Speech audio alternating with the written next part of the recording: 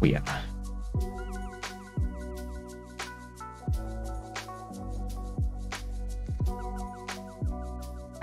Yeah.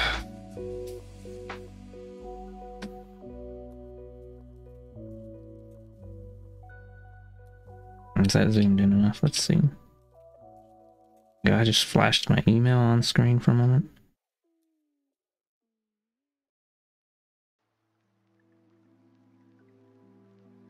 Maybe I should do it like that. So, Largo. There we go. I guess.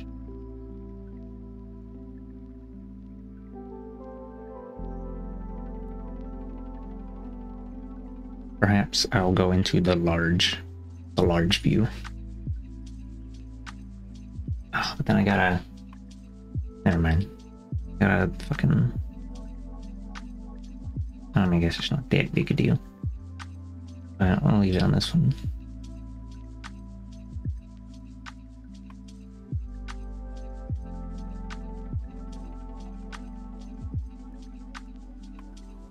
Set anything else up? I don't think so.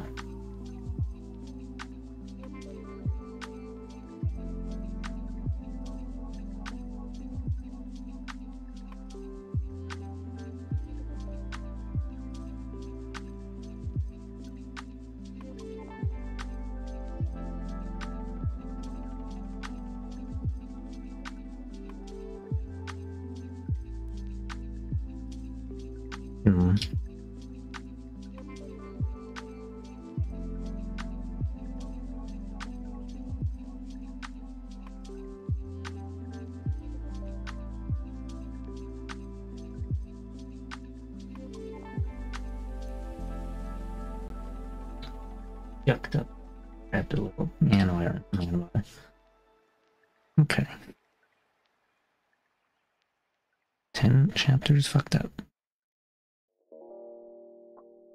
Okay, Control 0, is that gonna zoom out? Yeah. Get that in full view. Chance.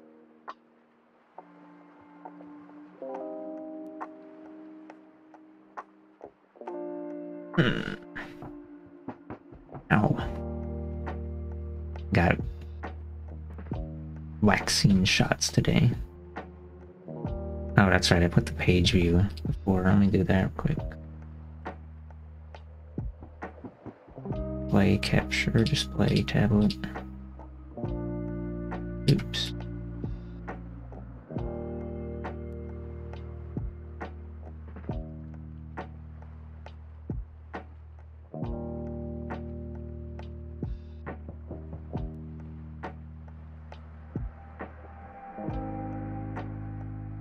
And I'll make a copy of that. Yeah. Get the chapter view as well, why not? Yucked up.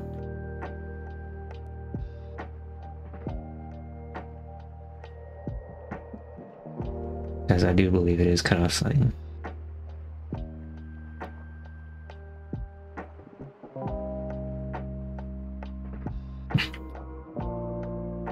There you go. Professional.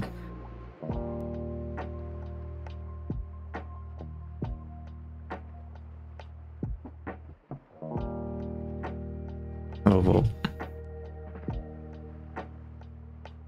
Hope you're having... I hope you're having an acceptable episode.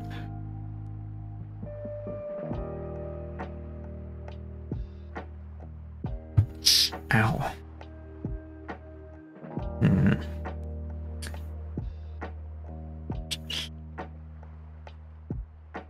Okay. Yeah. I guess technically, well, whatever, I'm not gonna change the... This would be map, but I'll just leave it. Israeli settlements on the West Bank, you got Lebanon, Syria up top, there's Damascus, Mediterranean Sea over here, Sea of Galilee, Dead Sea, it's Jordan on the right, and Egypt on the left. Here's the quote-unquote state of Israel. Gaza Strip, West Bank. Hello, Fokosu. Welcome to Super Serious Business, the sequel. Yucked up. I can barely see much of chat because I have that pinned thing and the little donate thing blocking it. It's kind of yucked up. I can see like maybe 5 or 6 lines of chat. Yeah.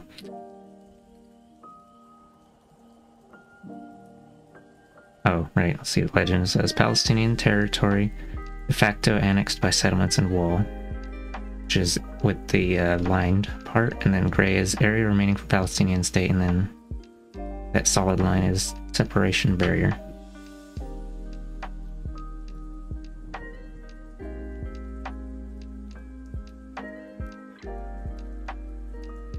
About half of it taken up by settlements.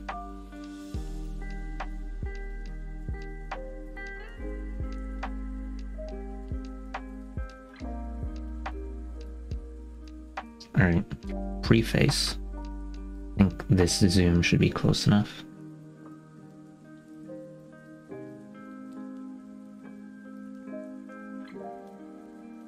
War. I was thinking about trying to set up something to read it out for me.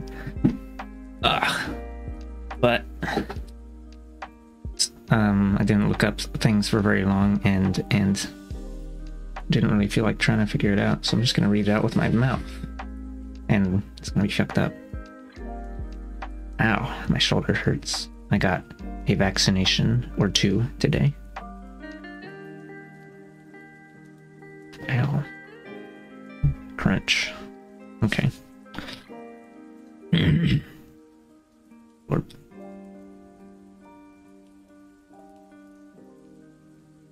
where? History lies at the core of every conflict. A true and unbiased understanding of the past offers the possibility of peace. The distortion or manipulation of history, in contrast, will only sow disaster. As the example of the Israel-Palestine conflict shows, let me get it in focus so I can move with the arrows. Historical disinformation, even of the most recent past, can do tremendous harm. This willful misunderstanding of history can promote oppression and protect a regime of colonization and occupation.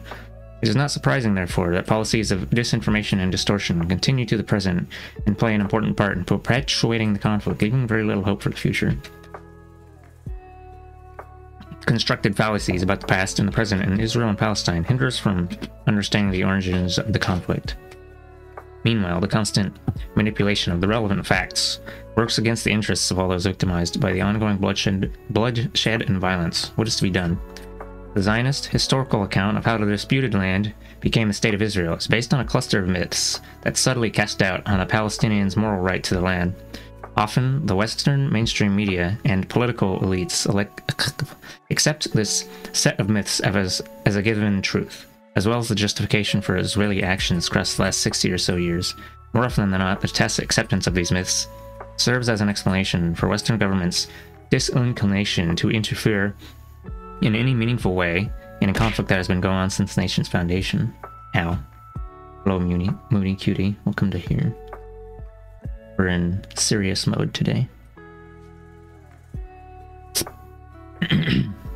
This book challenges these myths, which appear in the public domain as indisputable truths. These statements are, to my eyes, distortions and fabrications that can and yeah. Hold on, let me do the wave. Welcome into the location. Oh yeah, I'm supposed to have the mouse cursor right here, but last time I was reading, I totally forgot it was there half the time. We'll just move it to the side. These statements are, to my eyes, distortions and fabrications that can and must be refuted through a closer examination of the historical record. The common thread that runs through this book is the juxtaposition of popular assumption and historical reality. By placing each myth side by side with the truth, each chapter exposes the weaknesses of the received wisdom through an examination of the latest historical research. The book cover, hold on, maybe I should expand that a little bit. Oh, that goes so far out. Okay, never mind. How much did I, like... I'll just leave it, like, right there. The book covers 10 foundational myths, or clusters of myths, which are... Oh, no, yours covering it. Which are common and recognizable to anyone engaged in one way or another with the Israel-Palestine question. The myths and the counter-arguments follow a chronological order. The first chapter charts Palestine on the eve of the arrival of Zionism in the late 19th century. The myth is the depiction of Palestine as an empty, arid, almost desert-like land that was cultivated by the arriving Zionists. The counter-argument reveals a thriving, pre-existing society undergoing accelerated processes of modernization and nationalization. The myth of Palestine being a land without people has its correlate in the famous myth of the people without a land, the subject of chapter 2. Were the Jews indeed the original inhabitants of Palestine, who deserved to be supported in every way possible in their, quote, return to their, quote, homeland? The myth insists that the Jews who arrived in 1882, were the descendants of the Jews expelled by the Romans around 70 CE. Counter-argument questions this genealogical connection. Quite a hefty scholarly effort has shown that the Jews of Roman Palestine remained on the land and were first converted to Christianity and then to Islam. Who these Jews were is still an open question. Maybe the Khazars, who converted to Judaism in the 9th century, or maybe the mixture of races across the millennium, precludes any answers to such a question. More importantly, I argue in this chapter that in the pre-Zionist period, then a connection between the Jewish communities in the world and Palestine was religious and spiritual, not political. Associating the return of the Jews with statehood before the emergence of Zionism was a Christian project until the 16th century, and thereafter a specifically Protestant one. In particular, an Anglican one. Let me bring the kitty cat in because my dad let him out again.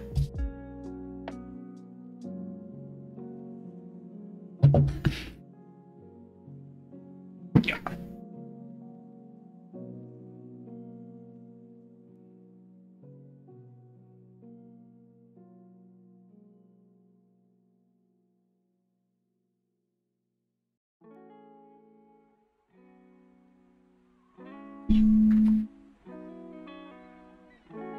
Let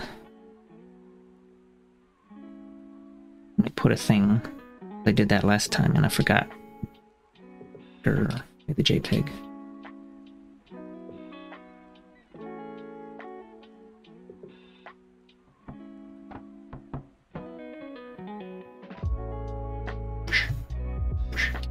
Crunch. Face it up a bit. Oh my god, a kitty cat is here. Come on, kitty cat. Join me in book reading. Fuck. Chapter 3 closely examines the myth that equates Zionism with Judaism, so that anti-Zionism can only be depicted as anti-Semitism. I try to refute this equation through a historical assessment of Jewish attitudes to Zionism and an analysis of the Zionist manipulation of Judaism for colonial and later strategic reasons. The fourth chapter engages with the claim that there's no connection between colonialism and Zionism. The myth is that Zionism is a liberal national liberation movement, while the counter-argument frames it as a colonial, indeed a settler colonial, project, similar to those seen in South Africa, the Americas, and Australia. The significance of this refutation is that it reflects how we think about the Palestinian resistance to Zionism, and later to Israel. If Israel is just a democracy defending itself, then Palestinian bodies such as the PLO are purely terrorist outfits. However, if their struggle is against a colonialist project, then they are an anti-colonialist movement, and their international image will be very different from the one Israel and its supporters try to impose on world public opinion. Chapter 5 revisits the well-known mythologies of 1948, and in particular aims to remind readers why the claim of voluntary Palestinian flight has been successfully debunked by professional historiography. Other myths associated with the 48 events are also discussed in this chapter. The final historical chapter questions whether the 67 war was forced on Israel and was therefore a, quote, no-choice war. I claim that this was part of Israel's desire to complete the takeover of Palestine that had almost been completed in the 48 war. The planning for the occupation of the West Bank and the Gaza Strip began in 48 and did not cease until the historical opportunity offered by a reckless Egyptian decision in 67. I further argue that the Israeli policies immediately after the occupation prove that Israel anticipated the war rather than accidentally staggered into it. The 7th chapter brings us into the present. Is Israel a democratic state, I ask, or is it a non-democratic entity? I make the case for the latter by examining the status of the Palestinians inside Israel and in the occupied territories, who together make up almost half of the population ruled by Israel. Chapter 8 deals with the Oslo process. After nearly a quarter of a century since the signing of the accord, we have a good perspective on the fallacies connected to the process and can ask whether it was a peace accord that failed or a successful Israeli ploy to deepen the occupation. A similar perspective can be now applied to the Gaza Strip and the still widely accepted myth that the misery of the people there is due to the terrorist nature of the Hamas. In the 9th chapter, I choose to differ and present another interpretation of what has happened in Gaza since the turn of the last century. Finally, in the 10th chapter, I challenge the myth that the two-state solution is the only way forward. We've been blessed with excellent activist and scholarly works critiquing this formula and offering alternative solutions. They constitute a formidable challenge to this last myth. The book also includes a timeline as an appendix, which will help readers to further contextualize the arguments. My hope is that whether the reader is a newcomer to the field or a veteran student of it, the book will be a useful tool. It is directed primarily to anyone who finds themselves in a discussion on the evergreen topic of the Israel-Palestine question. This is not a balanced book. It is yet another attempt to redress the balance of power on behalf of the colonized, occupied, and oppressed Palestinians in the land of Israel and Palestine. It would be a real bonus if advocates of Zionism or loyal supporters of Israel were also willing to engage with the arguments herein. After all, the book is written by an Israeli Jew who cares about his own society as much as he does about the Palestinian one. Refuting mythologies that sustain injustice should be of benefit to everyone living in the country or wishing to live there. It forms a basis on which all its inhabitants might enjoy the great achievements that only one privileged group currently has access to. Moreover, the book will hopefully provide a useful tool for activists who recognize that knowledge about Palestine is as necessary as commitment to the cause. It is not a substitute for the incredible work done by many scholars over the years whose contributions have made a book like this possible, but it is an entry point into that world of knowledge. Sure. Students and scholars may tap into this book if they have cured themselves of the greatest malaise of the academic world in our time. The idea that commitment undermines excellence in scholarly research. The best undergraduate and postgraduate students I have had the pleasure to teach and supervise were the committed ones. This book is just one modest invitation to future scholars to leave their ivory towers and reconnect with the societies on whose behalf they conduct their research. Whether they write about global warming, poverty, or Palestine, they should proudly wear their commitment on their academic sleeves.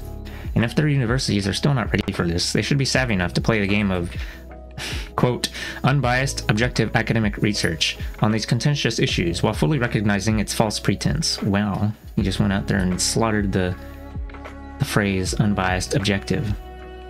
Ahem. For the general public, this book presents a simple version of a topic that can often seem to be extremely complicated, as indeed some of its aspects are, but it is one that can be easily explained and related to from the universal perspective of justice and human rights. Finally, my hope is that this book will clarify some of the deep misunderstandings at the heart of the Israel-Palestine problem, in the past and in the present. As long as these distortions and inherited assumptions are not questioned, they will continue to provide an immunity shield for the present inhuman regime in the land of Palestine. By examining these assumptions in light of the latest research, we can see how far they are from the historical truth, and why setting the historical record straight might have an impact on the chances for peace and reconciliation in Israel and Palestine. Sure. Part 1, Fallacies of the Past. Chapter 1, Palestine was empty land.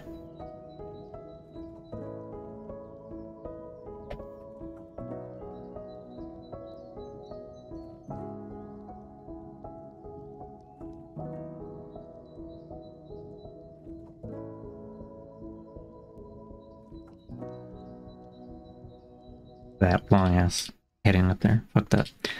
Alright. Chapter 1, Palestine was an empty land. The geopolitical space today, called Israel or Palestine, has been a recognized country since Roman times. Its status and conditions in the distant past are topics for heated debate between those who believe that sources such as the Bible have no historical value and those who regard the Holy Book as a historical account. The significance of the country's pre-Roman history will be treated in this book in the next few chapters. However, it seems there's a wide consensus among scholars that it was the Romans who granted the land the name Palestina, which predated all the other similar references to the land as Palestine. During the period of Roman and later Byzantine rule, it was an imperial province, and its fate depended very much on the fortunes of Rome and later Constantinople. From the mid-7th century onwards, Palestine's history was closely linked to the Arab and Muslim worlds, with a short interval in the medieval period when it was ceded to the Crusaders. Various Muslim empires and dynasties from the north, east, and south of the country aspired to control it, since it was home to the second holiest place in the Muslim religion after Mecca and Medina. It also had other attractions, of course, due to its fertility and strategic location. The cultural richness of some of these past rulers can still be seen in parts of Israel and Palestine, although local archaeology gives precedence to Roman and Jewish heritages, and hence the legacy of the Mamelukes and the Seljuk. Those fertile and thriving medieval Islamic dynasties has not yet been excavated. Even more relevant to an understanding of contemporary Israel and Palestine is the Ottoman period, commencing with their occupation of the land in 1517. The Ottomans remained there for 400 years, and their legacy is still felt today in several respects. The legal system of Israel, the religious court records, the Sijil, the land registry, the Tapu, and a few architectural gems all testify to the significance of the Ottomans' presence. When the Ottomans arrived, they found a society that was mostly Sunni Muslim and rural, but with small urban elites who spoke Arabic. Less than 5% of the population was Jewish, and probably 10 to 15% were Christian, as Jonathan Mindel comments. The exact percentage of Jews prior to the rise of Zionism is unknown. However, it probably ranged from 2 to 5%. According to Ottoman records, a total population of 462,465 resided in 1878 in what is today Israel/Palestine. Of this number, 403,795, 87%, were Muslim, 43,659, 10% were Christians, and 15K, 3% were Jewish. The Jewish communities around the world regarded Palestine at that time as the Holy Land of the Bible. Pilgrimage in Judaism does not have the same role as it does in Christianity and Islam, but nonetheless, some Jews did see it as a duty, and in small numbers... Oh shit, I'm like cutting the top off. Let me not scroll so far. Some Jews did see it as a duty, and in small numbers visited the country as pilgrims, as one of the chapters in the book will show. Before the emergence of Zionism, it was mainly Christians who wished, for ecclesiastical reasons, to settle Jews in Palestine more permanently. You would not know this was Palestine in the 400 years of Ottoman rule from looking at the official website of the Israeli Foreign Ministry relating to this history of Palestine since the 16th century. Little quotation block. Following the Ottoman conquest in 1517, the land was divided into 4 districts, attached administratively to the province of Damascus and ruled from Istanbul.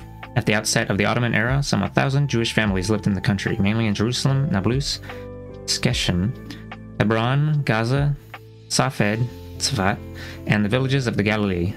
The community was composed of descendants of Jews who had always lived in the land, as well as immigrants from North Africa and Europe. Orderly government until the death, 1566, of Sultan Suleiman the Magnificent brought improvements and stimulated Jewish immigration. Soon, some newcomers settled in Jerusalem, but the majority went to Safed, where by the mid-16th century, the Jewish population had risen to about 10,000, and the town had become a thriving textile center. 16th century Palestine, it appears, was mainly Jewish, and the commercial lifeblood of the region was concentrated in the Jewish communities in these towns. What happened next? According to the Foreign Ministry website, quotation block, with the gradual decline in the quality of Ottoman rule, the country suffered widespread neglect. By the end of the 18th century, much of the land was owned by absentee landlords and leased to impoverished tenant farmers, and taxation was as crippling as it was capricious.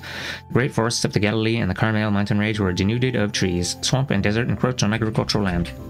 In this story, by 1800, Palestine had become a desert, where farmers who did not belong there somehow cultivated parched land that was not theirs. The same land appeared to be an island, with a significant Jewish population ruled from the outside by the Ottomans and suffering from intensive imperial projects that robbed the soil of its fertility. Every passing year, the land became more barren, deforestation increased, and farmlands turned to desert. Promoted through an official state website, this fabricated picture is unprecedented. It is a bitter irony that in composing this narrative, the authors did not rely on Israeli scholarship. Most Israeli scholars would be quite hesitant about accepting the validity of these statements or sponsoring such a narrative. Quite a few of them, such as David Grossman, the demographer, not the famous author, Amnon Cohen, and Yehoshua ben Arya, have indeed successfully challenged it. Their research shows that over the centuries, Palestine, rather than being a desert, was a thriving Arab society, mostly Muslim, predominantly rural, but with vibrant urban centers. I got a little beep bop. What's this? Right. Despite this contestation of the narrative, however, it is still propagated through the Israeli educational curriculum, as well as in the media, informed by scholars of a lesser prominence, but with greater influence on the education system. Outside of Israel, in particular in the United States, the assumption that the Promised Land was empty, desolate, and barren before the arrival of Zionism is still alive and kicking, and is therefore worth attending to. We need to examine the facts. The opposing historical narrative reveals a different story in which Palestine during the Ottoman period was a society like all the other Arab societies around it. It did not differ from the Eastern Mediterranean countries as a whole. Rather than encircled and isolated, the Palestinian people were readily exposed to interactions with other cultures as part of the wider Ottoman Empire. Secondly, being open to change and modernization, Palestine began to develop as a nation long before the arrival of the Zionist movement. In the hands of energetic local rulers such as Daher al-Umar, 1690 to 1775, the towns of Haifa, Shafama, Tiberias, and Acre were renovated and re-energized. The coastal network of ports and towns boomed through its trade connections with Europe, while the inner plains traded inland with nearby regions. The very opposite of a desert, Palestine was a flourishing part of Bilad al-Sham, the land of the north, or the Levant of its time. At the same time, a rich agricultural industry, small towns, and historical cities served a population of 500,000 people on the eve of the Zionist arrival. At the end of the 19th century, this was a sizable population, of which, as mentioned above, only a small percentage were Jewish. It is notable that this cohort were at the time resistant to the ideas promoted by the Zionist movement. Most Palestinians lived in the countryside and villages, which numbered almost 1,000. Meanwhile, a thriving urban elite made their home along the coast, on the inner plains and in the mountains. We now have a much better understanding of how the people who lived there defined themselves on the eve of the Zionist colonization of the country. As elsewhere in the Middle East and beyond, Palestinian society was introduced to the powerful defining concept of the 19th and 20th centuries, the nation. There were local and external dynamics that prompted this new mode of self-reference, as happened elsewhere in the world. Nationalist ideas were imported into the Middle East in part by American missionaries, who arrived in the early 19th century both with the wish to proselytize, but also with a desire to spread novel notions of self-determination. As Americans, they felt they represented not only Christianity, but also the newest independent state on the global map. The educated elite in Palestine joined others in the Arab world in digesting these ideas and formulating an authentic national doctrine, which led them to demand more autonomy within and eventually independence from the Ottoman Empire. This actually reminded me that I was thinking recently about nationalism and its purpose in liberatory movements or revolutions and shit. So it was like, I remember seeing something about Vietnam and being like, oh, you know, we're fighting for the country of Vietnam and shit. But like, I was thinking that maybe the concept of nations is like inherently an imperial thing, because kind of just got exported from Europe to everywhere else. It's not like most people. Strict land borders were not really quite so much of a thing until recently, as in the last couple hundred years, which they basically mentioned here. Especially thinking, I was like also seeing like I was looking at a video about the Kurds. Kurdistan, something. It's like some loosely related ethnic groups in a location, and they're like kind of spread across a few different nation states and and I don't know. Bleh. Let's see. Did I just? Yeah, I just finished that bit. Introduce those European concepts of national identity, and then you krill each other because you're like, yeah. In the mid to late 19th century, the Ottoman intellectual and political elite adopt romantic nationalist ideas that equated Ottomanism with Turkishness. This trend contributed to the alienation of the non-Turkish subjects of Istanbul, most of them Arabs from the Ottoman Empire.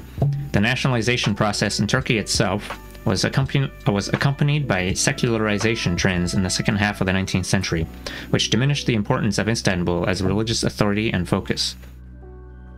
In the Arab world, secularization was also part of the process of nationalization.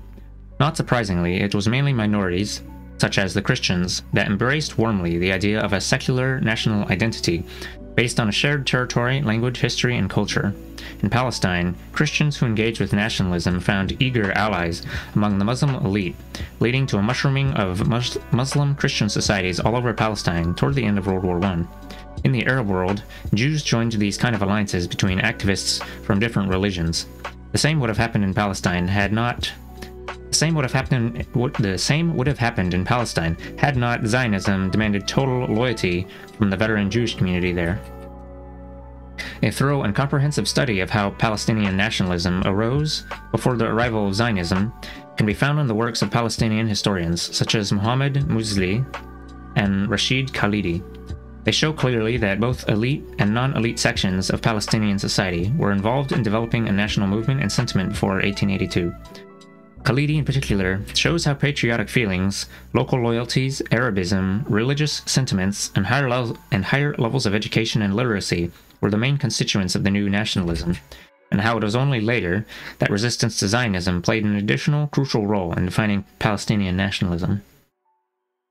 Khalidi, among others, demonstrates how modernization, the collapse of the Ottoman Empire, and the greedy European quest for territories in the Middle East contributed to the solidification of Palestinian nationalism before Zionism made its mark in Palestine with the British promise of a Jewish homeland in 1917. One of the clearest manifestations of this new self-definition was the reference in the country to Palestine as geographical and cultural entity, and later as a political one. Despite there not being a Palestinian state, the cultural location of Palestine was very clear. There was a unifying sense of belonging. At the very beginning of the 20th century, the newspaper Filastin reflected the way that people named their country.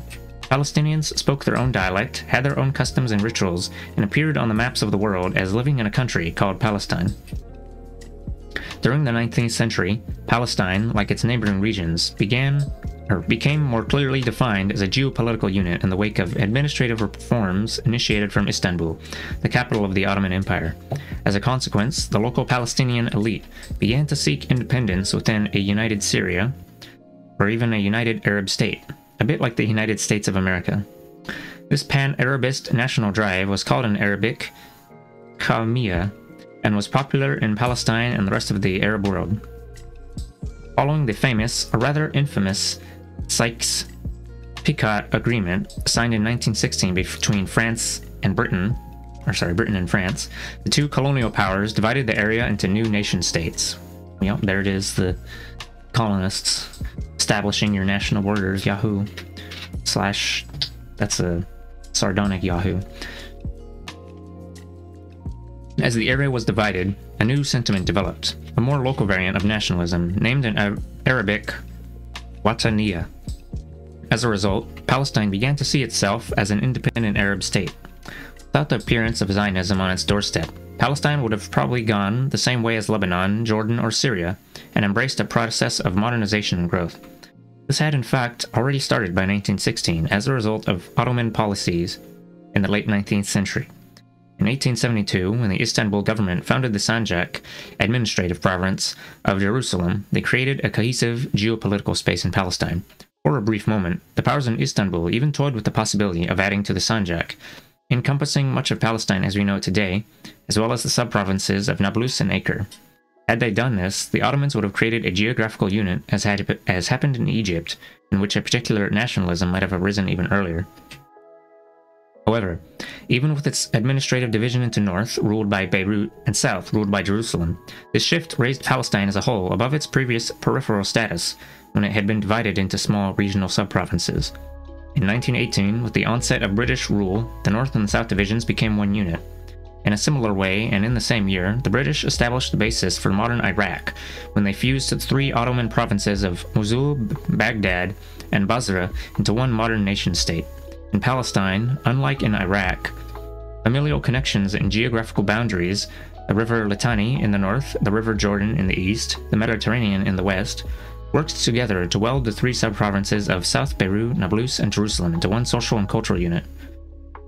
This geopolitical space had its own major dialect and its own customs, folklore, and traditions. Listening won't be chatting? Ah, hello, hound. Have a good lyric. We're gonna learn about so much history today, and it's gonna be fucked up. By 1918, Palestine was therefore more united than in the Ottoman period, but there were to be further changes. While waiting for final international approval of Palestine's status in 1923, the British government renegotiated the borders of the land, creating a better defined geographical space for the national movements to struggle over, and a clearer sense of belonging for the people living in it. It was now clear what Palestine was. What was not clear was who it belonged to, the native Palestinians or the new Jewish settlers. The final irony of this administrative regime was that the reshaping of the borders helped the Zionist movement to conceptualize geographically Eretz Israel, the land of Israel where only Jews had the right to the land and its resources. Thus, Palestine was not an empty land. It was part of a rich and fertile eastern Mediterranean world that in the 19th century underwent processes of modernization and nationalization.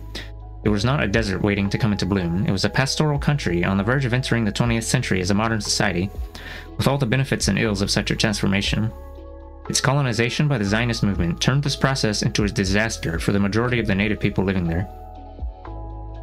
Crunch. Oh, we're in chapter 2 already? Fuck that.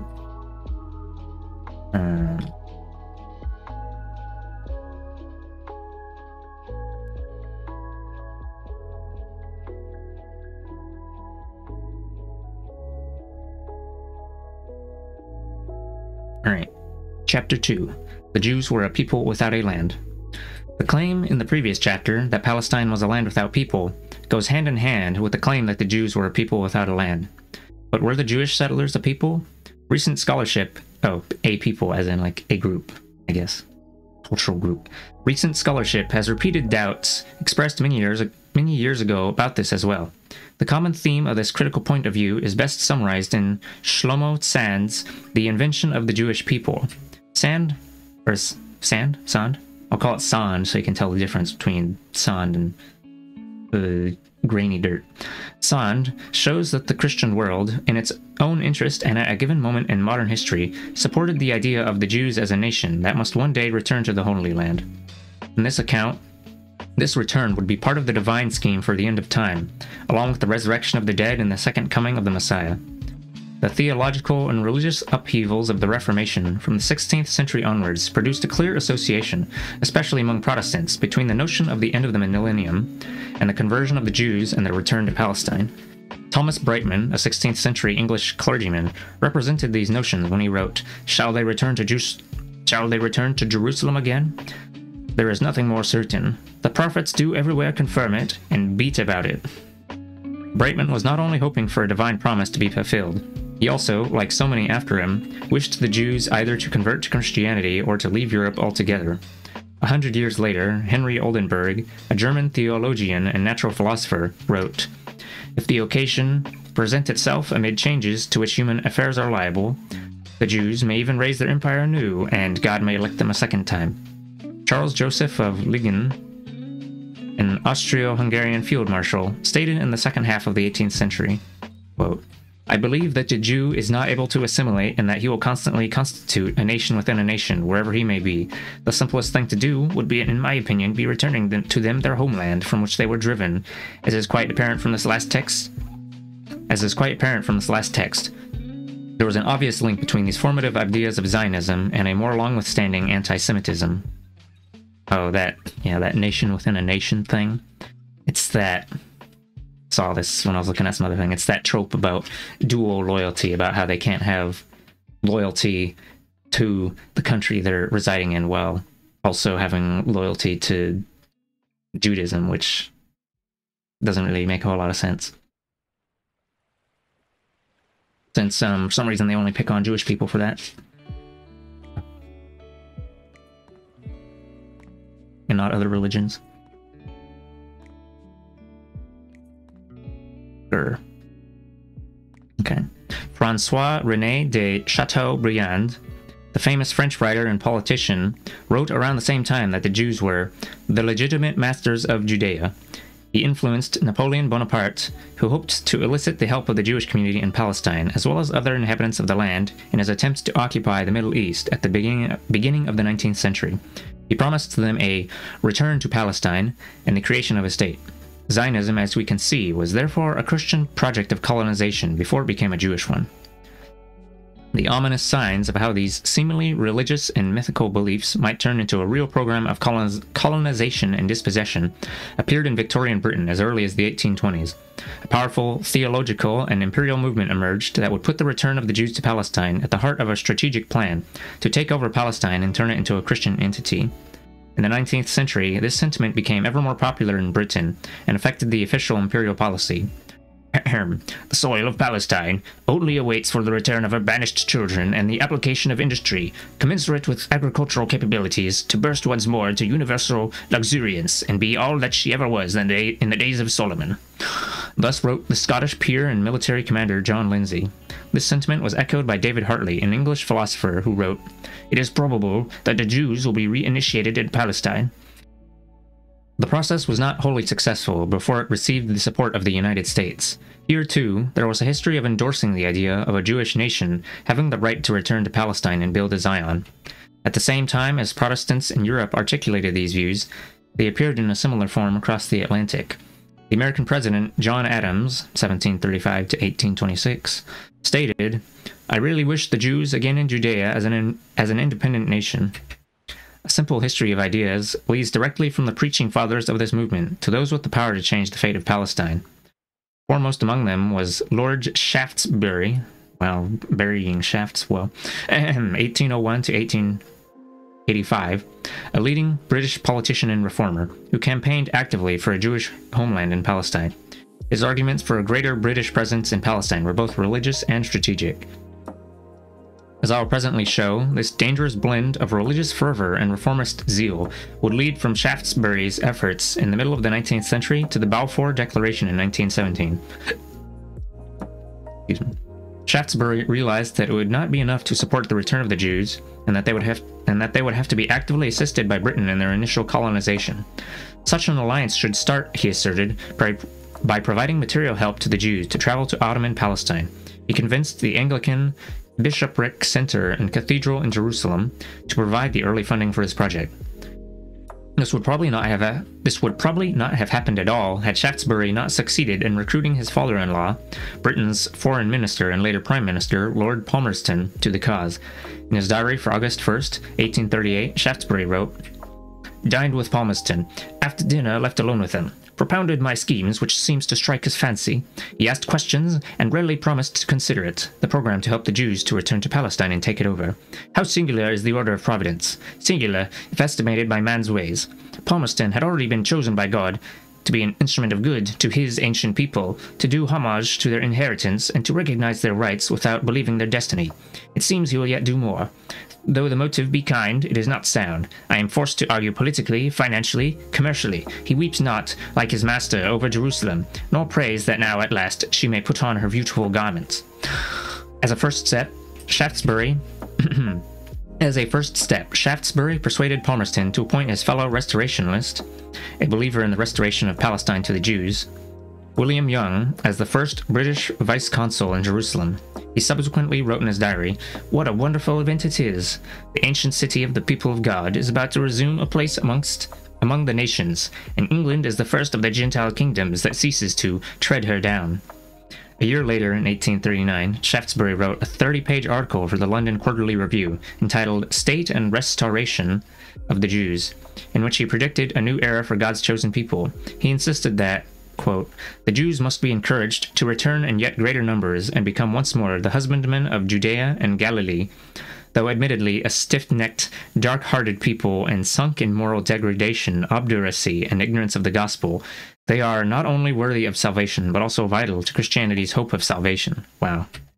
Fucking smack. Behind their back. Shaftesbury's gentle lobbying of Palmerston proved successful. For political reasons, more than for religious ones, Palmerston, too, became an advocate for Jewish restoration. Among other factors that came into play in his deliberations was the view that the Jews could be useful in buttressing the collapsing Ottoman Empire, thus helping to accomplish the key object of British foreign policy in the area. That's a euphemistic way of saying taking over from the chunks of the Ottoman Empire and slurping into British rule. Palmerston wrote to the British ambassador in Istanbul on August 11, 1840, concerning the mutual benefit to both the Ottomans and Britain of allowing Jews to return to Palestine. Ironically, the restoration of the Jews was seen as an important means of maintaining the status quo and of avoiding the disintegration of the Ottoman Empire. Palmerston wrote, there exists at the present time among the Jews dispersed over Europe a strong notion that the time is approaching when their nation is to return to Palestine. It would be of manifest importance to the Sultan to encourage the Jews to return and to settle in Palestine, because the wealth which they would bring with them would increase the resources of the Sultan's dominions, and the Jewish people, if returning under the sanction and protection and at the invitation of the Sultan, would be a check upon any future evil designs of Muhammad Ali or his successor. I have to instruct your Excellency strongly to recommend the Turkish government to hold out every just encouragement to the Jews of Europe to return to Palestine. I'm doing my stankiest British. I could do a stankier British voice, actually. Moderate amount of Britishness. Muhammad Ali, more popularly known as Muhammad Ali, was the governor of Egypt who ceded from the Ottoman Empire in the first half of the 19th century. When Palmerston wrote this letter to his ambassador in Istanbul, it was after a decade in which the Egyptian ruler had nearly toppled the Sultan himself. The idea that Jewish wealth exported to Palestine would strengthen the Ottoman Empire from potential internal and external enemies underlines how Zionism was associated with anti-Semitism, British imperialism, and theology. Yeah.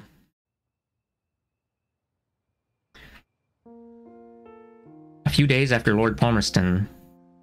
Hold on, I'm still trying to think about this bit here. But, yeah.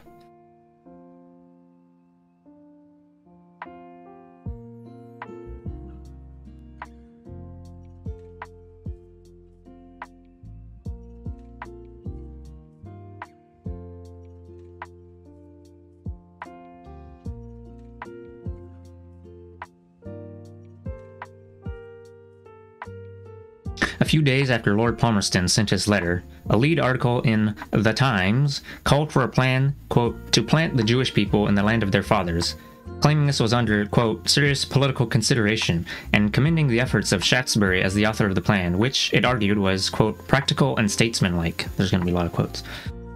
Lady Palmerston, I'm going to say quote at the start of each of them now, just to make sure that people notice, because they might just be listening.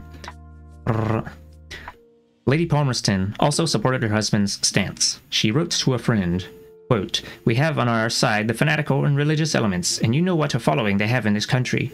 They are absolutely determined that Jerusalem and the whole of Palestine shall be reserved for the Jews to return to. This is their only longing, to restore the Jews. Thus, the Earl of Shaftesbury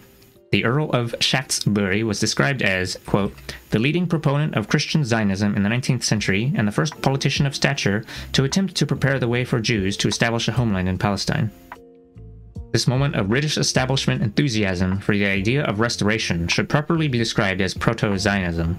While we should be careful about reading contemporary ideology into this 19th century phenomenon, it nevertheless had all the ingredients that would turn these ideas into the future justification for erasing and denying the basic rights of the indigenous Palestinian population.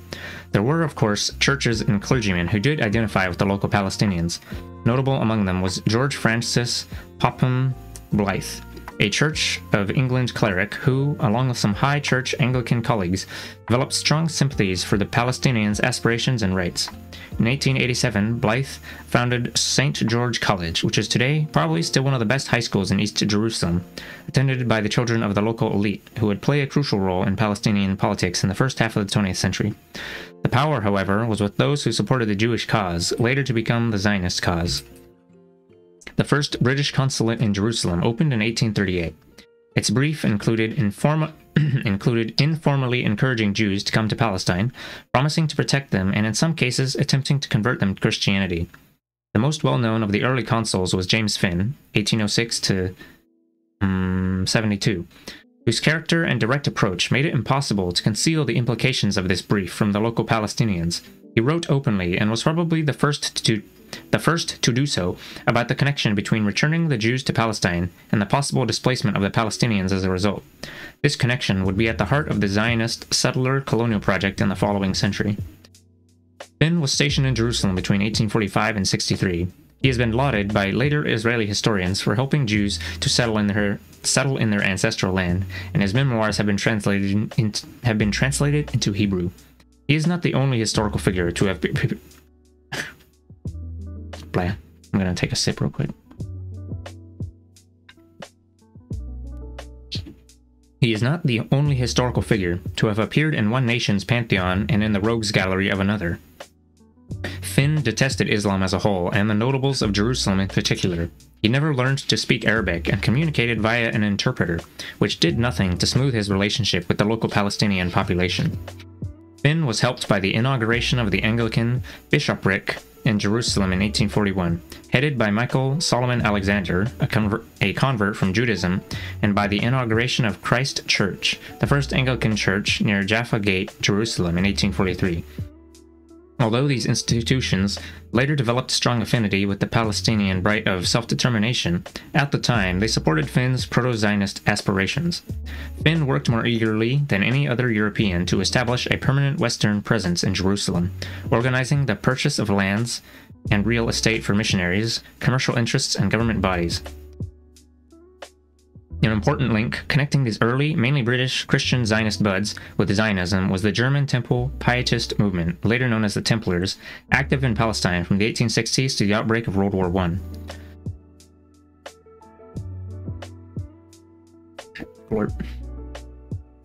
The Pietist movement grew out of the Lutheran movement in Germany that spread all over the world, including to North America, where its influence on the early settler colonialism is felt to this very day.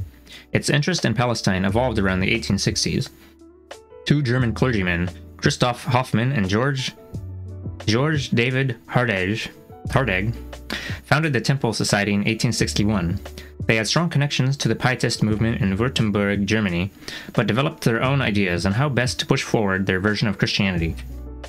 For them, the rebuilding of a Jewish temple in Jerusalem was an essential step in the divine scheme for redemption and absolution. More importantly, they were convinced that if they themselves settled in Palestine, they would precipitate the second coming of the Messiah.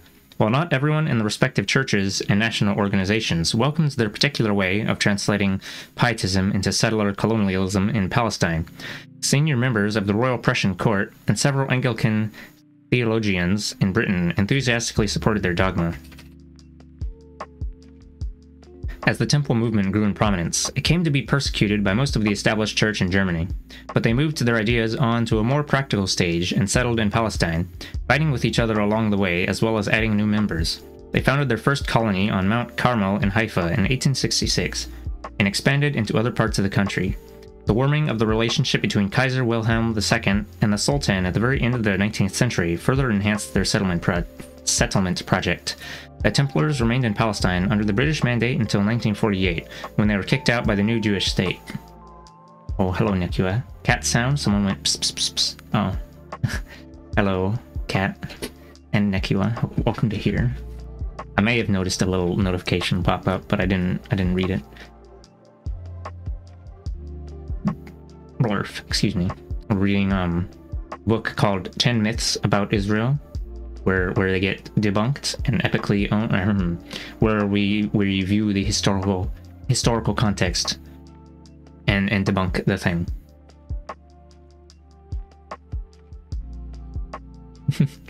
Yeah, pleading emoji, hello. Fucked up. Anyway, we're already on the second one. The first one was... The first chapter was Palestine, quote, Palestine was an empty land, which... it was not. As far back as the Romans, they named it Palestina, and it was a vibrant, rural place. I don't know. I already forgot. Fucked up. Hold on. Let's see. We're on page 27. I'm gonna go back and sneak peek real quick. Here it is. Here's the summary sentence. It was part of a rich and fertile Eastern Mediterranean world undergoing modernization and nationalization, just like the surrounding countries. Alright. See, this is where we were. Templars remained in Palestine under the British Mandate until 48, when they were kicked out by the new Jewish state. The Templars' colonies and methods of settlement were emulated by the early Zionists. While the German historian Alexander Scholz described the Templars' colonization efforts as the Quiet Crusade, the early Zionist colonies established from 1882 onward were anything but quiet. By the time the Templars settled in Palestine, Zionism had already become a notable political movement in Europe. Zionism was, in a nutshell, a movement asserting that the problems of the Jews in Europe would be solved by colonizing Palestine and creating a Jewish state there. These ideas germinated in the 1860s in several places in Europe, inspired by the Enlightenment, the 1848 Spring of Nations, and later on by socialism. Zionism was transformed from an intellectual and cultural exercise into a political project through the visions of Theodor Herzl in response to a particularly vile wave of anti-Jewish persecution in Russia in the late 1870s and early 1880s, and to the rise of anti-Semitic nationalism in the west of Europe, where the infamous Dreyfus trial revealed how deeply rooted anti-Semitism was in French and German society. Through Herzl's efforts and those of like-minded Jewish leaders, Zionism became an internationally recognized movement. Independently at first, a group of Eastern European Jews developed similar notions about the solution for the Jewish question in Europe, and they did not wait for international recognition. They began to settle in Palestine in 1882 after preparing the ground by working in communes in their home countries. In the Zionist jargon, they are called the First Aliyah, the first wave of Zionist immigration lasting to 1904. The second wave, 1905 to 14, was different, since it mainly included frustrated communists and socialists who now saw Zionism not only as a solution for the Jewish problem, but also as spearheading communism and socialism through collective settlement in Palestine. Well, yeah, well, I guess that, Oh, actually, I think I did read that any actual communists and socialists got scrunched out of the Zionist movement at some later point. Wow, make way for imperialism, get clapped. In both waves, however, the majority preferred to settle in Palestinian towns, with only a smaller number attempting to cultivate land they bought from Palestinians and absentee Arab landowners, at first relying on Jewish industrialists in Europe to sustain them before seeking a more independent economic existence.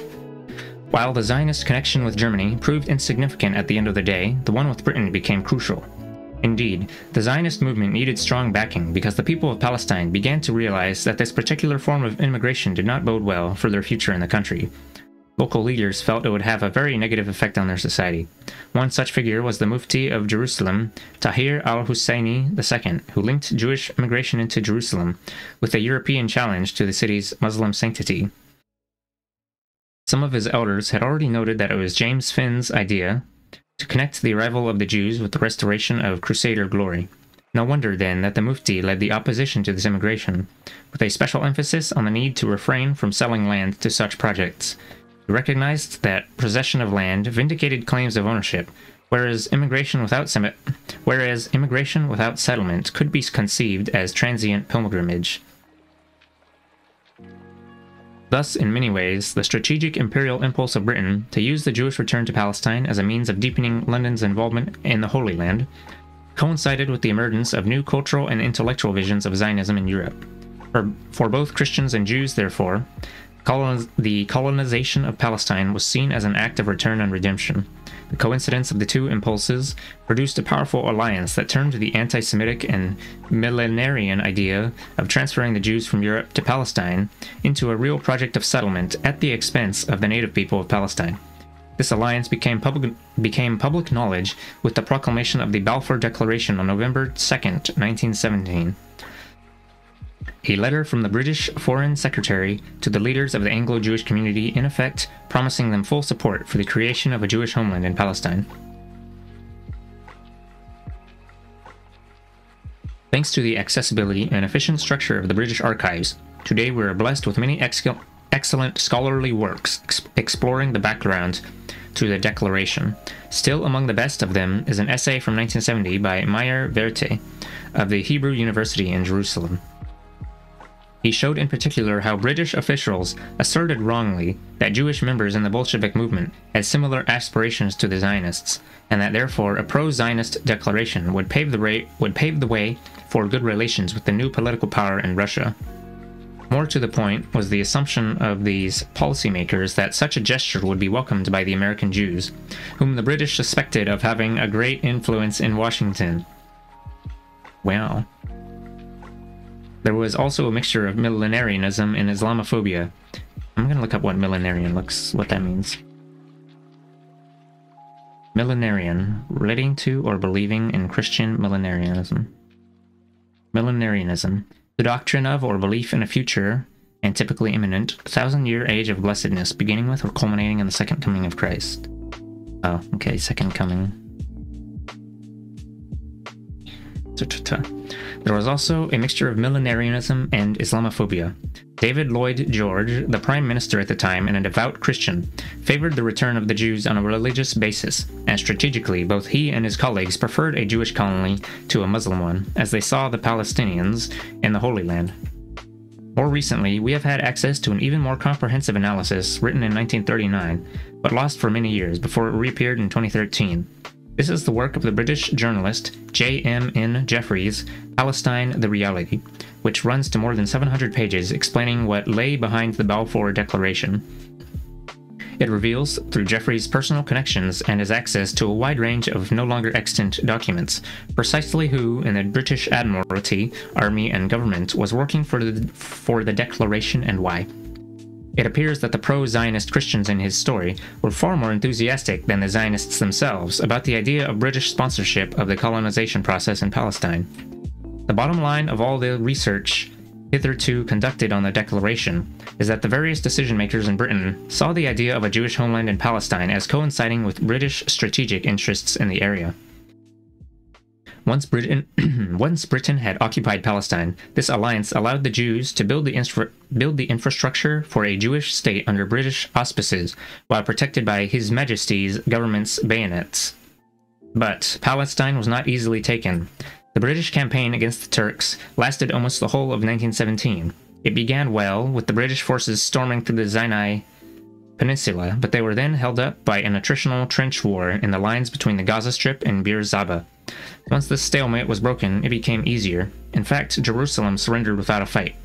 The ensuing military occupation brought all three discrete processes: the emergence of Zionism, Protestant millenarianism, and British imperialism to Palestine shores as a powerful fusion of ideologies that destroyed the country and its people over the next 30 years. There are those who would like to question whether the Jews who settled in Palestine as Zionists in the aftermath of 1918 were really the descendants of the Jews who had been exiled by Rome 2,000 years ago. It began with popular doubts cast by Arthur Koestler, 1905-83, who wrote The 13th Tribe, 1976, in which he advanced the theory that the Jewish settlers were descended from the Khazars, a Turkish nation of the Caucasus that converted to Judaism in the 8th century and was later forced to move westward. Israeli scientists have ever since tried to prove that there is a genetic connection between the Jews of Roman Palestine and those of present-day Israel. Nevertheless, the debate continues today. More serious analysis came from biblical scholars who were not influenced by Zionism, such as Keith Whitelam, Thomas Thompson, and the Israeli scholar Israel... I thought his name was Norman Finkelstein. And the Israeli scholar Israel Finkelstein Finkelstein, all of whom reject the Bible as a factual account of any significance. Whitelam and Thompson also doubt the existence of anything like a nation in biblical times, and, like others, criticize what they call the quote, invention of modern Israel as the work of pro-Zionist Christian theologians. Sure. Okay. The latest and most updated deconstruction of this idea came in Shlomo Sand's two books, The Invention of the Jewish People and The Invention of the Land of Israel. I respect and appreciate this scholarly effort. Politically, however, I think it is less significant than the assumption that denies the existence of the Palestinians, although it is the complement of that assumption. People are entitled to invent themselves, as so many national movements have done in their moment of inception. But the problem becomes acute if the Genesis narrative leads to political projects such as genocide, ethnic cleansing, and oppression.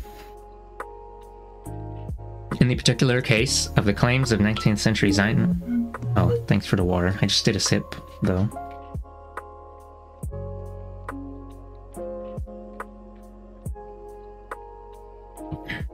Okay. Ow.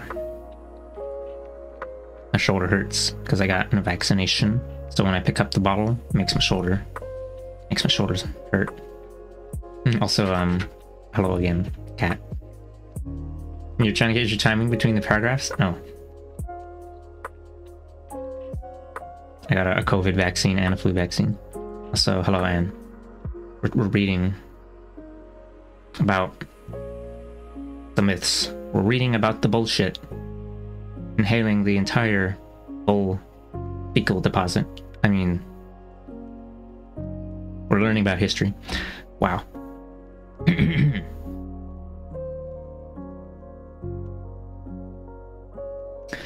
In the particular case of the claims of 19th century Zionism, it is not the historical accuracy of those claims that matters. What matters is not whether the present Jews in Israel are the authentic descendants of those who lived in the Roman era, but rather the state of Israel's insistence that it represents all the Jews in the world, and that everything it does is for their sake and on their behalf. Until 1967, this claim was very helpful for the state of Israel.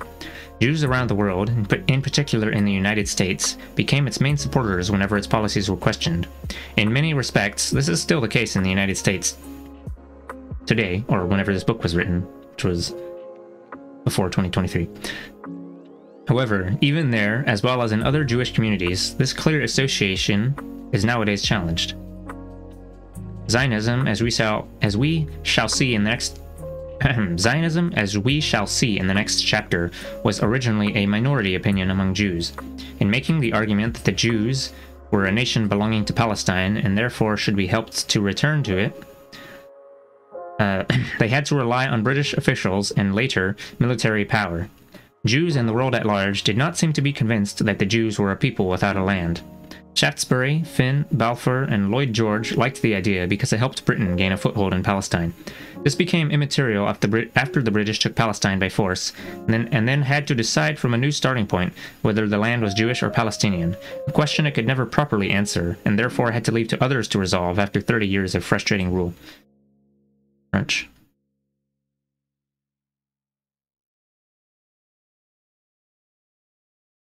Chapter 3.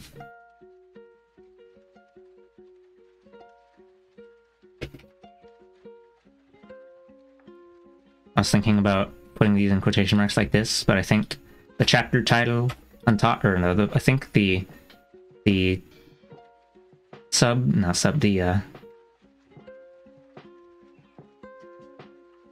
like pre-title bit where it says fallacies of the past. If you know what a fallacy is, then it's like, oh, that part's a fallacy underneath. Alright, chapter 3. Zionism is Judaism. In order to examine properly the assumption that Zionism is the same as Judaism, one has to begin with the historical context in which it was born. Since its inception in the mid-19th century, Zionism was only one inessential expression of Jewish cultural life. It was born out of two impulses among Jewish communities in Central and Eastern Europe. The first was a search for safety within a society that refused to integrate Jews as equals and that occasionally persecuted them, either through legislation or through riots or through riots, organized or encouraged by the powers that be, as a diversion from economic crises or political upheavals. The second impulse was a wish to emulate other new national movements mushrooming in Europe at the time, during what historians called the European Spring of Nations. Those Jews who sought to transform Judaism from a religion into a nation were not unique among the many ethnic and religious groups within the two crumbling empires, the Austro-Hungarian and the Ottoman, who wished to redefine themselves as nations. The roots of modern-day Zionism can be found already in the 18th century in what was called the Jewish Enlightenment movement. This was a group of writers, poets, and rabbis who revived the Hebrew language and pushed the boundaries of traditional and religious Jewish education into the more universal study of science, literature, and philosophy. Across Central and Eastern Europe, Hebrew newspapers and journals began to proliferate.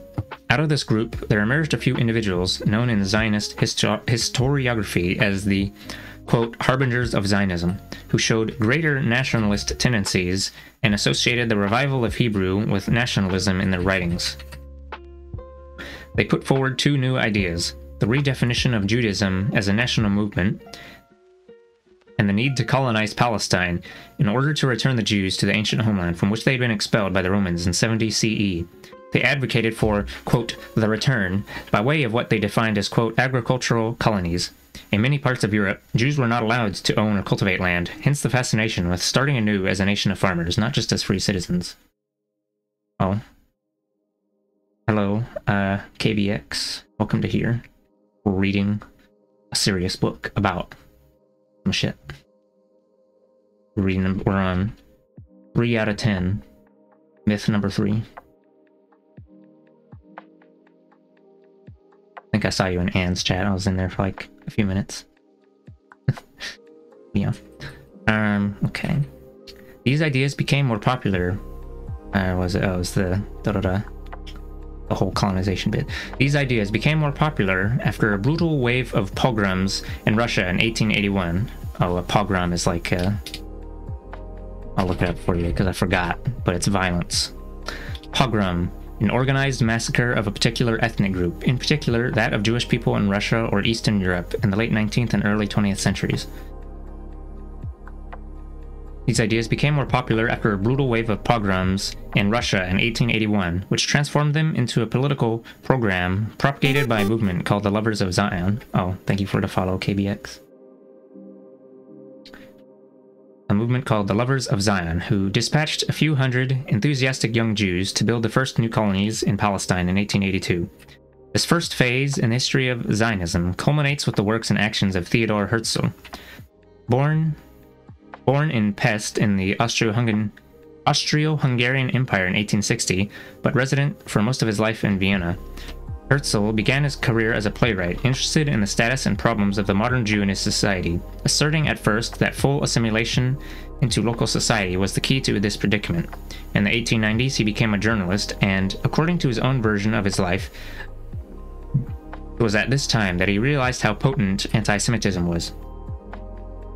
He concluded that there was no hope for assimilation, and opted instead for the foundation of a Jewish state in Palestine as the best solution to what he defined as the, quote, Jewish problem. As these early Zionist ideas were aired among Jewish communities in countries such as Germany and the United States, prominent rabbis and leading figures in those communities rejected the new approach. Religious leaders dismissed Zionism as a form of secularization and modernization, while secular Jews feared that the new ideas would raise questions about the Jews' loyalty to their own nation-states and would thus increase anti-Semitism. Both groups had different ideas about how to cope with the modern-day persecution of the Jews in Europe. Some believed that the further entrenchment of Jewish religion and tradition was the answer, as the Islamic fundamentalists would do at the same time when faced with European modernization, while others advocated for further assimilation into non-Jewish life. When Zionist ideas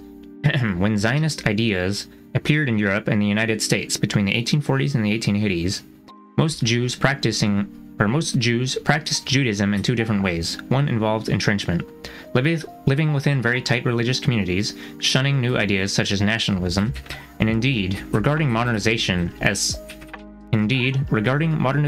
such as an unwelcome threat to their way of life. The other way involved living a secular life, which differed from that of the non-Jewish communities in only very minimal ways, celebrating certain holidays, frequenting the synagogue on Fridays, and probably not eating in public during the fast of the Day of Atonement, Yom Kippur. Gershom Scholem, who was one such Jew, recalled in his memoirs, Berlin to Jerusalem, how, as a member of a young Jewish group in Germany, he used to dine with his friends in the same restaurant in Berlin during Yom Kippur. On their arrival, the proprietor would inform them that, quote, the special room for the fasting gentlemen in the restaurant was ready. Individuals and communities found themselves between these two poles of secularization on the one hand and Orthodox life on the other. But let us look more closely at the positions they adopted toward Zionism in the second half of the 19th century. Jewish secularism is a slightly bizarre concept, of course, as is Christian secularism or Islamic secularism. Secular Jews, as described above, and I assume most people know what secular means, but it's like non-religious. Secular Jews, as described above, were people with various degrees of connection to religion. Very much as a secular Christian in Britain celebrates Easter and Christmas, sends his children to Church of England schools, or attends Sunday Mass occasionally or frequently. Actually, I'm going to look it up just to make sure. Sure. Secular, denoting attitudes, activities, or other things that have no religious or spiritual basis. French. Okay. In the latter half of the 19th century, this modern form of practicing Judaism became a powerful movement known as the Reform movement, which looked for ways of adapting religion to modern life without succumbing to its anachronistic aspects. It was particularly popular in Germany and the United States. When the Reformists first encountered Zionism, they vehemently rejected the idea of redefining Judaism as nationalism and the creation of a Jewish state in Palestine. However, their anti-Zionist stance shifted after the creation of the State of Israel in 1948. In the second half of the 20th century, the majority among them created a new reform movement in the United States, which became one of the strongest Jewish organizations in the country, although not until 1999 did the new movement officially vow allegiance to Israel and Zionism. However, a large number of Jews left the new movement and set up the American Council of Judaism, ACJ, which not to be confused with the AJC, which is the American Jewish something, I don't remember, Jewish Committee? Whatever. That one supports Israel because they're a little set up the American Council of Judaism, ACJ, which reminded the world in 93 that Zionism was still a minority view among Jews, and which remained loyal to the old reformist notions about Zionism. Before that schism, the Reform movement in both Germany and the US had provided a strong and unanimous case against Zionism. In Germany, they publicly rejected the idea of a Jewish nation and proclaimed themselves Germans of the Mosaic faith. One of the German reformists' early acts was to remove from their prayer rituals any reference to a return to Eretz Israel, or the rebuilding of a state there. Similarly, already in 1869, American reformists stated in one of their first conventions, quote, block, that the messianic aim of Israel, i.e. the Jewish people, is not the restoration of a Jewish state under a descendant of David, involving a second separation from the nations of earth, but the union of the children of God in the confession of the unity of God, so as to realize the unity of all rational creatures and their call to moral sanctification. In 1885, another reformist conference stated, we consider ourselves no longer a nation, but a religious community, and we therefore expect neither a return to Palestine nor a sacrificial worship under the sons of Aaron, nor the restoration of any laws concerning the Jewish state. One famous leader in this respect was Rabbi Kaufman Kohler, who repudiated the idea, quote, that Judea is the home of the Jew, an idea which unhomes the Jew all over the wide earth. Oh, I guess as in saying, what is it? When you say that's the home of the Jews, then that means that all the other Jews, well, I guess that place you're in right now, you don't belong. And that's kind of violent. Say that, explodes. Another leader of the movement at the end of the 19th century, Isaac Mayer Wise, often ridiculed Zionist leaders such as Herzl, comparing them to charlatan alchemists claiming to contribute to science. In Vienna, the city of Herzl, Adolf Jelinek argued that Zionism would endanger the position of Jews in Europe and claimed that most of them objected to the idea. "We are at home in Europe," he declared. Apart from the reformers, liberal Jews at that time rejected the claim that Zionism provided the only solution for anti-Semitism. As Walter Laqueur shows us in his book, The History of Zionism, liberal Jews regarded Zionism as a fanciful movement that provided no answer to the problems of the Jews in Europe.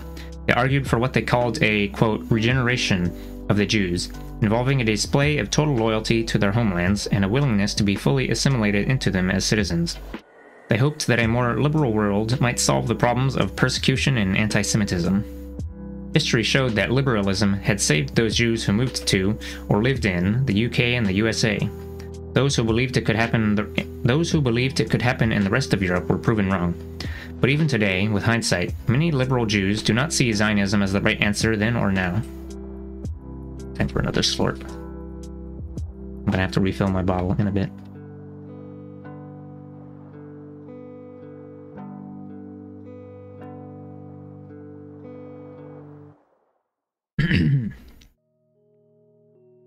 Socialists and Orthodox Jews began to voice their criticisms of Zionism only in the 1890s, when Zionism became a more recognized political force very late in the decade, thanks to the diligent work of Herzl.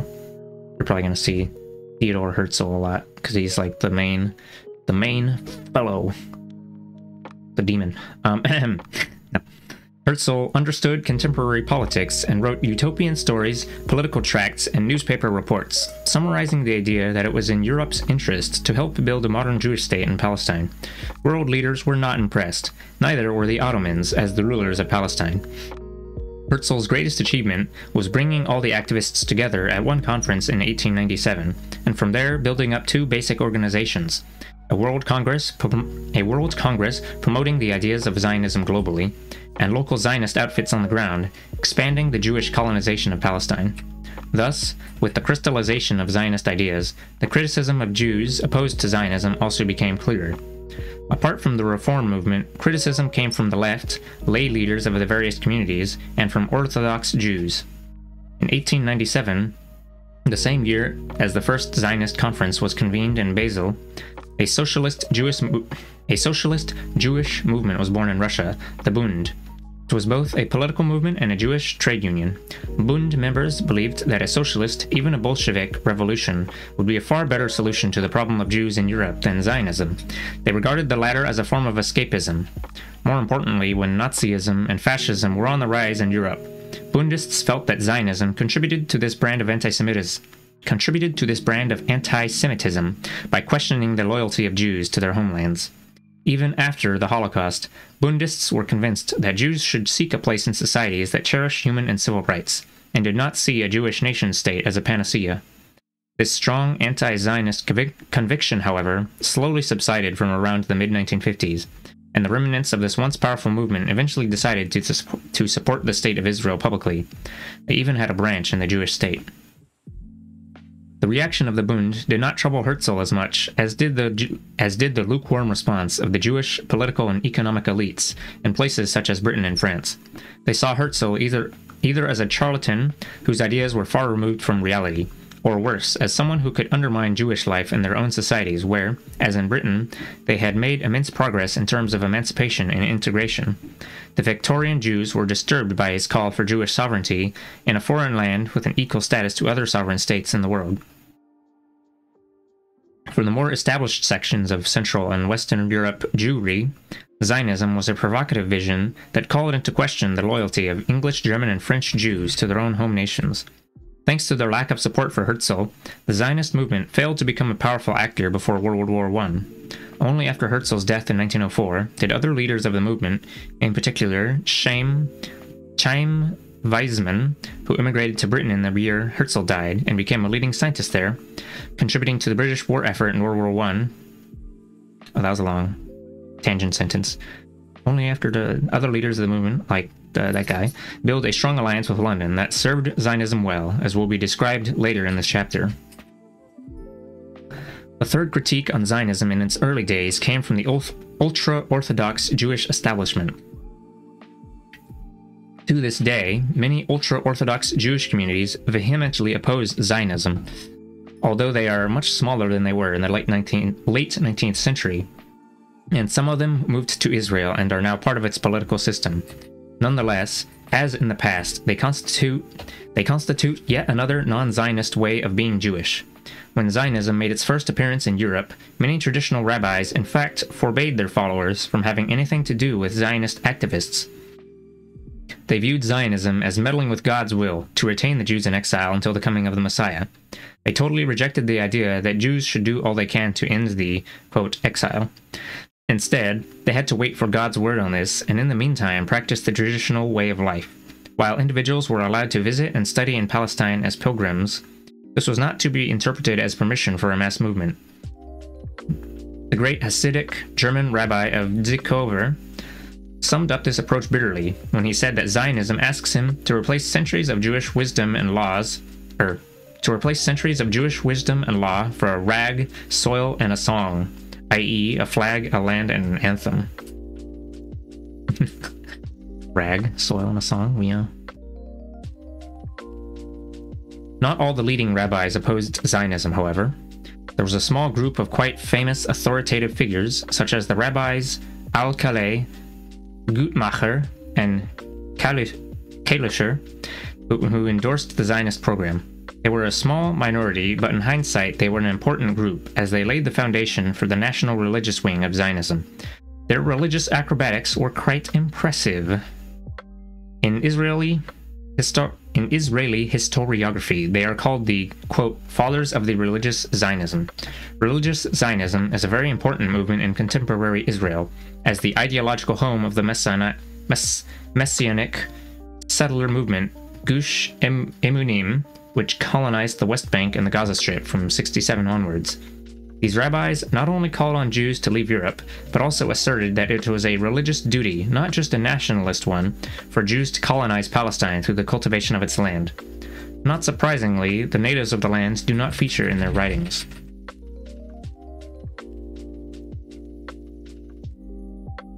Oh, what's the LOL about?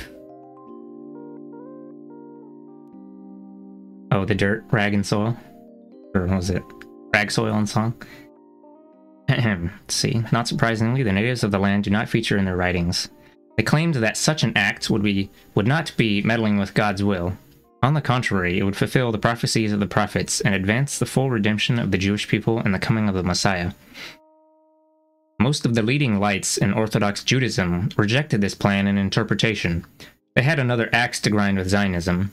The new movement not only wished to colonize Palestine, it also hoped to secularize the Jewish people, to invent the, quote, new Jew in antithesis to the religious Orthodox Jews of Europe. This culminated in the image of a new European Jew who could no longer live in Europe because of its anti-Semitism, but had to live as a European outside the continent. Thus, like many movements during this period, Zionism redefined itself in national terms, but it was radically different because it chose a new land for this conversion. The Orthodox Jew was ridiculed by the Zionists and was viewed as someone who could only be redeemed through hard work in Palestine. This transformation is beautifully described in Herzl's futuristic utopian novel, Alt Neuland, which tells the story of a German tourist expedition arriving in the Jewish state long after it had been established. Before arriving in Palestine, one of the tourists had run into a young Orthodox Jewish beggar. He comes across him again in Palestine, now secular, educated, and extremely rich and content. Yeah, that's what religion is about, becoming extremely rich and content. Yeah. The role of the Bible within Jewish life offered one further clear difference between Judaism and Zionism. In the pre-Zionist Jewish world, the Bible was not taught as a singular text that carried any political or even national connotation in the various Jewish educational centers in either Europe or the Arab world. Oh, yeah. The leading rabbis treated the political history contained in the Bible and the idea of Jewish sovereignty over the land of Israel as marginal topics in their spiritual world of learning. They were much more concerned, as indeed Judaism in general was, with the holy writings focusing on the relationship between believers and in particular on their relations with God. From the Lovers of Zion in 1882 to the Zionist leaders on the eve of World War I, who appeared to... Oh, let just going to start. From the lovers of Zion in 1882 to the Zionist leaders on the eve of World War I who appealed to Britain to support the Jewish claim for Palestine, reference to the Bible was quite common. In pursuit of their own interests, Zionist leaders fundamentally challenged the traditional biblical interpretations. The lovers of Zion, for instance, read the Bible as the story of a Jewish nation born on the land of Palestine as an oppressed people under the yoke of a Canaanite regime. The latter exiled the Jewish people to Egypt until they returned to the land and liberated it under Joshua's leadership. The traditional interpretation, in contrast, focuses on Abraham and his family as a group of people discovering a monotheistic God rather than a nation and a homeland. Most readers will be familiar with this conventional narrative of the Abrahamites discovering God and through trials and tribulations finding themselves in Egypt. Hardly a story of an oppressed nation engaged in a liberation struggle. However, the latter was the preferred Zionist interpretation, which still holds water in Israel today. One of the most intriguing uses of the Bible in Zionism is that practiced by the socialist wing of the movement. Socialist. In quotes. No. The fusion of socialism with Zionism began in earnest after Herzl's death in 1904, as the various socialist factions became the leading parties in the world Zionist movement and on the ground in Palestine. For the socialists, as one of them said, the Bible provided, quote, the myth for our right over the land. It was in the Bible that they read stories about Hebrew farmers, shepherds, kings, and wars, which they appropriated as describing the ancient golden era of their nation's birth. Returning to the land meant coming back to become farmers, shepherds, and kings. I don't know, king doesn't sound very socialist. Thus, they found themselves faced with a challenging paradox, for they wanted both to secularize Jewish life and to use the Bible as a justification for colonizing Palestine. In other words, though they did not believe in God, He had nonetheless promised them Palestine.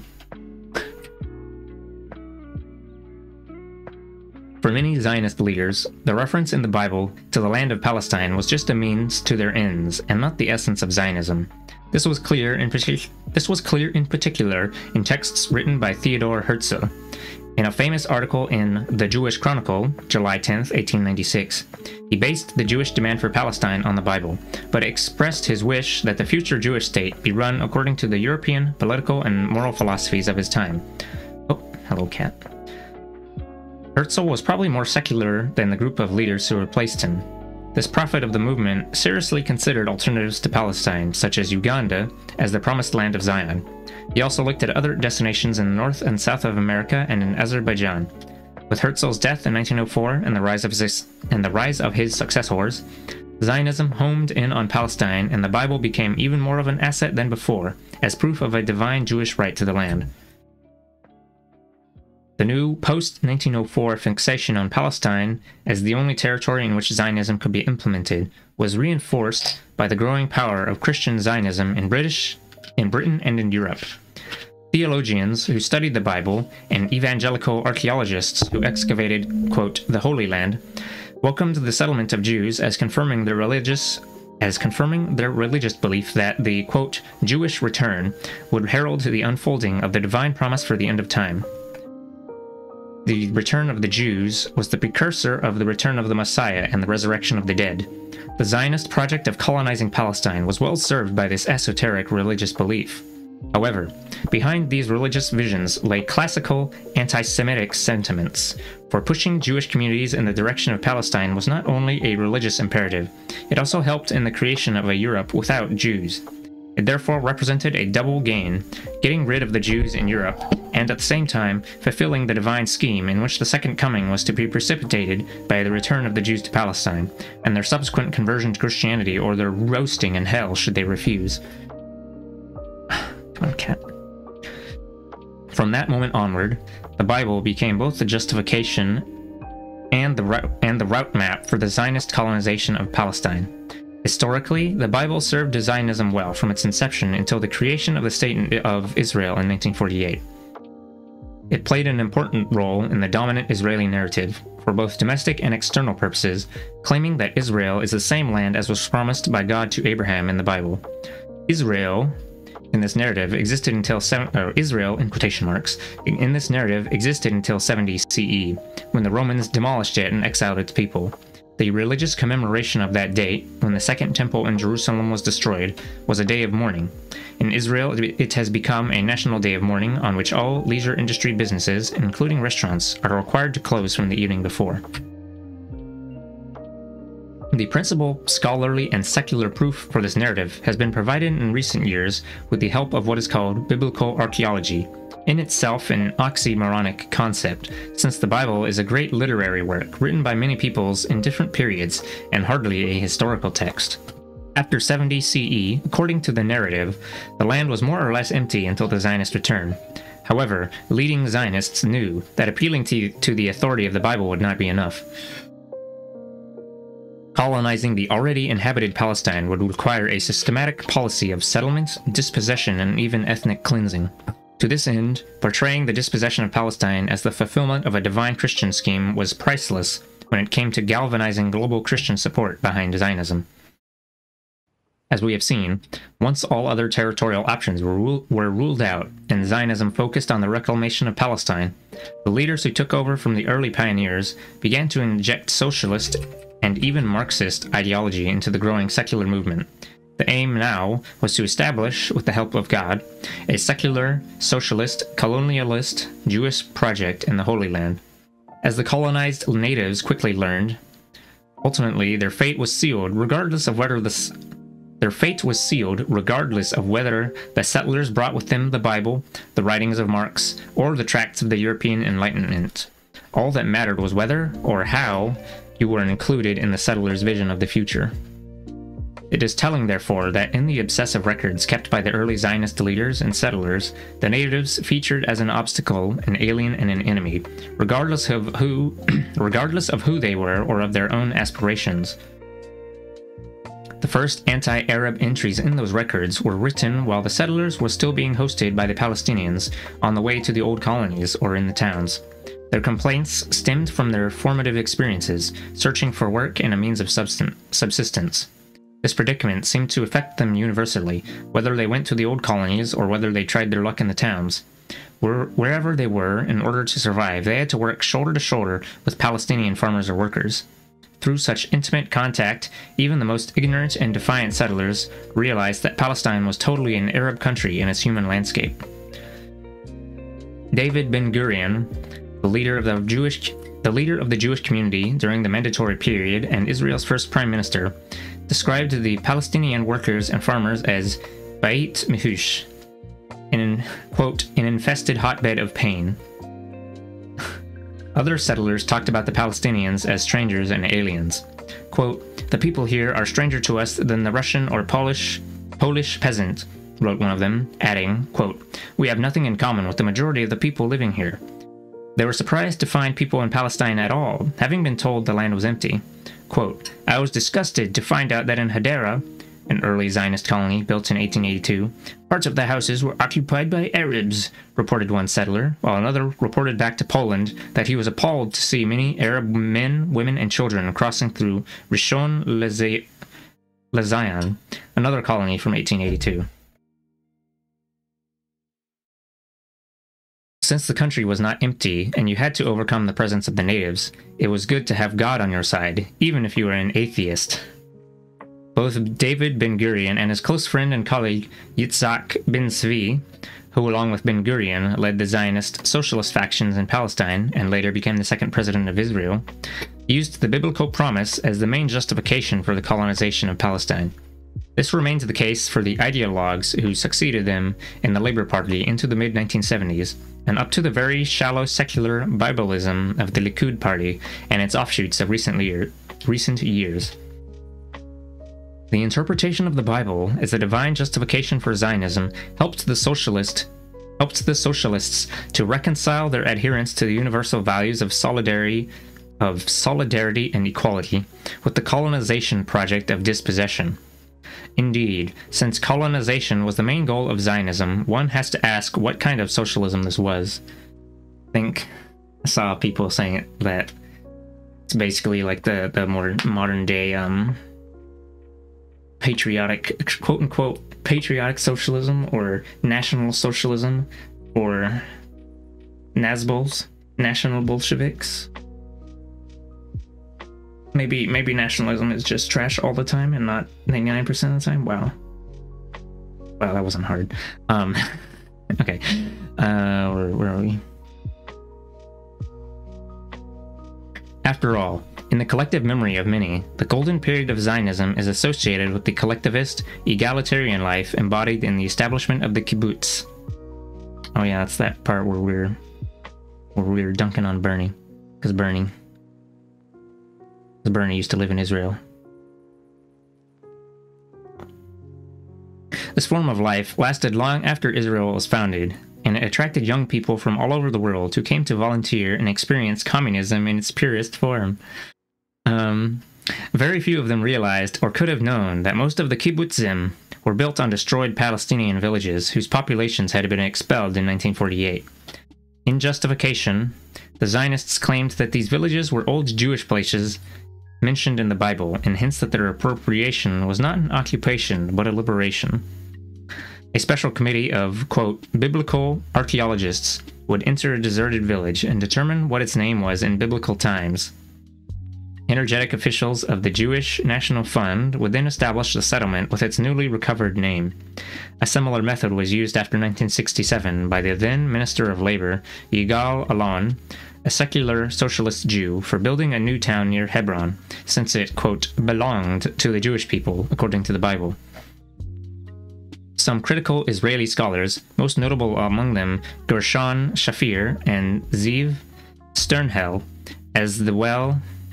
as well as the American scholar Zachary Lockman, have explained how the colonial appropriation of land tainted the supposed golden era of socialist Zionism. As these historians show, socialism within Zionism, as a praxis and way of life, was always a conditional and limited version of the universal ideology. The universal values and aspirations that characterized the various ideological movements of the Western left were very early on nationalized or Zionized in Palestine. No wonder then that socialism lost its attractiveness for the next generation of settlers. Yet, religion remained an important aspect of the process even after the land had been taken from the Palestinians. In its name, you could invoke and assert an ancient moral right to Palestine that challenged every other external claim to the land in those dying days of imperialism. I gotta take a sip again.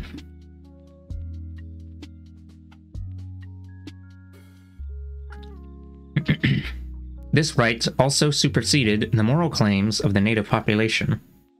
One of the most socialist and secular colonialist projects of the 20th century demanded exclusivity in the name of a pure divine promise. The reliance on the sacred text proved highly profitable for the Zionist settlers and extremely costly to the local population. The late and brilliant Michael Pryor's last book, The Bible and Colonialism, showed how the same kinds of projects were pursued around the globe in ways that have much in common with the colonization of Palestine. After Israel occupied the West Bank and the Gaza Strip in 1967, the Bible continued to be used to similar ends. I have already mentioned Yigal Allon, who used the Bible to justify building a Jewish town, Kiryat Arba, on land expropriated from the people of Hebron, the nearby Palestinian town. Kiryat Arba quickly became a hotbed for people who took the Bible even more seriously as a guide to action. They selectively chose those biblical chapters and phrases that, in their eyes, justified the dispossession of the Palestinians. As the years of the occupation continued, so too did the regime of brutality against the dispossessed. This process of drawing political legitimization from a sacred text can lead to fanaticism with dangerous consequences. The Bible, for instance, has references to genocide. The Amalekites were killed to the last by Joshua. Today there are those, thankfully for now only a fanatical minority, who refer not only to the Palestinians as Amalekites, but also to those who are not Jewish enough in their eyes. Similar references to genocide in the name of God appear in the Jewish Haggadah for Pesach, Passover. The main tale of the Passover Seder, where God sends Moses and the Israelites to a land inhabited by others to possess it as they see fit, is of course not an imperative issue for the vast majority of Jews. It is a literary text, not a manual for war. However, it can be exploited by the new stream of Jewish messianic thinking. as was the case with the assassination of Yitzhak Rabin in 1995, and, in the summer of 2015, the burning to death first of a teenager in one incident, and then of two parents and their baby in another. Israel's new Minister of Justice, Ayelet Shaked, entertained similar ideas, so far only for Palestinians who have died in their attempts to resist Israel. Their whole family, she said, should, quote, follow their sons. Nothing would be more just. They should go, as should the physical homes in which they raised the snakes. Otherwise, more little snakes will be raised there. They're calling Palestinian children snakes. This was from... when was this person? Ayelet Shaked. When did this person exist? Minister of Justice from 2015 to 2019. Minister of Interior from 21 to 22.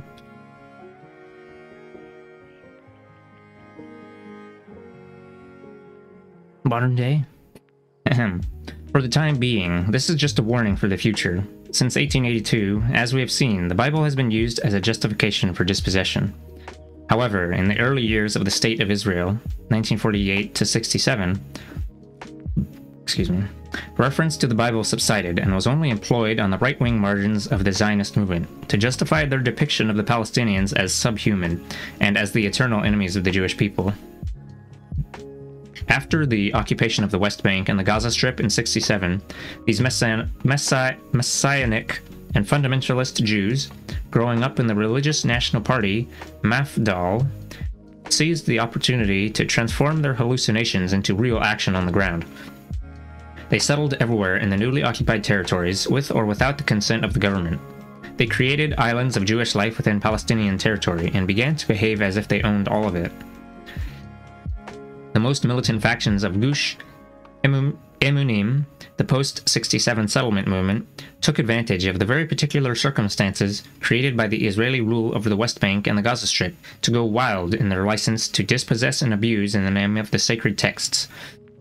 Israeli law did not apply in the occupied territories, which were ruled by military emergency regulations. However, this military legal regime did not apply to the settlers, who were in many ways immune from sanction in both legal systems. Their settling by force in the middle of Palestinian neighborhoods in Hebron and Jerusalem, uprooting of Palestinian olive trees, and setting fire to Palestinian fields were all justified as part of the divine duty to settle in, quote, Eretz Israel.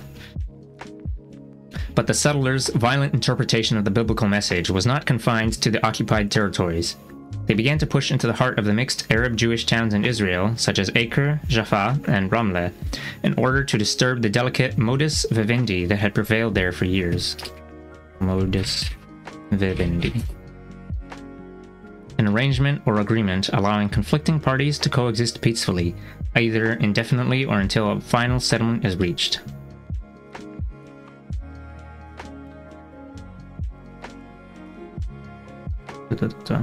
Disturb the delicate prevailed there for years. The movement of settlers into these sensitive spots inside the pre-1967 Israeli border had the potential of undermining, in the name of the Bible, the already strained relations between the Jewish state and its Palestinian minority. The final reason offered for the Zionist reclamation of the Holy Land, as determined by the Bible, was the need of Jews around the world to find a safe haven, especially after the Holocaust. However, even if this was true, it might have been possible to find a solution that was not restricted to the biblical map, and that did not dispossess the Palestinians. This position was voiced by quite a few well-known personalities, such as Mahatma Gandhi and Nelson Mandela. These commentators tried to suggest that the Palestinians should be asked to provide a safe haven for persecuted Jews alongside the native population, not in place of it. But the Zionist movement regarded such proposals as heresy. The difference between settling alongside the native people and simply displacing them was recognized by Mahatma Gandhi when he was asked by the Jewish philosopher Martin Buber to lend his support to the Zionist project. In 1938, Buber had been asked by Ben Gurion to put pressure on several well-known moral figures to show their public support for Zionism. They felt that approval from Gandhi as the leader of a non-violent national struggle against imperialism would be especially useful, and were prepared to leverage his respect for Buber in order to get it. Gandhi's major statement on Palestine and the Jewish question appeared in his widely circulated editorial in the Harijan of November 11, 1938, in the middle of a major rebellion by the native Palestinians against the British government's pro-Zionist policies. Gandhi began his piece by saying that all his sympathies lay with the Jews, who as a people had been subjected to inhuman treatment and persecution for centuries. But, there's the but, he added, quote, "My sympathy does not blind me to the requirements of justice. The cry for the national home for the Jews does not make much appeal to me. The sanction for it is sought in the Bible and in the tenacity with which the Jews have hankered after their return to Palestine. Why should they not, like other peoples of the earth, make that country their home where they are born and where they earn their livelihood?" Gandhi thus questioned the very foundational logic of political Zionism, rejecting the idea of a Jewish state in the Promised Land by pointing out that the quote, "Palestine of the biblical conception is not a geographical tract." Thus, Gandhi disapproved of the Zionist project for both political and religious reasons. The endorsement of that project by the British government only alienated Gandhi even further. He had no doubts about who Palestine belonged to. Quote, "Palestine belongs to the Arabs in the same sense that England belongs to the English or France to the French. It is wrong and inhuman to impose the Jews on the Arabs. Surely it would be a crime against humanity to reduce the proud Arabs so that Palestine can be restored to the Jews partly or wholly as their national home." Gandhi's response to the Palestine question contains different layers of meaning, ranging from an ethical position to political realism. What is interesting is that, while firmly believing in the inseparability of religion and politics, he consistently and vehemently rejected the cultural and religious nationalism of Zionism. A religious justification for claiming a nation-state did not appeal to him in any substantial sense. Buber responded to this article by trying to justify Zionism, but Gandhi had apparently had enough, and the correspondence petered out. Indeed, the space the Zionist movement demanded for itself was not determined by the need to rescue persecuted Jews, but by the wish to take as much of Palestine as possible with as few inhabitants as was practical. Sober and secular Jewish scholars attempted to remain, quote, "scientific" in translating a hazy promise from an ancient past into a present fact. The project had been started already by the chief historian of the Jewish community in Mandatory Palestine, Ben Zion Dinur, and was continued intensively after the creation of the state in 1948. They keep mentioning the creation of the state in 1948, but they haven't talked about specifically what happened in that year. The Nakba. And I looked it up again recently to confirm, and it was 700,000 Palestinians displaced during that time period. Yeah, this book was written by an Israeli person, so, I guess they're not out here swinging, but it seems obvious that they don't support the Israel state. They're pulling their punches slightly. Fuck that, TPH. No, okay, where was I? Continued intensively after the creation of the state in 1948. Its end product is just slapping, not punching. Yeah. Its end product is represented by the quotation from the website of the Israeli Foreign Ministry, reproduced in Chapter 1. Dinur's task in the 30s, like that of his successors ever since, was to prove scientifically that there had been a Jewish presence in Palestine ever since Roman times. Not that anyone doubted it. Despite the historical evidence that the Jews who lived in 18th century Palestine rejected the notion of a Jewish state, as did the Orthodox Jews in the late 19th century, this was rejected out of hand in the 20th century.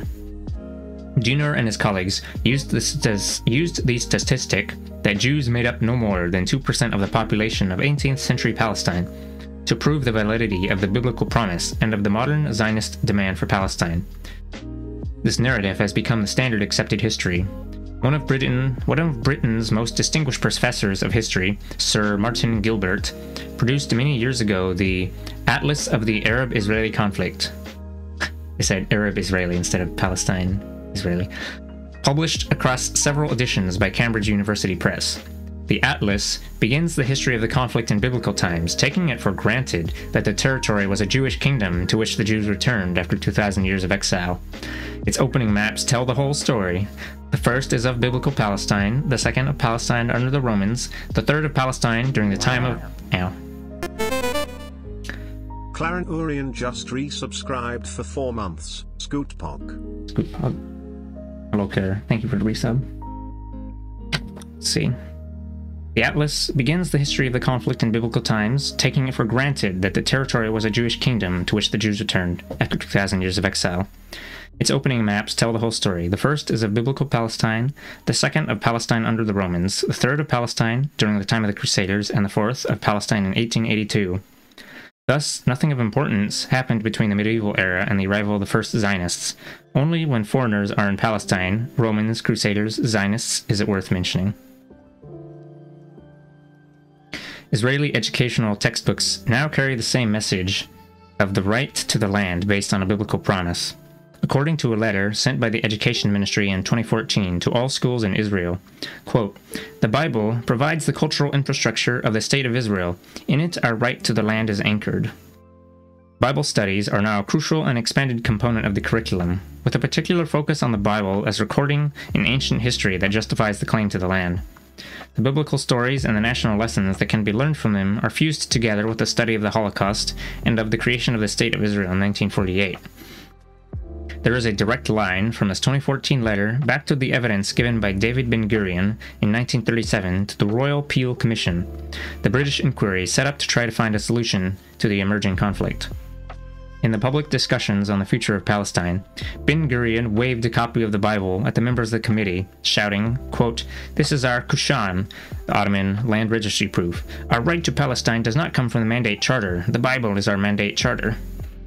Historically, of course, it makes no sense to teach the Bible, what happened to the Jews of Europe, and the 1948 war as one historical chapter, but ideologically, the three items are linked together and indoctrinated as the basic justification for the Jewish state in our time. This discussion of the role of the Bible in modern-day Israel leads us to our next question. Is Zionism a colonialist movement? The answer is yes, but we're going to dissect the frog and look at its gross innards.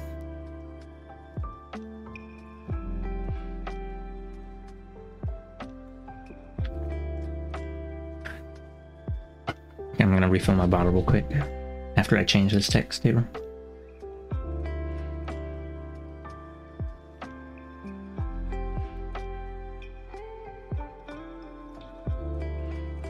Bar.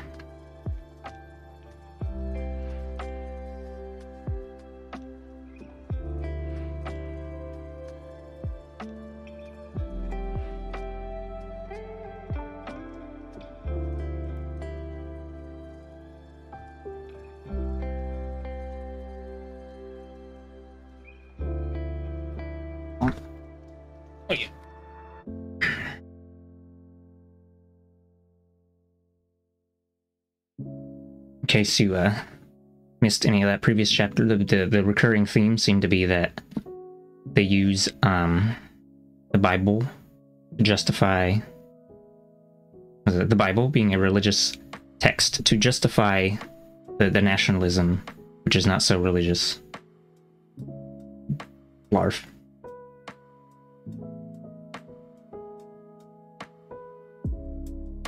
Okay. Chapter 4. Zionism is not colonialism. TM. The land of Palestine was not empty when the first Zionist settlers arrived there in 1882. This fact was known to the Zionist leaders even before the first Jewish settlers arrived. A delegation sent to Palestine by the early Zionist organizations reported back to their colleagues. The bride is beautiful, the bride is beautiful, but married to another man. Nevertheless, when they first arrived, the early settlers were surprised to encounter the locals, whom they regarded as invaders and strangers. In their view, the native Palestinians had usurped their homeland. They were told by their leaders that the locals were not natives, that they had no rights to the land. Instead, they were a problem that had to, and could, be resolved. This conundrum was not unique. Zionism was a settler colonial movement, similar to the movements of Europeans who had colonized the two Americas, South Africa, Australia, and New Zealand. settler colonialism differs from classical colonialism in three respects. The first is that settler colonies rely only initially and temporarily on the empire for their survival. In fact, in many cases, as in Palestine and South Africa, the settlers do not belong to the same nation as the imperial power that initially supports them. More often than not, they ceded from the empire, redefining themselves as a new nation, sometimes through a liberation struggle against the very empire that supported them, as happened during the American Revolution, for instance. The second difference is that settler colonialism is motivated by a desire to take over land in a foreign country, while classical colonialism covets the natural resources in its new geographical possessions. I guess classical colonialism would be like, say, a country like India that was colonized by the British, and they were getting all that Indian natural resources until they, well, Britain does not own India anymore, I think. At least that's what it says on paper. Let's see. Okay.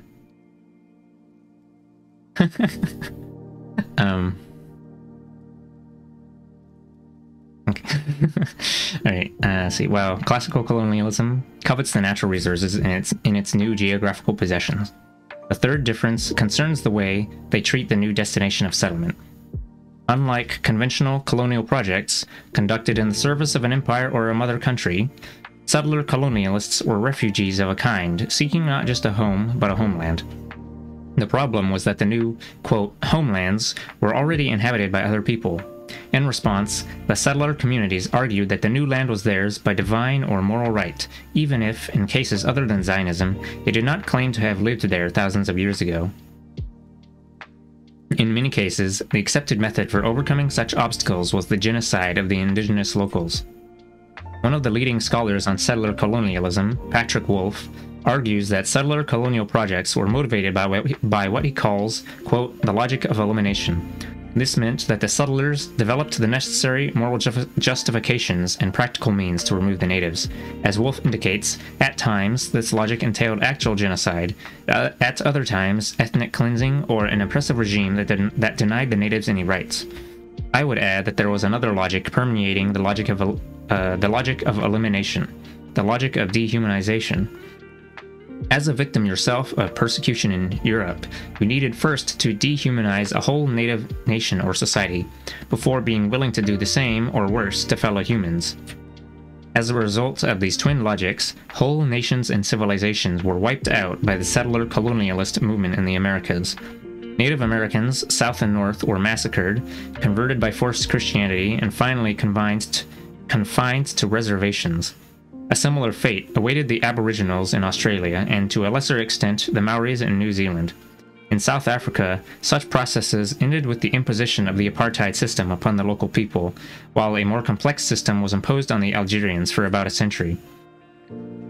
Zionism is therefore not sui generis. Generis? What does this mean? It just has unique. Sui generis is a Latin phrase that means of its, their own kind, or in class by itself, therefore unique. Okay. Zionism is therefore not unique, but an example of a wider process. This is important not just for how we understand the machinations of the colonial project, but also for our interpretation of the Palestinian resistance to it. If one asserts that Palestine was a land without people, waiting for the people without a land, then the Palestinians are robbed of any argument for protecting themselves. All their efforts to hold onto their land become baseless, violent acts against the rightful owners. As such, it is difficult to separate the discussion of Zionism as colonialism from the question of the Palestinians as a colonized native people. The two are linked together in the same analysis. The official Israeli narrative, or foundational mythology, refuses to allow the Palestinians even a modicum of moral right to resist the Jewish colonization of their homeland that began in 1882. From the very beginning, Palestinian resistance was depicted as motivated by hate for Jews. Wow, that's what my dad thinks. By the way, Scoot, have you seen the 1945 Zionist map with proposals for where Israel could be settled? One of the proposed locations is Alaska? No, I haven't seen that before. Interesting.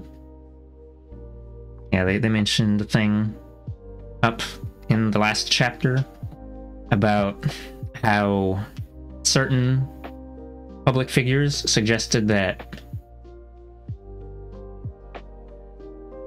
what was it? They suggest, or was it okay?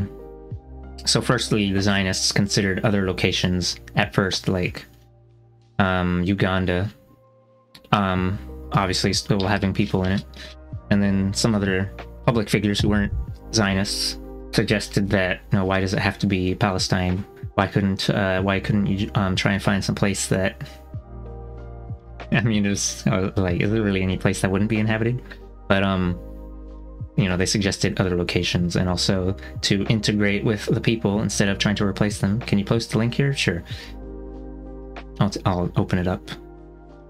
But anyway, apparently, well, if they didn't choose to settle Palestine, then they wouldn't be able to wave the Bible around and be like, it said in here that this is the promised land for Jews that we were going to return to. Grr. And then their justification would be a little more sussy. r/map porn? Wow.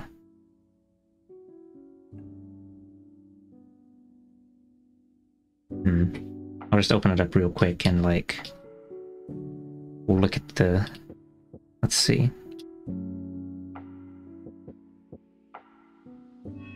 Hold on, let me, there we go. Oh, it doesn't, can't open it in a, that's annoying. Number 1, Biro Bijan. Where is that one? Zoom out. That's in the USSR.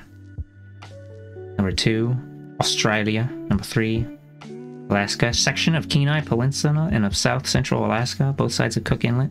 Largely uninhabited and wasted. Wow. I don't think the native Alaskans were the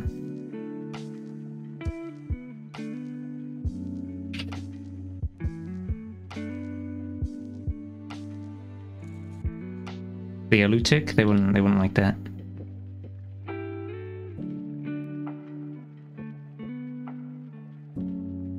See, Canada, South America, Brazil, Cyrenaica. Number 7, that's over here, this little, oh, I went past it, this strip there. There's a lot of undertones that can be dissected in the language used, like saying Southeast Africa's land, oh, over here, 8 and 9, is empty and virgin for the taking. Yeah. Pillage some natural resources and push out the natives. I don't know if I already, oh right, actually I think maybe it was in the first chapter they said that Palestinians and, say, other native peoples who have been settled before, they say some shit like, oh, you know, since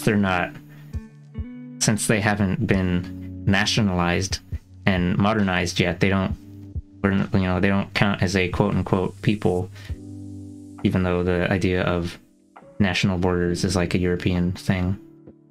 That was number 10. Southeast Asia. Composite section of China's Xinjiang, I guess that's Xinjiang, Soviet Union, Turkestan, Tibet, and India. Xinjiang is where that? Yeah, that's where some of the Uyghurs are at. Destroy. Where's that? Okay. The official Israeli narrative, or foundational mythology, refuses to allow the Palestinians even a modicum. Oh, oops. From the very beginning, Palestinian resistance was depicted as motivated by hate for Jews. It was accused of promoting a protean anti-Semitic campaign of terror that began when the first settlers arrived and continued until the creation of the State of Israel. The diaries of the early Zionists tell a different story. They are full of anecdotes revealing how the settlers were well received by the Palestinians, who offered them shelter and in many cases taught them how to cultivate the land. Wow, that sounds like that shit when people arrived in America or whatever. Be like, hey dumbass, that's not how you farm. And then they Yeah. Only when it became clear that the settlers had not come to live alongside the native population, but in place of it, did the Palestinian resistance begin. And when that resistance started, it quickly took the form of every other anti-colonialist struggle. The idea that impoverished Jews were entitled to a safe haven was not objected to by the Palestinians and those supporting them. However, this was not reciprocated by the Zionist leaders. While Palestinians offered shelter and employment to the early settlers and did not object to working shoulder to shoulder with them under whatever ownership, the Zionist ideologues were very clear about the need both to push the Palestinians out of the country's labor market and to sanction those settlers who were still employing Palestinians or who worked alongside them. This was the idea of avoda aravit, Hebrew labor, which meant mainly the need to bring an end to avoda aravit, Arab labor. That's the same phrase twice. Gershon Shafir, in his seminal work on the Second Aliyah, the second wave of Zionist immigration, 1904 to 14, explains well how this ideology developed and was practiced. The leader of that wave, David Ben-Gurion, who became the leader of the community and then Prime Minister of Israel, constantly referred to Arab labor as an illness for which the only cure was Jewish labor. In his and other settlers' letters, Hebrew workers are characterized as the healthy blood that will immunize the nation from rottenness and death. Wow, that sounds fashy. Ben-Gurion also remarked that employing, quote, Arabs reminded him of the old Jewish story of a stupid man who resuscitated a dead lion that then devoured him. People being kind and taken advantage of? Yeah. Also, yeah, the degeneracy, the decay, it's like they always use that language whenever they're like, okay. The initial positive Palestinian reaction confused some of the settlers themselves throughout the period of British rule, 1918 to 48. The colonialist impulse was to ignore the native population and create gated communities. However, life offered different opportunities. There's extensive evidence of coexistence and cooperation between the newly arrived Jews and the native population almost everywhere. Jewish settlers, particularly in the urban centers, could not survive without engaging, at least economically, with the Palestinians. Despite numerous attempts by the Zionist leadership to disrupt these interactions, hundreds of joint businesses were formed throughout those years, alongside trade union cooperation and agricultural collaboration. But without political support from above, this could not open the way for a different reality in Palestine. At the same time, the Palestinian political leaders grew more hostile to such joint initiatives as the Zionist movement became more aggressive. The slow realization among the Palestinian political, social, and cultural elite that Zionism was a colonialist project strengthened the common national identity in opposition to the settlers. And eventually, there was also Palestinian pressure from above to cease the cooperation and interaction. The Palestinian political movement took time to emerge, developing out of a small group, the Muslim Christian Society, in several Palestinian towns. The guiding principles of the society were primarily modern and secular, added to the twofold concerns of the Arab world at large. A pan-Arab overview wedded to a local patriotism that became ever stronger following World War II. The first eruption of pan-Arab nationalism had occurred in the second half of the 19th century. It brought with it the hope of transforming the Ottoman world into an independent Arab republic, a bit like the United States of America or an Arab Ottoman Empire like the Austro-Hungarian one. When it transpired that this impulse could not withstand the imperial interests of Britain and France, who wished to divide the Ottoman Middle East between themselves, a more local version of nationalism developed, adapting itself to the map created by the Ottoman administrative boundaries and the division of the area by the colonial powers. As mentioned in Chapter 1, the first Arab nationalist impulse is called Qawmiyya, the later local version Wataniyya. The Palestinian community played a role in both. Its intellectuals were engaged with and were members of the various organizations and movements seeking Arab unity, independence, and self-determination. At the same time, even before Britain defined, with the help of other European powers, the geopolitical space called Palestine, there was a particular Palestinian existence manifested in the customs of people, the Arab dialect, and shared history. When the Zionists arrived in Palestine in the late 19th century, the two impulses were still at work among the Palestinian community. Many of its intellectuals and activists were dreaming of a united Arab republic. Others were taken with the idea of a greater Syria, willing for Damascus to be the center of a new state with Palestine a part of it. When the British arrived and the international community, through the League of Nations, began discussing the future of Palestine, prominent Palestinians produced a journal called Southern Syria, and even considered establishing a party under this name. In 1919, when U.S. President Woodrow Wilson sent an inquiry, the King Crane Commission, to discern the wishes of the Palestinians, the committee discovered that the majority wanted the territory to be independent. Whether they were pan-Arabists or local patriots, or wanted to be part of Greater Syria, the Palestinians were united in their wish not to be part of a Jewish state. Their leaders objected to any political solution that would hand any part of the small country to the settler community. As they clearly declared in their negotiations with the British at the end of the 1920s, they were willing to share with those who had already arrived but could accept no more. The collective voice of the Palestinians was crystallized in the executive body of the Palestinian National Conference that met every year for a decade, starting in 1919. This body represented the Palestinians in their negotiations with both the British government and the Zionist movement. However, before that happened, the British tried to advance an agreement of equality between the parties. In 1928, the Palestinian leadership, notwithstanding the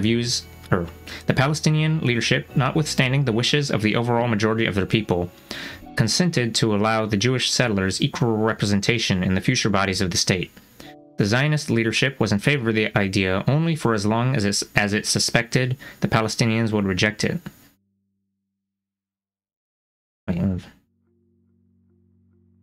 Shared representation stood against everything Zionism was supposed to be. So, when the proposal was accepted by the Palestinian Party, it was rejected by the Zionists. Oh, okay, I see. Once the Palestinians said, yep, that's fine. And then Israel was like, oh, actually, we don't like that.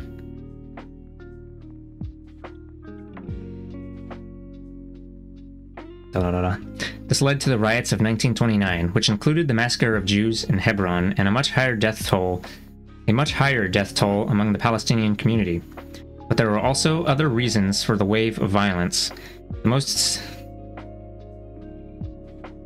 you notice how they said the massacre of Jews in Hebron, but then they don't use the word massacre when they talk about the death toll among the Palestinian community?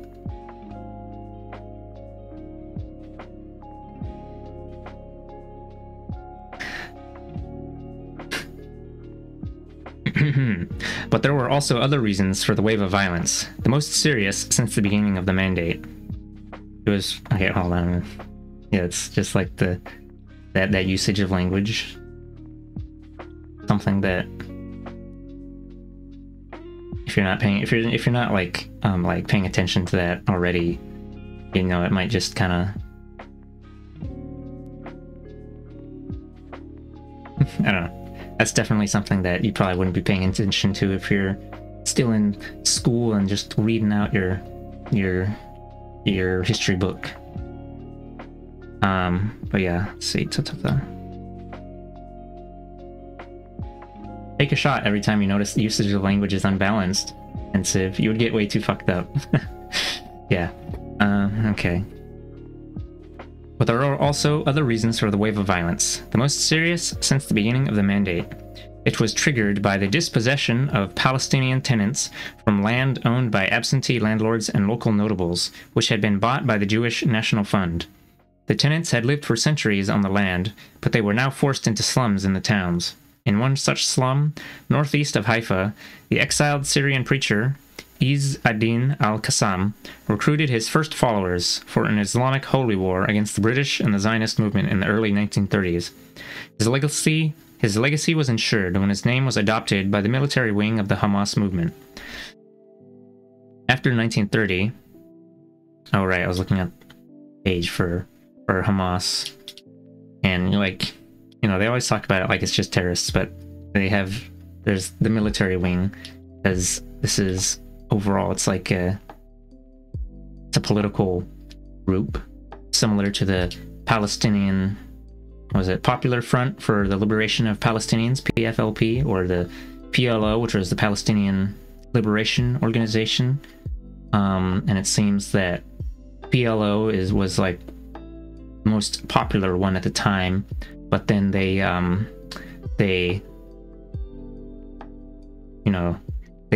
like kind of, they gave up. No, they were, they made a deal with the Israelis with the Oslo Accords instead of continuing to fight for liberation, unlike the,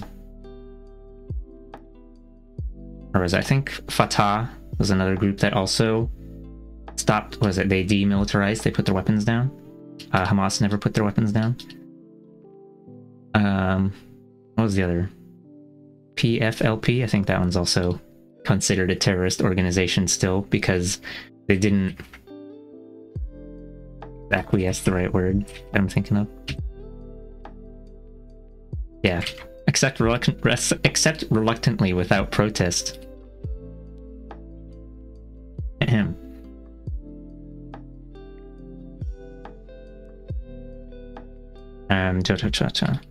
After 1930, the Palestinian leadership was institutionalized in the form of the Arab Higher Committee, a body that represented all the political parties and movements in the Palestinian community. Until 1937, it continued to attempt a compromise with the British government, but by then, both the Zionists and the imperialists had ceased to care what the Palestinian point of view was, and went on unilaterally to determine the future of the territory. By this time, the Palestinian national movement regarded Zionism as a colonialist project that had to be defeated. Yet, even in 1947, when Britain decided to refer the question to the United Nations, the Palestinians suggested, with other Arab states, a unitary state in Palestine to replace the mandate.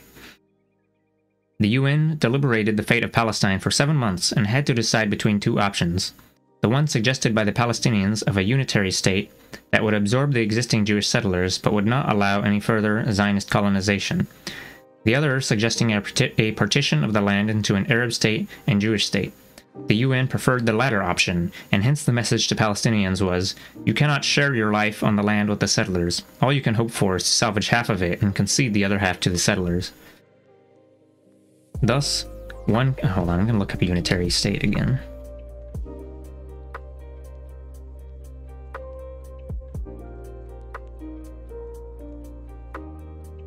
Look, unitary state examples. One central government controls weaker states. Power is not shared between states, counties, or provinces. Examples: China, United Kingdom. Okay. United Kingdom, like Scotland and Ireland, I guess. Thus, one can depict Zionism as a settler colonial movement and the Palestinian national movement as an anti-colonialist one. In this context, we can understand the behavior and policies of the leader of the community, Haj Amin al-Husseini, before and during World War II in a different light than the narrative normally served up as historical fact. As many readers will know, one of the common allegations propagated endlessly by the Israelis is that the Palestinian leader was a Nazi sympathizer. The Mufti of Jerusalem was not an angel. At a very early age, he was chosen by the notables of Palestine and by the British to hold the most important religious position in the community. The position which al-Husseini held throughout... Oh, thank you for the follow. Interesting name. The position which al-Husseini held throughout the Mandatory period, 1922 to 48, brought him political power and a high social standing. He attempted to lead the community in the face of the Zionist colonization, and when in the 1930s, people such as Izz ad-Din al-Qassam pushed for an armed struggle, he was able to steer the majority away from this violent option. Nevertheless, when he endorsed the idea of strikes, demonstrations, and other ways of trying to change British policy, he became the empire's enemy and had to escape from Jerusalem in 1938. In the circumstances, he was forced into the arms of his enemy's enemy, in this case Italy and Germany. While in political asylum in Germany for 2 years, he came under the influence of Nazi doctrine and confused the distinction between Judaism and Zionism. His willingness to serve as a radio commentator for the Nazis and to help recruit Muslims in the Balkans to the German war effort no doubt stains his career, but he did not act But he did not act any differently from the Zionist leaders in the 1930s, who themselves sought an alliance with the Nazis against the British Empire, or from all the other anti-colonialist movements who wanted rid of the empire by way of alliances with its principal enemies. When the war ended in 1945, the Mufti returned to his senses and tried to organize the Palestinians on the eve of the Nakba, but he was already powerless, and the world he belonged to, that of the Arab Ottoman urban notables, was gone. If he deserves criticism, it is not for his errors concerning Zionism. It is for his lack of sympathy with the plight of the peasants in Palestine, and for his disagreements with other notables which weakens the anti-colonialist movement. Nothing he did justifies his entry in the American Zionist Project, the Encyclopedia of the... Nothing he did justifies his entry in the American Zionist Project, the Encyclopedia of the Holocaust, being the second longest after Hitler's. Ultimately, neither his mistakes nor his achievements had much impact on the course of Palestinian history. He was absolved of being treated as a war criminal by the Allies and allowed to return to Egypt, but not Palestine, at the end of the war. With all his faults, before he escaped from Palestine in 1938, and to a certain extent after that in exile, he led an anti-colonialist liberation movement. The fact that he was Mufti, one who also believed that religion should be recruited in the struggle against a colonialist movement that coveted his homeland and threatened his people's existence, is not relevant. Anti-colonialist movements, such as the FLN in Algeria, had a strong connection to Islam, as did many liberation movements in the Arab world, struggling for independence from Italy, Britain, and France after World War II.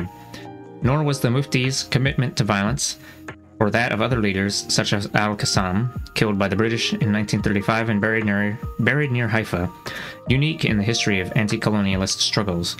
The liberation movements in South America and Southeast Asia were not pacifist organizations, and they put their faith in the armed struggle as much as in the political process. Had the Mufti been able to return to Palestine, he would have realized not only that Zionism was a successful settler colonial project, but more importantly that it was on the eve of its most crucial existential project. Beast. Teeth. Crunch.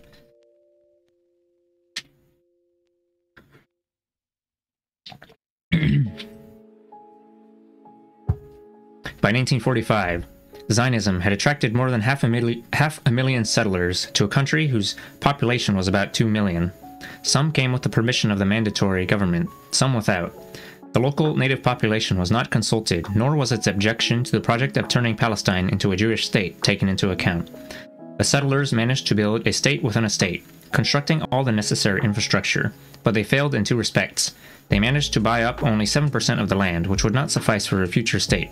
They were also still a minority, 1/3 in a country in which they wanted to be the exclusive nation. As with all earlier settler colonial movements, the answer to these problems was the twin logic of annihilation and dehumanization. The settlers' only way of expanding their hold on the land beyond the 7% and of ensuring an exclusive demographic majority was to remove the natives from their homeland. Zionism is thus a settler colonial project, and one that has not yet been completed.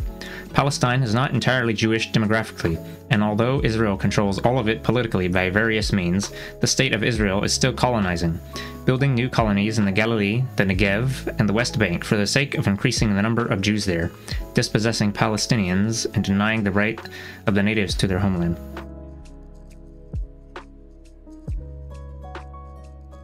Yeah, and then they kicked that into high gear recently.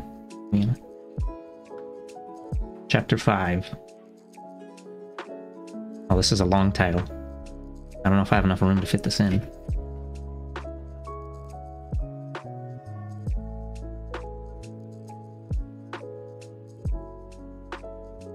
I'll have to make it a little larger. Oops.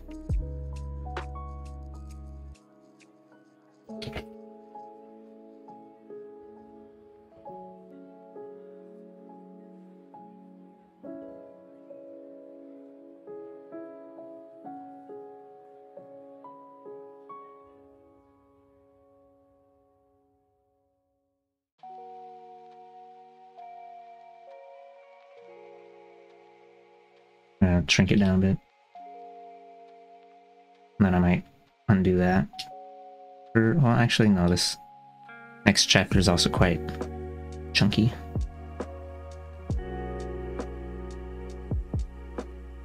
That's fine.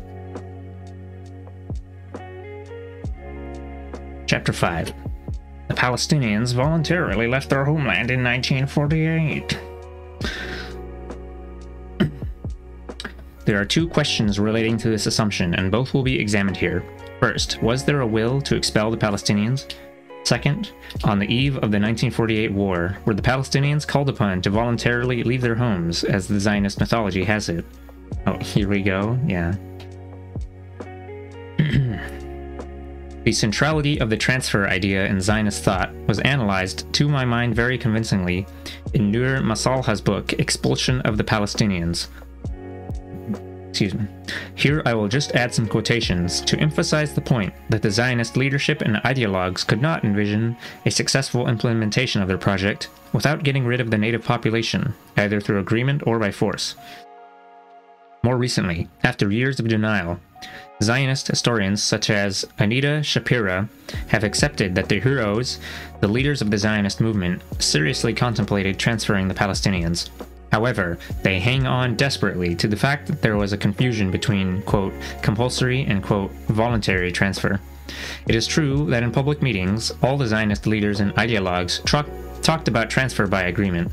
But even those speeches reveal a bitter truth. There is no such a thing as voluntary transfer. It is semantics, not practice. Burrell... Oh wait, hold on. I think what they're getting at there is that it's, what is the word when, it's done at gunpoint, and you'd be like, oh, sure, I like being alive. Yeah. I can't remember the exact word I'm thinking of, but see, Burl Katznelson was probably one of the most important Zionist ideologues in the 1930s. He was known as the moral conscience of the movement. His support for transfer, coercion, duress, I guess coercive, probably the word.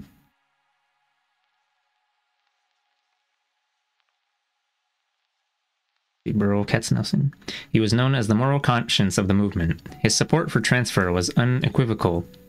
At the 20th Zionist Conference, convened shortly after the British made their first significant proposal for peace, he strongly voiced his support for the idea. Yeah, peace. Moral, I don't know, transfer, whatever. He told the attendees, "My conscience is completely clear. My conscience is completely clear. A distant neighbor is better than a close enemy. They will not lose by their transfer, and we certainly will not. In the final analysis, this is a political reform of benefit to both sides. For a long time, I have been convinced that this is the best solution, and this must happen one of these days." When he heard that the British government was considering the possibility of moving the Palestinians within Palestine, he was greatly disappointed. The transfer to, the transfer to inside of Palestine would mean the area of Shechem, Nablus. I believe that their future lies in Syria and Iraq. In those days, leaders like Katznelson hoped that the British would convince or induce the local population to leave. In an infamous letter from Ben-Gurion to his son Amos in October 1937, he already understood that it might be necessary to do it by force. Publicly that same year, Ben-Gurion supported Katznelson, saying, quote, "The compulsory transfer of the Arabs from the valleys of the proposed Jewish state could give us something we never had, even when we stood on our own during the days of the First and Second Temples. We are given an opportunity which we never dared to dream of in our wildest imaginings. This is more than a state, government, and sovereignty. This is national consolidation in a free homeland."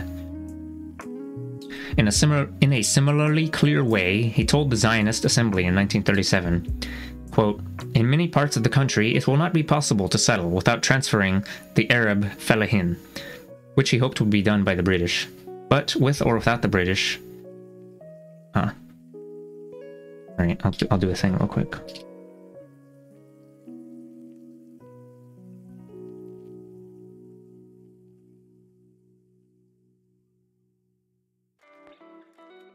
If I put them up there, it's going to block that a little bit.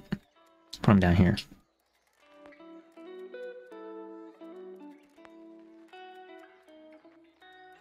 which he hoped would be done by the British. But, with or without the British, Ben-Gurion articulated clearly the place of expulsion in the future of the Zionist project in Palestine when he wrote that same year, quote, "With compulsory transfer, we would have a vast area for settlement. I support compulsory transfer. I don't see anything immoral in it." No. In 2008, an Israeli journalist, reviewing these statements from the past, concluded that they were still acceptable to many Israelis 70 years later. Indeed, since 1937, the expulsion of the Palestinians has been part of the Zionist DNA of the modern Jewish state. However, the process was not straightforward. Ben-Gurion and the other leaders were cautious about what to do should it prove impossible to convince the Palestinians to leave. Beyond that, they were not inclined to articulate any policy. All Ben-Gurion was willing to say was that he did not object to forceful transfer, but he did not deem it necessary at that historical juncture. Hold on. I was looking at that Decolonize Palestine website, and I remember a bit.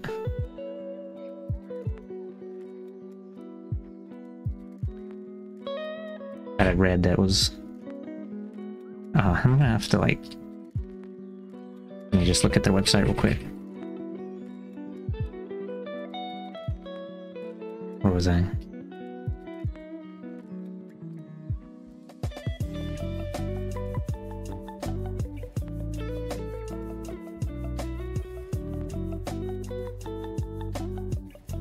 I'm looking for the myth about leaving voluntarily.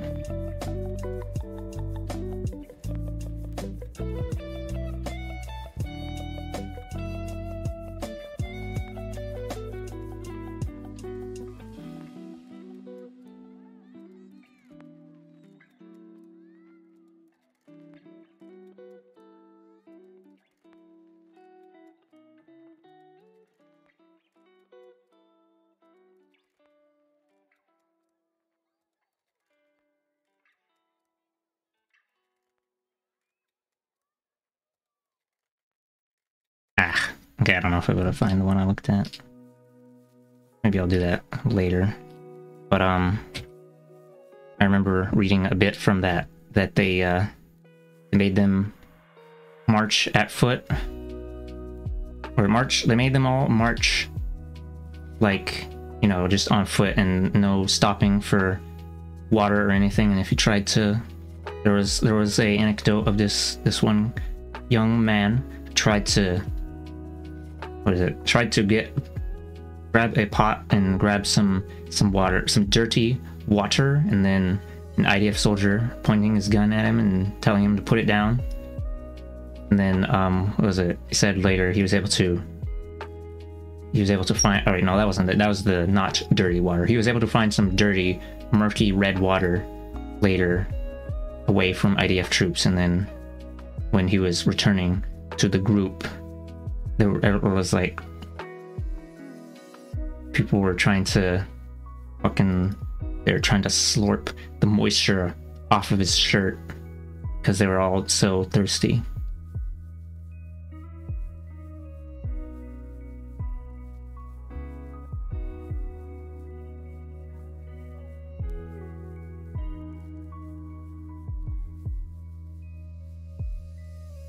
Yeah, I don't know if I would have find the specific one.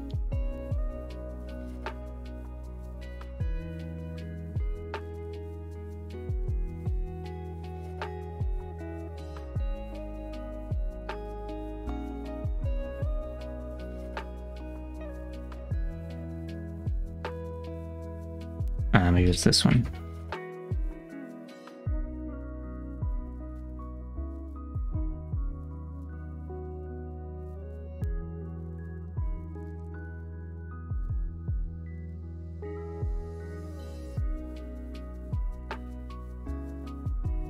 Nah, whatever. I guess I'll just explode. Have you seen the bits of talk around like rainwater and stuff recently? No, I haven't.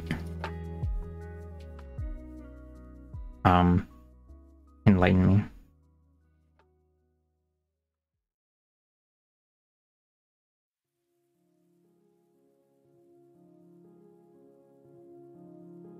I'm gonna go ahead and keep reading. Ben-Gurion and the other leaders were cautious about what to do should it prove impossible to convince the Palestinians to leave. Beyond that, they were not inclined to articulate any policy. All Ben-Gurion was willing to say was that he did not object to forceful transfer, but he did not deem it necessary at that historical juncture. Eyebrows. This ambivalence was brought to Katznelson's attention. At a public meeting in 1942, he was asked about it by some leftist Zionist leaders who thought that Ben-Gurion had renounced the idea of transfer of the Palestinians. He replied, quote, "To the extent that I know Zionist ideology, this transfer is part of the right realization of Zionism. The perception of this Zionism is the transfer of the people from country to country, a transfer by agreement." In public, Ben-Gurion, the leader of the movement, and other ideologues such as Katznelson were all in favor of what they called voluntary transfer. Ben-Gurion said, quote, "The transfer of the Arabs is easier than any other transfer since there are Arab states in the area." He added that it would be an improvement for the Palestinians to be transferred. He did not explain why. He suggested transferring them to Syria. He also kept talking about voluntary transfer. This was not, however, an honest position, nor was it a possible one. In fact, colleagues of these leaders and ideologues could not see how a transfer could be anything but compulsory. Compulsory. A nice word instead of forced and violent. At a closed meeting of the Jewish Agency Executive in June 1938, devoted to transfer, it seems the assembled members, including Ben-Gurion, Katznelson, Sharet, and Ushishkin, were all in favor of compulsory transfer. Katznelson tried to explain what he meant by compulsory.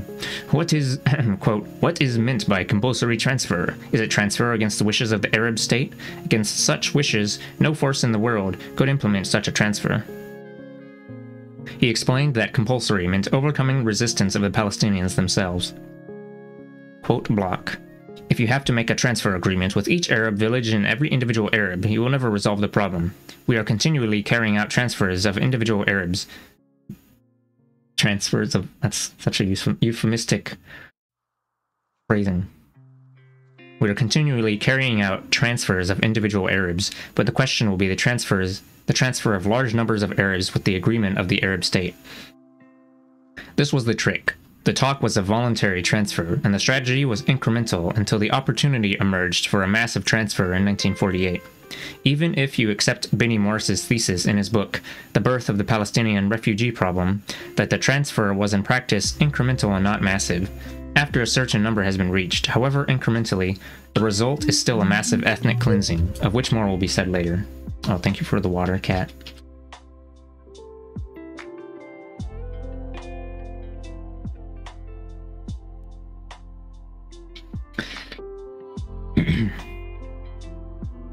From the minutes of the June 1938 meeting, we learn that the language of voluntary transfer actually meant compulsory. You've been speaking a lot. Hydration is important. Thanks. And thanks for the headpats, Anne. Voluntary transfer actually meant compulsory. Ben-Gurion stated that carrying out a compulsory transfer, especially if the British did it, quote, "would be the greatest achievement in the history of the Jewish settlement in Palestine." He added, quote, "I favor compulsory transfer. I see nothing unethical in it." Menachem Ushishkin, a prominent leader and ideologue, added that, quote, "it was most ethical to transfer Arabs out of Palestine and resettle them in better conditions." Yeah, better conditions. Haha, whoa, really. He hinted that this was probably the logic behind the Balfour Declaration. Moreover, no time was wasted in beginning a discussion about numbers and the means of achieving them.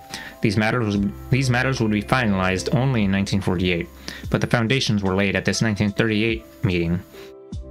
A very small minority of those attending objected to compulsory transfer. Syria was the preferred destination, and the hope was to be able to move at least 100,000 Palestinians in the first wave. The discussion about transfer was put on a hold during World War II, as the community focused on increasing the number of Jewish immigrants and the establishment of the future state. The conversation was reignited when it became clear that Britain was about to leave Palestine. The British decision was announced in February 1947, which is when we see an intensification of the discussion on forced transfer. In my book, in Ilan Pappé's book, The Ethnic Cleansing of Palestine, I examine the way these discussions from 1947 evolved into a master plan for the massive expulsion of the Palestinians in March 1948, Plan D, to which I will return later in this chapter. The official Israeli line, however, has not changed for years. The Palestinians became refugees because their leaders and the leaders of the Arab world told them to leave Palestine before the Arab armies invaded and kicked out the Jews, after which they could then return. But there was no such call. It is a myth invented by the Israeli Foreign Ministry. The position of the Israeli Foreign Office on the very short-lived UN attempt to bring peace in the immediate aftermath of the 1948 war was that the refugees ran away. However, that particular peace process, which lasted for a few months in the first half of 1949, was so brief that Israel was not asked to provide any evidence for this claim, and for many years the refugee problem was expunged from the international agenda.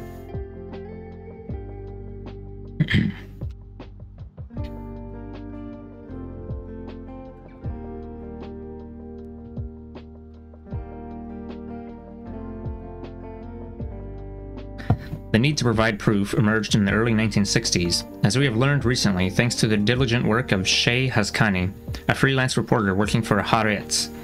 According to his research, during the early days of the Kennedy administration in Washington, the U.S. government began to exert pressure on Israel to allow the return of the 1948 refugees to Israel. The official U.S. position since 1948 had been to support the Palestinian right of return. In fact, already in 1949, the Americans had exerted pressure on Israel to repatriate the refugees and imposed sanctions on the Jewish state for its refusal to comply. However, this was a short-term pressure, and as the Cold War intensified, the Americans lost interest in the problem until JFK came to power. He was also the last U.S. president to refuse to provide provide Israel with vast military aid. After his assassination, the faucet was fully open, a state of affairs that led Oliver Stone to allude to an Israeli connection to the president's murder in his film JFK. One of the first acts of the Kennedy administration on this front was to take an active part in a UN General Assembly discussion on the topic in the summer of 1961. Prime Minister Ben-Gurion panicked. He was convinced that, with American blessing, the UN might force Israel to repatriate the refugees. He wanted Israeli academics to conduct research that would prove that the Palestinians left voluntarily, and to this end approached the Shiloah Institute, the leading center for Middle Eastern studies in Israeli academia at the time. A junior researcher, Ronnie Gabay, was entrusted with the task. With his permits to access classified documents, he reached the conclusion that expulsions, fear, and intimidation were the major causes of the Palestinian exodus. What he did not find was any evidence for a call from the Arab leadership for the Palestinians to leave so as to make way for the invading armies. However, there is a conundrum here. The conclusion just mentioned appeared in Gabay's doctorate on the topic and is recalled by him as the one he sent to the Foreign Ministry. And yet, in his research in the archives, Hazkani found a letter from Gabay to the Foreign Ministry summarizing his research and citing the Arab call to leave as the main cause for the exodus.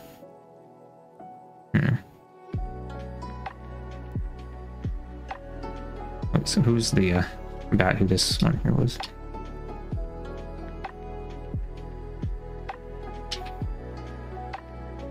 His doctorate got corrected on the way out.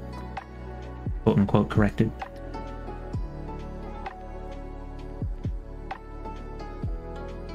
Oh, okay.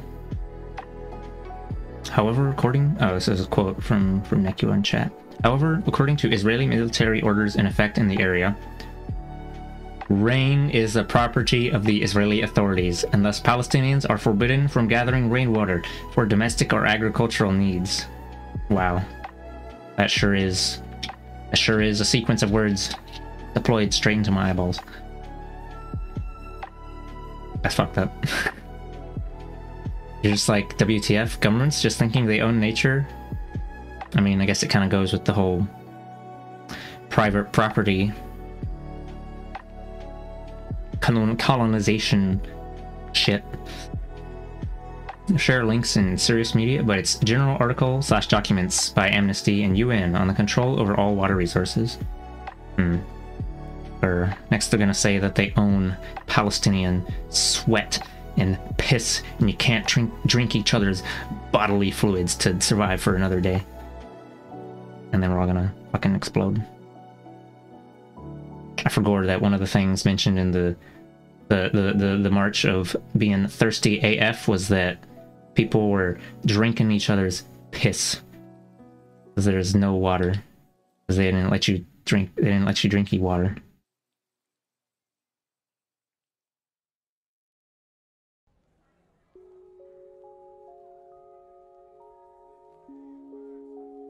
Obviously, many people died on the way of this march.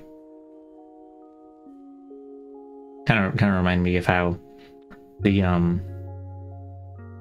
Trail of Tears in U.S. history, although in the textbook I read in school, I'm pretty sure they only gave like a single paragraph to this, because you know they just kind of go like, oh, you know, we just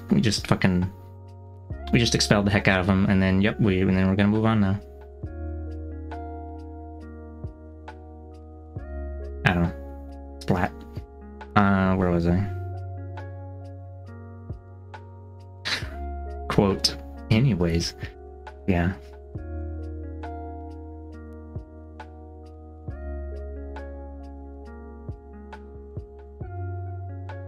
It's like, I mean, I suppose the framing probably is something like, oh, you know, we had to do this thing because it was the divine right to the land. We had to expand westward, you know.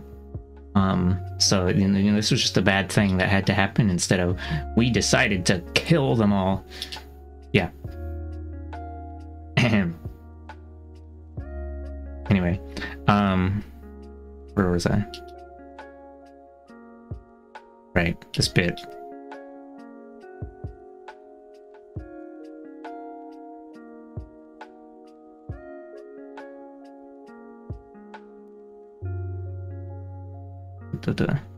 Real.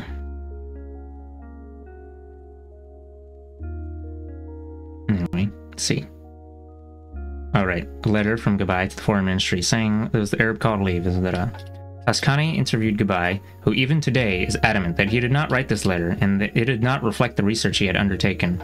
Someone, we still do not know who, sent a different summary of the research. In any case, Ben-Gurion was not happy. He felt the summary, he did not read the whole research, was not poignant enough. He asked for a researcher he knew, Uri Lubrani, later one of Mossad's experts on Iran, to undertake a second study. Lubrani passed the bucket to Moshe Maoz, today one of Israel's leading Orientalists.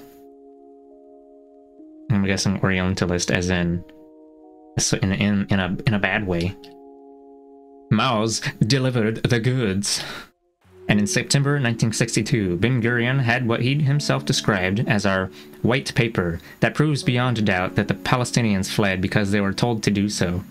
Maoz later went on to do a PhD in Oxford under the late Albert Hourani on a non-related topic, but said in an interview that his research was affected less by the documents he had seen and more by the political assignment he received. The documents Gabai examined in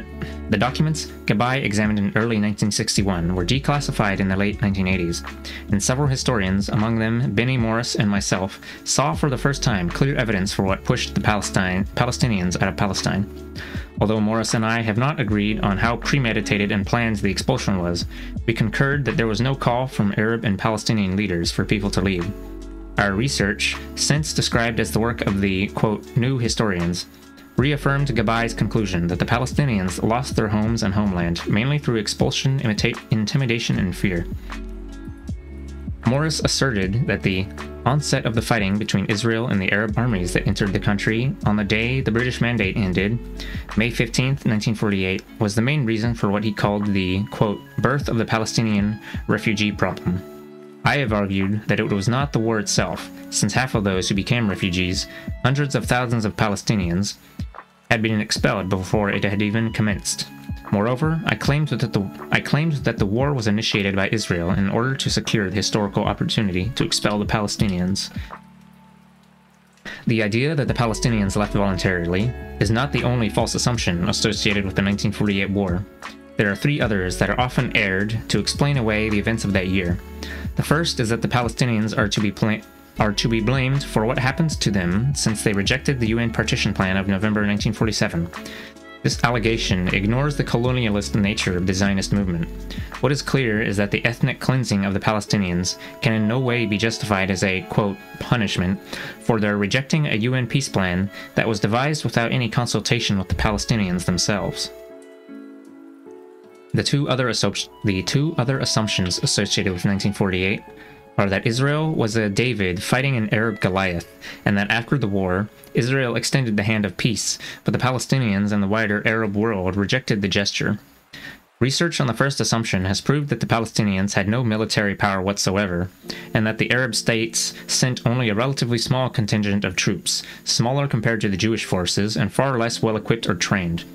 Moreover, these troops were sent into Palestine not as a reaction to the declaration of the founding of the State of Israel, but in response to Zionist operations that had already begun in February 1948, and in particular in the wake of the well-publicized massacre in the village of Deir Yassin near Jerusalem in April 1948. As for the third myth, that the Israeli state extended a hand of peace in the aftermath of the conflict, the documents show the opposite. In fact, in intransigent Israeli leadership, I have to look up intransigent again because his brain smell. Intransigent. Unwilling or refusing to change one's views or to agree about something.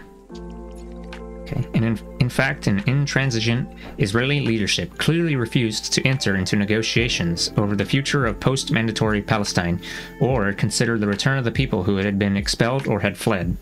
While Arab governments and Palestinian leaders were willing to participate in a new and more reasonable UN peace initiative, the Israeli leadership turned a blind eye when in September 1948, Jewish terrorists assassinated the UN peace mediator, Count Bernadotte. They further rejected any new proposals for peace adopted by the body that replaced Bernadotte. I know that's supposed to be like body, like political body, but I was like, oh my god. They replaced the corpse with a new warm body? Sorry. They further rejected any new proposals for peace adopted by the body that replaced Bernadotte, the Palestine Conciliation Commission, PCC, as new negotiations commenced at the end of 1948. A body that has been founded.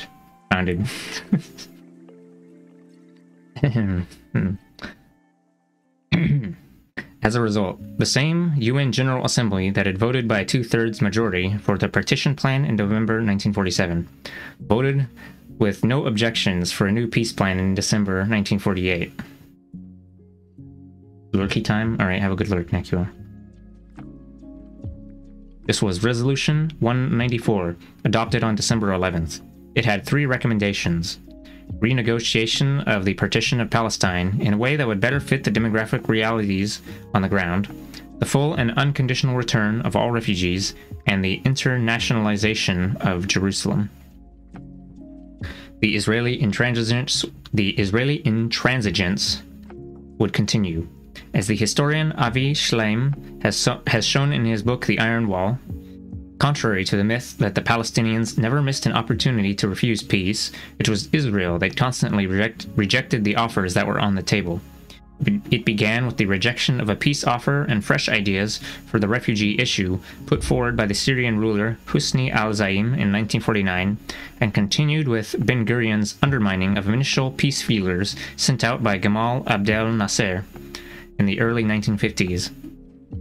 Better known is the way Israel refused to show any flexibility in its negotiations with King Hussein in 1972, mediated by Henry Kissinger over the West Bank, and its refusal to heed President Sadat of Egypt's warning in 1971 that if they would not negotiate bilaterally over the Sinai, he would be forced to go to war over it, which he did 2 years later, inflicting a traumatic blow to Israel's sense of security and invincibility. All these myths surrounding 1948 fused together in the image of a Jewish state fighting against all odds, offering succor to the Palestinians, encouraging them to stay and proposing peace, only to learn that there, quote, is no partner on the other side. The best way to counter this image is to redescribe patiently and systematically the events that took place in Palestine between 46 and 49. In 1946, the British government and London thought it could hold on to Palestine for some time to come. It began moving forces out of Egypt into the territory as the Egyptian national liberation struggle intensified that year.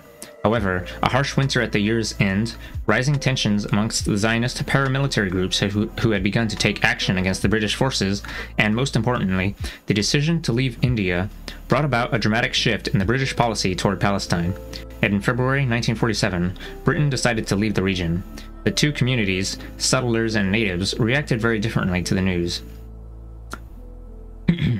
The Palestinian community and its leaders assumed that the process was to be similar to that in the neighboring Arab countries.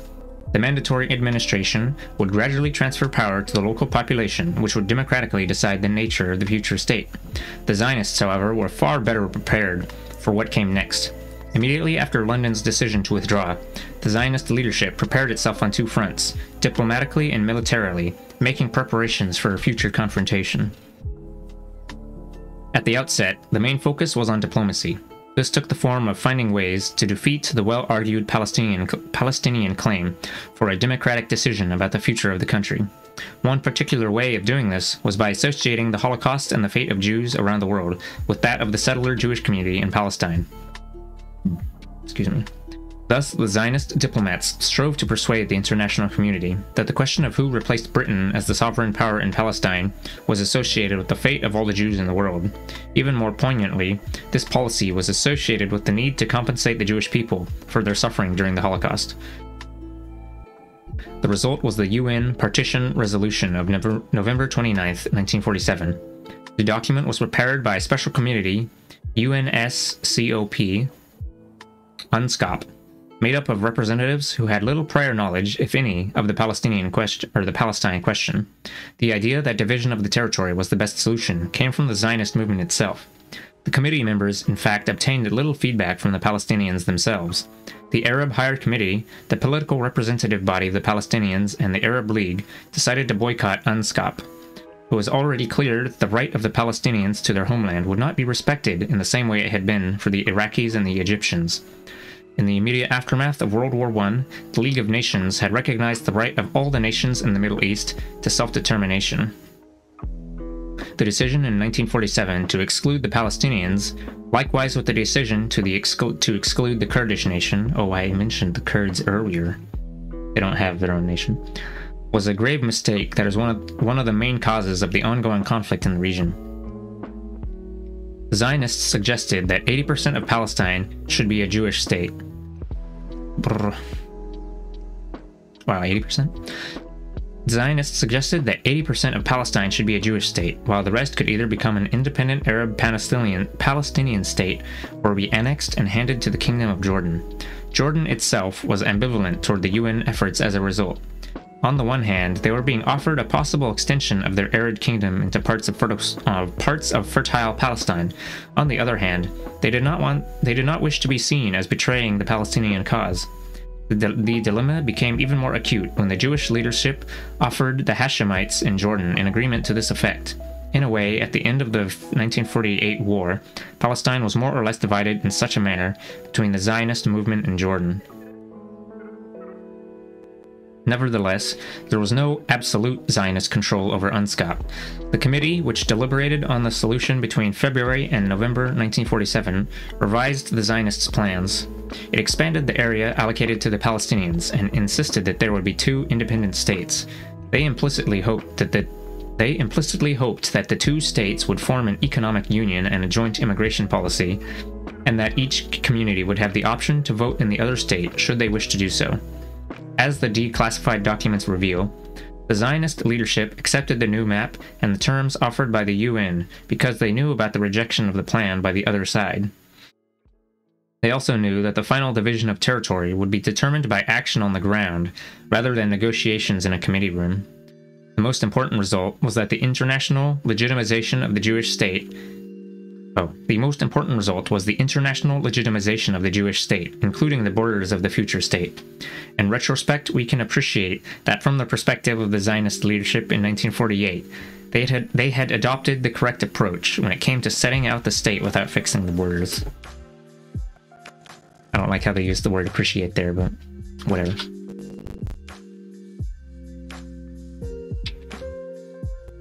What they're basically getting at there is that they knew how to wrangle the legal political crap for their own ends.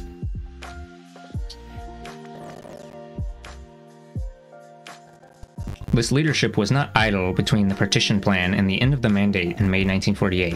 They had to be active. In the Arab world, the pressure on governments to use force against the new Jewish state was growing.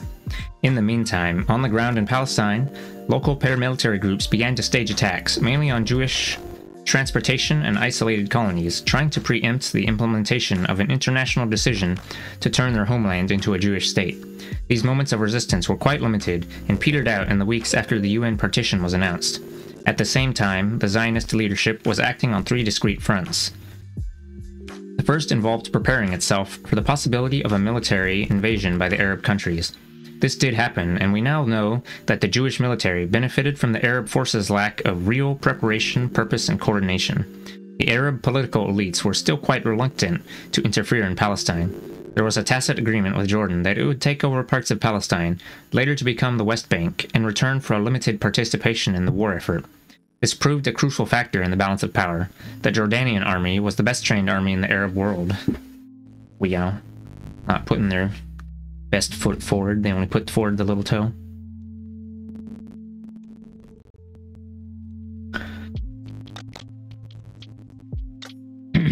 On the diplomatic front, the months of February and March 1948 were a particularly tense time for the Zionist movement. The United States, through its envoys on the ground, realized that the UN partition plan of November 1947 was flawed.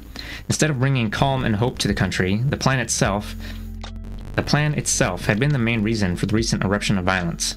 There were already reports of Palestinians being forced out of their homes and of killings on both sides. Oh my god, both sides attacked each other's public transport, and skirmishes on the lines dividing Arab and Jewish neighborhoods in the mixed towns continued for a few days. The US President, Harry Truman, agreed to rethink the idea of partition and suggested a new plan. Through his ambassador to the UN, he proposed an international trusteeship over the whole of Palestine for 5 years, so as to give more time to the search for a solution.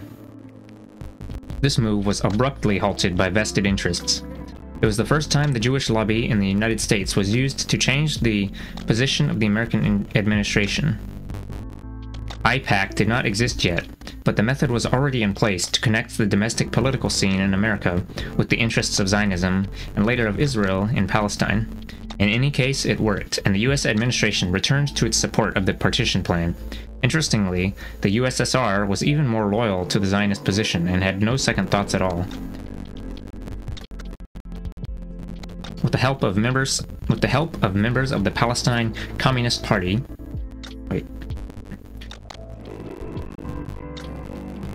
With the help of members of the Palestine Communist Party, PCP, they facilitated the supply of arms from Czechoslovakia to the Jewish forces before and after May 1948. Readers today may raise an eyebrow at this, but the PCP's support for the Zionist cause was possible for two reasons. First, the Soviet Union believed the new Jewish state would be socialist and anti-British, and therefore more inclined toward the Eastern Bloc in the emerging Cold War. Secondly, the PCP... music started crackling.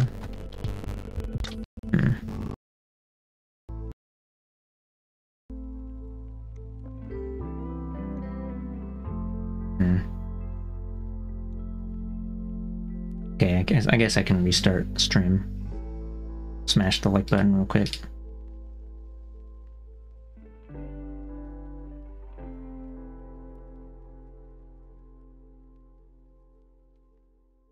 Disappeared just now? Okay.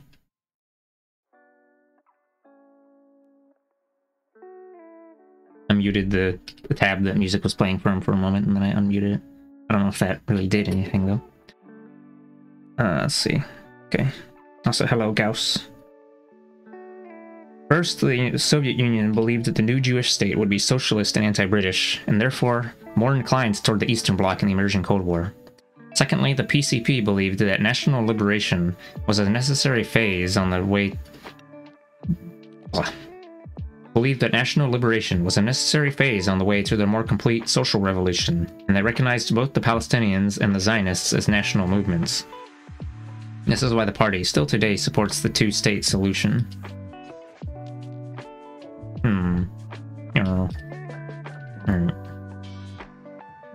Kind of reminds me of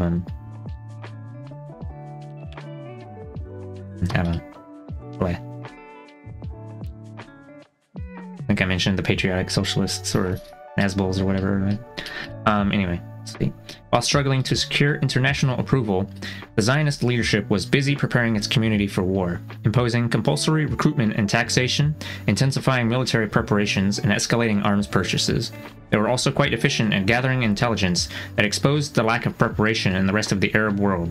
Working on two fronts, military and diplomatic, did not affect the Zionist strategy toward the most important issue troubling the movement's leaders: how to create a state that was both democratic and Jewish, located on however much of Palestine they might succeed in getting their hands on.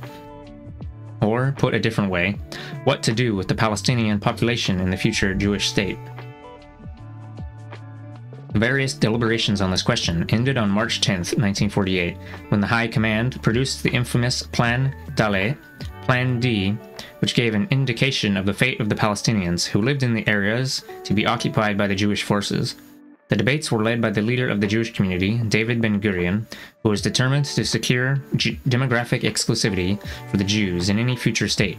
This was an obsession that not only informed his actions before 1948, but also long after the creation of the State of Israel.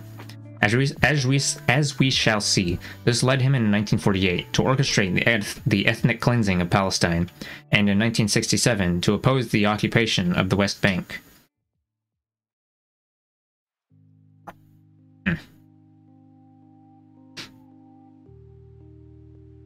In the days after the partition resolution was adopted, Ben-Gurion told his colleagues in the leadership that a Jewish state in which Jews made up only 60% was not viable. Well, can't settle for a majority? Have to have a supermajority? Fuck that. However, he did not reveal what percentage of Palestinians would make the future state unviable.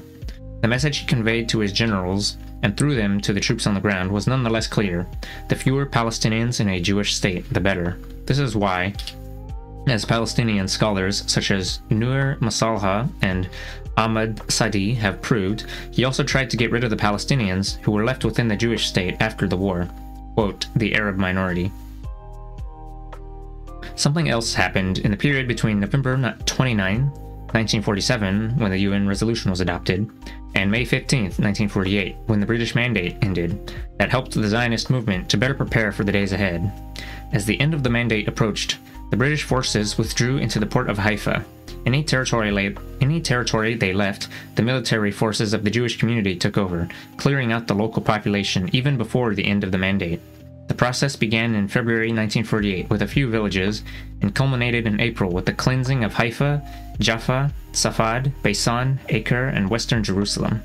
These last stages had already been systematically planned under the master plan, Plan D, prepared alongside the high command of the Haganah, the main military wing of the Jewish community. The plan included the following clear reference to the methods to be employed in the process of cleansing the population. Quote, destruction of villages, setting fire to, blowing up, and planting mines in the debris, especially those population centers which are difficult to control continuously. Mounting search and control operations according to the following guidelines: encirclement of the village and conducting a search inside it. In the event of resistance, the armed force must be destroyed, and the population must be expelled outside the borders of the state. How could the small Israeli army engage in large-scale ethnic cleansing operations while, from May 15th, also being confronted with regular forces from the Arab world?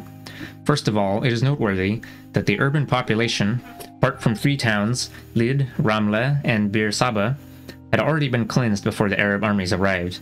Second, the rural Palestinian area was already under Israeli control, and the confrontations with the Arab armies occurred on borders of these rural areas, not inside them. In one case where the Jordanians could have helped the Palestinians, in Lid and Ramle, the British commander of the Jordanian army, Sir John Glubb, decided to withdraw his forces and avoided confrontation with the Israeli army. Finally, the Arab military effort was woefully ineffective and short-lived. After some success in the first 3 weeks, its presence in Palestine was a shambolic story of defeat and hasty withdrawal. After a short lull toward the end of 1948, the Israeli ethnic cleansing thus continued unabated. From our present vantage... You're back and you can give your full attention instead of half reading along? Oh, okay. We'll come back. We'll... Hope you're doing above average.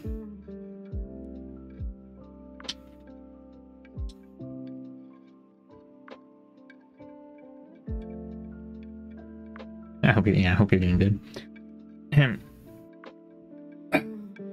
From our present vantage point, there is no escape from defining the Israeli actions in the Palestinian countryside as a war crime. Indeed, as a crime against humanity.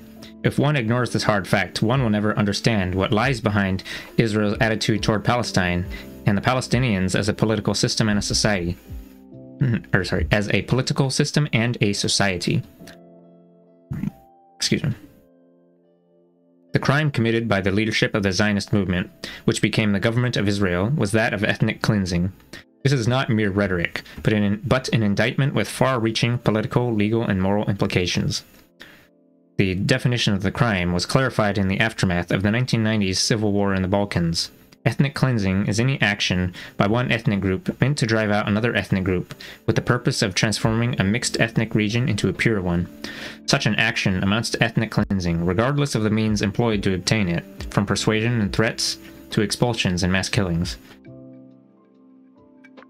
Moreover, the act itself determines the definition. As such, certain policies have been regarded as ethnic cleansing by the international community, even when a master plan for their execution was not discovered or exposed. Consequently, the victims of ethnic cleansing include both people who have left their homes out of fear and those expelled forcefully as part of an ongoing operation. The relevant definitions and references can be found on the websites of the U.S. State Department and the United Nations. Wait, the U.S. and the U.S., the guys who invented it? No. These are the principal definitions that guide the International Court in The Hague when it is tasked with judging those responsible for planning and executing such operations.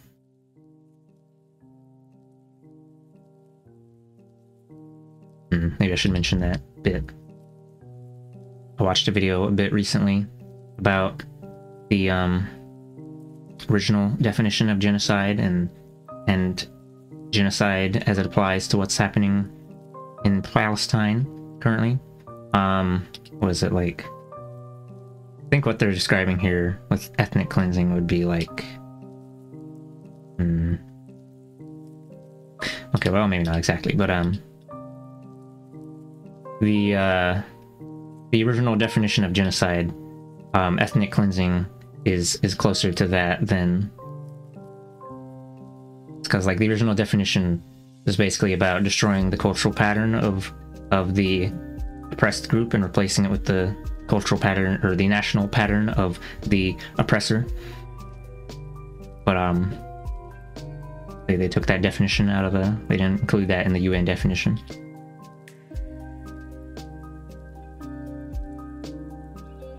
Had to file the rough edges off, you know. Okay. A study of the writings and thoughts of the early Zionist leaders shows that by 1948, this crime was inevitable. The goal of Zionism had not changed. It was dedicated to taking over as much of mandatory Palestine as possible and removing most of the Palestinian villages and urban neighborhoods from the space carved out for the future Jewish state. I think mandatory Palestine means Palestine that was ruled by the British mandate.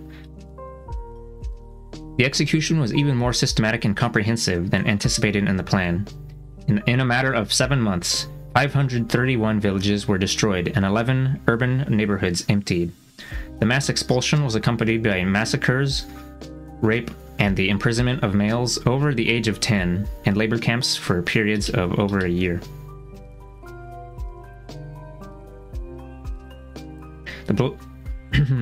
The political implication is that Israel is exclusively culpable for the creation of the Palestinian refugee problem, for which it bears the legal as well as moral responsibility. The legal implication is that even if there is a statute of limitations after such a long period, for those who committed a deed understood as a crime against humanity, the deed itself is still a crime for which nobody was ever brought to justice. The moral implication is that the Jewish state was born out of sin, like many other states, of course, but the sin or the crime has never been admitted. Worse, among certain... I don't like how they go, like many other states, of course, but whatever. It was written by an Israeli scholar who I guess is anti-Israel, but they blah. I guess you could put the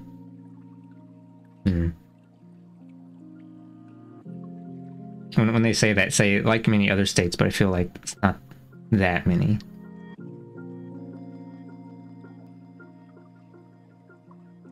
But the U.S. state would fall under that. But whatever. I don't know. A lot of states were like, I mean, they kind of talked about it a bit earlier. It's just like colonizer comes in and says, "All right, you guys are A, B, C, D, E," and then they're like, "Oh, okay." Anyway. Sin or the crime has never been admitted. Worse, among certain circles in Israel, it is acknowledged, but in the same breath, fully justified, both in hindsight and as a future policy against the Palestinians, wherever they are. The crime is still committed today. All these implications were totally ignored by the Israeli political elite. Instead, a very different lesson has been learned from the events of 1948, that one can, as a state, expel half of a country's population and destroy half its villages with impunity. Consequences of such a lesson immediately after 1948 and beyond were inevitable. The continuation of the ethnic cleansing policy by other means. There have been well-known landmarks in this process: the expulsion of more villagers between 48 and 56 from Israel proper, the forced transfer of 300,000 Palestinians from the West Bank and the Gaza Strip during the '67 war. Oh, that's where I got that 300,000 number from. And a very measured but constant cleansing of Palestinians from the greater Jerusalem area, calculated as more than 250,000 by the year 2000. After 1948, the policy of ethnic cleansing took many forms. In various parts of the occupied territories and inside Israel, the policy of expulsion was replaced by a prohibition on people leaving their villages or neighborhoods. Restricting Palestinians to where they lived served the same purpose as expelling them.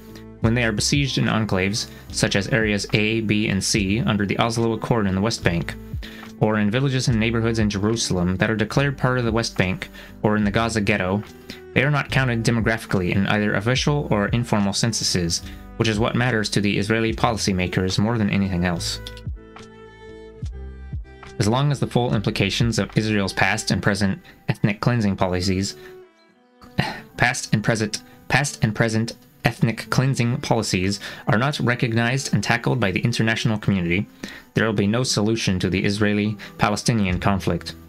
Ignoring the issue of the Palestinian refugees will repeatedly undermine any attempt to reconcile the two conflicting parties. This is why it is so important to recognize the 1948 events as an ethnic cleansing operation, so as to ensure that a political solution will not evade the root of the conflict, namely, the expulsion of the Palestinians. Such evasions in the past are the main reason for the collapse of all previous peace accords. If the legal lessons are not learned, there will always remain retributive impulses and revengeful emotions on the Palestinian side. The legal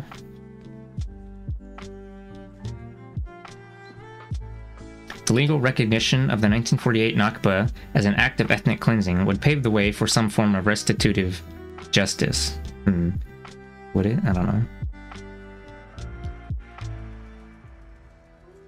I don't think the author is going to suggest armed struggle as a... whatever. Yeah, I guess it would. I mean, Israel would probably never say that they did that, while simultaneously hearing settlers go like, "We need a Nakba too."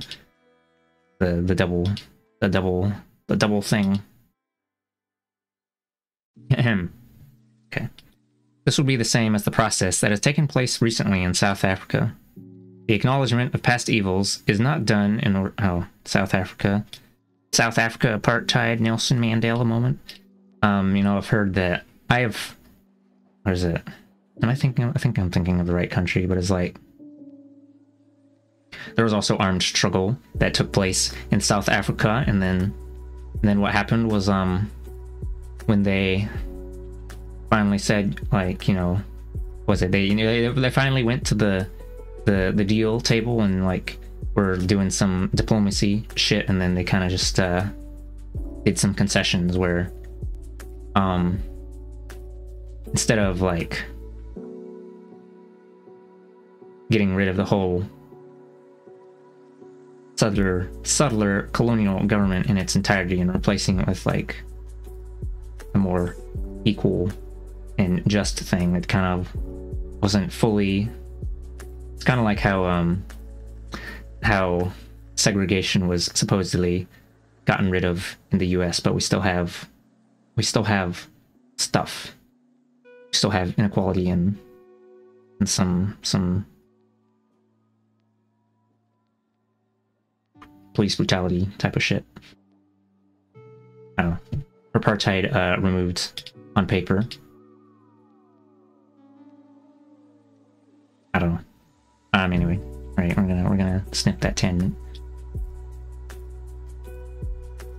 Okay, this would be the same as the process that has taken recently in South Africa. The acknowledgement of past evils is not done in order to bring criminals to justice, but rather to bring the crime itself to public attention and trial. The final ruling there will not be retributive. There will be no punishment, but rather restitution. Restoration of something lost or stolen to its proper owner. Let's see. Restitutive. The victims will be compensated. Can we give them the entire thing? The most reasonable compensation for the particular case of the Palestinian refugees was stated clearly already in December 1948 by the UN General Assembly in its Resolution 194, the unconditional return of the refugees and their families to their homeland, and homes where possible. Where possible, yeah, the ones that haven't been bulldozed yet. Without some such restitution, the State of Israel will continue to exist as a hostile enclave at the heart of the Arab world, the last reminder of a colonialist past that complicates Israel's relationship not only with the Palestinians, but with the Arab world as a whole. It is important to note, however, that there are Jews in Israel who have absorbed all these lessons. Not all Jews are indifferent to or ignorant about the Nakba. Those who are not are currently a small minority, but one which makes its presence felt, demonstrating that at least some Jewish citizens are not deaf to the cries, pain, and devastation of those killed, raped, or wounded throughout 1948. They have heard of the thousands of Palestinian citizens arrested and imprisoned in the 1950s, and they acknowledge the Kafr Qasim massacre in 1956, when citizens of the state were murdered by the army just because they were Palestinians. They know about the war crimes committed throughout the '67 war and the callous bombing of the refugee camps in '82. They have not forgotten the physical abuse meted out to Palestinian youth in the occupied territories in the '80s and afterwards.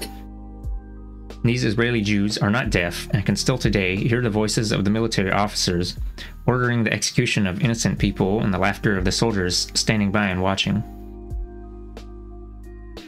They are also not blind. They have seen the remains of the 531 destroyed villages and the ruined neighborhoods. They see what every Israeli can see, but for the most part chooses not to. The remnants of villages under the houses of the kibbutzim and beneath the pine trees of the JNF, Jewish National Fund, forests. They have not forgotten what happened even when the rest of their society has. Perhaps because of that, they understand fully the connection between the 1948 ethnic cleansing and the events that followed up to the present. They recognize the link between the heroes of Israel's War of Independence and those who commanded the cruel suppression of the two intifadas. The intifada meaning rebellion or something. They never mistook Yitzhak Rabin or Ariel Sharon for peace heroes. They also refused to ignore the obvious connection between the building of the wall and the wider policy of ethnic cleansing. The expulsions of 1948 and the imprisonment of people within walls today are the inevitable consequences of the same racist ethnic ideology. Nor can they fail to recognize the link between the inhumanity inflicted on Gaza since 2006 and these past policies and practices. Such inhumanity is not born in a vacuum. It has a history and an ideological infrastructure that justifies it. I don't know why they mentioned the Israeli Jews not forgetting this, but I do kind of know. I mean, it reminds me of something. It reminds me of when my dad comes in, he's like saying, "Oh, even some Israelis are saying that this is bad and that they should stop," when referring to like the bombing of the hospitals and shit. And like,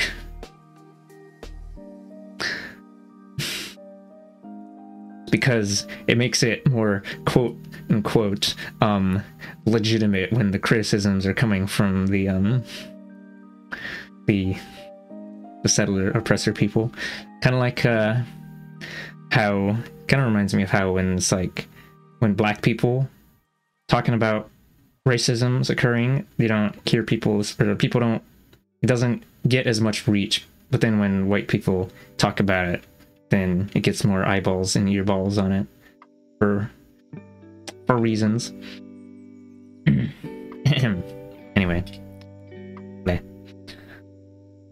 this is a history and ideological infrastructure. Since the Palestinian political leadership has neglected this aspect of the conflict, it is Palestinian civil society that is leading... Wait. That? Okay.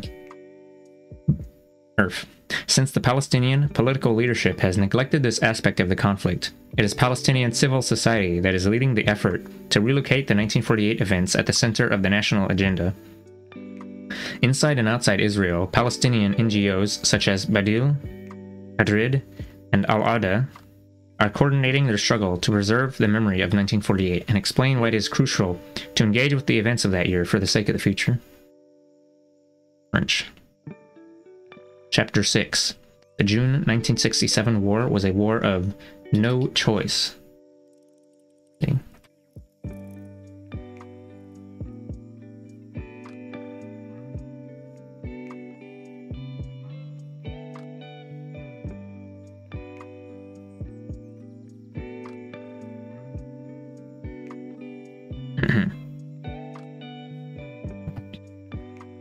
I'm gonna do a little sippy water, take a couple minutes break.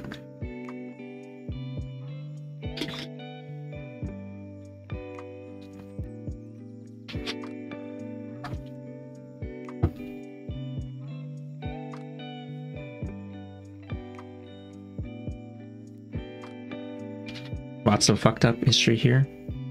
Yeah.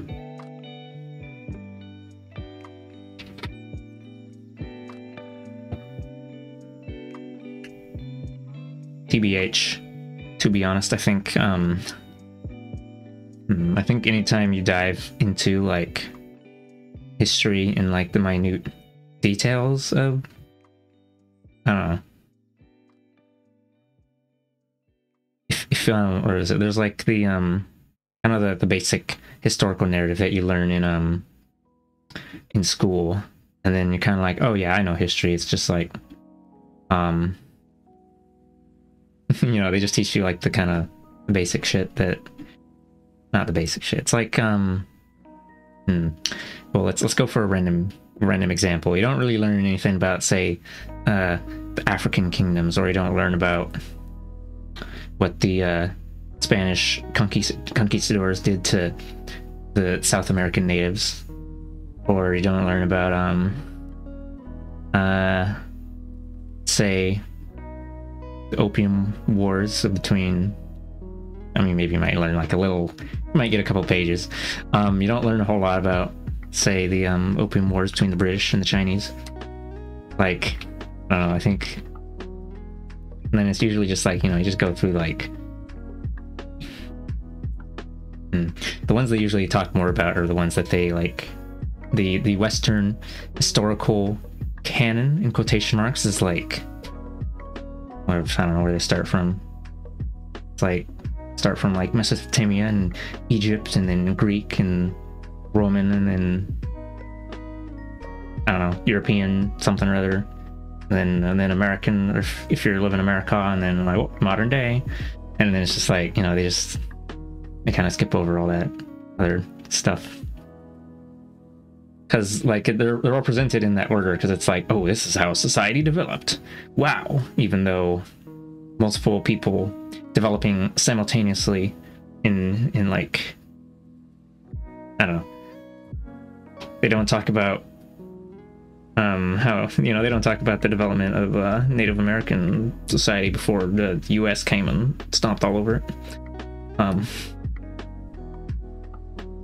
Anyway, the takeaway is that I think history in general, if you actually get into the nitty-gritty, is like, I don't know, it's like, it's always been fucked up, I guess.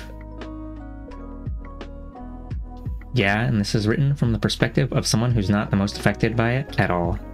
or not the most affected by it all. Yeah, this guy gets to.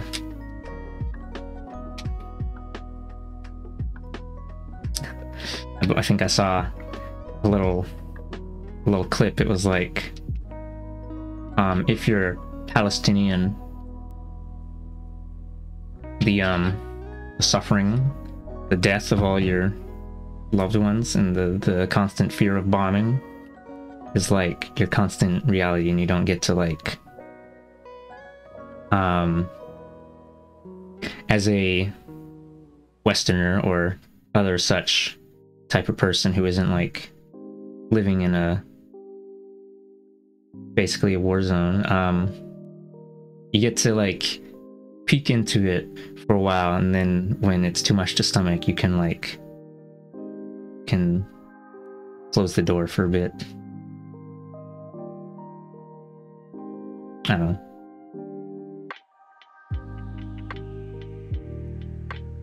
We all learned how things affected European and or whatever settler. Oh, yeah, European. And I mean, the United States is basically just exported some, or the United States and Canada, and I suppose Australia. It's like you're exporting European stuff, Christianity and the whiteness and the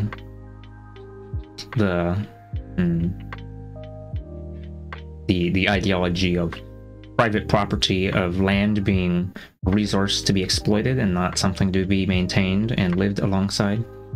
Finna Crunch. Here in Australia, we learned about the atrocities committed against the Aboriginal people, but I feel it is still just scraping the surface. Yeah, like, I think something that's often lacking is like you may see in historical, or like, what is it? You may see sometimes they'll describe, you know, the atrocities that happened, but they won't get into the detail of the reasoning or like why they committed these acts. Like, say in the case of like, what are they talking about, colonialism above earlier in this book a bit, like divine right and like considering the colonized people subhuman, and then like wanting to take all the resources of the land and stuff, and yeah, colonialism, racist supremacy moments. Or rather, if they do talk about, or even if they do talk about that, then, you know, they might go like, oh yeah, you know, hey guys, we solved it, we're not racist anymore. No, I don't know, whatever. Blah blah blah blah. We don't know how east to southeast Asian nations would be now if European nations didn't come and colonize. Yeah, I'm like, I think almost like the entire globe has been affected by colonization. Yeah, what was it, like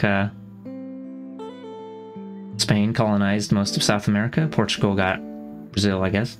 And then Mexico, that was also Spain. North America, the US, that was Britain, and then it became its own fucked up little mutant. And then Canada was also Britain, Commonwealth. Australia was Britain, which also became its own fucked up little mutant. Let's say, what about Africa? I believe Africa was also a lot of British colonization. Either British and French, I think. Oh, thanks for the $5 to the PCRF vote. Yeah, British and French colonization, and then India was also colonized by the British.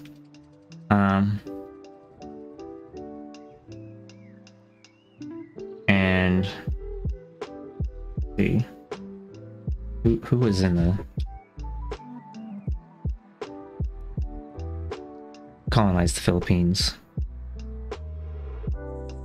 Spain, then became a territory of the US, and then I guess they became their own thing, sort of like you can see Christianity still having left its mark in a lot of these countries, or just other Western sort of. In a lot of these countries, they have that hate of, they have that gay hate, and that it's not something that just came organically. It came from European, or I mean, I assume from Christianity, from European settlers, and then, you know, they just kind of, they thought, or what is it, after, you know, after it had been around for so long, they kind of assumed that, you know, that it was something that came from within their own culture. And then when they see that thing where it's like, oh my god, the Western poison of the gay, even though if you actually check their own history, they had non-gender conforming stuff in their culture with like, yeah, it's like, there's also I was looking at the Congo and Rwanda stuff recently with like the Houthis and Tutsis and stuff like that. Like a lot of these what is it? A lot of, from what I remember from my sister telling me, a lot of those like ethnic groups, they didn't exist before the French and British came along. The French and British invented that shit so they would fight amongst each other. It was some, I mean, yeah, it was like the you know, like these like sort of solidification of these divisions, if they existed to begin with, was completely manufactured and lasts to this day, and they're still killing each other over it, even though, well, I guess it's might be hard to actually, like, first you have to know about it, that it exists in the first place, and then you'd have to be able to, like, access this history. But, like, yeah, it's just some shit that they basically, you know, some shit they made up when they were administrating their colonies, and be like, yup, this is this group, and this is that group, and this is this group, and this is how we're gonna manage them, and, like, just, you know, just some shit they made up.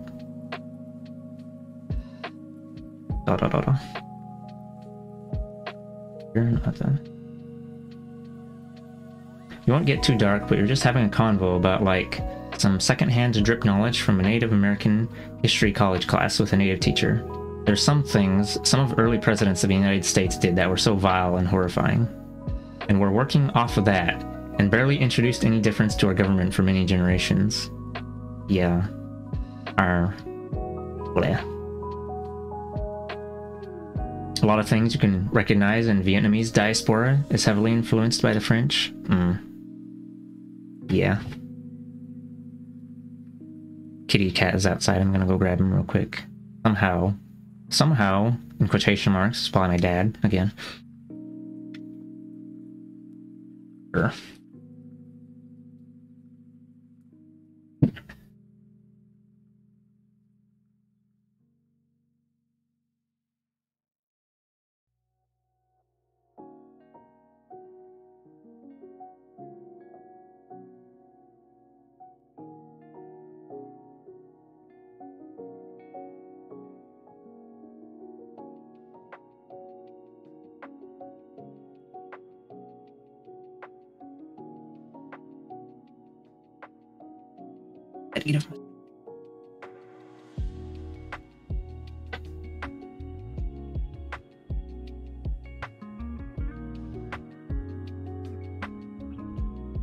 So, like, French and Chinese influences are both occupying during different generations.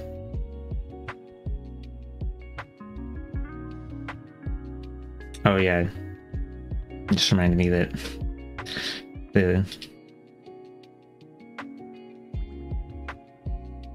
I think a lot of countries in Southeast Asia, they don't really like China, or because China did a little bit of its own occupation as well, even though they were also, what is it? I believe China was occupied by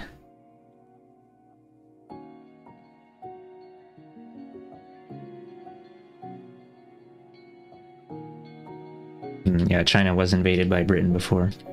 But then and also like Japan doing some occupation. You know, they learned from the Europeans slash something slash J. No, I don't know. I had a thought and then I lost it.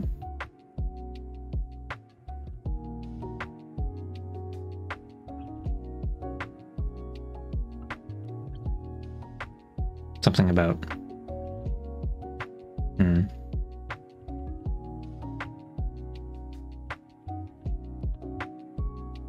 Oh, okay, I remember what I was thinking about. It's not quite related to what we're talking about right now, but it's like... Actually, I guess it is kind of related. Because, do they go into that stage? War of no choice, Israel's the only democratic... The Gaza mythologies. Oh, no, I don't know if they do, but it's like... Sometimes you might hear some... Okay, well, first I'll just say the thing I'm thinking of, because I'm going to forget it again. But it's like, colonization is a relatively recent as in, let me look up Dutch East India Company. I guess the Dutch did some colonization as well. Founded 1602? Yeah, so colonization was like something that happened within like the last 500 years, and then before that, when one country invaded another, they didn't try to, I don't know, it was like they swap out the ruler, but then the people that lived there mostly stayed the same, which settler colonial projects totally different from that. And I think I saw this sort of thing come up before where it's like, oh, you know, the Jewish people used to live here and then they got conquered by the Ottoman Empire or something. When did the Ottoman Empire exist? But it's like, it was more of that change of ruler type of thing instead of trying to colonize the heck out of it. Founded 1299. Wow. Pretty old. How long? Let's see. Ottoman Empire ended. It ended in 1922. Oh, wall of text? Yeah. Yeah, TBH. I felt like, I don't know how to put it more than intrusive in thoughts of like, it feels like those I know from Khmer and Thai. Yeah. Those I know from Khmer and Thai. I've not known too many folks from more areas. There's like early Viet aesthetics and history and stuff. That's in similar ways to them, but it seems like over a certain point, the influence of like Chinese colonization and religious groups from south to east kind of coming in. A lot of stuff is more mixed from there than what seems more developing and nearby.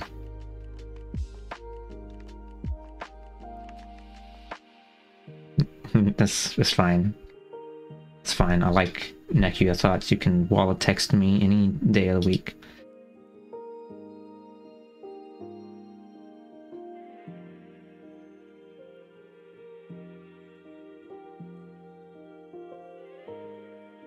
Yeah, there's the Chinese Chinese religion? No, I don't know.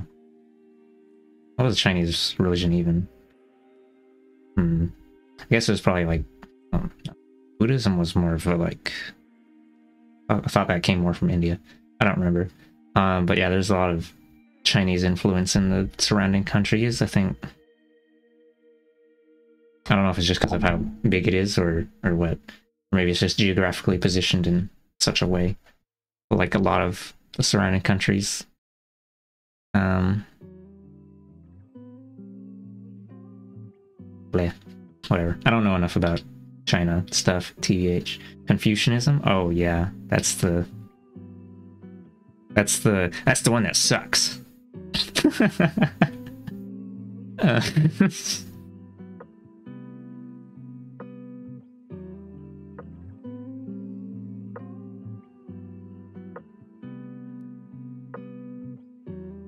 has an emphasis on like family stuff and deferring to the, what is it? Deferring to authority? I don't remember.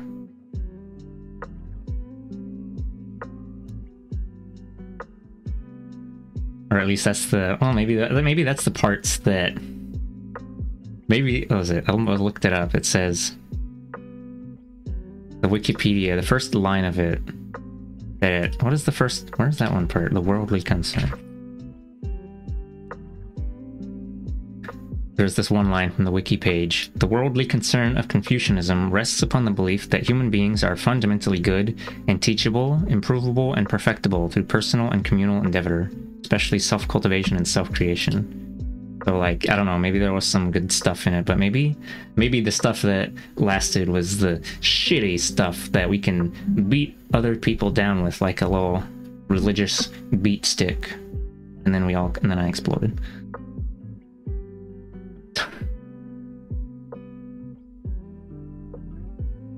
Using religion as a beating stick? I would never. Well, but I think the page actually says it's somewhere in between religion and philosophy, which seems kind of common for, or not common, but Buddhism is kind of like that too, and Hinduism. Maybe it's time to start reading the chapters again. Intermission over? Wow. Actually, before I do that, I'm going to fill up my bottle. Again, it's like 1/3 water.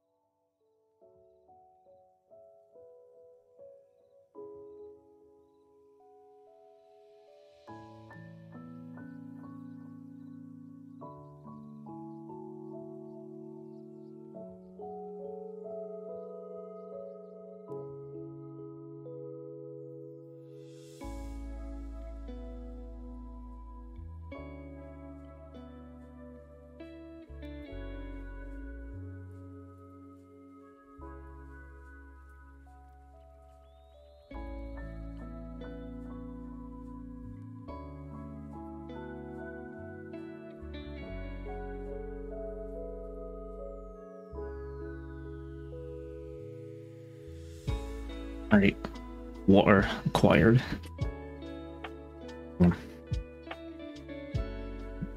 Okay, chapter 6. Oh, I got words. Burping? Earth. I guess I often feel ideologies hits the word right. Doesn't, oh, ideologies as in referring to those things. I think ideology is probably a much larger sort of like umbrella term, but yeah, it'd probably fit under there. Doesn't inherently imply creationist beliefs, but heavily influences one's moral and power systems. Oh, that's fine. That's fine. Okay. The June 1967 war was a war of no choice. In June 1982, following Israel's assault on Lebanon, there was much debate concerning the official announcement that the nation had, quote, no choice but to follow the violent course of action it had taken. At that time, the Israeli public was divided between those who deemed the campaign necessary and justified, and those who doubted its moral validity. In making their points, both sides used the '67 war as a benchmark, identifying the earlier conflict as an unimpeachable example of a war of, quote, no choice. This is a myth. According to this accepted narrative, the 1967 war forced Israel to occupy the West Bank and the Gaza Strip, and keep it in custody until the Arab world, or the Palestinians, were willing to make peace with the Jewish state. Consequently, another myth emerges, which I will discuss in a separate chapter, namely that the Palestinian leaders are intransigent, and that therefore peace is impossible. This argument thus generates the impression that the Israeli rule is temporary. The territories have to remain in custody, pending a more, quote, reasonable Palestinian position. Feel ideology can refer to one's overall beliefs and how they influence their actions, and need not be religious? I mean, Yeah, I guess.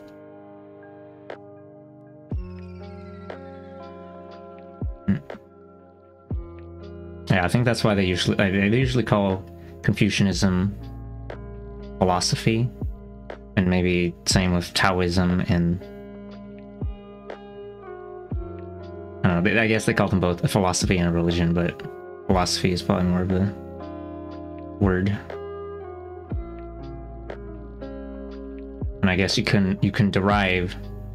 You could probably say you could derive an ideology from philosophy or religion, I guess, because like I think ideology refers to more just like the say the generic ideas of, say, the common people should have decision-making power over economic forces of society. or even just basic shit like, you know, everyone should be able to be clothed and housed and eat food, even the water. Wow. And then the other end of that would be the ideology where you're like, I want to krill everyone because you're a fucked up little goober. Although they don't. People who want to krill everyone don't usually state it outright. They usually say shit like, grr, I hate immigrants, or grr, I don't know, what else do they fucking say? I don't know.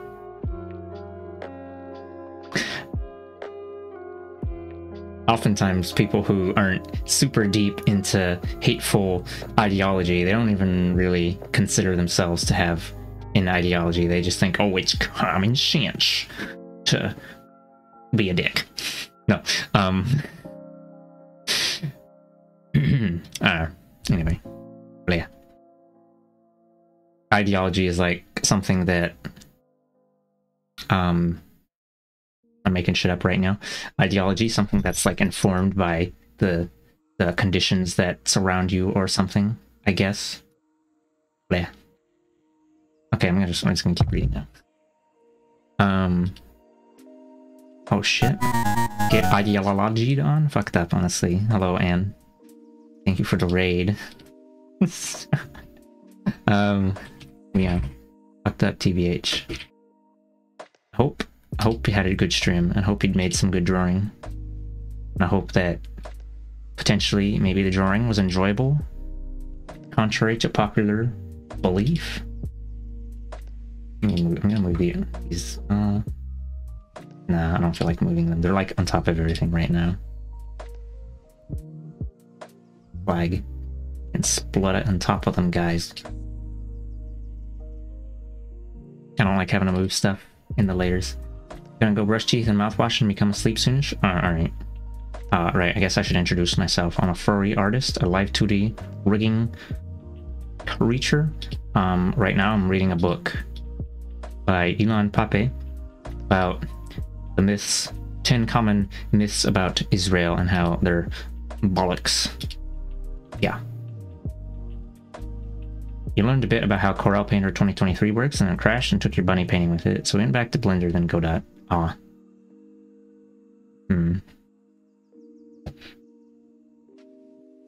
Well, I hope it was at least mildly productive nonetheless. Don't think stream could hear the audio, but you've been listening to your stream.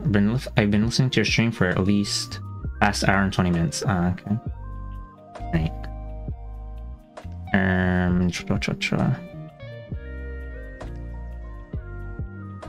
Oh, here we are. In order to reevaluate the 1967 war, we first need to go back to the War of 1948. The Israeli political and military elite regarded the latter as a missed opportunity, a historical moment in which Israel could and should have occupied the whole of historical Palestine from the River Jordan to the Mediterranean Sea. The only reason they did not do so was because of an agreement they had with neighboring Jordan. This collusion was negotiated during the last days of the British Mandate, and when finalized, it limited the military participation of the Jordanian army in the general Arab war effort in 48. In return, Jordan was allowed to annex areas of Palestine that became the West Bank. David Ben-Gurion, who kept the pre-1948 agreement intact, called the decision to allow Jordan to take the West Bank Betshia Ledorat, which literally means that future generations would lament the decision. A more metaphorical translation might choose to translate it as a fatal historical mistake. Ever since 1948, important sections of the Jewish cultural, military, and political elites have been looking for an opportunity to rectify this mistake. The author keeps using the word Jewish, but that's usually basically just referring to the Israeli. I don't know why he keeps saying Jewish instead of Israeli. But whatever. I've been looking for an opportunity to rectify this mistake. From the mid-1960s onward, they carefully planned how to create a greater Israel that would include the West Bank. There were several historical junctures in which they almost executed the plan, only to draw back at the very last moment. The most famous are 1958 and 1960, when David Ben-Gurion aborted the execution of the plan due to fears of international reaction in the first instance and for demographic reasons in the second, calculating that Israel could not incorporate such a large number of Palestinians. The best opportunity came with the 1967 war. Later in this chapter, I'll explore the origins of that war, arguing that whatever the historical narrative of its causes, one has to look closely at Jordan's role in it. Was it, for example, necessary to occupy and retain the West Bank in order to maintain the relatively good relationship Israel has had with Jordan since 1948? If the answer is no, as I think it is, then the question arises as to why Israel pursued this policy and what it tells us about the likelihood of Israel ever giving up the West Bank in the future. Even if, as the official Israeli mythology has it, the West Bank was occupied in retaliation for the Jordanian aggression of June 5, 1967, the question remains as to why Israel remained in the West Bank after the threat had dissipated. After all, there are plenty of examples of aggressive military actions that did not end with the territorial expansion of the State of Israel. As I will attempt to show in this chapter, incorporating the West Bank and the Gaza Strip within Israel had been the plan since 1948, even if it was only implemented in 1967.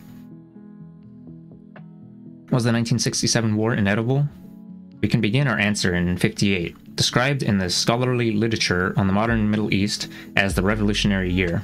In that year, the progressive radical ideas that brought the Egyptian free officers to power in Cairo began to make an impact all over the Arab world. This trend was supported by the Soviet Union and almost inevitably challenged by the United States.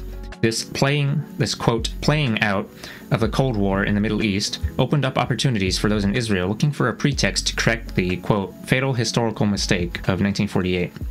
It was driven by a powerful lobby within the Israeli government and army, led by the war heroes of 1948, Moshe Dayan and Yigal Allon.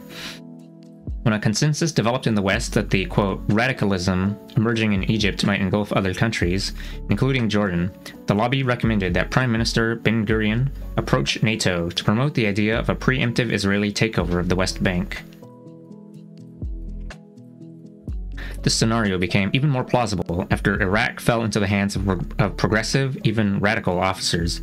On July 14, 1958, a group of Iraqi officers staged a military coup that brought down the Hashemite dynasty. The Hashemites had been put in power by the British in 1921 to keep Iraq within the Western sphere of influence. Economic recession, nationalism, and strong connections to Egypt and the USSR triggered a protest movement that brought the officers to power.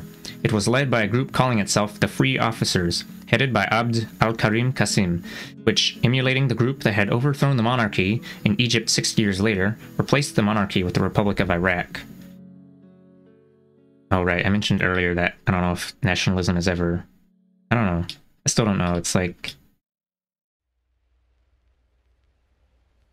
nationalism is like... oftentimes these borders of nations were just made up by colonial powers, and so like does it make sense to use nationalism as like a sort of ideological force for revolution. I don't know. Kind of whack. I explode. Sketches looked good, and sad to hear the program crashed. Maybe check later if there's like a recover history on us. I mean, I suppose you could always get a crusty screenshot of the VOD and... I don't know.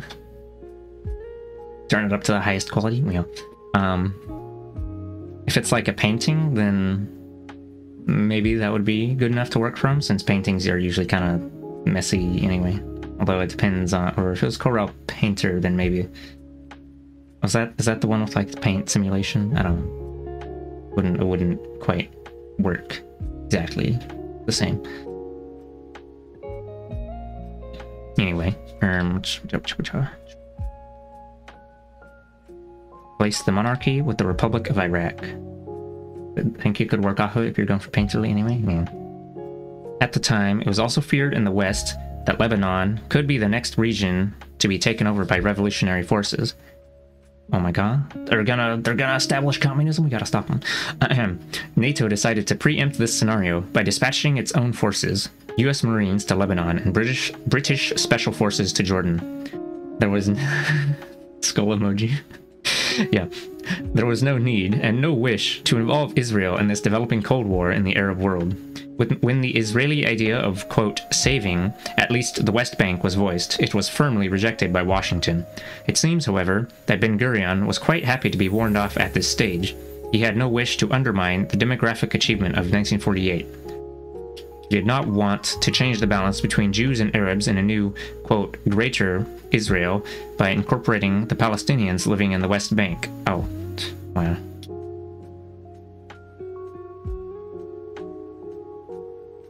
An opportunity to get another chunk of land, but he doesn't want to fuck up the demographics. That's like deep in the petty racist booties. Fucked up, honestly. Oh yeah, with like a painting, I mean, oftentimes people, or not oftentimes, it is some fellas, they like to do paintings on one layer, and you know, they just spoosh colors around and blorp. Because paintings are kind of messy to begin with.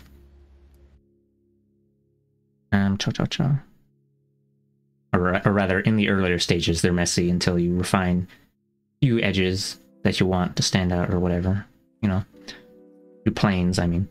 In his diary, he reported that he had explained to his ministers that occupying the West Bank would constitute a grave demographic danger.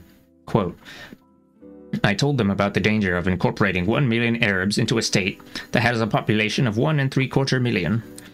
For the same reason, he preempted another attempt by the more hawkish lobby, I think that means hawkish like Warhawk, to exploit a new crisis 2 years later in 1960.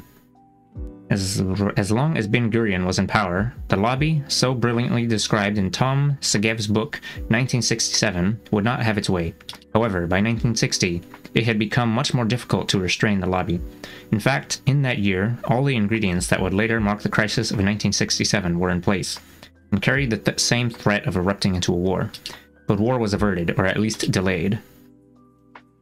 In 1960, the first significant actor on the scene was the Egyptian president Gamal Abdel Nasser, who conducted a dangerous policy of brinkmanship, as he would 6 years later. Let me look up brinkmanship.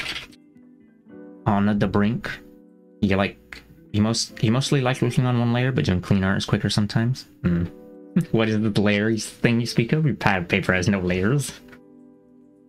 I suppose this is true. Brinkmanship, the art or practice of pursuing a dangerous policy to the limits of safety before stopping, especially in politics. Ah, so they're edging with nuclear missiles. Wow.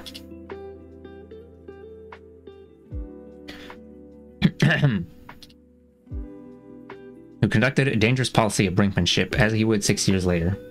Nasser heightened the war rhetoric against Israel, threatening to move troops into the demilitarized Sinai Peninsula and to block the passage of ships into the southern city of Eilat. His motives for doing so were the same in 1960 as they were in 1967. He feared that Israel would attack Syria, which between 58 and 62 was in a formal union with Egypt called the United Arab Republic.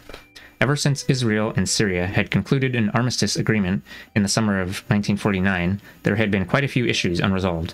Among them were pieces of land called quote, no man's land by the UN, which both sides coveted.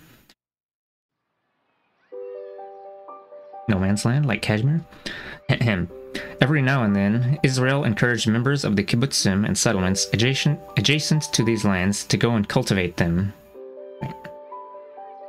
knowing full well that this would trigger a Syrian response from the Golan Heights above them.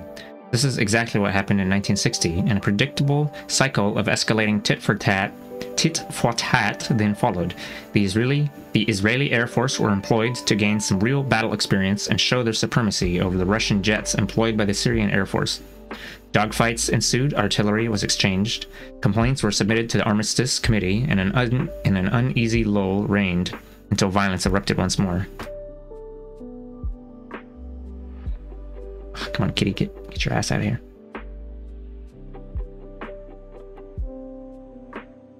Did they just say here that they told their little Israeli farmers to go farm on land that wasn't theirs so that Syrians would send soldiers? That sounds a little... I know they're like Israeli settlers, but like, we are? Guys, go get shot at.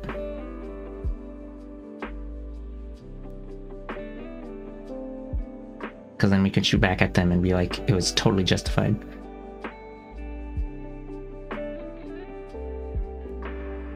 A second source of friction between Israel and Syria concerned the Israeli construction of a national water carrier. This is the official Israeli name in English for a huge project that includes viaducts, pipelines, and canals between the estuaries of the River Jordan and the south of the state.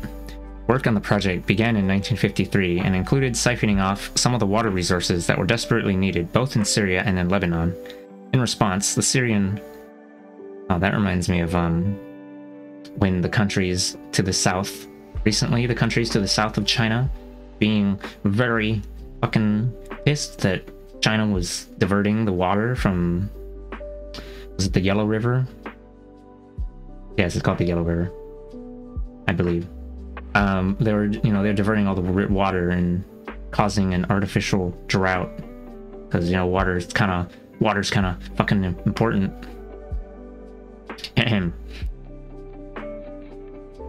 That's what they're doing right meow, and there's no water in the occupied Palestine right meow. Work on the project began in 1953 and included siphoning off some of the water resources that were desperately needed both in Syria and Lebanon. In response, the Syrian leaders succeeded in convincing their Egyptian allies and the UAR that Israel might launch an all-out military campaign against Syria in order to secure the strategic Golan Heights and the sources of the River Jordan. Nasser had another motive for tipping the precarious balance in and around historical Palestine. Excuse me. He wanted to break the diplomatic stasis of the period and keep burping, it's impossible. He wanted to break the diplomatic stasis of the period and challenge the global indifference to the Palestine question. As Avi Shlaim showed in his book The Iron Wall, Nasser had some hope of finding a way out of the deadlock when he negotiated with Moshe Sharet, Israel's dovish foreign minister. Oh, yeah, dovish, hawkish, hawk versus dove, war versus peace. No. Moshe Sharet, Israel's dovish foreign minister, and for a short while in the mid-1950s, its prime minister. However, Nasser understood that power lay in the hands of Ben-Gurion, and once the latter returned to the prime minister's office in 1955, there was a little hope of advancing peace between the two states.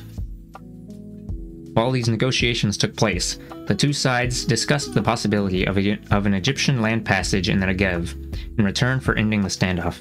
This was an early tentative idea on the agenda that was not developed further, and we have no way of knowing whether it would have led to a bilateral peace treaty. What we do know is that there was little chance of any bilateral peace agreement between Israel and Egypt as long as Ben-Gurion was Israel's prime minister. Even out of power, Ben-Gurion used his connections with the army to convince its commanders to launch several provocative military operations against the Egyptian forces in the Gaza Strip while these negotiations were taking place.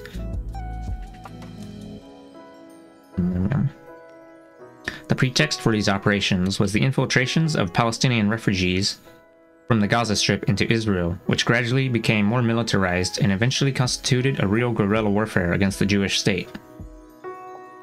Israel reacted by destroying Egyptian bases and killing Egyptian troops.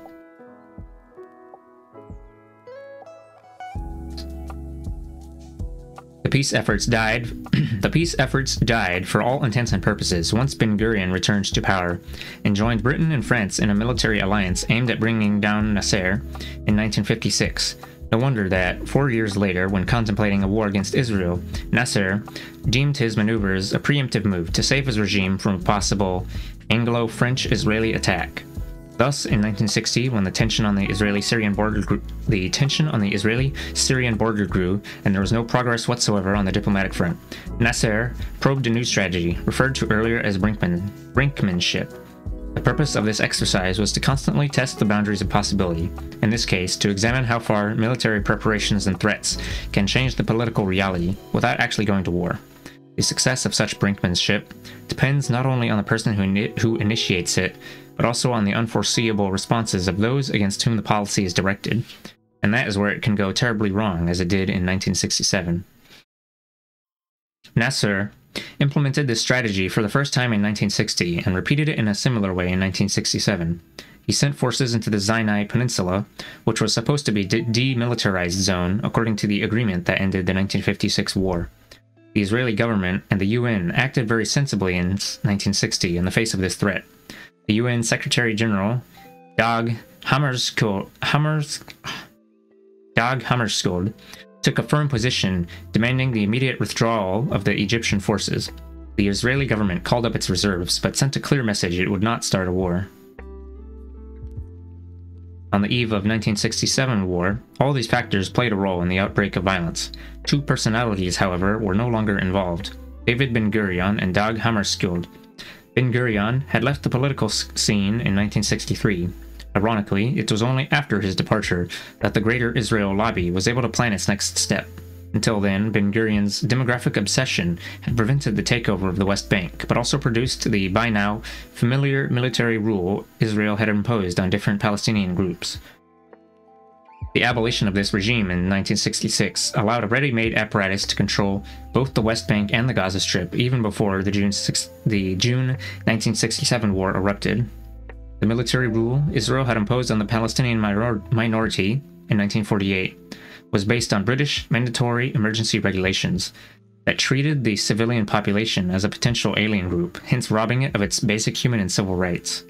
Military governors were installed across the Palestinian areas with executive, judicial, and legislative authority. This was a quite well-oiled machinery by 1966, including hundreds of employees who would serve as the nucleus for a similar regime when it was imposed on the West Bank and the Gaza Strip. To be fair, you can do layers of acrylic. It's just the real layers. The layers that crust over, yeah.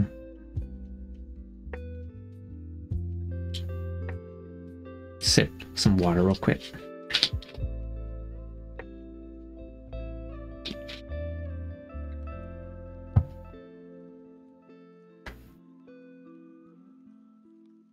Thus, the military rule that was abolished in 1966 was imposed in 1967 on the West Bank and the Gaza Strip, and all was in place for an invasion.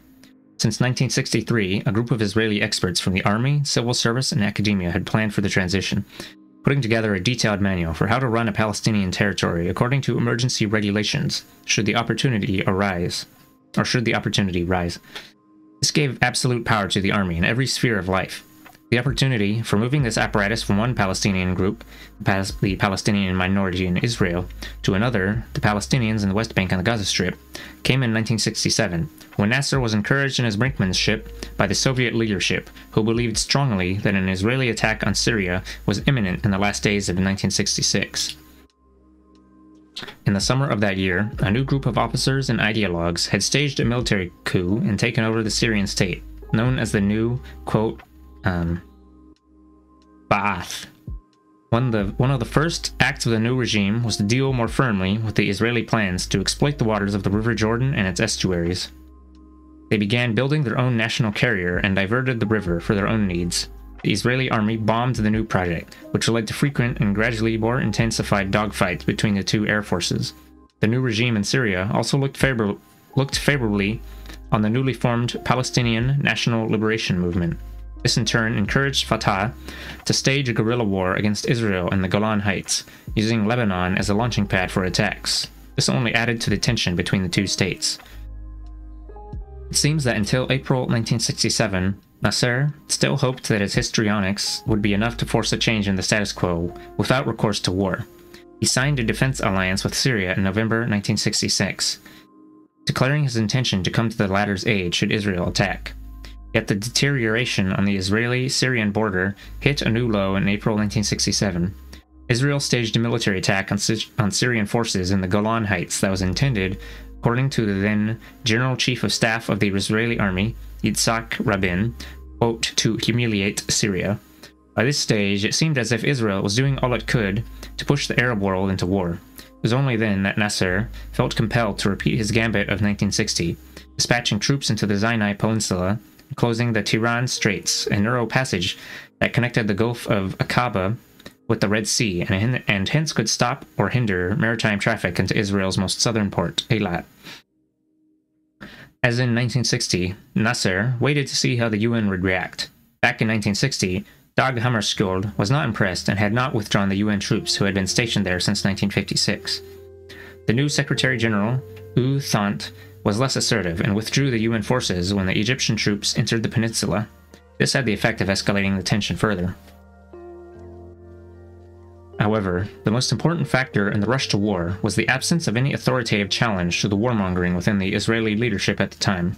This might have offered some form of internal friction, delaying the Hawks' pursuit of conflict, allowing the international community to look for a peaceful resolution. A diplomatic effort led by the US was still in its early stages when Israel launched its attack on all its Arab neighbors on June 5, 1967. There was no intention in the Israeli cabinet of providing the necessary time to the peace brokers. This was a golden opportunity not to be missed. In crucial Israeli cabinet meetings before the war, Abba Eban naively asked the chiefs of staff and his colleagues what the difference was between the 1960 crisis and the 1967 situation, as he thought the latter could have been resolved in the same way. It, quote, is a matter of honor and deterrence, was the reply. Eban replied that losing young soldiers only for the sake of honor and deterrence was too high a human price to be paid. I suspect that other things were said to him that have not been recorded in the minutes, or recorded in the minutes, probably about his need to understand that this was a historical opportunity to correct the, quote, fatal historical mistake of not occupying the West Bank in 1948. The war began early in the morning of June 5th with an Israeli attack on the Egyptian Air Force which nearly destroyed it. This was followed the same day with similar assaults on the air forces of Syria, Jordan, and Iraq. Israeli forces also invaded the Gaza Strip and the Sinai Peninsula, and in the next few days reached the Suez Canal, occupying the whole of the peninsula. The attack on the Jordanian Air Force triggered the Jordanian capture of a small UN zone between the two parts of Jerusalem.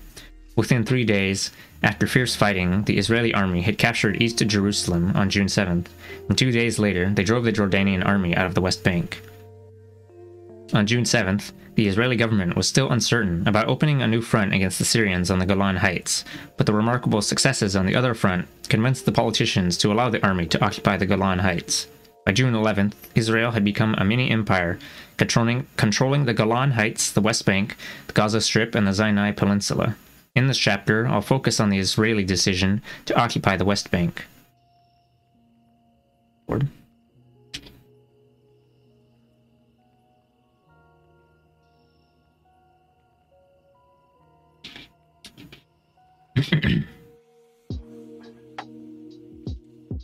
On the eve of the war, Jordan had entered into a military alliance with Egypt and Syria, according to which, the moment Israel attacked Egypt, Jordan was obliged to enter the war. Notwithstanding this commitment, King Hussein sent clear messages to Israel that if war began, he would have to do something, but that it would be short and would not entail a real war. This was very similar to his grandfather's position in 1948. In practice, the Jordanian involvement was more than symbolic. It included a heavy bombardment of West Jerusalem and the eastern suburbs of Tel Aviv. However, it is important to note what Jordan was reacting to. Its air force had been totally destroyed by Israel a couple of hours earlier, at noon on June 5th. King Hussein thus felt obligated to react more forcefully than he probably intended.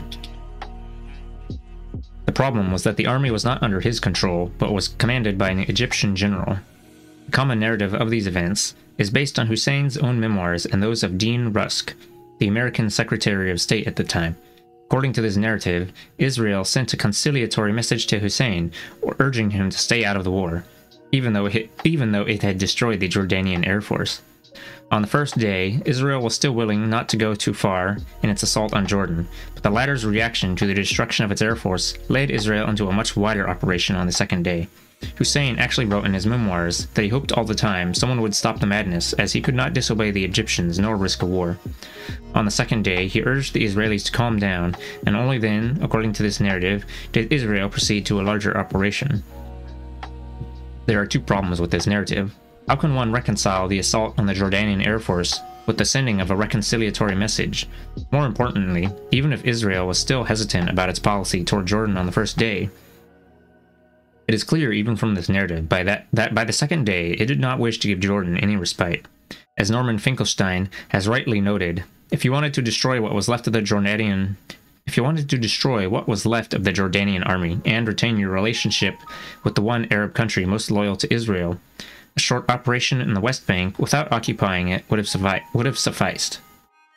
The Israeli historian Moshe Shemesh has examined the Jordanian sources and concluded that after Israel attacked the Palestinian village of Samwa in November 1966, in an attempt to defeat the Palestinian guerrillas, the Jordanian High Command was persuaded that Israel intended to occupy the West Bank by force.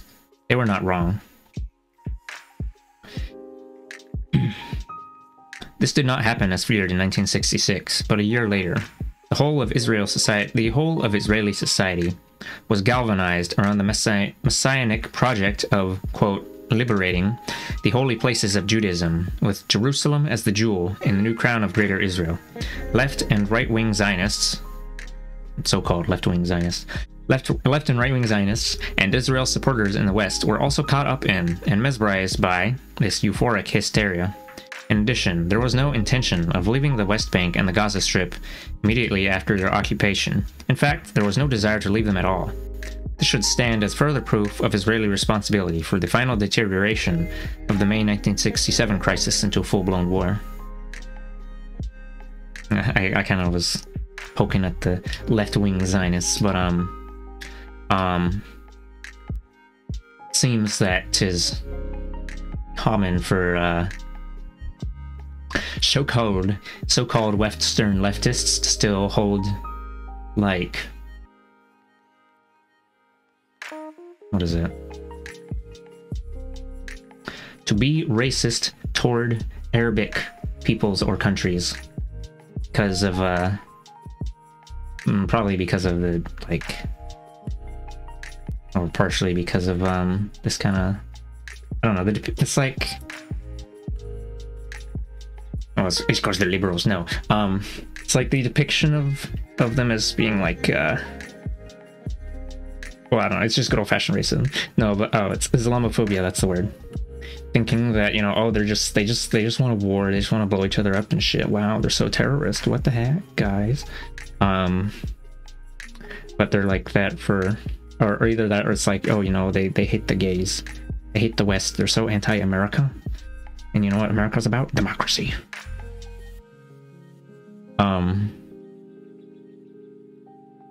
Yeah.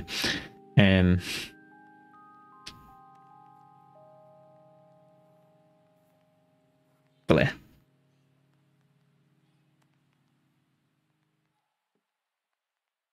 It's not very leftist to hate on the Middle Eastern countries. the Arab world. It's like, you know, because British occupation, colonization law, I guess the thought I was having about this is like to like try and solidify a, or at least this is the kind of the thought I came up with. It's like to try and solidify resistance against Western powers. It's quite easy to use. It's easier to use nationalism and religion and that kind of thing as like, I guess, a rallying force of like, you know, the West is trying to destroy our blank, this and that. So that's probably why they end up like that.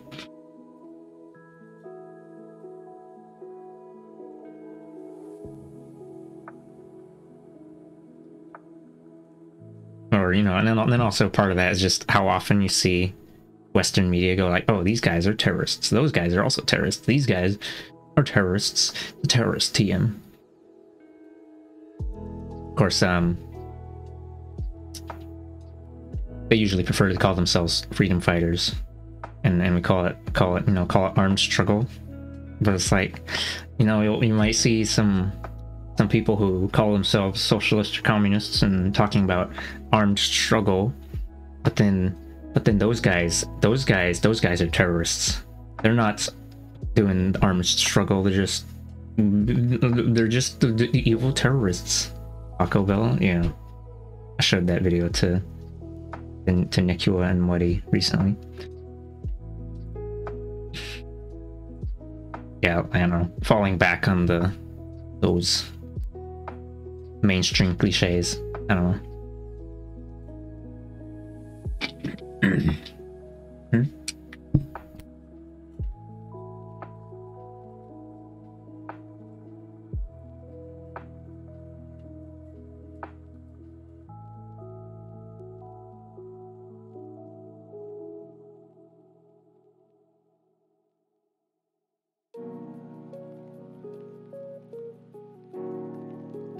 My dad came down and plonked some oranges on my desk, so they're mandarin oranges, the ones you can just peel by hand.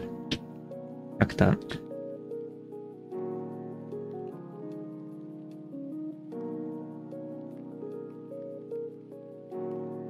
Can we get, I guess they're not really that messy at all. It does leave a little bit of residue. Okay.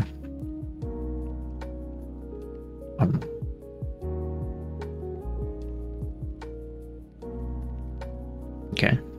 Left and right-wing Zionists and Israel supporters in the West were also... Oh, whoops. Okay, I already read that.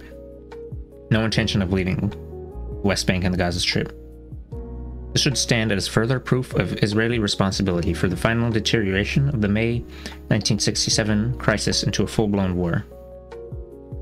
How important this historical juncture was for Israel can be seen from the way the government withstood the strong international pressure to withdraw from all the territories occupied in 1967, as demanded in the famous UN Security Council Resolution 242, very shortly after the war ended.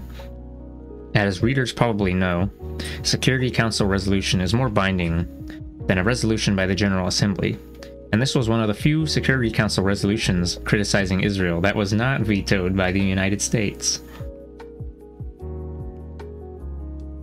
We now have access to the minute... Oh, hold on. Oh, minutes. We now have access to the minutia, of a meeting of the Israeli government in the immediate days after the occupation. This was the 13th government of Israel, and its composition is very relevant to the argument I am making here. It was a unity government of a kind not seen before or after in Israel. Every shade of the Zionist and Jewish political spectrum was represented. Apart from the Communist Party, every other party had a representative in the government, from left to right and center. Socialist parties such as Mapam, right-wing parties like Menachem Begin's Herut, the Liberals, and the religious parties were all included. The sense you get from reading the minutes, or the minutes, is that the ministers knew they represented a wide consensus in their own society. This conviction was further energized by the euphoric atmosphere that engulfed Israel after the triumphant blitzkrieg that lasted only 6 days. Against this background, we can better understand the decisions these ministers took in the immediate aftermath of the war. Moreover, many of these politicians had been waiting since '48 for this moment. I would go even further and say that the takeover of the West Bank in particular, with its ancient biblical sites, was a Zionist aim even before 1948, and it fitted the logic of the Zionist project as a whole. This logic can be summarized as the wish to take over as much of Palestine as possible, with as few Palestinians as possible. The consensus, the euphoria, and the historical context explain why none of the subsequent Israeli governments have ever deviated from the decisions these ministers took. The first decision they made was that Israel could not exist without the West Bank. Direct and indirect methods of controlling the region were offered by the Minister of Agriculture, Yigal Allon, when he distinguished between areas where Jewish settlements could be built and areas that were densely populated by Palestinians, which should be ruled indirectly. Allon changed his mind within a few years about the method of indirect rule. At first, he hoped that the Jordanians would be tempted to help Israel rule parts of the West Bank, probably, although this was never spelled out, by maintaining Jordanian citizenships and laws in the, quote, Arab areas of the West Bank. Oh yeah, I read a bit on the Decolonize Palestine website where they were talking about, the reason Arab areas is in quotation marks is because oftentimes when Israelis refer to the Palestinians, they just call them Arabs. They don't want to give them They don't want to acknowledge their Palestinian existence. So they just call them like generic Arab.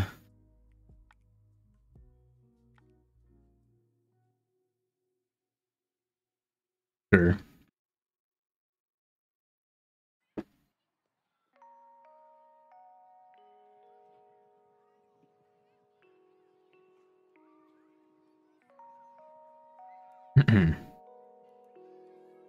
Like, if you were to refer to them properly, it would be Palestinian Arabs or just Palestinians. Anyway. However, a lukewarm Jordanian response to this plan tilted him toward Palestinian self-rule in those areas as the best way forward. The second decision was that the inhabitants of the West Bank and Gaza Strip would not be incorporated into the State of Israel as citizens. This did not include the Palestinians living in what Israel regarded at the time as the new, quote, Greater Jerusalem area. The definition of that area, and who in it was entitled to Israeli citizenship, changed whenever this space grew in size. The greater that Greater Jerusalem became, the larger the number of Palestinians in it. Today there are 200,000 Palestinians within what is defined as the Greater Jerusalem area. To ensure that not all of them are counted as Israeli citizens, quite a few of their neighborhoods were declared to be West Bank villages. It was clear to the government that denying citizenship on the one hand and not allowing independence on the other condemned the inhabitants of the West Bank and the Gaza Strip to life without basic civil and human rights. The next question, therefore, was how long the Israeli army would occupy the Palestinian areas. It seems that for most ministers, the answer was, and still is, for a very long time. I mean, that means forever. For instance, Moshe Dayan, the Minister of Defense, on one occasion threw into the air a period of 50 years. We are now in the 50th year of the occupation. At the time of writing. The third decision, hold on, I'm gonna check when this book was made real quick. Page 82.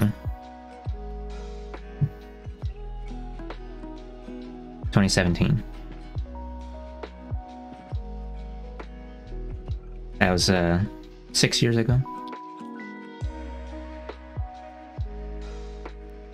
The third decision was associated with the peace process. As mentioned earlier, the international community expected Israel to return the territories it had occupied in exchange for peace. The Israeli government was willing to negotiate with Egypt over the future of the Sinai Peninsula and with Syria over the Golan Heights, but not over the West Bank and the Gaza Strip. In one brief press conference in 1967, excuse me, the Prime Minister at the time, Levi Eshkol, said as much, but soon his colleagues understood that public declarations of this kind were unhelpful, to put it mildly. Therefore, this strategic position was never explicitly acknowledged again in the public domain. What we do have is clear statements from a few individuals, most prominent among them Dan Bavli, who were part of the senior team of officials charged with strategizing the policy toward the West Bank and the Gaza Strip. In retrospect, Bavli reports that the unwillingness to negotiate, especially over the West Bank, underlines the Israeli policy at the time, and I would add, and ever since. Unwillingness to negotiate, underlining the Israeli policy? Because this chapter was about how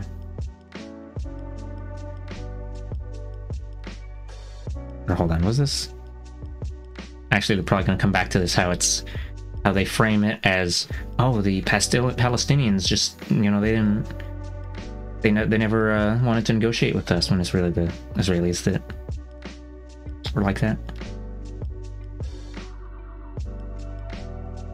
Sure. Okay. Bavli described this policy as... Wait, hold on. I haven't been clicking on any of these citations. I'm gonna... I see. Bibliography. Citation 25. Noam Chomsky. Chomsky, why the Israel-Palestine, quote, negotiation are a complete farce. Okay, let's go back to page 82.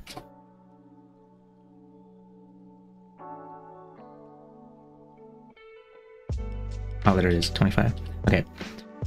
Bavli described this policy as in, quote, an addition to belligerence and short-sightedness that replaced any search for a solution. The various Israeli governments talked a lot about peace, but did very little, oh, quote, the various Israeli governments talked a lot about peace, but did very little to achieve it.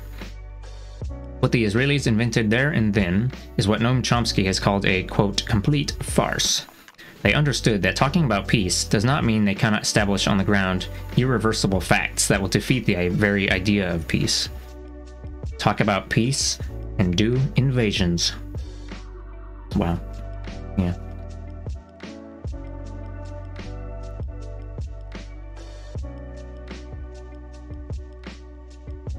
Talk about terrorists and bomb hospitals.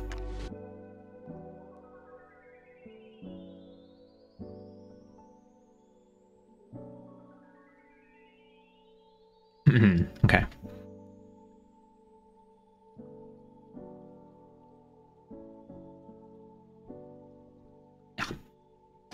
Readers may ask, and rightly so, whether there was no peace camp or liberal Zionist position at the time that genuinely sought peace.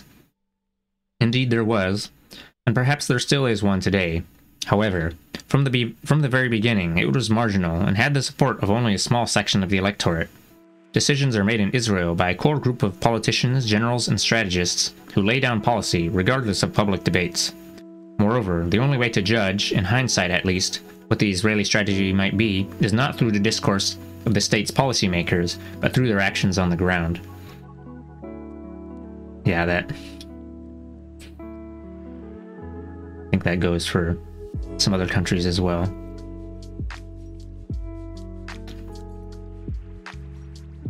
US policymakers versus what US policy actually be like. Explodes and dies. See. For example, the policy declarations of the 1967 Unity government might have differed from those of the Labour governments that ruled Israel until 1977, and from those voiced by the Likud governments that have ruled Israel intermittently up until today, with the exception of a few years in which the now extinct Kadima party led the Sharon and Olmert governments in the first decade of the 21st century. The actions of each regime, however, have been the same, remaining loyal to the three strategic decisions that became the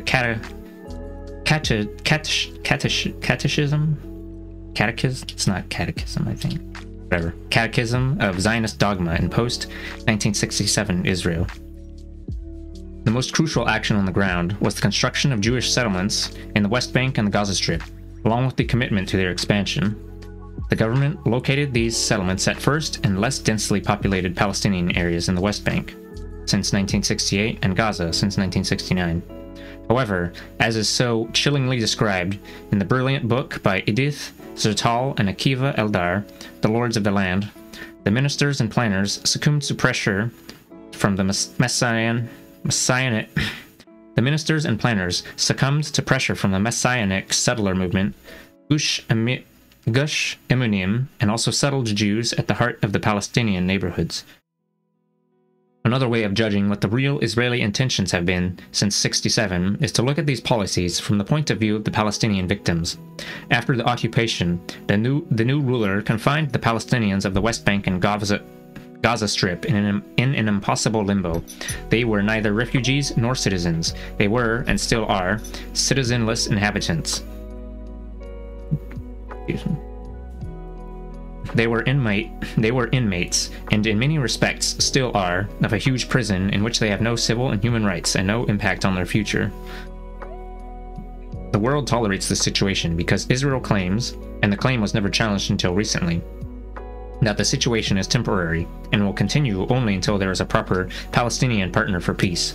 Not surprisingly, such a partner has not been found. At the time of writing, Israel is still incarcerating a third generation of Palestinians by various means and methods, and depicting these mega prisons as temporary realities that will change once peace comes to Israel and Palestine. What can the Palestinians do? The Israeli message is very clear. If they comply with the expropriations of land, the severe restrictions on movement, the harsh bureaucracy of occupation, then they may reap a few benefits. These may be the right to work in Israel, to claim some autonomy, and, since '93, even the right to call some of these autonomous regions a state. However, if they choose the path of resistance, as they have done occasionally, they will feel the full might of the Israeli army. The Palestinian activists... Oh, they mentioned this stuff, and that probably wouldn't happen anyway. Even the breadcrumbs are fake? Fucked up. Palestinian activist Mazin Kumsieh has counted 14 such uprisings that have attempted to escape this mega prison. All were met with a brutal, and in the case of Gaza, even genocidal response. And then we had another one, and then right meow. Thus we can see that the takeover of the West Bank and the Gaza Strip represents a completion of the job that began in 1948. Back then, the Zionist movement took over 80% of the Palestine. In 1967, they completed the takeover. The demographic fear that haunted Ben-Gurion, a greater Israel with no Jewish majority, was cynically resolved by incarcerating the population of the occupied territories in a non-citizenship prison. This is not just a historical description. In many ways, it is still the reality in 2017. Oh, part 2, the fallacies of the present. Crunched.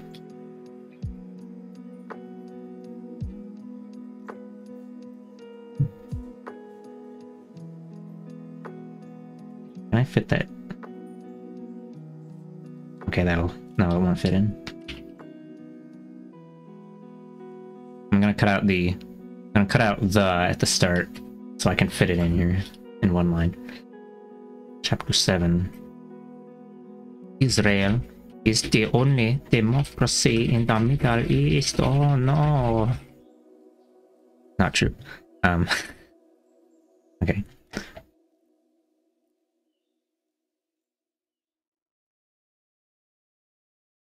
The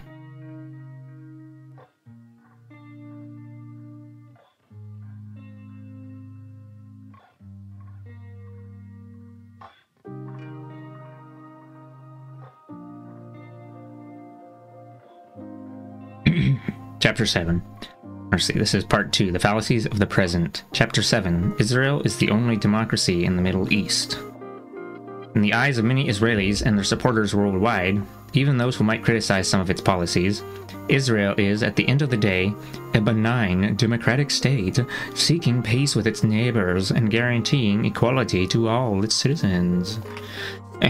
Those who do criticize Israel assume that if anything went wrong in this democracy, then it was due to the 1967 war. In this view, the war corrupted an honest and hard-working society by offering easy money in the occupied territories, allowing messianic groups to enter Israeli politics, and above all else, turning Israel into an occupying and oppressive entity in the new territories. This is like that thing where it's like, oh, corrupting the You're corrupting our democracy. It was so good before. Or something. Blah. The myth that a democratic Israel ran into trouble in 67, but still remained a democracy, is propagated even by some notable Palestinian and pro-Palestinian scholars, but it has no historical foundation. Before 1967, Israel definitely could not have been depicted as a democracy. As we have seen in previous chapters, the state subjected 1/5 of its citizenship to military rule based on draconian British mandatory emergency regulations that denied the Palestinians any basic human or civil rights. Local military governors were the absolute rulers of the lives of these citizens. They could devise special laws for them, destroy their houses and livelihoods, and send them to jail whenever they felt like it. Only in the late 1950s did a strong Jewish opposition to these abuses emerge, which eventually eased the pressure on the Palestinian citizens. For the Palestinians who lived in pre-war Israel and those who lived in the post-1967 West Bank and Gaza Strip, this regime allowed even the lowest-ranking soldier in the IDF to rule and ruin their lives. They were helpless if such a soldier, or his unit or commander, decided to demolish their homes, or hold them for hours at a checkpoint, or incarcerate them without trial. There was nothing they could do. At every moment from 1948 until today, there had been some group of Palestinians undergoing such an experience. First group to suffer under such a yoke was the Palestinian minority inside Israel. It began in the first 2 years of statehood when they were pushed into ghettos, such as the Haifa Palestinian community living on the Carmel Mountain, or expelled from the towns they had inhabited for decades, such as Safad. In the case of Isdud, the whole population was expelled to the Gaza Strip. In the countryside, the situation was even worse. The various kibbutz movements coveted Palestinian villages on fertile land. This included the socialist kibbutzim Hashomer Hazair, who was allegedly committed to binational solidarity. Long after the fighting of 1948 had subsided, villagers in Gabsiya, Ikrit, Birim, Kaita, Zaytun, and many others were tricked into leaving their homes for a period of 2 weeks. The army claiming it needed their lands for training, only to find out on the return that their villages had been wiped out or handed to someone else. Wow.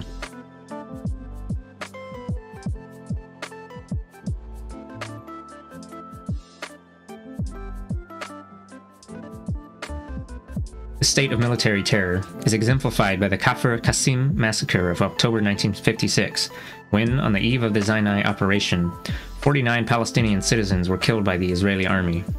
The authorities alleged that they were late returning home from work in the fields when a curfew had been imposed on the village. This was not the real reason, however. Later proofs show that Israel had seriously considered the expulsion of Palestinians from the whole area called the Wadi Ara and the triangle in which the village sat. These two areas, the first a valley connecting Afula in the east and Hadera on the Mediterranean coast, the second expanding the eastern hinterland of Jerusalem, were annexed to Israel under the terms of the 1949 Armistice Agreement with Jordan. As we have seen, additional territory was always welcomed by Israel, but an increase in the Palestinian population was not. Thus, at every juncture, when the State of Israel expanded, it looked for ways of restricting the Palestinian population in the recently annexed areas. Operation Hafarfert Mole was the codename of a set of proposals for the expulsion of Palestinians when a new war broke out with the Arab world. Many scholars today now think that the 1956 massacre was a practice run to see if the people in the area could be intimidated to leave. The perpetrators of the massacre were brought to trial thanks to the diligence and tenacity of two members of the Knesset, Tawfiq Toubi from the Communist Party and Latif Dori of the left Zionist party Mapam. However, the commanders responsible for the area and the unit itself that committed the crime were let off very lightly, receiving merely small fines. This was further proof that the army was allowed to get away with murder in the occupied territories. Systematic cruelty does not only show its face in a major event like a massacre. The worst atrocities can also be found in the regime's daily mundane presence. Palestinians in Israel still do not talk much about that pre-1967 period, and the documents of that time do not reveal the full picture. Surprisingly, it is in poetry that we find an indication of what it was like to live under military rule. Natan Alterman was one of the most famous and important poets of his generation. He had a weekly column called The Seventh Column, in which he commented on events he had read or heard about. Sometimes he would omit details about the date or even the location of the event, but would give the reader just enough information to understand what he was referring to. My throat is needing a little bit of a break for like at least 60 seconds.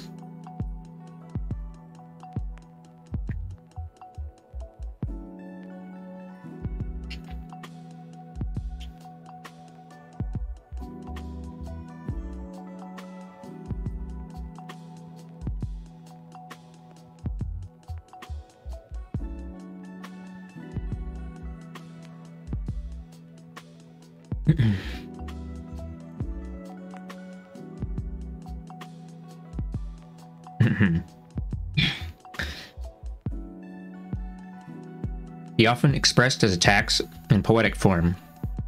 Quote, "The news appeared briefly for 2 days and disappeared, and no one seemed to care, and no one seems to know. In the faraway village of al-Fahim, children, should I say citizens of the state, played in the mud, and one of them seemed suspicious to one of our brave soldiers, who shouted at him, 'Stop! An order is an order. An order is an order,' but the foolish boy did not stand. He ran away. So our brave soldier shot, no wonder, and hit and killed the boy, and no one talked about it."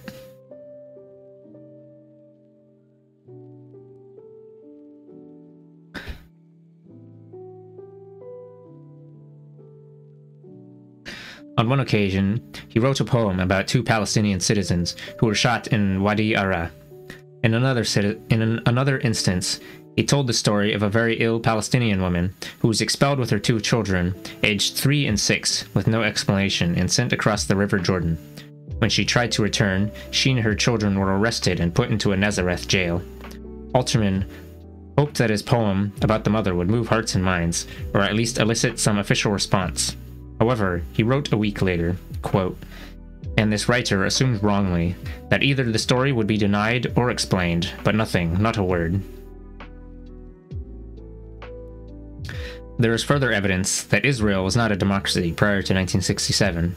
The state pursued a shoot-to-kill policy toward refugees trying to retrieve their land, crops, and husbandry, and staged a colonial war to topple Nasser's regime in Egypt. Its security forces were also trigger-happy, killing more than 50 Palestinian citizens during the period of 48 to 67. The litmus test of any democracy is the level of tolerance it is willing to extend toward the minorities living in it. In this respect, Israel falls far short of being a true democracy. I don't know how I feel about the tolerance extending toward minorities. The word tolerance is like implying that you don't want them to be there to begin with. But probably talking about liberal democracy anyway, which is whole shebang. Whatever.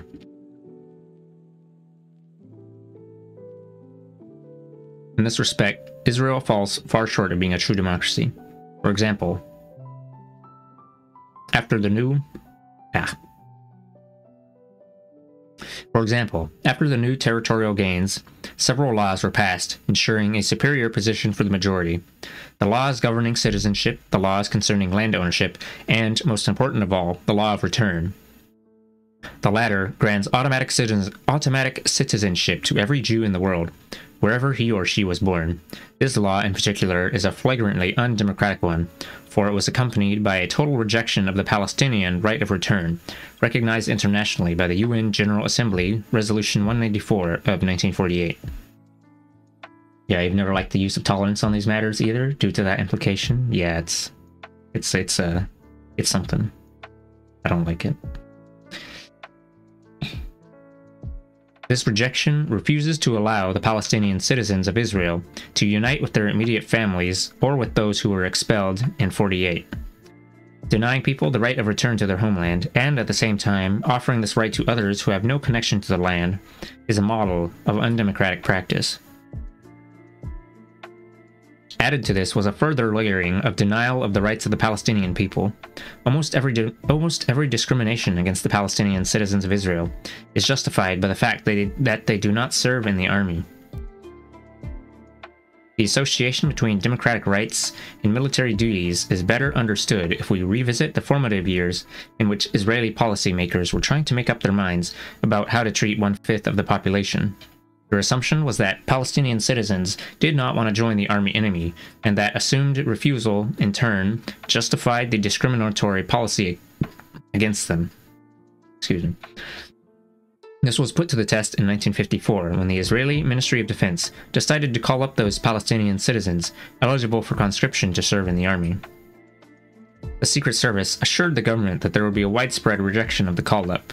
To their great surprise, all those summoned went to the recruiting office with the blessing of the Communist Party, the biggest and most important political force in the community at the time.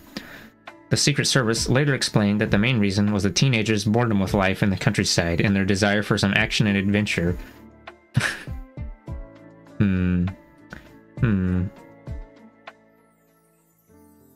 don't know. Get some military training from the Israelis and then use it against them? No, I don't know. Okay. Notwithstanding this episode, the Ministry of Defense continued to peddle a narrative that depicted the Palestinian community as unwilling to serve in the military. Inevitably, in time, the Palestinians did indeed turn against the Israeli army, who had become their perpetual oppressors, but the government's exploitation of this as a pretext for discrimination casts huge doubt on the state's pretense to being a democracy. If you are a Palestinian citizen and you did not serve in the army, your rights to government assistance as a worker, student, parent, or as part of a couple are severely restricted. This affects housing in particular, as well as employment, where 70% of all Israeli industry is considered to be security sensitive and therefore closed to these citizens as a place to find work. The underlying assumption of the Ministry of Defense was not only that Palestinians do not wish to serve, but that they are potentially an enemy within who cannot be trusted. The problem with this argument is that in all the major wars between Israel and the Arab world, the Palestinian minority did not behave as expected. They did not form a fifth column or rise up against the regime. This, however, did not help them. To this day, they are seen as a, quote, demographic problem that has to be solved.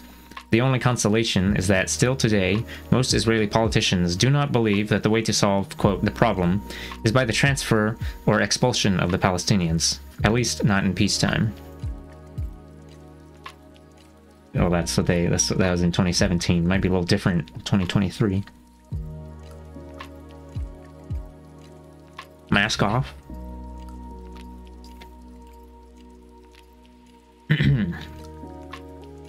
The claim to being a democracy is also questionable when one examines the budgetary policies surrounding the land question. Since 1948, Palestinian local councils and municipalities have received far less funding than their Jewish counterparts. The shortage of land, coupled with the scarcity of employment opportunities, creates an abnormal socio-economic reality. For example, the most affluent Palestinian community, the village of Me'ilah in the Upper Galilee, is still worse off than the poorest Jewish development town in the Negev. In 2011, the Jerusalem Post reported that, quote, average Jewish income was 40 to 60% higher than average Arab income between the years 1997 to 2009. Today, more than 90% of the land is owned by the Jewish National Fund, JNF. Landowners are not allowed to engage in transactions with non-Jewish citizens, and public land is prioritized for the use of national projects, which means that new Jewish settlements are being built while there are hardly any new Palestinian settlements. Thus, the biggest Palestinian city, Nazareth, despite the tripling of its population since 1948, has not expanded 1 square kilometer, whereas the development town built above it, Upper Nazareth, has tripled in size on land expropriated from Palestinian landowners. Further examples of this policy can be found in Palestinian villages throughout Galilee, revealing the same story, how they have been downsized by 40%, sometimes even 60% since 1948, and how new Jewish settlements have been built on expropriated land. Elsewhere, this has initiated full-blown attempts at Judaization. After 1967, the Israeli government became concerned about the lack of Jews living in the north and south of the state, and so planned to increase the population in those areas. Such a demographic change necessitated the confiscation of Palestinian land for the building of Jewish settlements. Worse was the exclusion of Palestinian settlements, exclusion of Palestinian citizens from these settlements. This blunt violation of a citizen's right to live wherever he or she wishes continues today, and all efforts by human rights NGOs in Israel to challenge this apartheid have so far ended in total failure. The Supreme Court in Israel has only been able to question the legality of this policy in a few individual cases, but not in principle. Imagine if in the UK or the United States, Jewish citizens, or Catholics for that matter, were barred by law from living in certain villages, neighborhoods, or maybe whole towns. How can such a situation be reconciled with the notion of democracy? Thus, given its attitude toward two Palestinian groups, the refugees and the community in Israel, the Jewish state cannot, by any stretch of the imagination, be assumed to be a democracy. But the most obvious challenge to that assumption is the ruthless Israeli attitude toward a third Palestinian group, those who have lived under its direct and indirect rule since 1967, in East Jerusalem, the West Bank, and the Gaza Strip. From the legal infrastructure put in place at the outset of the war, through the unquestioned absolute power of the military inside the West Bank and outside the Gaza Strip, to the humiliation of millions of Palestinians as a daily routine, the, quote, only democracy in the Middle East behaves as a dictatorship of the worst kind.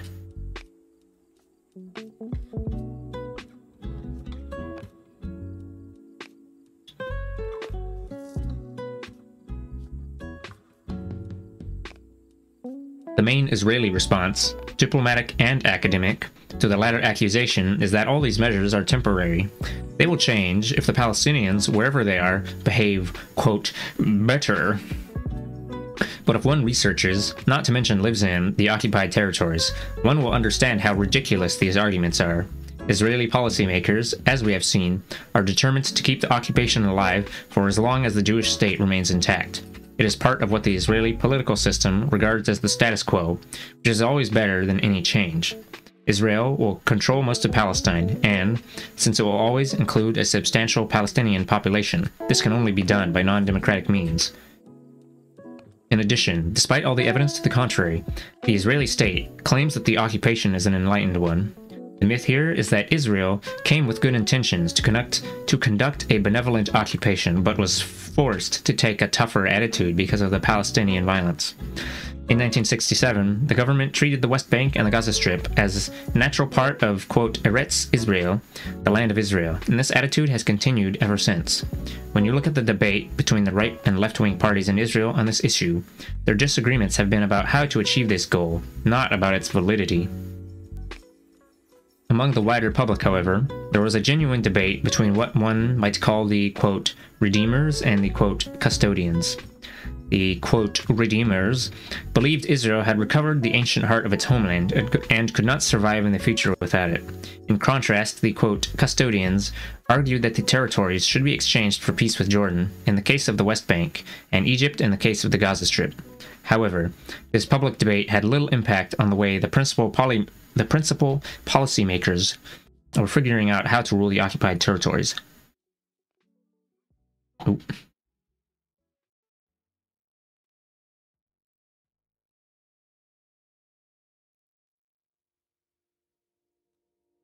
The worst part of the supposed enlightened occupation. Sorry. There. The worst part of this supposed, quote, enlightened occupation has been the government's methods for managing the territories. At first, the area was divided into, quote, Arab and potential, quote, Jewish spaces. Those areas, densely populated with Palestinians, became autonomous, run by local collaborators under a military rule. This regime was only replaced with a civil administration in 1981. The other areas, the, quote, Jewish spaces, were colonized with Jewish settlements and military bases. This policy was intended to leave the population both in the West Bank and the Gaza Strip in disconnected enclaves with neither green spaces nor any possibility for urban expansion. things only got worse when, very soon after the occupation, Gush Emunim, not Eminem, not the rapper, Gush Emunim started settling in the West Bank and the Gaza Strip, claiming to be following a biblical map of colonization rather than the governmental one. As they penetrated the densely populated Palestinian areas, the space left for the locals was shrunk even further. What every colonization project primarily needs is land. In the occupied territories, this was achieved only through the massive expropriation of land, deporting people from where they had lived for generations, and confining them in enclaves with difficult habitats. When you fly over the West Bank, you can see clearly the cartographic results of this policy. Belts of settlements that divide the land and carve the Palestinian communities into small, isolated, and disconnected communities. The Judaization belts separate villages from villages, villages from towns, and sometimes bisect a single village. This is what scholars call a geography of disaster. Not least since these policies turned out to be an ecological disaster as well, drying up water sources and ruining some of the most beautiful parts of the Palestinian landscape. Moreover, the settlements became hotbeds in which Jewish extremism grew uncontrollably, the principal victims of which were the Palestinians. Thus, the settlement at Efrat has ruined the World Heritage Site of the Walaja Valley near Bethlehem and the village of Jaffna near Ramallah, which was famous for its freshwater canals, lost its identity as a tourist attraction. These are just two small examples out of hundreds of similar cases. Destroying the nature in colonization efforts? Say it ain't so. Where have I heard that story before?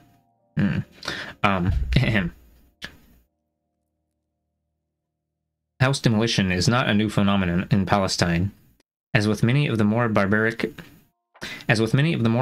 methods of collective punishment used by Israel since 1948, it was first conceived and exercised by the British Mandatory Government during the Great Arab Revolt of 1936 to 39. This was the first Palestinian uprising against the pro-Zionist policy of the British Mandate, and it took the British Army 3 years to quell it.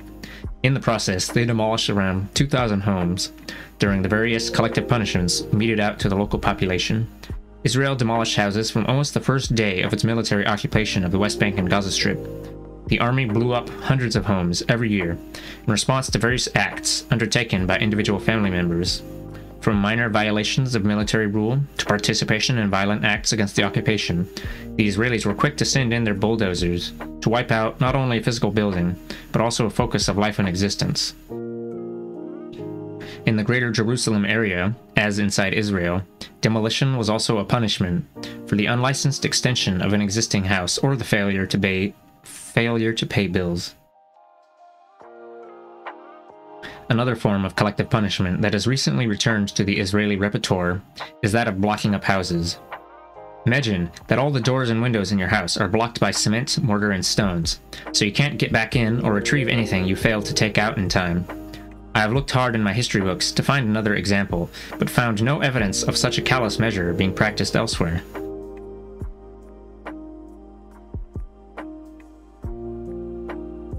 That reminds me of when I saw when I was watching Hano doing the thing, and he was showing a video on stream, and so some of these houses had metal doors, and the IDF would weld the doors shut. So I think, well, this was actually for people who were still living in the houses, so it wasn't completely like sealed off, but they had to like climb out the roof and like climb down the walls of their own house just to get in and out.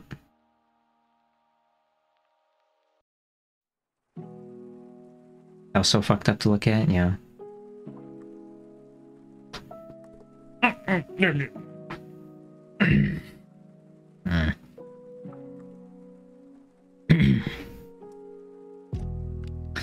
Finally, under the quote enlightened occupation, settlers have been allowed to form vigilante gangs to harass people and destroy their property. These gangs have changed their approach over the years. During the 1980s, they used actual terror, from wounding Palestinian leaders One of them lost his legs in such an attack, to contemplating blowing up the mosques on Harim al-Sharif in Jerusalem. What is...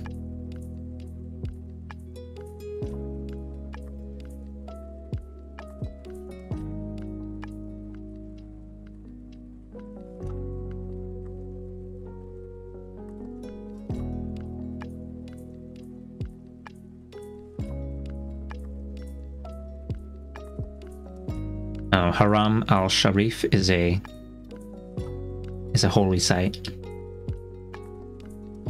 were going to blow up the mosques on the holy site. In this century, they've engaged in the daily harassment of Palestinians, uprooting their trees, destroying their yields, farming yields, destroying their food, and shooting randomly at their homes and vehicles. Since 2000, there have been at least 100 such attacks reported per month in some areas, such as Hebron, where the 500 settlers, with the silent collaboration of the Israeli army, harassed the locals living nearby in an even more brutal way. From the very beginning of the occupation, then, the Palestinians were given two options: accept the reality of permanent incarceration in a megaprison for a very long time, or risk the might of the strongest army in the Middle East.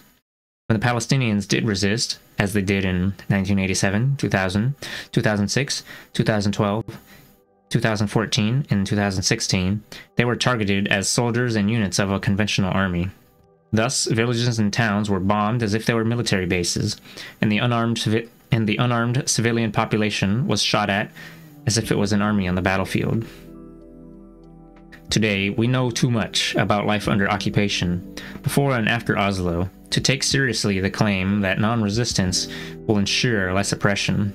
The arrests without trial, as experienced by so many over the years, the demolition of thousands of houses, the killing and wounding of the innocent, the drainage of water wells, these are all testimony to one of the harshest contemporary regimes of our times. Amnesty International annually documents, in a very comprehensive way, the nature of the occupation. The following is from their 2015 report. Quote, "In the West Bank, including East Jerusalem, Israeli forces committed unlawful killings of Palestinian civilians, including children, and detained thousands of Palestinians who protested against or otherwise opposed Israel's continuing military occupation, holding hundreds in administrative detention." That means indefinite imprisonment. Torture and other ill treatment remained rife and were committed with impunity. The authorities continued to promote illegal settlements in the West Bank and severely restricted Palestinians' freedom of movement, further tightening restrictions amid an escalation of violence from October. Which included attacks on Israeli civilization.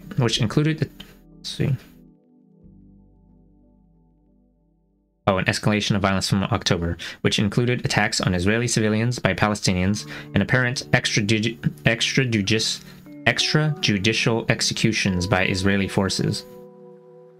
Israeli settlers in the West Bank attacked Palestinians and their property with virtual impunity. The Gaza Strip remained under an Israeli military blockade that imposed collective punishment on its inhabitants. The authorities continued to demolish Palestinian homes in the West Bank and inside Israel, particularly in Bedouin villages in the Negev/Nakab region, forcibly evicting the residents. End quote block. Let's take this in stages. Firstly, assassinations, what Amnesty's report calls unlawful killings. About 15,000 Palestinians have been killed, quote, unlawfully by Israel since 1967. 1967 to 2017. Among them were 2,000 children. Another feature of the, quote, enlightened occupation is imprisonment without trial. Every fifth Palestinian in the West Bank and the Gaza Strip has undergone such an experience. It is interesting to compare this Israeli practice with similar American policies in the past and the present, as critics of the boycott, divestment, and sanctions (BDS) movement claim that U.S. practices are far worse. In fact, the worst American example was the imprisonment without trial of 100,000 Japanese citizens during World War II, with 30,000 later detained under the so-called War on Terror. Neither of these numbers comes even close to the number of Palestinians who have experienced such a process. including the very young, the old, as well as the long-term incarcerated. Arrest without trial is a traumatic experience. Not knowing the charges against you, having no contact with a lawyer, and hardly any contact with your family are only some of the concerns that will affect you as a prisoner. More brutally, many of these arrests are used as means to pressure people into collaboration. Spreading rumors or shaming people for their alleged or real sexual orientation are also frequently used as methods for leveraging complicity. Bro.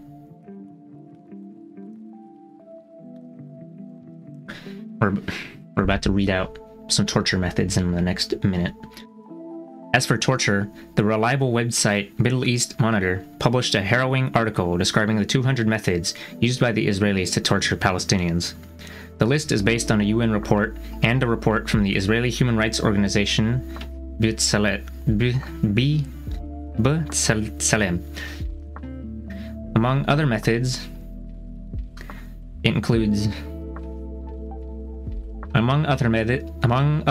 it includes beatings, chaining prisoners to doors or chairs for hours, pouring cold and hot water on them, pulling fingers apart, and twisting testicles.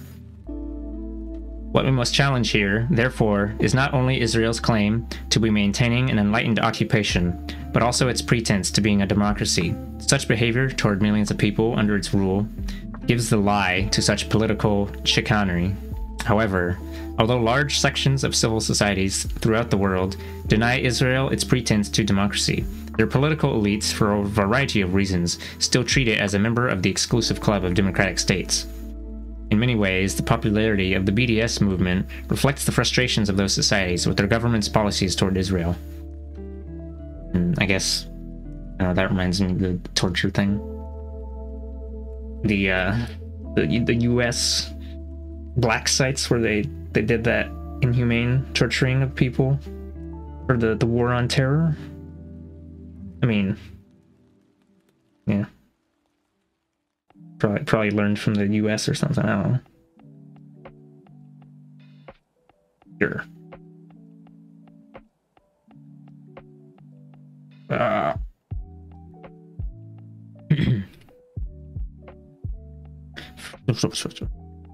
For most Israelis, these counter-arguments are irrelevant at best and malicious at worst. The Israeli state clings to the view that it is a benevolent occupier.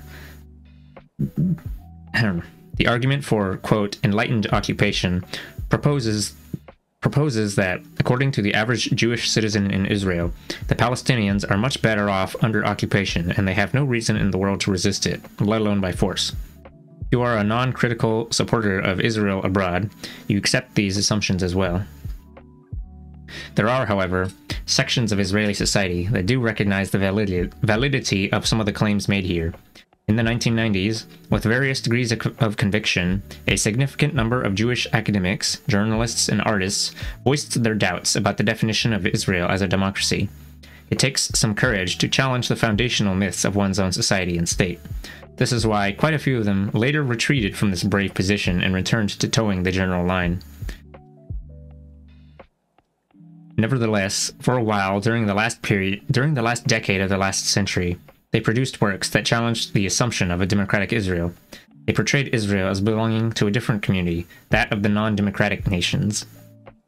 One of them, the geographer Oren Yiftachel from Ben Gurion University, depicted Israel as an ethnocracy, a regime governing a mixed ethnic state with a legal and formal preference for one ethnic group over all the others. Others went further, labeling Israel an apartheid state or a settler colonial state. In short, whatever description these critical scholars offered, democracy was not among them. Well, chapter 8 out of 10. I'm going to take one more little break because I got to use the bathroom. Because my throat is kind of sore now. As to be expected.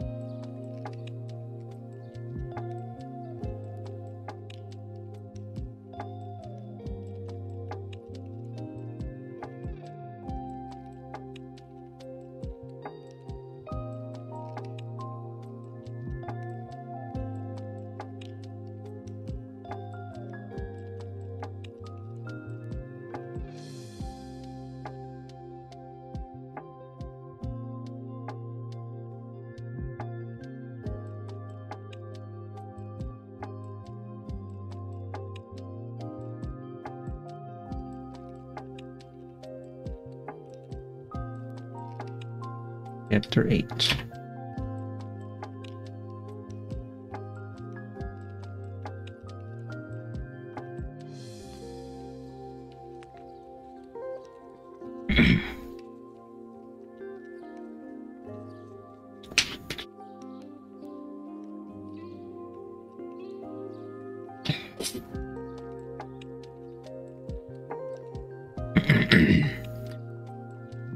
Chapter 8, The Oslo Mythologies. Yeah. On September 13th, 1993, Israel and the PLO, that's the Palestinian Liberation Organization, signed a declaration of principles known as the Oslo Accord on the White House lawn under the auspices of President Bill Clinton. The PLO leader, Yasser Arafat, the Israeli Prime Minister, Yitzhak Rabin, and the Israeli Foreign Minister, Shimon Peres, would later receive a Nobel Peace Prize for this accord. Okay. It ended a long period of negotiations that had begun in 1992. Until that year, Israel had refused to negotiate directly with the PLO over the fate of the West Bank and the Gaza Strip, or about the Palestinian question in general. Successive Israeli governments preferred negotiating with Jordan, but since the mid-1980s, they had allowed PLO representatives to join the Jordanian delegations. There were several reasons for the change in the Israeli position that enabled direct negotiations with the PLO. The first was the victory of the Labour Party in the 1992 elections, for the first time since 1977. Let's see, I don't know what... Well...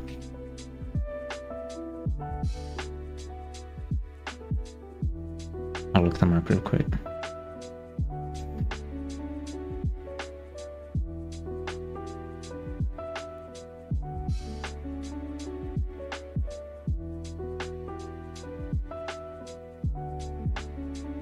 Okay, it's supposed to be a social democratic party, supposedly.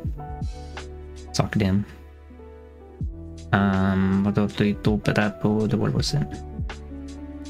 For the first time since 1977, in the formation of a government that was more interested in a political solution than the previous Likud-led administrations. I think that was the far-right one they mentioned. The new government understood that the attempts to negotiate directly with the local Palestinian leadership about autonomy were stalled because every Palestinian decision was referred back to the PLO headquarters in Tunis. Thus, a direct line was more useful. The second reason concerned Israeli apprehensions arriving from the Madrid peace narrative. An American enterprise to bring Israel, the Palestinians, and the rest of the Arab world together to agree on a solution in the aftermath of the First Gulf War. President George Bush Sr. and his Secretary of State, William Baker, fathered this initiative in 1991.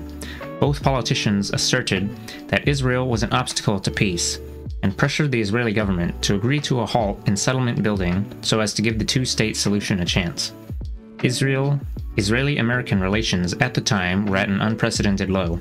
The new Israeli administration also initiated direct contact with the PLO themselves. The Madrid Conference of 1991 and the peace efforts conducted under its auspices were probably the first genuine American effort to find a solution for the West Bank and the Gaza Strip based on Israeli withdrawal. The Israeli political elite wanted to thwart the move by nipping it in the bud. They preferred to initiate their own peace proposal and convince the Palestinians to accept it. Yasser Arafat was also unhappy with the Madrid initiative since, in his eyes, the local Palestinian leadership in the occupied territories, headed by the Gazan leader, Haidar Abdel Shafi, and Faisal al-Husseini from Jerusalem, threatened his leadership and popularity by taking the lead in the negotiations. Thus, the PLO in Tunis and the Israeli Foreign Office in Jerusalem began behind-the-scenes negotiations while the Madrid peace effort continued. They found a willing mediator in FAFO, a Norwegian peace institute based in Oslo. The two teams eventually met in the open in August 1993, and with American involvement, finalized the Declaration of Principles, DOP. The DOP was hailed as the end of the conflict when it was signed, with a lot of histrionics on the White House lawn in September 1993. There are two myths associated with the Oslo process. The first is that it was a genuine peace process. The second, that Yasser Arafat intentionally undermined it by instigating the Second Intifada as a terrorist operation against Israel. The first myth was born out of the desire of both sides in 1992 to reach a solution. However, when this failed, it quickly became a game of who to blame. Israeli hardliners pointed the finger at the Palestinian leadership. A more nuanced, liberal Zionist version of this assumption laid the blame on Yasser Arafat, but also on the Israeli right, in particular Benjamin Netanyahu. Wow, that guy. For the impasse after the PLO leader's death in 2004. In either scenario, the peace process is considered a real one, albeit a failure. However, the truth is more complex. The terms of the agreement were impossible to fulfill. The claim that Arafat refused to respect the Palestinian pledges made in the 1993 accord does not bear scrutiny. He could not enforce pledges that were impossible to keep. For example, the Palestinian authorities were called upon to act as Israel's security subcontractor inside the occupied territories and ensure that there would be no resistance activity. More implicitly, Arafat was expected to accept the Israeli interpretation of the final settlement emerging from the accord without debate. The Israelis presented this fait accompli. What does that mean?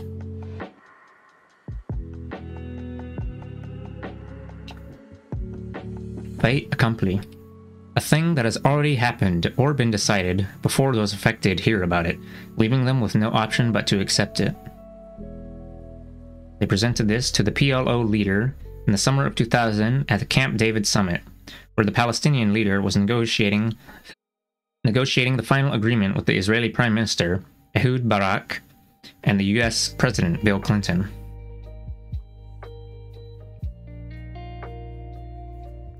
Barak demanded a demilitarized Palestinian state, with a capital in a village near Jerusalem, Abu Dis, and without parts of the West Bank, such as the Jordan Valley, the big Jewish settlement blocks, and areas in Greater Jerusalem.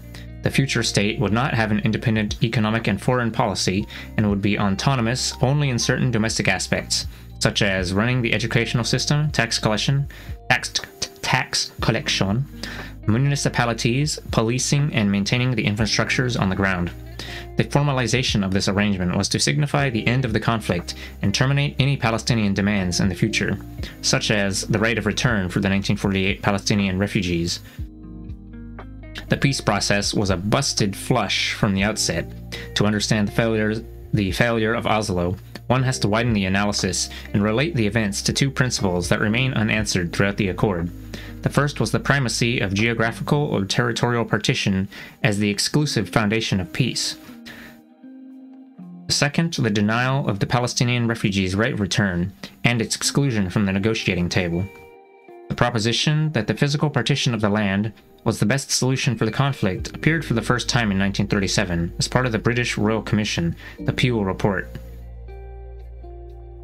At that time, the Zionist movement suggested that Jordan, Transjordan in those days, should annex the, quote, Arab parts of Palestine, but the idea was rejected by the Palestinians. It was later readopted as the best way forward in the UN Partition Resolution of November 1947. The UN appointed a special commission of inquiry, UNSCOP, we saw that earlier, to try to find a solution. The members of the committee came from countries that had very little interest in or knowledge about Palestine. Palestinian representative body, the Arab Higher Committee, and the Arab League boycotted UNSCOP and refused to cooperate with it. This left a vacuum that was filled by the Zionist diplomats and leadership, who fed UNSCOP with their ideas for a solution. They suggested the creation of a Jewish state over 80% of Palestine. The commission reduced it to 56%. Egypt and Jordan were willing to legitimize the Israeli takeover of Palestine in 1948 in return for bilateral agreements with them, which were eventually signed in 1979 with Egypt and in 1994 with Jordan. The idea of partition then reappeared under different names and references in the efforts led by the Americans after 1967. It was implicit in the new discourse that emerged, that of, quote, territories for peace, which every peace negotiator treated as a sanctified formula. The more territory Israel withdrew from, the more peace it would get. Now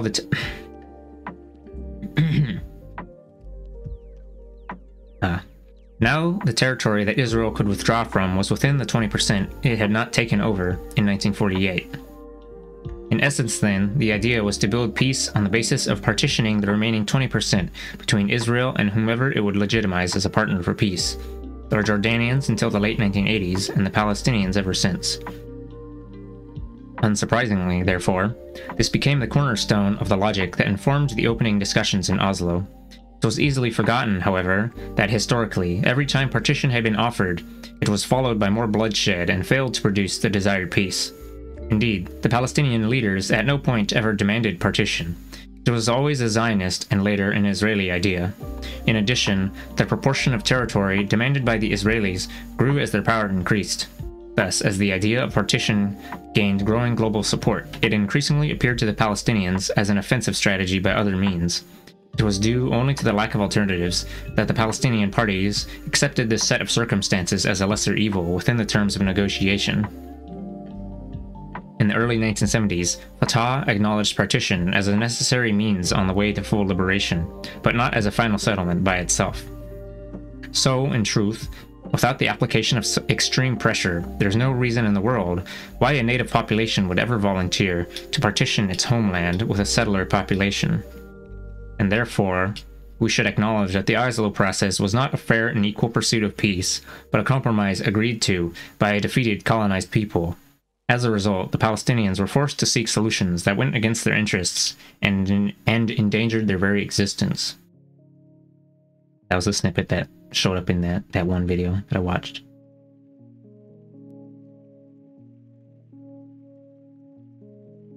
The same argument can be made about the debates concerning the, quote, two-state solution that was offered in Oslo. This offer should be seen for what it is, partition under a different wording.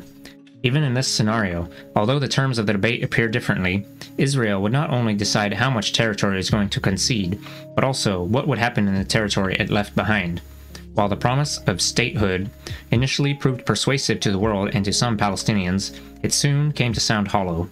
Nonetheless, these two intertwined notions of territorial withdrawal and statehood were successfully packaged as parts of a peace deal in Oslo in 1993. Yet within weeks of the joint signature on the White House lawn, the writing was on the wall. By the end of September, the Accord's vague principles had already been translated into a new geopolitical reality on the ground, under the terms of what was called the Oslo II, or Taba, agreement. This included not just partitioning the West Bank and the Gaza Strip between, quote, Jewish and, quote, Palestinian zones, but partitioning further all the Palestinian areas into small cantons or bantustans. The peace cartography of 1995 amounted to a bisected series of Palestinian zones that resembled, in the words of quite a few commentators, a Swiss cheese. Once this program became clear, the decline of the negotiations was swift. Before the final summit meeting in the summer of 2000, Palestinian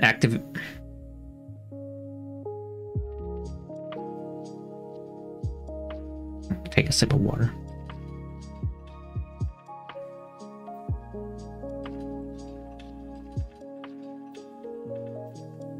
For a moment there, I realized I was a creature reading words out loud, and then I cut, and then I gave myself a funny feeling.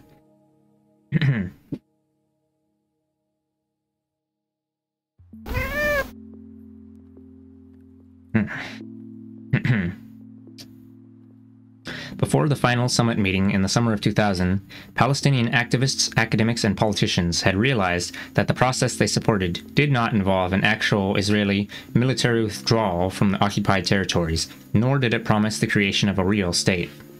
Oh, thanks for the head pats, Volt. The charade was revealed, and progress ground to a halt. The ensuing sense of despair contributed to the outburst of the second Palestinian uprising in the autumn of 2000. You support the state of Palestine and the state of meowing? Oh.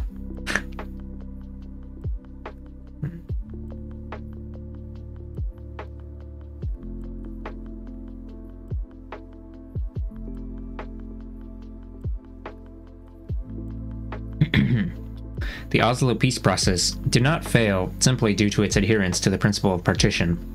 In the original accord, there was an Israeli promise that the three issues that trouble the Palestinians most, the fate of Jerusalem, the refugees, and the Jewish colonies, would be negotiated when the interim period of 5 years came to a successful end. Within this interim period, the Palestinians had to prove they could serve effectively as Israel's security subcontractors, preventing any guerrilla or terror attacks against the Jewish state, its army, settlers, and citizens. Contrary to the promise made in the Oslo DOP, when the 5 years of the first stage were over, the second stage, in which the more substantial issues for the Palestinians were meant to be discussed, did not commence. The Netanyahu government claimed that it was unable to initiate the second phase because of Palestinian, quote, misbehavior, which included, quote, incitement in schools, and weak condemnations of terror attacks against soldiers, settlers, and citizens. In truth, however, the process was stalled mainly by the assassination of the Israeli Prime Minister Yitzhak Rabin in November 1995. The murder was followed by the victory of the Likud party, headed by Netanyahu, in the 1996 national elections. The new prime minister's overt objection to the accord put the brake on the process. Even when the Americans forced him to restart negotiations, progress was extremely slow until the return to power of the Labour Party under Ehud Barak in 1999. Barak was determined to complete the process with a final peace agreement, an impulse fully supported by the Clinton administration. Yeah, Netanyahu's been around for like at least 20 years. Or, he's like been, I don't know, he's been there, existing. Fucked up, TBH.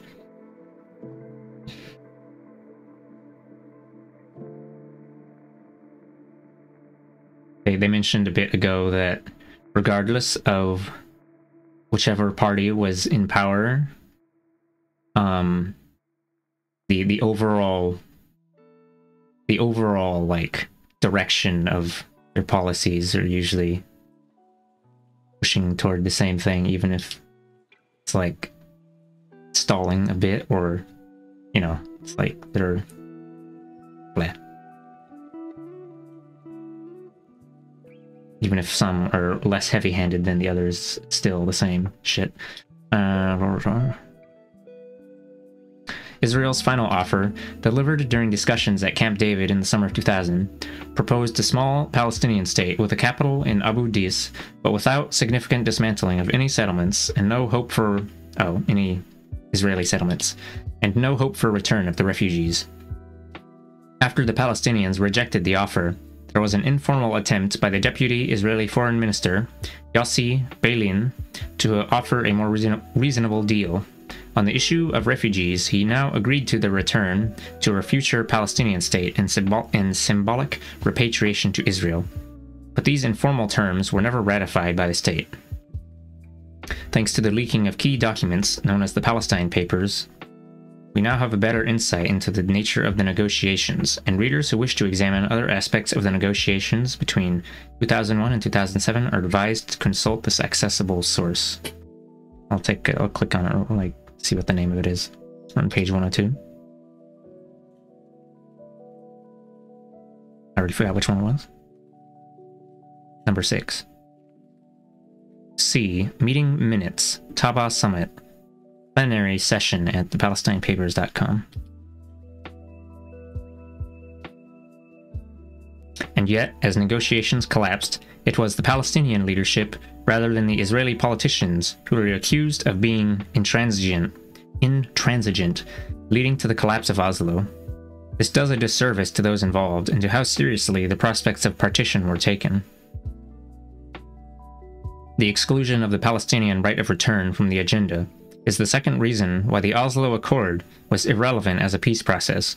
While the partition principle reduced, quote, Palestine to the West Bank and the Gaza Strip, the exclusion of the refugee issue and of that of the Palestinian minority inside Israel shrank the, quote, Palestinian people demographically to less than half of the Palestinian nation. This lack of attention to the refugee question was not new. Ever since the beginning of the peace efforts in post-mandatory Palestine, the refugees have been exposed to a campaign of repression and negligence. Ever since the first peace conference on post-1948 Palestine, the Lausanne meeting of April 1949, The refugee problem has been excluded from the peace agenda and disassociated from the concept of, quote, the Palestine conflict. Israel participated in that conference only because it was a precondition for its acceptance as a full member of the UN, who also demanded that Israel sign a protocol called the May Protocol, committing itself to the terms of Resolution 194, which included an unconditional call for the Palestinian refugees to return to their homes or to be given compensation. A day after it was signed in May 1949, Israel was admitted to the UN and immediately retracted its commitment to the protocol. Wow, that was quick. I gotta take a sip.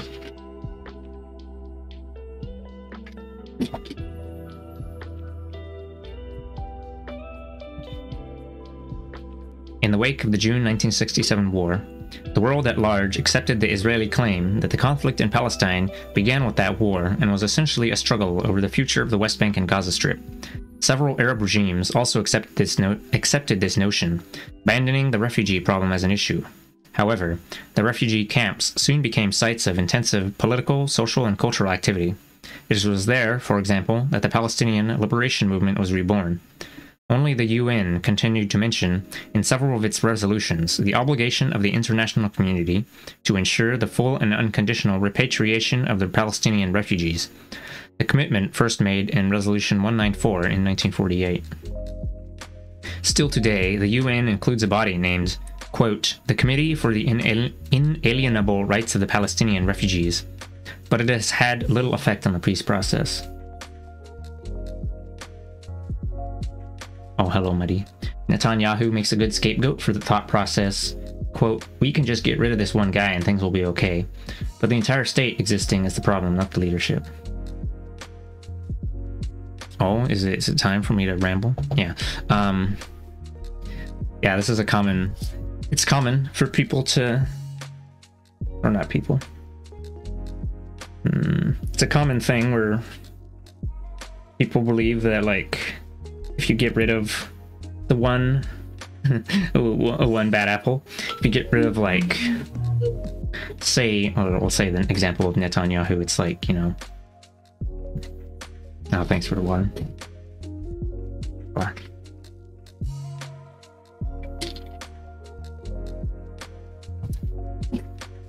With the example of Netanyahu, that, what is it, if you get rid of the guy that is the most extreme expression of the politics, that this will make things better, which maybe, you know, maybe it'll make it a little bit better, but like, it won't make the problems go away, because it's like,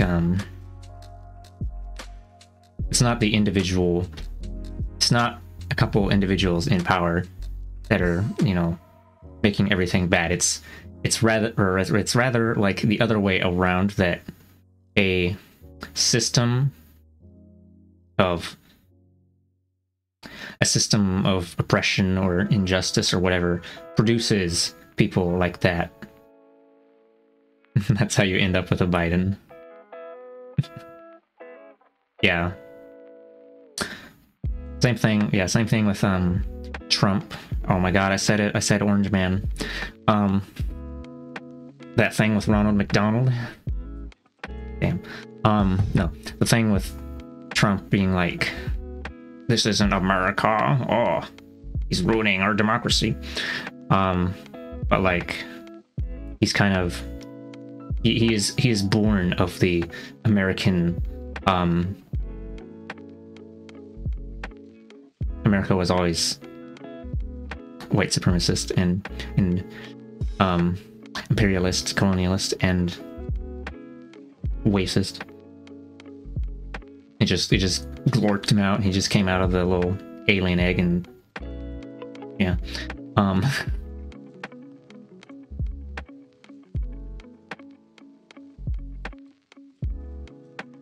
Yeah, like, and then, you know, Trump wanted to make a wall, and then when he was out, and then Biden came in, Biden was like, you know what, I'm gonna finish this wall, because the policies of, I don't know, neoliberal capitalism. No, that's too recent. Just the policies of like imperialist countries usually are going to be anti-immigrant in general. So like, obviously, he's going to keep up that wall building and that border detention camp stuff and the yeah. And then yeah, and then my dad gonna be like, you know, oh, Biden was good because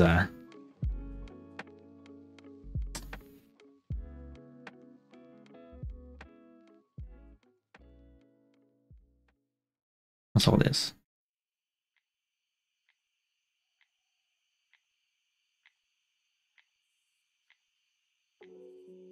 Whatever. My dad would probably say some shit like saying Biden was good because, you know, he cleared the student debt or whatever, and you know, doing some concessions for American working class, perchance. Maybe do a little slap on the wrists for hell.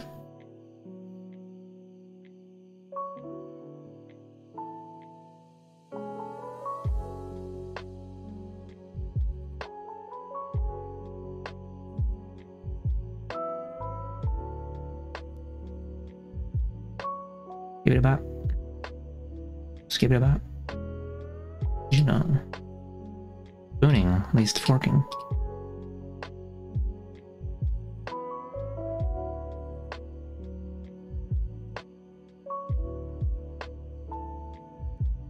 Couple goobs joined my server and started spamming in the what is it? Gateway? Killed them all.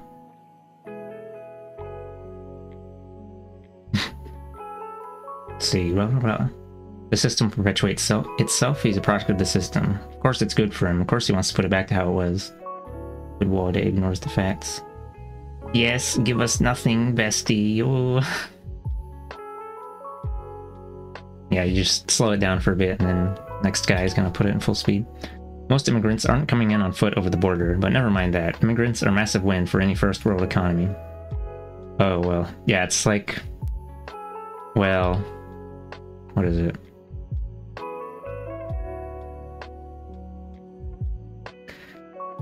It's really, like, not about actually limiting immigration. It's about making it, like, illegal and difficult because capitalists like having cheap labor that they can exploit. People without human rights that they can, yeah, exploit their labor.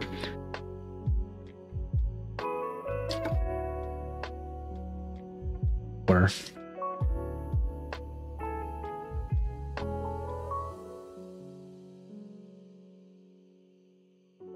oh, fuck. Can't. I have to pop this out.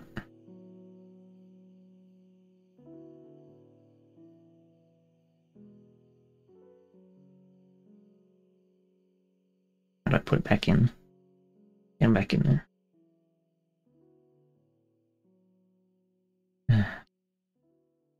That's strange. Not like, yeah, whatever. I guess I can just have the chat popped out. Fucked up. Well, even even if you knew all about that already, it was an opportunity for me to explain to anyone else who may be in chat who is not on the up and up or whatever, I guess.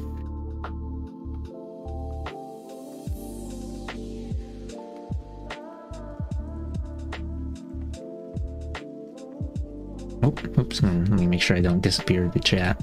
Look up. Alright, where are we? The Oslo Accord was no different. In this document, the refugee issue was buried in a subclause. Almost in... Oh, yeah, I'm holding up okay.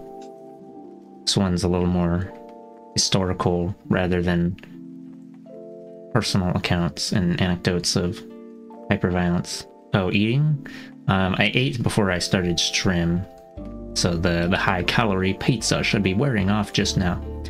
No, I'll just ate a bit of snack stuff. I'm fine. Grr.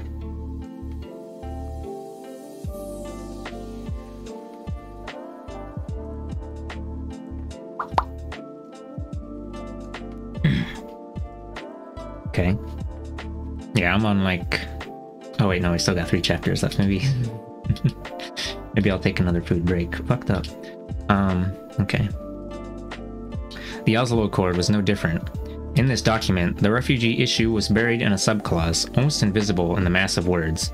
The Palestinian partners to the accord contributed to this obfuscation, probably out of negligence rather than intentionally, but the result was the same. The refugee problem, the heart of the Palestine conflict, a reality acknowledged by all Palestinians wherever they are, and by anyone sympathizing with the Palestinian cause, was marginalized in the Oslo documents. Instead, the issue was handed to a short-lived multilateral group who were asked to focus on the 1967 refugees, Palestinians who were expelled or left after the June War.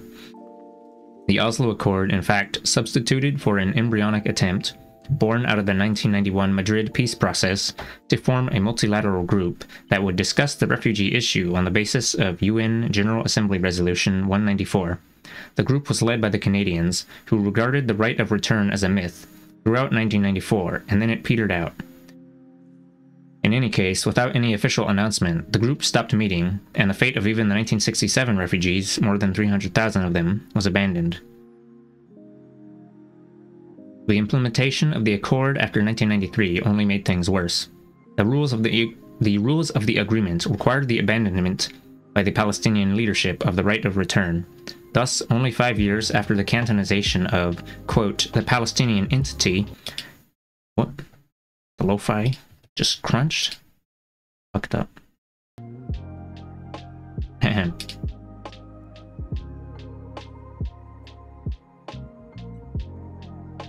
Where was it? Nevertheless... Okay, I'm gonna read it. Thus, only 5 years after the cantonization of the Palestinian entity and its transformation into a Bantustan, the Palestinian leadership was given permission to express its wish to deal with the refugee problem as part of the negotiations over the permanent settlement of the Palestine question. Nevertheless, the Israeli state was able to define the terms of discussion and so choose to distinguish between, on the one hand, the introduction of the, quote, refugee problem as a legitimate Palestinian grievance, and, on the other, the demand for the, quote, right of return, which it was able to describe as a Palestinian provocation. In the last-ditch attempt to save the agreement at the Camp David summit in 2000, the refugee issue did not fare any better.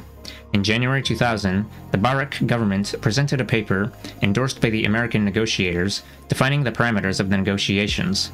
This was an Israeli diktat, and until the summit was convened in the summer, the Palestinians failed to produce a counterproposal. The final, quote, negotiations were in essence a combined Israeli and American effort. Or in essence a combined Israeli and American effort to get the Palestinians to accept the paper, which included, among other things, an absolute and categorical rejection of the Palestinian right of return. It left open for discussion the number of refugees that might be allowed to return to the territories controlled by the Palestinian Authority, although all involved understood that these crammed areas were unable to absorb more people, while there was plenty of space for repatriating refugees in the rest of Israel and Palestine. This part of the discussion was a meaningless gesture, introduced simply to silence any criticism without offering a real solution. The peace process of the 1990s was thus no such thing. The insistence on partition and the exclusion of the refugee issue from the agenda rendered the Oslo process at best a military redeployment and a rearrangement of Israeli control in the West Bank and the Gaza Strip. At worst, it inaugurated a new system of control that made life for the Palestinians in the occupied territories far worse than it was before. After 1995, the impact of the Oslo Accord as a factor that ruined Palestinian society, rather than bringing peace, became painfully clear.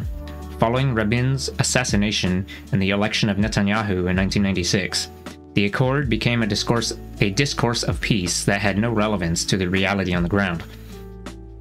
During the period of the talks between 1996 and 1989, more settlements were built, and more collective punishments were inflicted on the Palestinians.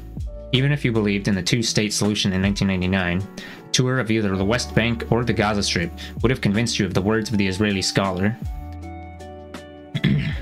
Moran Benvenisti, who wrote that Israel had created irreversible facts on the ground.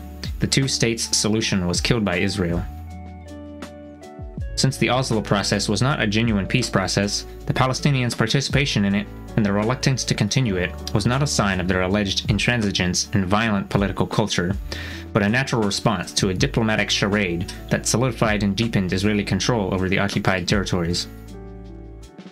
This then leads on to the second myth concerning the Oslo process, that Arafat's intransigence ensured the failure of the Camp David summit in 2000. Two questions have to be answered here. Firstly, what happened in the summer of 2000 at Camp David? Who was responsible for the summit's failure? Secondly, who was responsible for the violence of the Second Intifada? The two questions will help us engage directly with the common assumption that Arafat was a warmonger who came to Camp David to destroy the peace process and returned to Palestine with a determination to start a new Intifada. Before we answer these questions, we should remember the reality. In the occupied territories on the day Arafat left for Camp David, my main argument here is that Arafat came to Camp David to change that reality, while the Israelis and the Americans arrived there determined to maintain it. The Oslo process had transformed the occupied territories into a geography of disaster, which meant that the Palestinians' quality of life was far worse after the accord than it was before.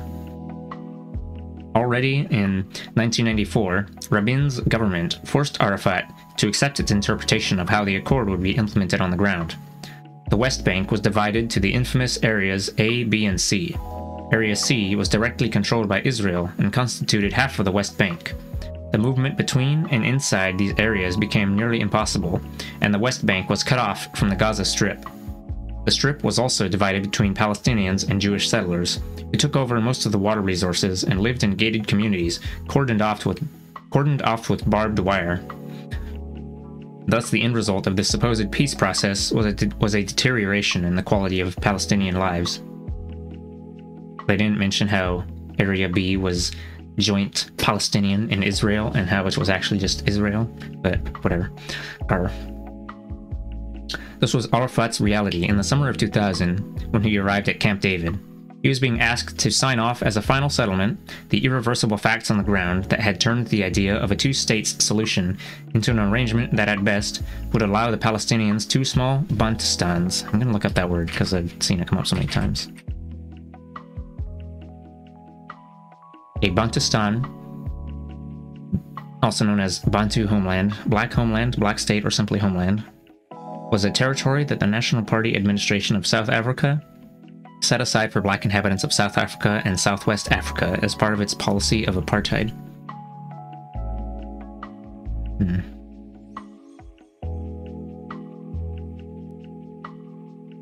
At best would allow the Palestinians two small Bantustans, and at worst would allow Israel to annex more territory. The agreement would also force him to give up any future Palestinian demands or propose a way of alleviating some of the daily hardships most Palestinians suffered from. We have an authentic and reliable report of what happened at Camp David from the State Department's Hussein Agha and Robert Malley. Their detailed account appeared in the New York Review of Books and begins by dismissing the Israeli claim that Arafat ruined the summit. The article makes the point that Arafat's main problem was that, in the years since Oslo, life for the Palestinians in the occupied territories had only gotten worse. Quite reasonably, according to these two American officials, he suggested that instead of rushing within 2 weeks to end, quote, to end the conflict for once and for all, Israel should agree to certain... Oh, thanks for the water.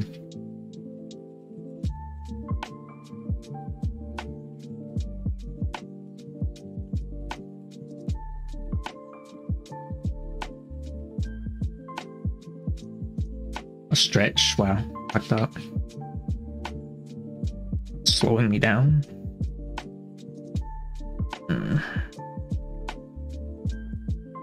Okay, this is where I'm at.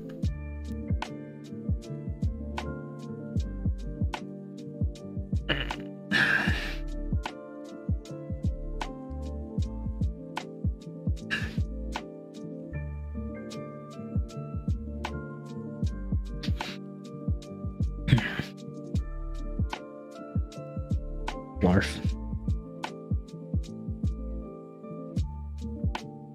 Ow. Maybe I should ask Anne about text-to-speech stuff. Although, to be honest, I don't know if they usually are reading out ebooks, text-to-speech stuff. I think I do remember a thing where it was like you could pop some text into a thing and then it would spit out MP3s, but that's a little more a pain to work with.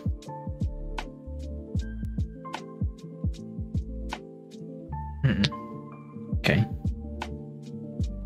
Read and stretch at the same time? Bonkers. Oh, okay.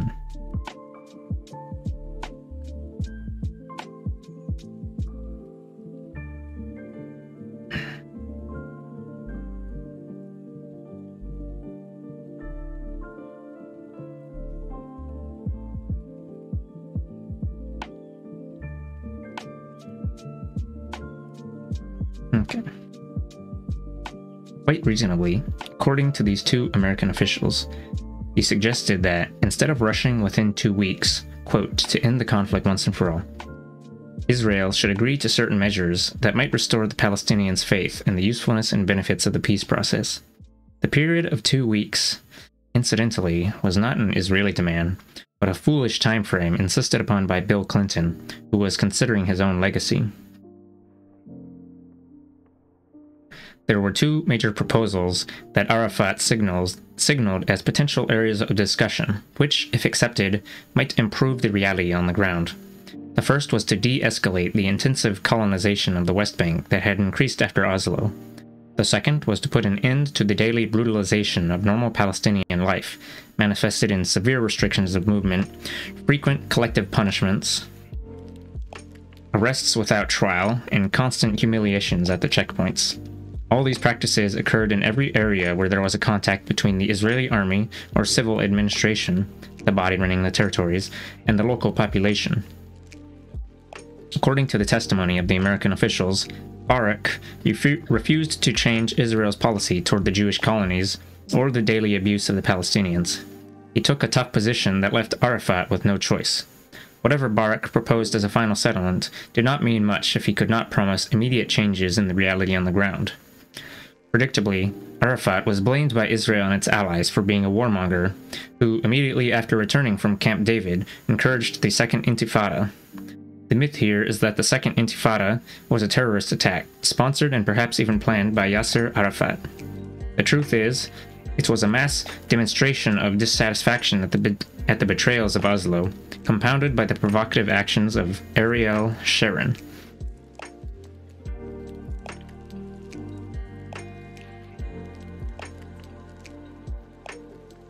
In September 2000, Sharon ignited an explosion of protest when, as the leader of the opposition, he toured Haram al-Sharif, the Temple Mount, with a massive— oh, that's the holy site— with a massive security and media presence.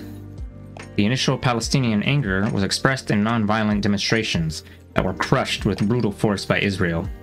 This callous repression led to a more desperate response: the suicide bombers, who appeared as the last resort in the face of the strongest military power in the region. There is telling evidence from Israeli newspaper correspondents of how the reports on the early stages of the Intifada, as a non-violent movement crushed by the Israeli army, were shelved by their editors so as to fit the narrative of the government. One of them was a deputy editor of Yedat Aronath, the main daily in the state, who wrote a book about the misinformation produced by the Israeli media in the early days of the Second Intifada. Israeli propagandists claimed the Palestinians' behavior only confirmed the famous saying of the veteran Israeli super diplomat, Abba Eban, that the Palestinians do not miss an opportunity to miss an opportunity for peace. We have a better understanding today of what triggered the furious Israeli reaction. In their book, Boomerang, two senior Israeli journalists, Ofer Shalah and Raviv Drucker, interview the Israeli General Chief of Staff and strategists in the Ministry of Defense, providing us with inside knowledge on the way these officials were thinking about the issue. Their conclusion was that in the summer of 2000, the Israeli army was frustrated after its humiliating defeat at the hands of Hezbollah and Lebanon. There was a fear that this defeat made the army look weak, and so a show of force was needed. A reassertion of their dominance within the occupied territories. It was just the kind of display of sheer power the, quote, invincible Israeli army needed. It was ordered to respond with all its might, and so it did. When Israel retaliated against the terror attack on a hotel in the ski resort of Netanya in April 2002, in which 30 people were killed, it was the first time the military had used airplanes to bomb the dense Palestinian towns and refugee camps in the West Bank.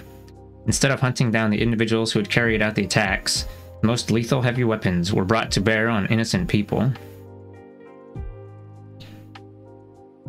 Another common reference in the blame game Israel and the United States played after the failure at Camp David was that of reminding public opinion that there was a chronic problem with Palestinian leaders who, at the moment of truth, would expose their warmongering ways.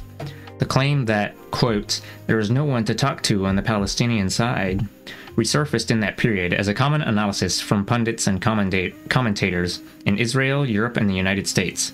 Such allegations were particularly cynical.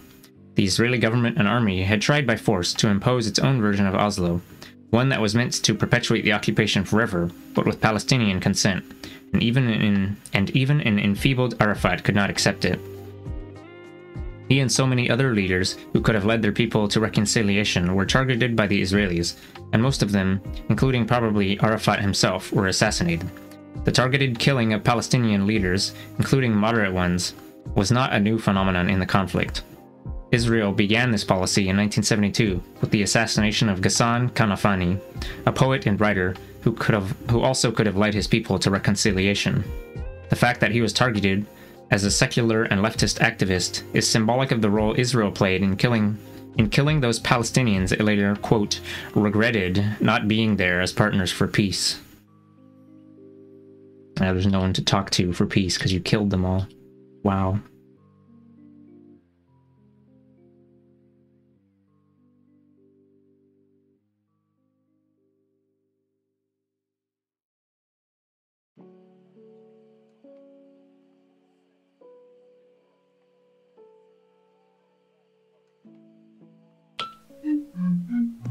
Thanks for the water.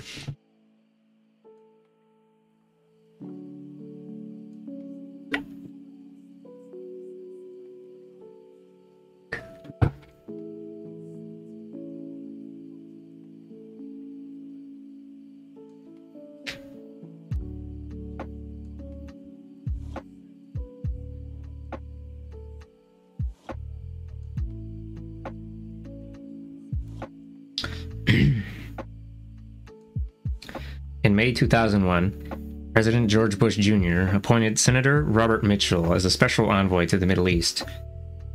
Mitchell produced a report about the causes of the Second Intifada, deciding, quote, we have no basis on which to conclude that there was a deliberate plan by the PA, Palestinian Authority, to initiate a campaign of violence at the first opportunity, or to conclude that there was a deliberate plan by the government of Israel to respond with lethal force. On the other hand, he blamed Ariel Sharon for provoking unrest by visiting and violating the sacredness of the Al-Aqsa Mosque and the holy places of Islam. In short, even the disempowered Arafat realized that the Israeli interpretation of Oslo in 2000 meant the end of any hope for normal Palestinian life and doomed the Palestinians to more suffering in the future. This scenario was not only morally wrong in his eyes, but would also, as he was well aware, strengthen the hand of those who regarded the armed struggle against Israel as the only way to liberate Palestine. At any given moment, Israel could have stopped the Second Intifada, but the army needed a show of, quote, success. Only when this was achieved through the barbaric operation of, quote, defensive shield in 2002 and the building of the infamous, quote, apartheid wall did they succeed temporarily in quelling the uprising.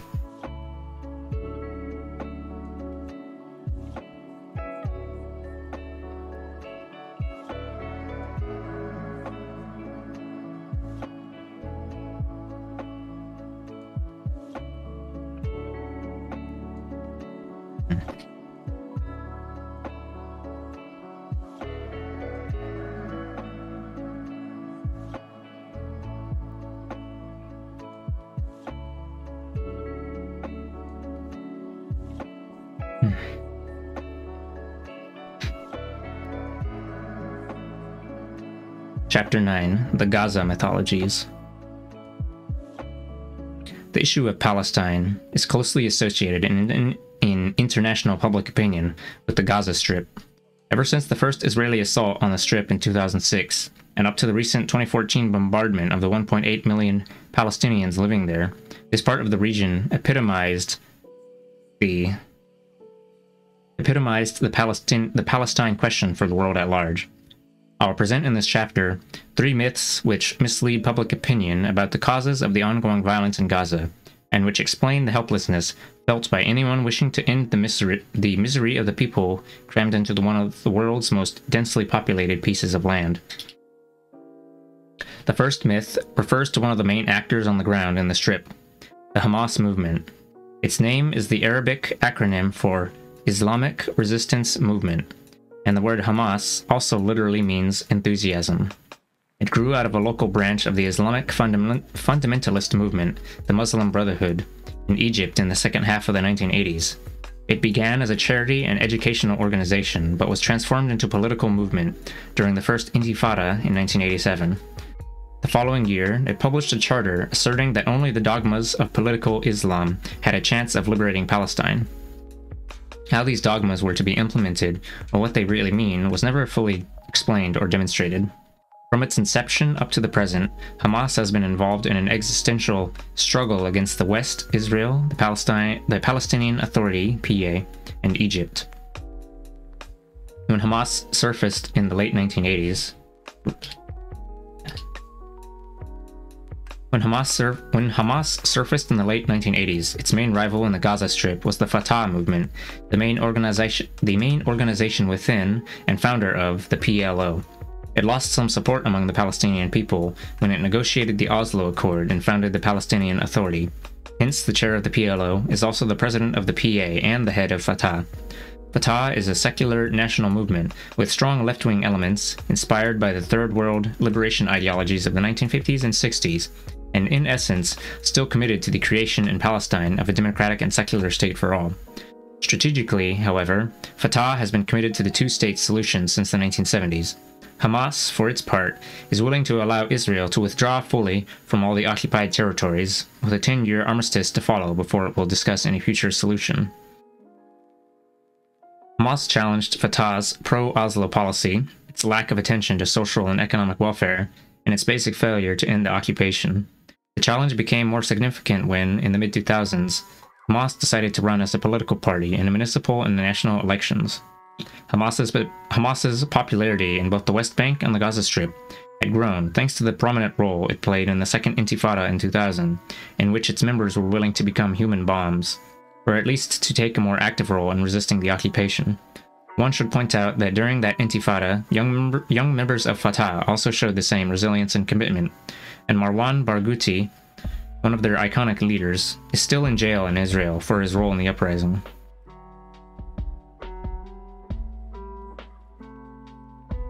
Yasser Arafat's death in November 2004 created a political vacuum in the leadership, and the Palestinian Authority, in accordance with its own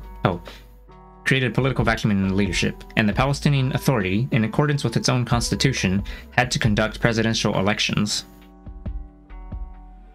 Hamas boycotted these elections, claiming that they would be too closely associated with the Oslo process, and less so with democracy.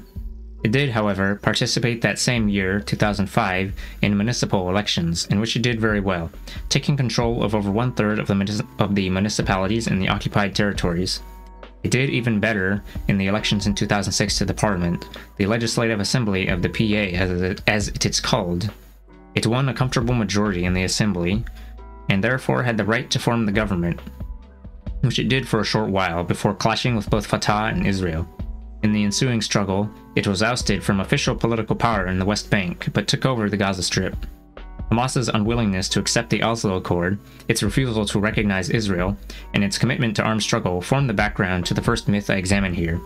Hamas is branded as a terrorist organization, both in the media and in legislation. I will claim that it is a liberation movement, and a legitimate one at that. The second myth I examine concerns the Israeli decision that created the vacuum in the Gaza Strip, which enabled Hamas not only to win the elections in 2006, but also to oust Fatah by force in the same year. This was the 2005 unilateral Israeli withdrawal from the Strip after nearly 40 years of occupation. The second myth is that this withdrawal was a gesture of peace or reconciliation, which was reciprocated by hostility and violence. It is crucial to debate, as I do in this chapter, the origins of the Israeli decision and to look closely at the impact it has had on Gaza ever since. In fact, I claim that the decision was part of a strategy intended to strengthen Israel's hold over the West Bank and to turn the Gaza Strip into a mega-prison that could be guarded and monitored from the outside. Israel not only withdrew its army and secret service from the Strip, but also pulled out, in a very painful process, the thousands of Jewish settlers the government had sent there since 1969. So, I will claim that viewing this decision as a peaceful gesture is a myth. It was more a strategic deployment of forces that enabled Israel to respond harshly to the Hamas victory, with disastrous consequences for the population of Gaza. And indeed, the third and last myth I will look at is Israel's claim that its actions since 2006 have been part of a self-defensive war against terror. I will venture to call it, as I have done elsewhere, an incremental genocide of the people of Gaza.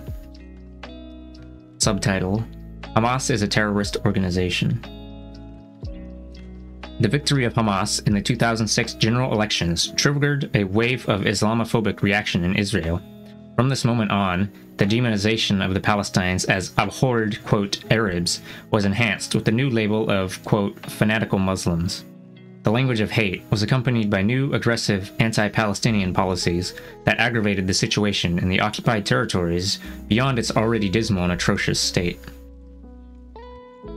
There have been other outbreaks of Islamophobia in Israel in the past.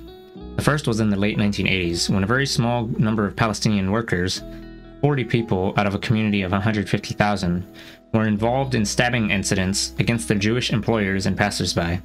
In the aftermath of the attacks, Israeli academics, journalists, and politicians related the stabbing to Islam, religion and culture alike, without any reference to the occupation or the slavish labor market that developed on its margins.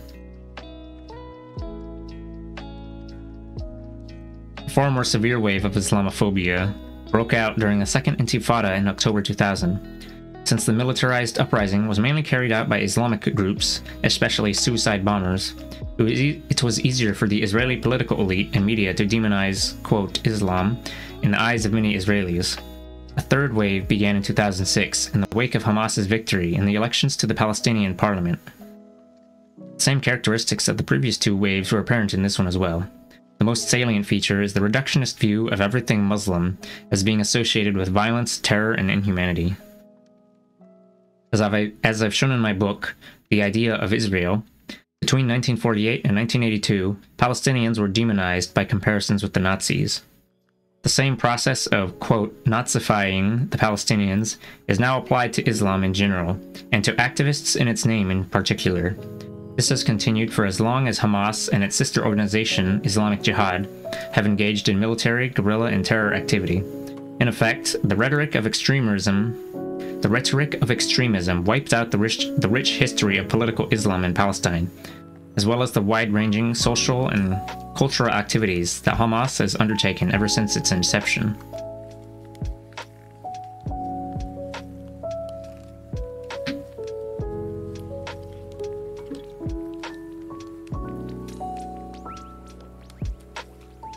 Maybe I should be out here drinking alcohol instead of water. Fucked up.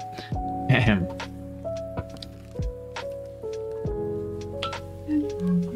Oh, thanks for the water, honey. I just did a slur, but I'll do one again.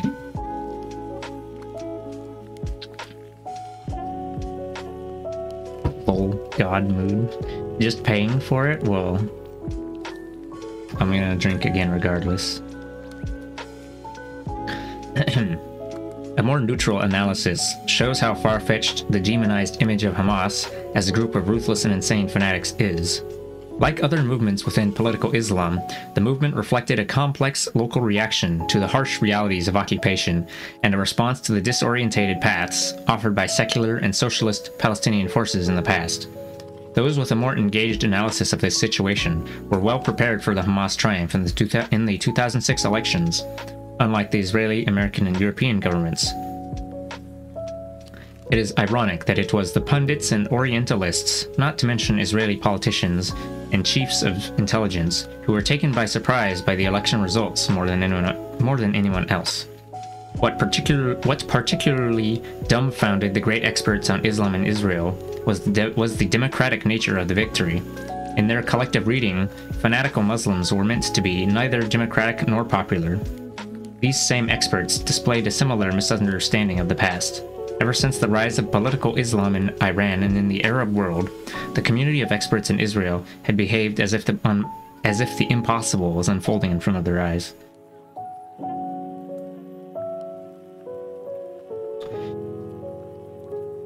Misunderstandings, and therefore false predictions, have characterized the Israeli assessment of the Palestinians for a long time, especially with regard to the political Islamic forces within Palestine. In 1976, the first Rabin government allowed municipal elections to take place in the West Bank and the Gaza Strip. They calculated, wrongly, that the old cadre of pro-Jordanian politicians would be elected in the West Bank, and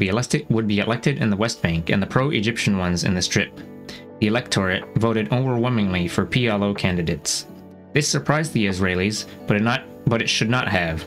After all, the expansion of the PLO's power and popularity ran parallel to a concerted effort by Israel to curb, if not altogether eliminate, the secular and socialist elements within Palestinian society, whether in the refugee camps or inside the occupied territories.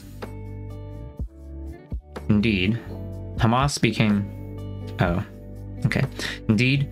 became a significant player on the ground, in part thanks to the Israeli policy of encouraging the construction of an Islamic educational infrastructure in Gaza as a counterbalance to the grip of the secular Fatah movement on the local population. Excuse me. In 2009, Avner Cohen, who served in the Gaza Strip around the time Hamas began to gain power in the late 1980s, and was responsible for religious affairs in the occupied territories, told the Wall Street Journal, quote, "The Hamas, to my great regret, is Israel's creation." Cohen explains how Israel helped the charity Al-Mujama Al-Islamiyya, the, quote, Islamic Society, founded by Sheikh Ahmed Yassin in 1979, to become a powerful political movement, out of which the Hamas movement emerged in 1987. Sheikh Yassin, a crippled, semi-blind Islamic cleric, founded Hamas and was its spiritual leader until his assassination in 2004. He was originally approached by Israel with an offer of help and the promise of a license to expand. The Israelis hoped that, through his charity and educational work, this charismatic leader would counterbalance the power of the secular Fatah in the Gaza Strip and beyond. It is noteworthy that in the late 1970s, Israel, like the United States and Britain, saw secular national movements whose absence today they lament as the worst enemy of the West.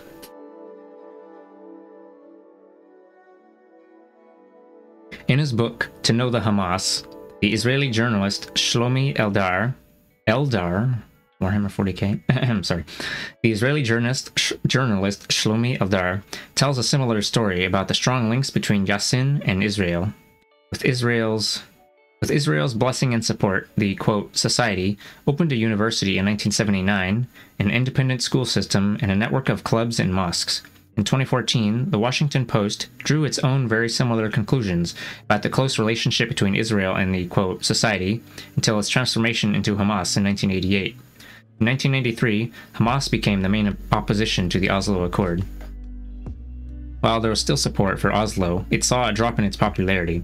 However, as Israel began to renege on almost all the pledges it had made during the negotiations, support for Hamas once again received a boost. Particularly important was Israel's settlement policy and its excessive use of force against the civilian population in the territories. But Hamas's popularity among the Palestinians did not depend solely on the success or failure of the Oslo Accord. It also captured the hearts and minds of many Muslims, who make up the majority in the occupied territories, due to the failure of secular modernity to find solutions to the daily hardships of life under occupation. As with other political Islamic groups around the Arab world, the failure of secular movements to provide employment, welfare, and economic security drove many people back into religion, which offered solace, as well as established charity and solidarity networks. In the Middle East as a whole, as in the world at large, modernization and secularization benefited the few, but left many unhappy, poor, and bitter. Religion seemed a panacea, and at times even a political option.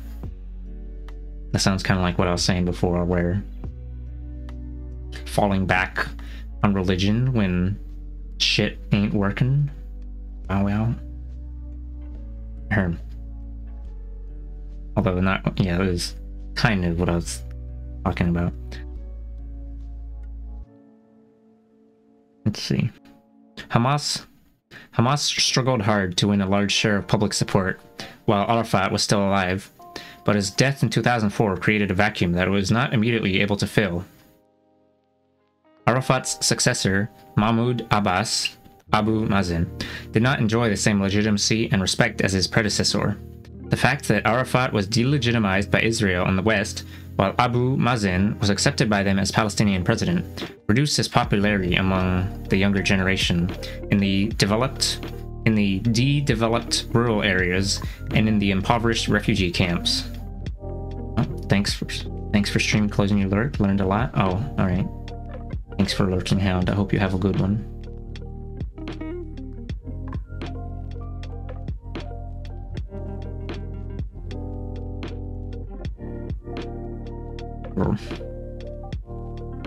I feel like this is probably the chapter that might be the most relevant to like modern or like right meow stuff, because they're gonna say Hamas every single time that Palestine is on the news.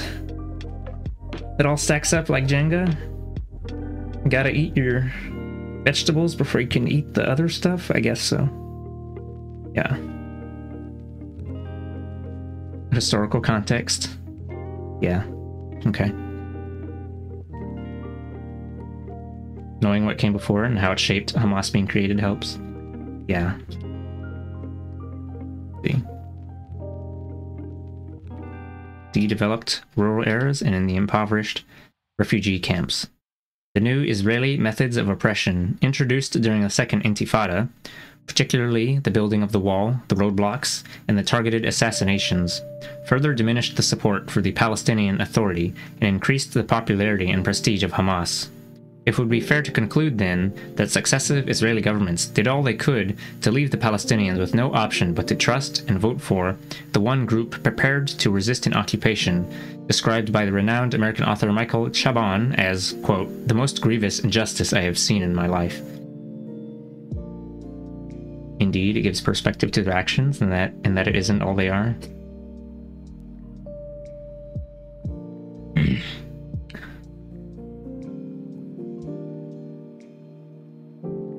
The only explanation for the rise of Hamas, offered by most Israeli, quote, experts on Palestinian affairs, inside and outside the establishment, involved appealing to Samuel Huntington's neoconservative model of the, quote, clash of civilizations as a way of understanding how history works.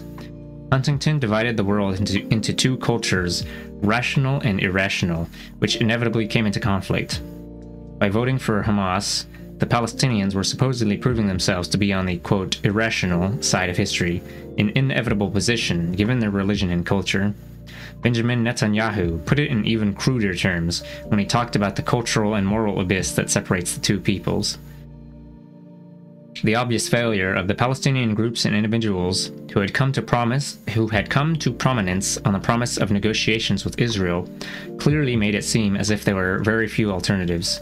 In this situation, the apparent success of the Islamic militant groups in driving the Israelis out of the Gaza Strip offered some hope. However, there is more to it than this.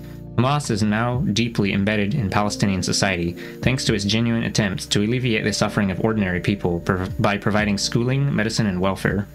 No less important, Hamas's position on the 1948 refugees' right of return, unlike the PA's stance, was clear and unambiguous.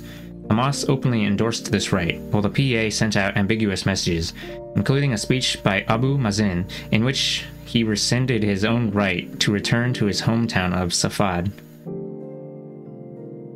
Wow.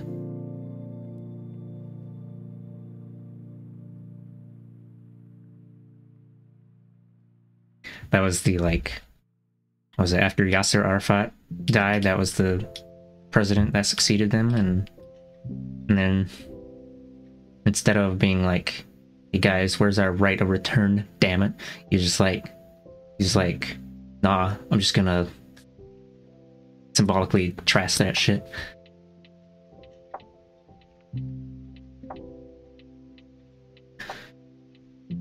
You don't think it gives perspective? Resistance is justified under occupation. I think it's just more damning history of Israel's actions. Yeah, the oh, my throat is pretty crunched. There's only 2 chapters left.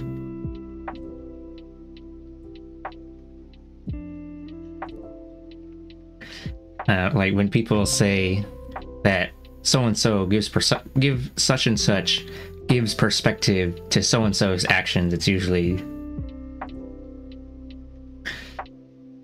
it's like,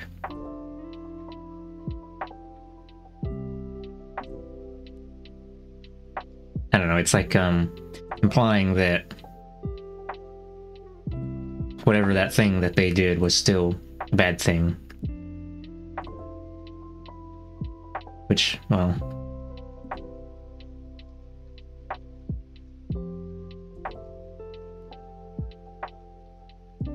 I guess that's why Muddy responded like that.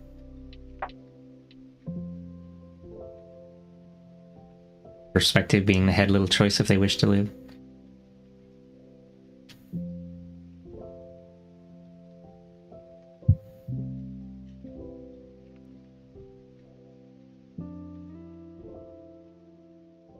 That wasn't your intention? Ah, okay. That's why I felt like maybe that was the case, so I explained that, you know.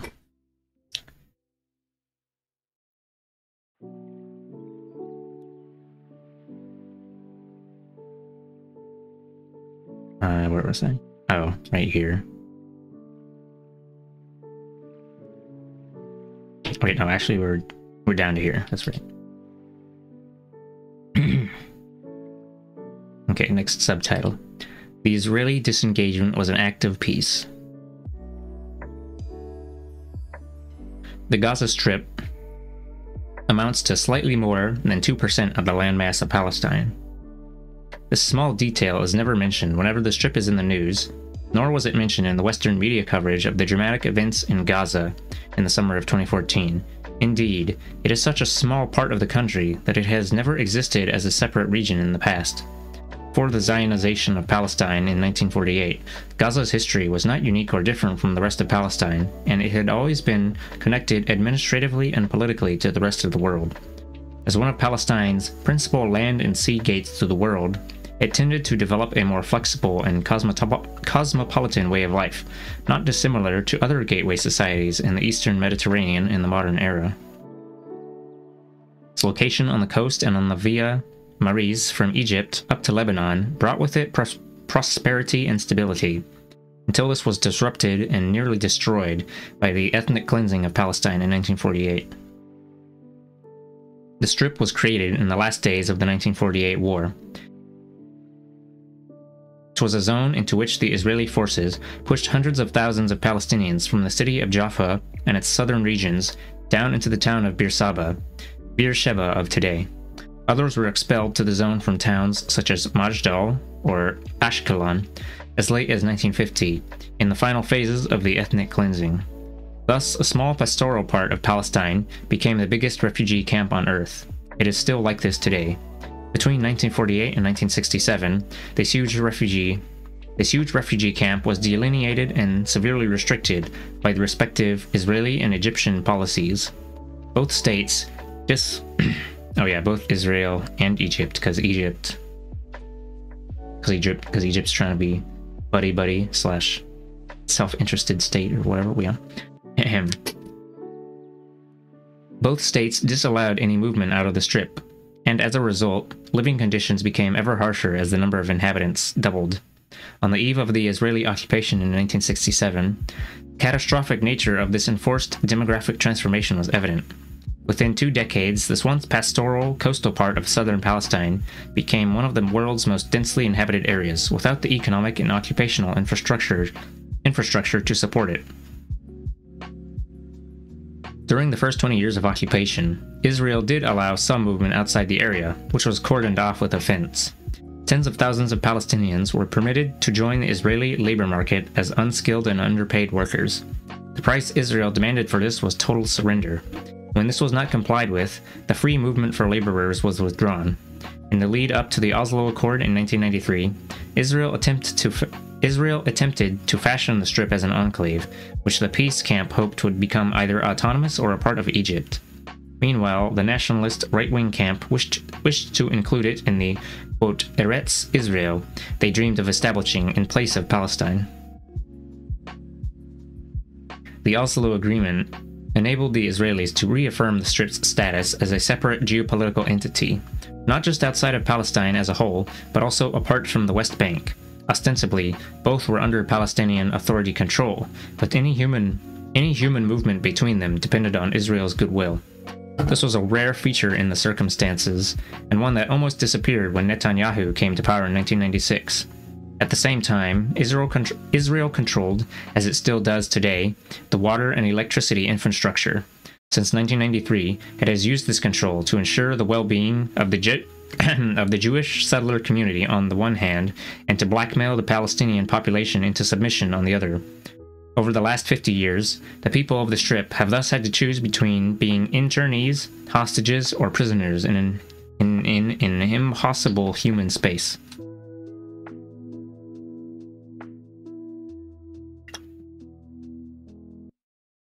It is in this historical context that we should view the violent clashes between Israel and Hamas since 2006. In light of that context, we must reject the description of Israeli actions as part of the, quote, war against terror, or as a, quote, war of self-defense. Nor should we accept the depiction of Hamas as an extension of Al-Qaeda, as part of the Islamic State network, or as a mere pawn in a seditious Iranian plot to control the region.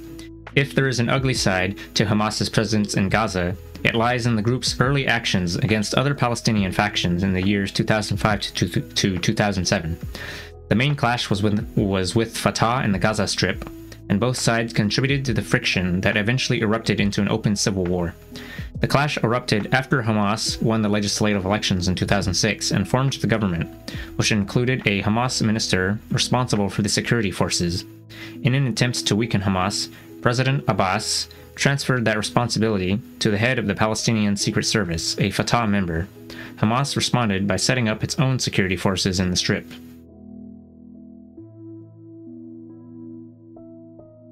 In December 2006, a violent confrontation in the Rafah crossing between the Presidential Guard and the Hamas security forces triggered a confrontation that would last until the summer of 2007.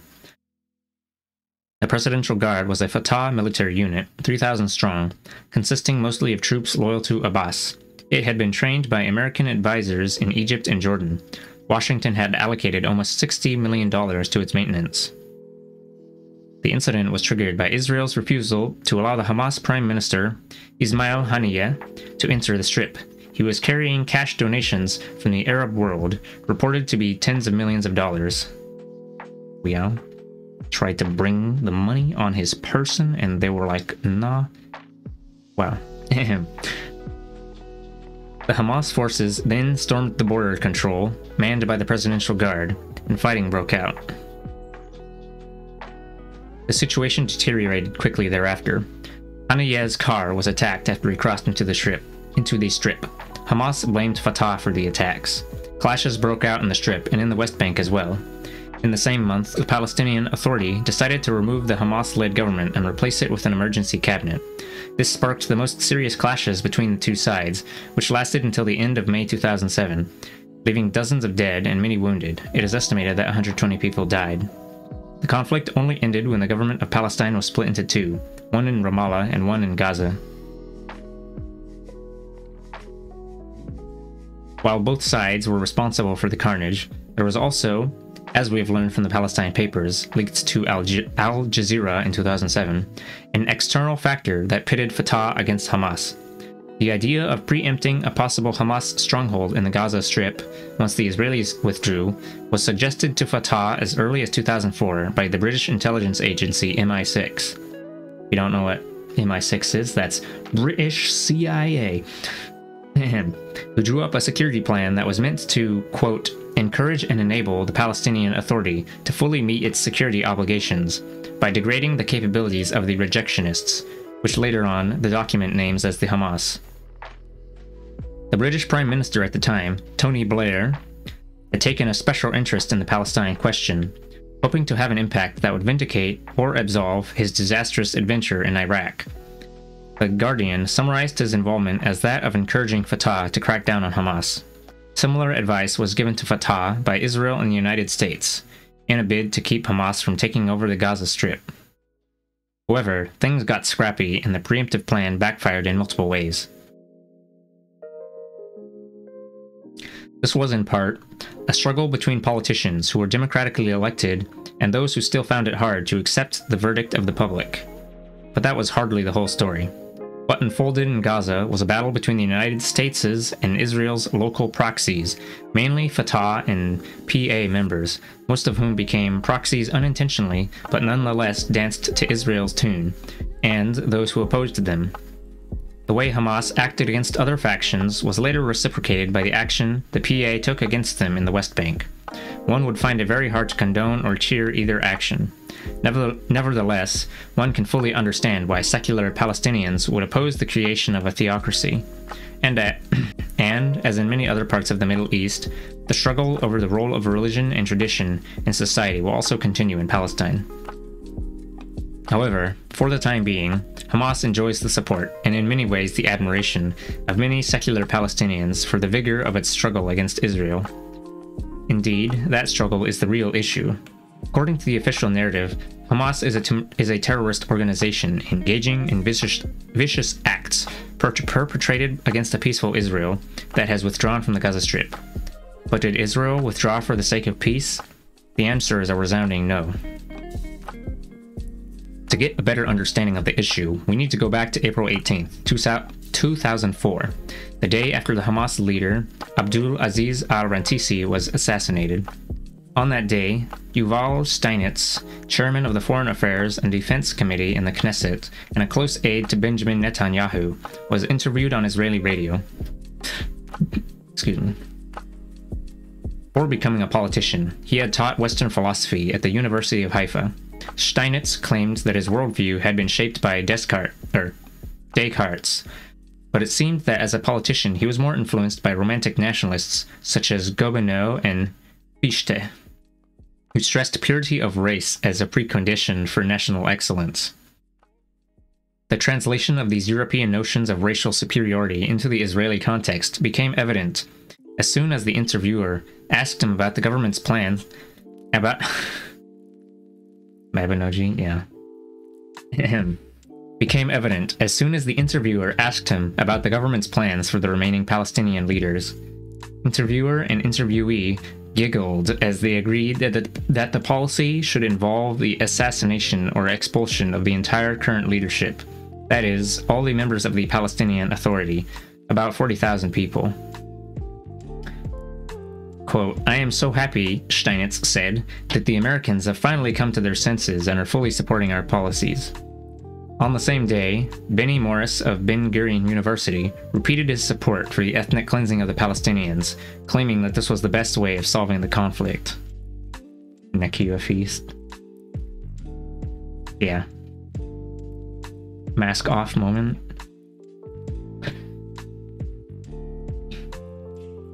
Opinions that used to be considered at best marginal, at worst lunatic, were now at the heart of the Israeli Jewish consensus, disseminated by establishment academics on primetime television as the one and only truth. Israel in 2004 was a paranoid society, determined to bring the conflict to an end by force and destruction, whatever the cost to its society or its potential victims. Often, this elite was supported only by the US administration and the Western political elites, while the rest of the world's more conscientious observers watched helpless and bewildered. Israel was like a plane flying on autopilot. The course was pre-planned, the speed predetermined.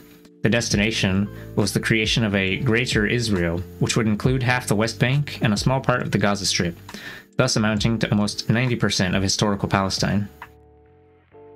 A Greater Israel without a Palestinian presence, with high walls separating it from the indigenous population, who were to be crammed into 2 huge prison camps in Gaza and what was left of the West Bank. In this vision, the Palestinians in Israel could either join the millions of refugees languishing in the camps, or submit to an apartheid system of discrimination and abuse. That same year, 2004, the Americans supervised what they called the, quote, roadmap to peace. This was a ludicrous idea, initially put forward in the summer of 2002 by President Bush, and even more far-fetched than the Oslo Accord. The idea was that the Palestinians would be offered an economic recovery plan and a reduction in the Israeli military presence in parts of the occupied territories for about 3 years.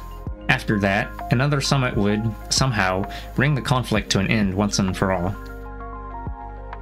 In many parts of the Western world, the media took the roadmap and the Israeli vision of a Greater Israel, including autonomous Palestinian enclaves, to be one and the same, presenting both as offering the only safe route to peace and stability.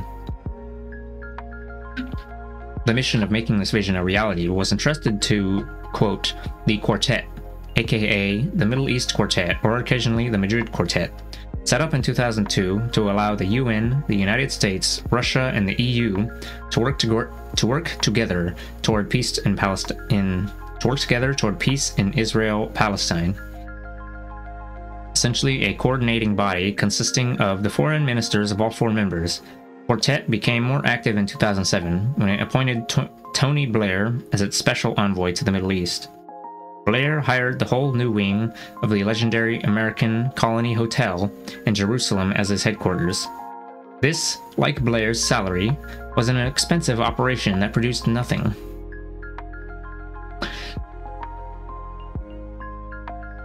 The quartet's spokespersons employed a discourse of peace that included references. Oof, yeah. Eat shit, Tony Blair.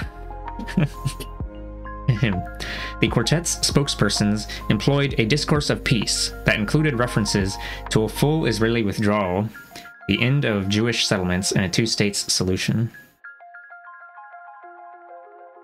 Chill at 3:18 a.m. on November 19th, the year 2023 is a vibe. Well, for me, it's still 12:18 a.m. Hello, Kate Hith. I'm reading. Wait. Chili? Oh, chili. I guess I'm getting tired. Fucked up.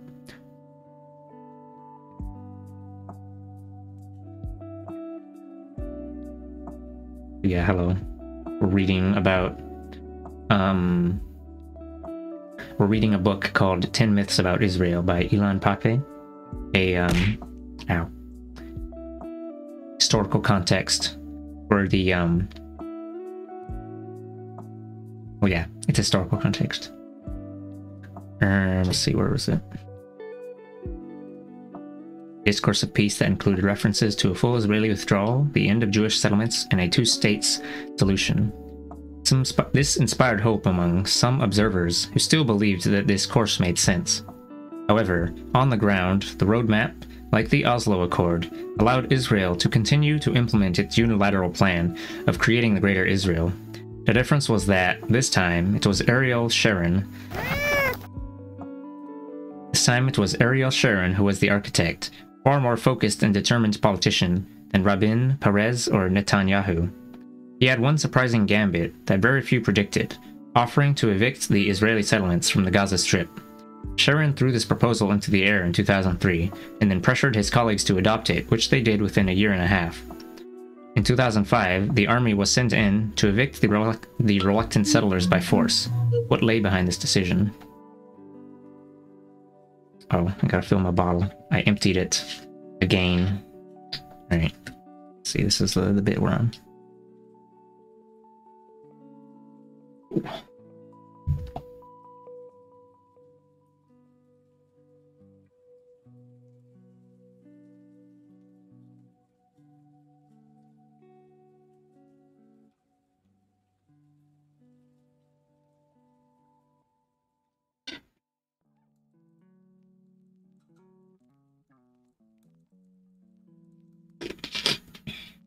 Alright, I've done a slurp.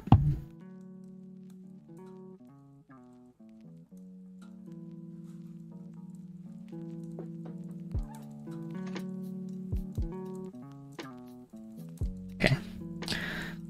Successive Israeli governments had been very clear about the future of the West Bank, while not so sure about what should happen with the Gaza Strip. The strategy for the West Bank was to ensure it remained under Israeli rule, direct or indirect.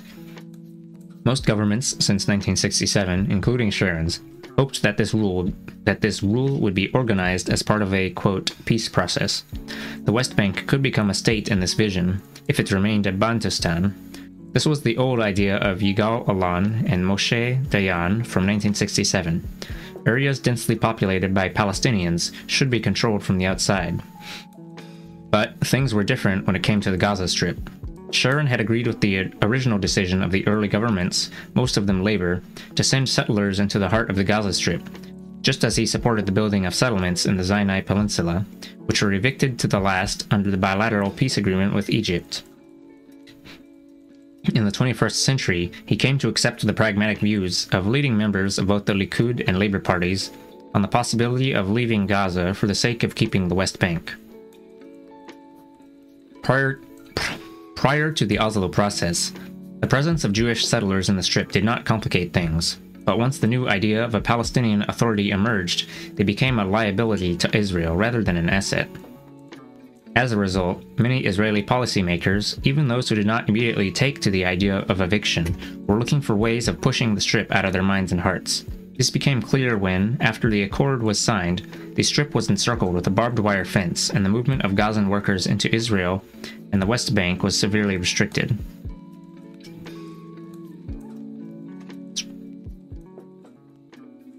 Strategically, in the new setup, it was easier to control Gaza from the outside, but this was not entirely possible while the settler community remained inside.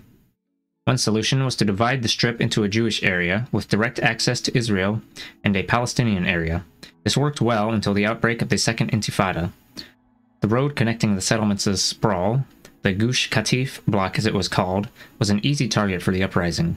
The vulnerability of the settlers was exposed in full. During this conflict, the Israeli army tactics included massive bombardments and destruction of rebellious Palestinian pockets, which in April 2002 led to the massacre of innocent Palestinians in the Jenin refugee camp. These tactics were not easily implemented in the dense Gaza Strip due to the presence of the Jewish settlers. It was not surprising then. Oh wow, how did I know? Take out all the settlers so that you can bomb with impunity? Wow. Okay. It was not surprising then that a year after the most brutal military assault on the West Bank, Operation, quote, Defensive Shield, Sharon contemplated the removal of the Gaza settlers so as to facilitate a retaliation policy. In 2004, however, unable to force his political will on the Strip, he called instead for a series of assassinations of Hamas leaders. Sharon hoped to influence the future with the assassinations of the two chief leaders, Abdul al-Rantisi and Sheikh Ahmed Yassin, killed on March 17, 2004. Even a sober source such as Haaretz assumed that after these assassinations, Hamas would lose its power base in the Gaza Strip and be reduced to an ineffective presence in Damascus, where, if need be, Israel would attack it too. The newspaper also was impressed by the US support for the assassinations, although both the paper and the Americans would be much less supportive of the policy later on. These killings took place before Hamas won the 2006 elections and took over the Gaza Strip. In other words, the Israeli policy did not undermine Hamas. On the contrary, it enhanced its popularity and power. Sharon wanted the Palestinian Authority to take control of Gaza and treat it like Area A in the West Bank, but this outcome did not materialize. So Sharon had to deal with Gaza in one of two ways. Either clear out the settlers so that he could retaliate against Hamas without the risk of hurting Israeli citizens, or depart altogether from the region in order to refocus his efforts on annexing the West Bank or parts of it.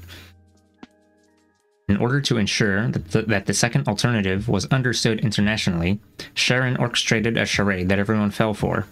As he began to make noises about evicting the settlers from the Strip, Gush Emunim compared the action to the Holocaust and staged a real show for the television where they were physically evicted from their homes. It seemed as if there were a civil war in Israel between those who supported the settlers and those on the left, including formidable foes of Sharon in the past, who supported his plan for a peace initiative. Inside Israel, this move weakened and in some cases entirely wiped out dissenting voices. Sharon proposed that with the withdrawal from Gaza and the ascendance of Hamas therein, there was no point in pushing forward grand ideas such as the Oslo Accord. He suggested, and his successor, what a sham. Yeah.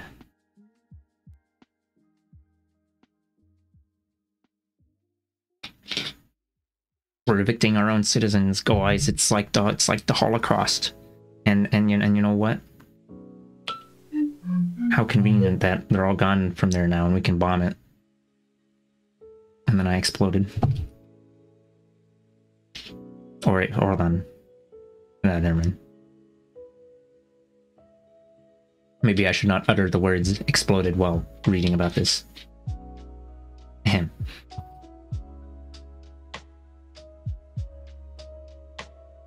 Thanks for the water, Muddy.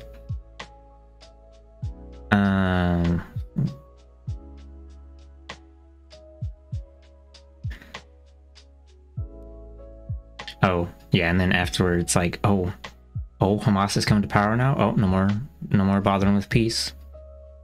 It's bombing time. There was no point in pushing forward grand ideas such as the Oslo Accord. He suggested, and his successor after his terminal illness in 2000, Ehud Olmert, agreed that the status quo be maintained for the time being. There was a need to contain Hamas in Gaza, but there was no rush to find a solution to the West Bank. Olmert called this policy unilateralism. Since there would be no significant negotiations in the near future with the Palestinians, Israel should unilaterally decide which parts of the West Bank it wanted to annex, and which parts could be run autonomously by the Palestinian Authority. There was a sense among Israeli policy makers that, if not in public declarations, then at least as a reality on the ground, this course of action would be acceptable to both the Quartet and the PA. Until now, it had seemed to work. With no strong international pressure and a feeble PA as a neighbor, most Israelis did not feel the strategy toward the West Bank to be an issue of great interest.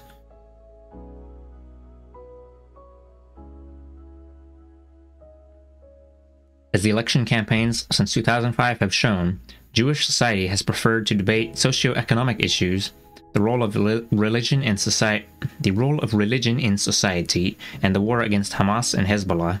The main opposition party, the Labour Party, has more or less shared the vision of the coalition government.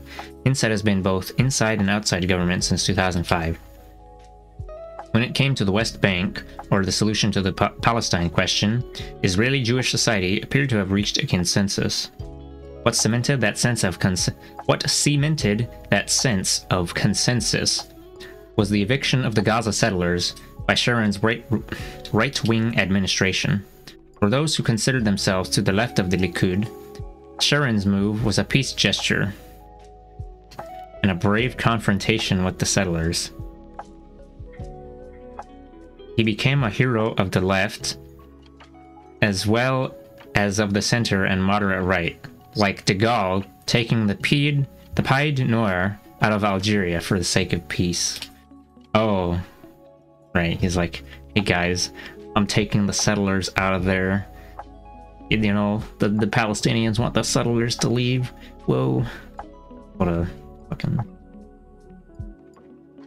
What is this phrase? Pied Noir.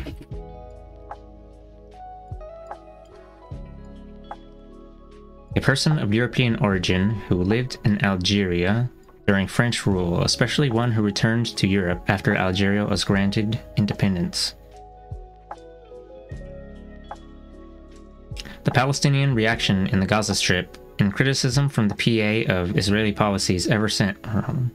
Palestinian reaction in the Gaza Strip and criticism from the PA of Israeli policies ever since were seen as a proof of the absence of any sound or reliable Palestinian partner for peace. Apart from brave journalists such as Gideon Levy and Amira Haas at Haaretz, a few members of the small left Zionist party Meretz, and some anti-Zionist groups, Jewish society in Israel became effectively silent, giving governments since 2005 carte blanche to pursue any policy toward the Palestinians they deem fit. This was why, in the 2011 protest movement that galvanized 500,000 Israelis, out of a population of 7 million, against the government's policies, the occupation and its horrors were not mentioned as part of the agenda. This absence of any public discourse or criticism had already allowed Sharon in his last year in power, 2005, to authorize more killings of unarmed Palestinians and, by way of curfews and long periods of closure, to starve the society under occupation. And when the Palestinians in the occupied territories occasionally rebelled, the government now had a license to react with even greater force and determination. Previous American governments had supported Israeli policies, regardless of how they affected or were perceived by the Palestinians. This support, however, used to require negotiation and some give and take. Even after the outbreak of the Second Intifada in October 2000, some in Washington tried to distance the United States from Israel's response to the uprising. For a while, Americans seemed uneasy about the fact that several Palestinians a day were being killed, and that a large number of the victims were children. There was also some discomfort about Israel's use of collective punishments, house demolitions, and arrests without trial. But they got used to all this, and when the Israeli-Jewish Consensus sanctioned the assault on the West Bank in April 2002, an unprecedented episode of cruelty in the vicious history of the occupation, the U.S. administration objected only to the unilateral acts of annexation and settlement that were expressly forbidden in the EU American-sponsored roadmap.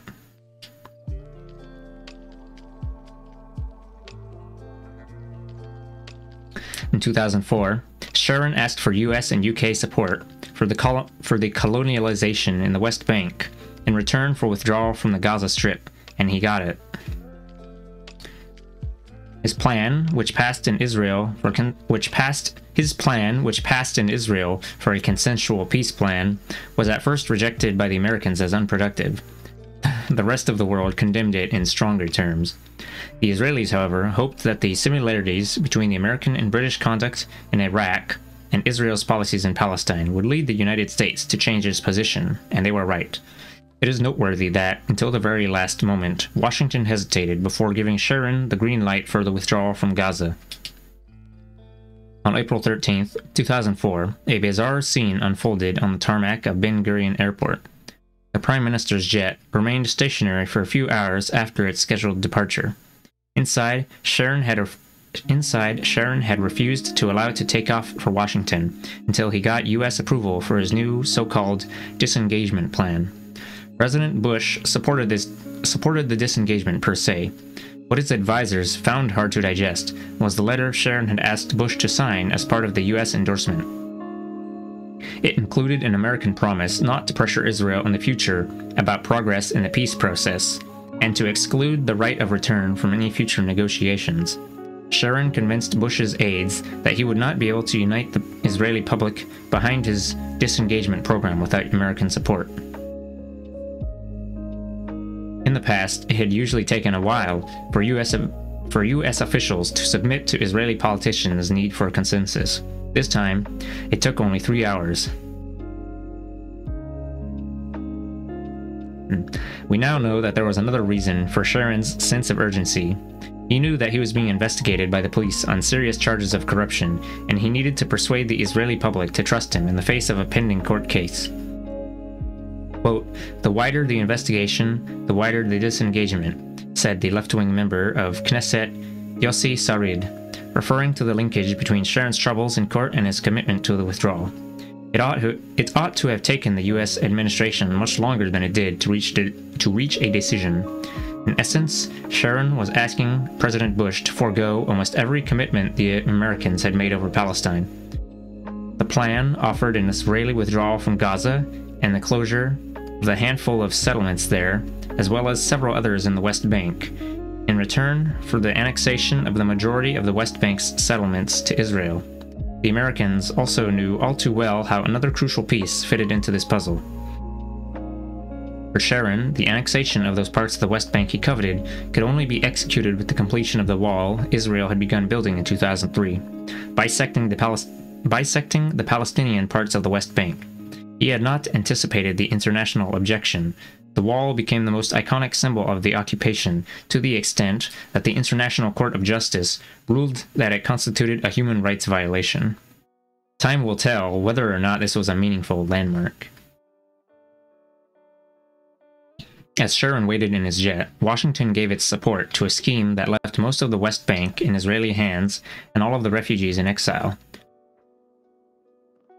and gave its tacit agreement to the wall.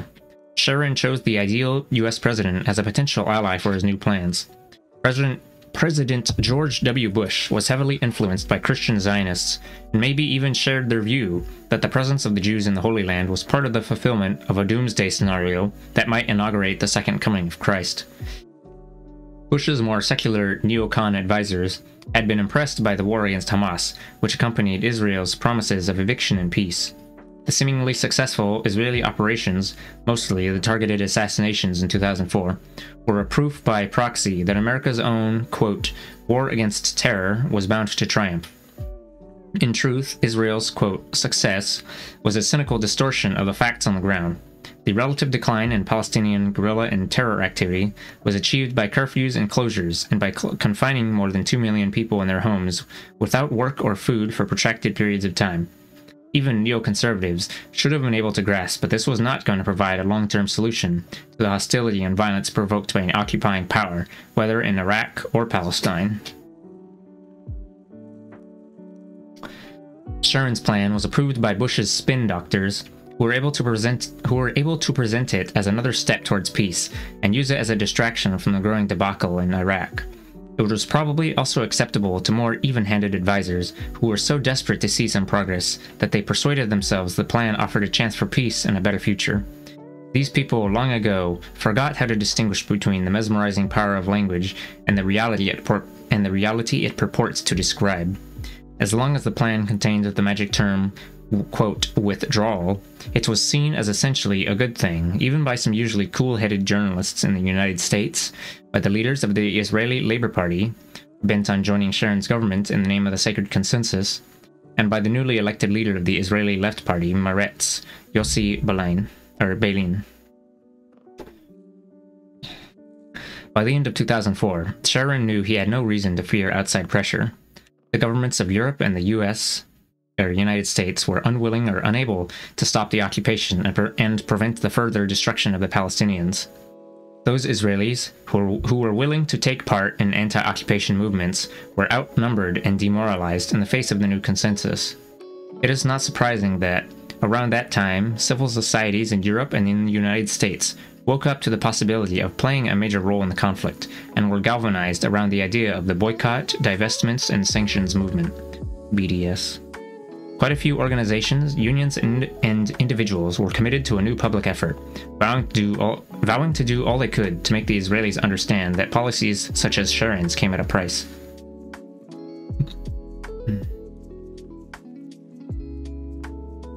Since then, from the academic boycott to economic sanctions, every possible means has been attempted in the West. The message at home was also clear.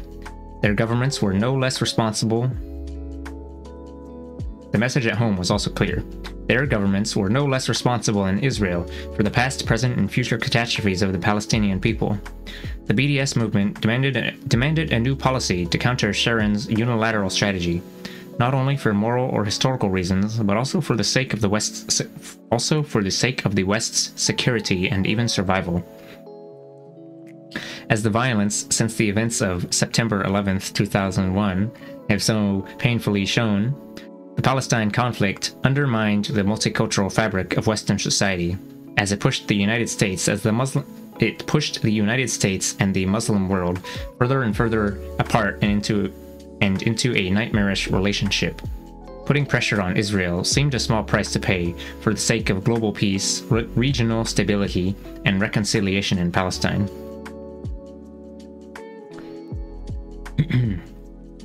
Thus, the Israeli withdrawal from Gaza was not part of a peace plan. According to the official narrative, it was a gesture of peace that the ungrateful Palestinians responded to, first by electing Hamas, and then by launching missiles into Israel.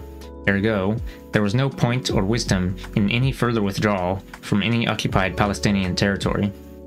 All Israel could do was defend itself. Moreover, the, quote, trauma that, quote, nearly led to a civil war was meant to persuade Israeli society that it is not an episode worth repeating.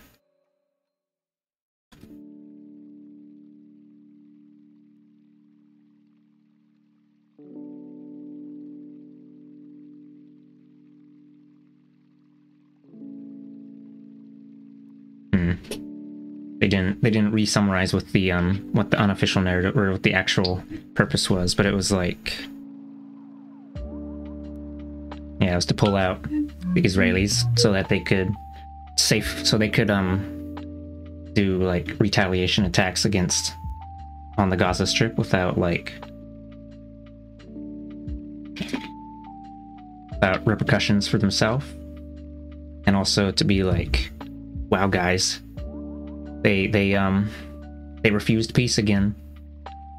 You know, that shit. Noam Chomsky, War on Gaza, another one for the list. Oh. Man.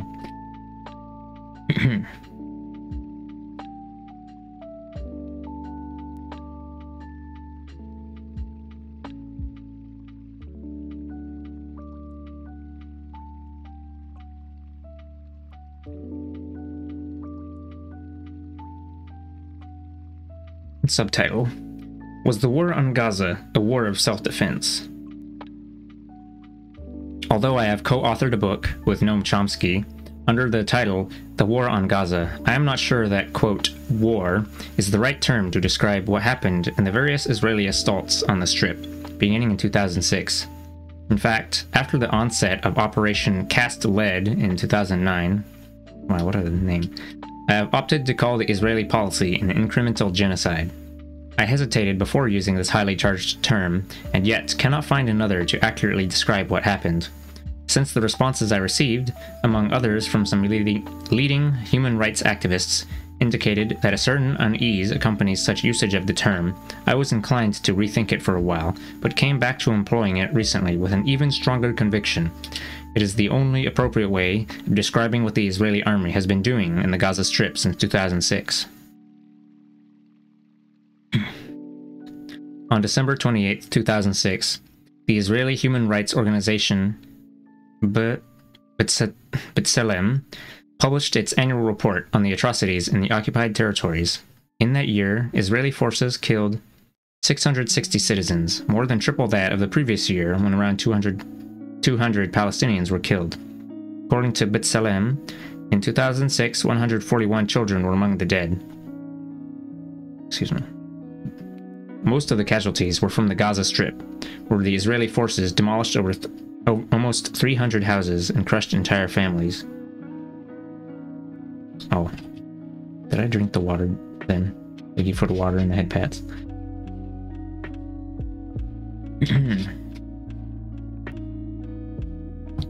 Where the Israeli forces demolished almost 300 houses and crushed entire families.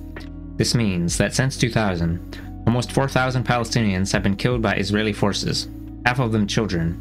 More than 20,000 were wounded. B'Tselem is a conservative organization, and the numbers of the dead and injured may be higher.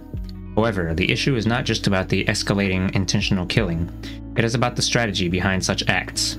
Throughout the last decade, Israeli policymakers faced two very different realities in the West Bank and the Gaza Strip. In the former, they were closer than ever to completing the construction of their eastern border. The internal ideological debate was over, and the master plan for annexing half of the West Bank was being implemented at an escalating pace. The last phase was delayed due to the promises made by Israel under the terms of the roadmap not to build any new settlements. But the policymakers quickly found two ways of circumventing this alleged prohibition. First, they redefined a third of the West Bank as part of Greater Jerusalem, which allowed them to build towns and community centers within this new annexed area. Secondly, they expanded old settlements to such proportions that there was no need to build new ones. Overall, The settlements, the army bases, the roads, and the wall put Israel into a position to officially annex almost half of the West Bank whenever it deemed it necessary. Within these territories, there were a considerable number of Palestinians, against whom the Israeli authorities would continue to implement slow and creeping transfer policies. This was too boring a subject for the Western media to bother with, and too elusive for human rights organizations to make a general point about them. There was no rush as far as the Israelis were concerned. They had the upper hand. The daily abuse and dehumanization exercised by the dual mechanism of the army and bureaucracy was as effective as ever in contributing to the dispossession process. Sharon's strategic thinking was accepted by everyone who joined his last government, as well as his successor, Ehud Olmert.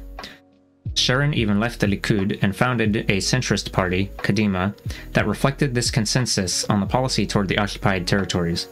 On the other hand, neither Sharon nor anyone who followed him could offer a clear Israeli strategy vis-a-vis the Gaza Strip. In the eyes of the Israelis, the Strip is a very different geopolitical entity to that of the West Bank. It remains in the hands of Hamas, while the Palestinian Authority seems to run the fragmented West Bank with Israeli and American blessing. There is no chunk of land in the Strip that Israel covets, and there's no hinterland like Jordan into which it can expel the Palestinians. Ethnic cleansing as the means to a solution is ineffective here.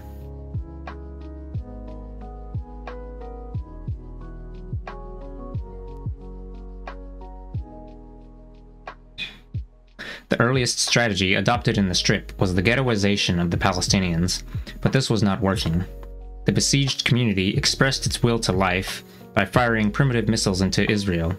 The next attack on this community was often even more horrific and barbaric. On September 12, 2005, Israeli forces left the Gaza Strip. Simultaneously, the Israeli army invaded the town of Tul Karim, made arrests on a massive scale, especially activists of the Islamic Jihad, an ally of Hamas, and killed a few of its people. The organization launched 9 missiles that killed no one. Israel responded with Operation... knowing that if there were any injuries, they didn't result in death. Israel responded with Operation First Rain. It is worth dwelling for a moment on the nature of that operation. Inspired by punitive measures adopted first by colonialist powers, then by dictatorships, against rebellious, imprisoned, or banished communities, quote, First Rain began with supersonic jets flying over Gaza to terrorize the entire population. This was followed by the heavy bombardment of vast areas from sea, sky, and land. The logic, the Israeli army spokespersons explained, was to build up a pressure that would weaken the community's support for the rocket launchers. As was to be expected, not least by the Israelis, the operation only increased the support for the fighters and gave extra impetus to their next attempt. The real purpose of that particular operation was experimental. The Israeli generals wanted to know how such operations might be received at home, in the region generally, and in the wider world. When the international condemnation proved to be very limited and short-lived, they were satisfied with the result. Since, quote, First Rain, all subsequent operations have followed a similar pattern. The difference has been in their escalation: more firepower, more casualties, and more collateral damage, and as expected, more Qassam missiles in response. Another dimension was added after 2006 when the Israelis employed the more sinister means of imposing a tight siege on the people of the Strip through boycott and blockade. The capturing of the IDF soldier, Gilad Shalit, in June 2006 did not change the balance of power between Hamas and Israel, but it nonetheless provided an opportunity for the Israelis to escalate even further their tactical and allegedly punitive missions. After all, there was no strategic clarity over what to do beyond continuing the endless cycle of punitive actions. The Israelis also continued to give absurd, indeed sinister, names to their operations. Quote, First Rain was succeeded by, quote, Summer Rains, the name given to the punitive operations that began in June 2006. Quote, Summer Rains brought a novel component, a land invasion into parts of the Gaza Strip.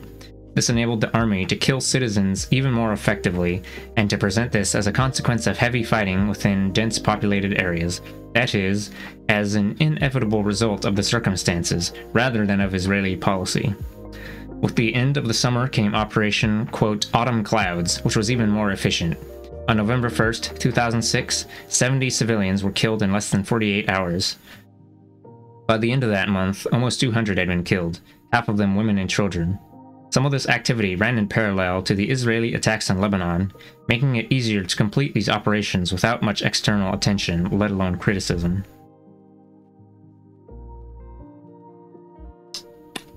Seeing how many people they can get away with killing in each little episode.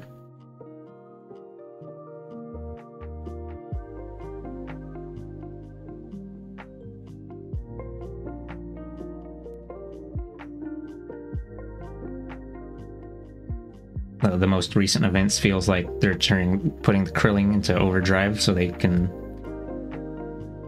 kill as many people before the US aid potentially disappears. Bleh. Okay. From, quote, first rain to, quote, autumn clouds, one can see escalation in every area. Firstly, there was the disappearance of the distinction between, quote, civilian and, quote, non-civilian targets. The senseless killing had turned the population at large into the main target of the operation.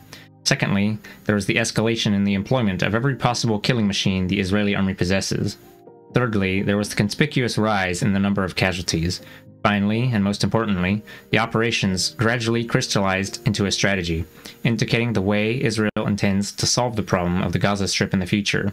Through a measured genocidal policy. The people of the Strip, however, continued to resist. This led to further genocidal Israeli operations, but still today a failure to reoccupy the region.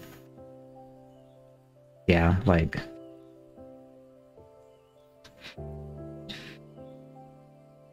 Mask off, trying to speedrun that shit before... I mean... I don't know.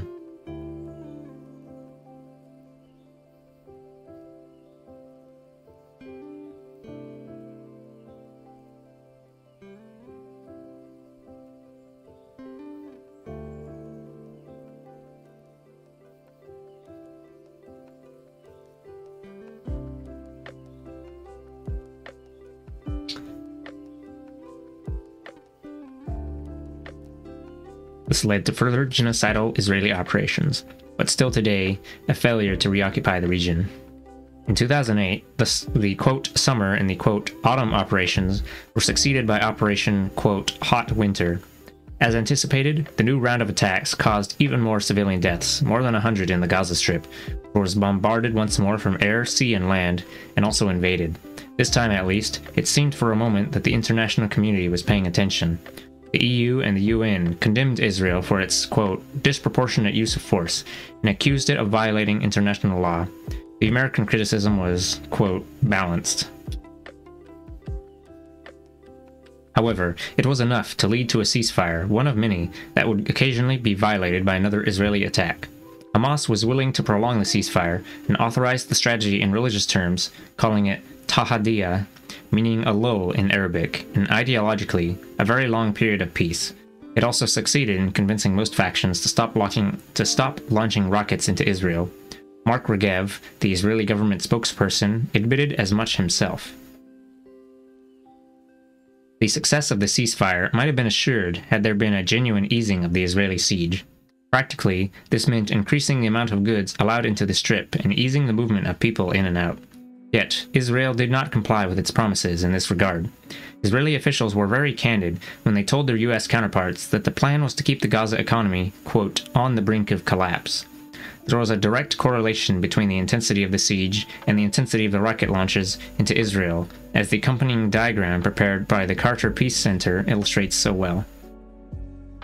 Import of goods into Gaza, rockets and mortars fired from Gaza. See, this gray dotted line is total imports, and then the black one is rockets and mortars fired. So we have some events on the top. Mecca Agreement, February 8th. Gaza Takeover, June 15th. Israeli attack February 29th. Ceasefire June 19th. Israeli attack November 4th. So there's a large number of total imports here, and then Gaza takeover, it goes down a lot, and then missile or rocket and mortar firing. Let's see. Low level of imports. Rockets being fired increases. Israeli attack increases it even more. And then ceasefire, it goes down, and then the imports increases slightly.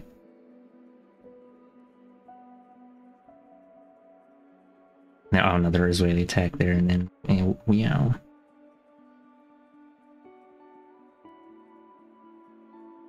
It's from 2009. Israel broke the ceasefire on November 4th, 2008, on the pretext that it had exposed a tunnel excavated by Hamas, planned, so they claimed, for another abduction operation. Wow. They're using that excuse again? Wow. Ahem. Planned, so they claimed, for another abduction operation. Hamas had been building tunnels out of the Gaza ghetto in order to bring in food, move people out, and indeed as part of its resistance strategy. Using a tunnel as a pretext for violating the ceasefire would be akin to a Hamas decision to violate it because Israel has military bases near the border. Hamas officials claimed that tunnel in question had been built for defensive reasons. They never shied away from boasting about a different function in other cases, so this might be true. The Irish-Palestine Solidarity Group, Sadaka, published a very detailed report, compiling evidence showing that Israeli officers knew there was no danger whatsoever from the tunnel. The government just needed a pretext for yet another attempt to destroy Hamas. Hamas responded to the Israeli assault with a barrage of missiles that injured no one and killed no one. Oh my god, I specified it this time? Shit. Didn't even hit anybody? Or if it... okay. A barrage of missiles that injured no one and killed no one. Israel stopped its attack for a short period, demanding that Hamas agree to a ceasefire under its conditions. Hamas's refusal led to the infamous, quote, cast lead operation at the end of 2008. The code names were now changed to even more ominous ones. Lead, like lead bullets. The preliminary bombardment this time was unprecedented. It reminded many of the carpet bombing of Iraq in 2003. The main target was the civilian infrastructure. Nothing was spared. Hospitals, schools, mosques, everything was hit and destroyed. Hamas responded by launching missiles into Israeli towns not targeted before, such as Beersheba and Ashdod. There were a few civilian casualties, but most of the Israelis killed, 13 in total, were soldiers. Most of the Israelis killed, 13 in total, were soldiers killed by friendly fire. In sharp contrast, 1,500 Palestinians lost their lives in the operation. A new cynical dimension was now added. International and Arab donors promised aid running into the billions to rebuild what Israel would only destroy again in the future. Even the worst disaster can be profitable.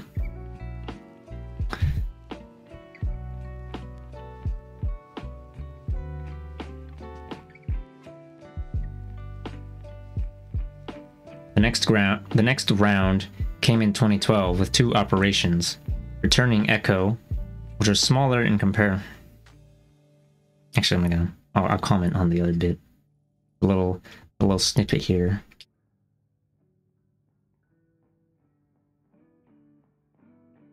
International and Arab donors promising a ton of money to, or is it aid money? Yeah, I don't know. Things that are just gonna get bombed anyway. Yeah.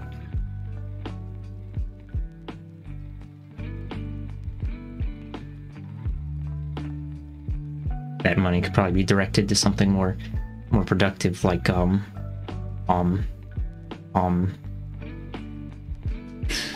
know. Treating the symptoms of the problem. Okay, whatever.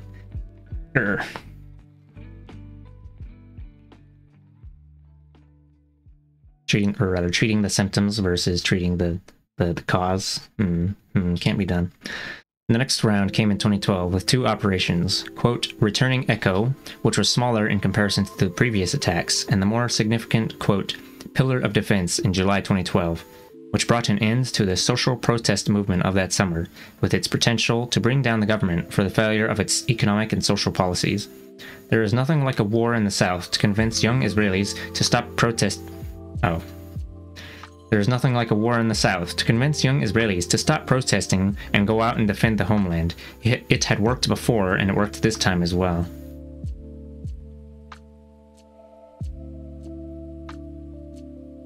People protesting your policies, just start up some war and be like, yo, you gotta defend your homeland. And then they'll forget about all the trash you did. Whoa. In 2012, Hamas reached Tel Aviv for the first time, with missiles that caused little damage and no casualties. Meanwhile, with the familiar imbalance, 200 Palestinians were killed, including tens of children. This was not a bad year for Israel. The exhausted EU and US governments did not even condemn the 2012 attacks. In fact, they repeatedly invoked, quote, Israel's right to defend itself. No wonder that 2 years later, the Israelis understood they could go even further. Operation, quote, Protective Edge in the summer of 2014 had been in the planning for 2 years. The abduction and killing of 3 settlers in the West Bank provided the pretext for its execution, during which 2,200 Palestinians were killed. Israel itself was paralyzed for a while, as Hamas's rockets even reached Ben Gurion Airport. For the first time, the Israeli army fought face-to-face with the Palestinian guerrillas in the Strip, and lost 66 soldiers in the process. In this battle between desperate Palestinians, their backs to the wall, enraged by a long and cruel siege, and the Israeli army, the former had the upper hand. The situation was that of a police force entering a maximum security prison it had controlled mainly from outside, only to be faced with the desperation and resilience of prisoners who have been systematically starved and strangulated. It is frightening to think what Israel's operational conclusions will be after this clash with brave Hamas fighters. The war in Syria and the resulting refugee crisis did not leave much space for international action or interest in Gaza. However, it seems everything is poised for yet another round of attacks against the people of the Strip. The UN has predicted that, at the current rate of destruction, by 2020 the Strip will have become uninhabitable. Or past 2020, boys. This will be brought about not only by military force, but also by what the UN calls de-development, a process whereby development is reversed. Quote block. When was this written again? It was published in 2017. So, 6 years ago. Like what we're seeing with the water. When was this written? Oh, yeah, hello, Astro Malaysia fans.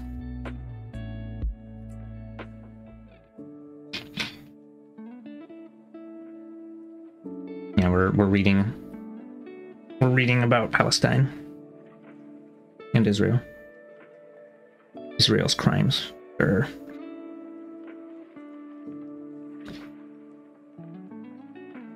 This will be brought about not only by military force, but also by what the UN calls de-development, a process whereby development is reversed. Quote, 3 Israeli military operations in the past 6 years, in addition to 8 years of economic blockade, have ravaged the already debilitated infrastructure of Gaza, shattered its productive base, left no time for meaningful reconstruction or economic recovery, and impoverished the Palestinian population in Gaza, rendering their economic well-being worse than the level of 2 decades previous. This death sentence has become even more likely since the military coup in Egypt. The new regime there has now closed the only opening Gaza had outside of Israel. Since 2010, civil society organizations have sent flotillas to show solidarity and break the siege. One of them was viciously attacked by Israeli commandos, who killed 9 of the passengers on board the Mavi Marmara and arrested the others. Other flotillas were treated better. However, the 2020 prospect is still there, and it seems that to prevent this infliction of a slow death, the people of Gaza will need more than peaceful flotillas to persuade the Israelis to relent. part 3, looking ahead. Yeah. I'm gonna have to take a bathroom break again. We're on the last chapter.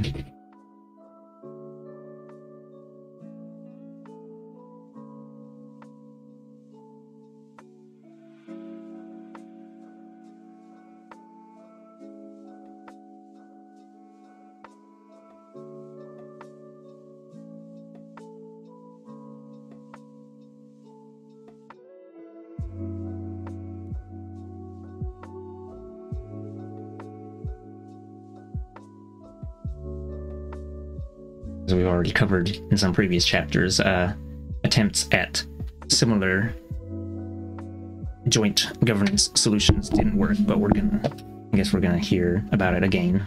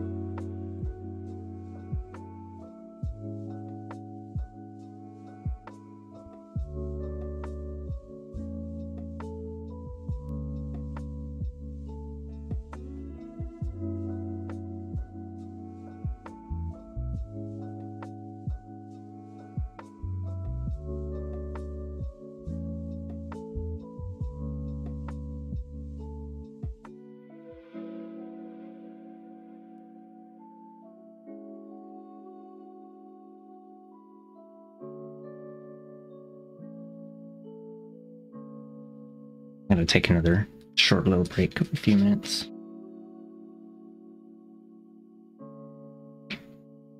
But yeah, so far what we've read of the, what was it, the Oslo Accord and I don't know, whatever, the previous attempts at so-called peace. It's like always partitioning stuff and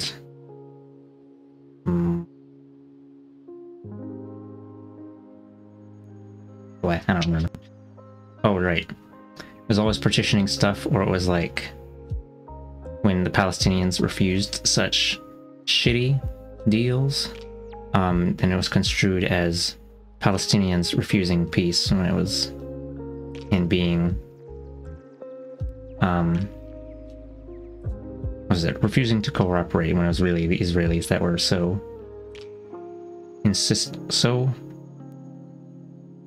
the word they used was intransigent, but like so hard-nosed, refusing the right of return and giving them what is it, unreasonable evil, go off bestie, yeah.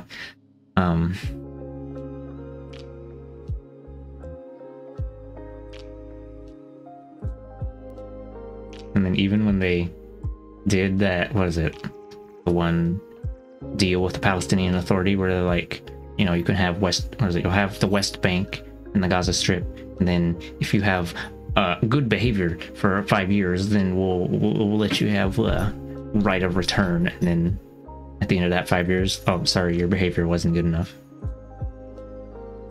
Because, I mean, obviously they were probably going to say that no matter what anyway.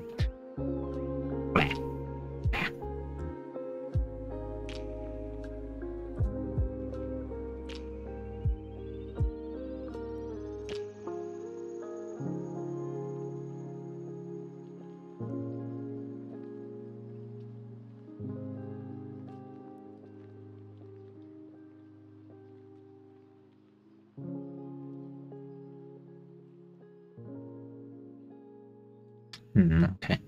All right. This was part 3, looking ahead, chapter 10. The two states solution is the only way forward. This familiar myth is usually delivered in an affirmative voice, claiming that there is a solution to the Israeli-Palestinian conflict and that it is waiting for us just around the corner. However, the reality of the current colonization of vast parts of the West Bank by Israel renders any two-states solution an improbable vision. At best, the most one can hope for is a Palestinian Bantustan. But such a political arrangement would create a state with no proper sovereignty, divided into several cantons, with no means of protecting or sustaining itself independently of Israel. Oh yeah, one of those proposed deals, they would have no autonomy at all. And then they have to, whatever, basically summarize it here. Any expectation of a more independent entity, should there be a miraculous change of mind on Israel's part, does not turn the two-states solution into a final act in the conflict. It is unthinkable that a national struggle for liberation, now almost 150 years old, might end with conditional autonomous rule over just 20% of the homeland. Moreover, no diplomatic accord or document could ever define who is and who is not part of the agreement. For example, it would be impossible to declare those who live in the West Bank Palestinians, but not those in the Gaza Strip. This would be the current situation, because both the Gaza Strip and many parts of Jerusalem seem to be excluded from negotiations and are not included in the envisaged state. The two-states solution, as noted earlier, is an Israeli invention that was meant to square a circle. It responds to the question of how to keep the West Bank under Israeli control without incorporating the population that lives there. Thus, it was suggested that part of the West Bank would be autonomous, a quasi-state. In return, the Palestinians would have to give up all their hopes for return, for equal rights for Palestinians in Israel, for the fate of Jerusalem, and for leading a normal life as human beings in their homeland.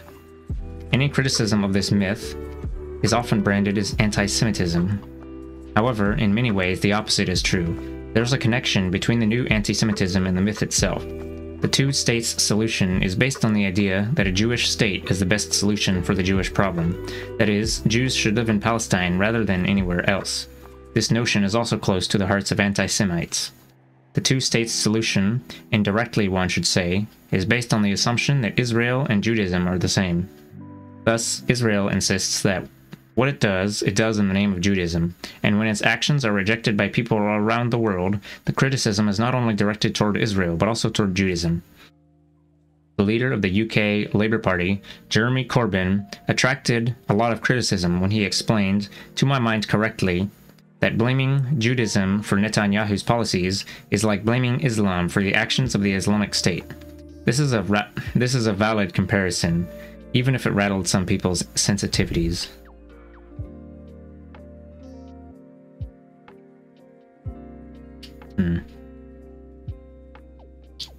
The two-states solution is like a corpse taken out in the morgue every now and then, dressed up nicely and presented as a living thing. When it has been proven once more that there is no life left in it, it is returned to the morgue. In the future, the only thing that might change is the United Nations admitting Palestine as a full member. At the same time, we might also see the completion of the Israeli takeover. Skull emoji, yeah. We might also see the completion of the Israeli takeover of Area C, more than 50% of the West Bank. The tension between the two, the symbolic act and the UN Security Council, and the reality on the ground, may be too much for the international community to bear. The best scenario imaginable might be that such circumstances force everyone to go back to the drawing board and rethink a solution to the conflict from first principles. The charade will end soon, peacefully or violently, but either way, painfully. Well, I guess soon was 6 years. It seems that nothing is going to stop Israel now from completing its colonization of the West Bank and continuing its siege in Gaza. This might be achieved with international blessing, but there are quite enough politicians in Israel who seem willing to proceed without that blessing. In either case, Israel will need to use brutal force to implement its vision of a, quote, solution, annexing half of the West Bank, ghettoizing the other half, as well as the Gaza Strip, and imposing an apartheid regime of a sort on its own Palestinian citizens. Such a situation will render any discourse on the two-states solution irrelevant and obsolete. In ancient times, the dead were buried with their beloved artifacts and belongings. This coming funeral will probably follow a similar ritual. The most important item to go 6 feet under is the Dictionary of Illusion and Deception, with its famous entries such as, quote, the peace process, quote, the only democracy in the Middle East, quote, a peace-loving nation, quote, parity and reciprocity, and, quote, a humane solution to the refugee problem.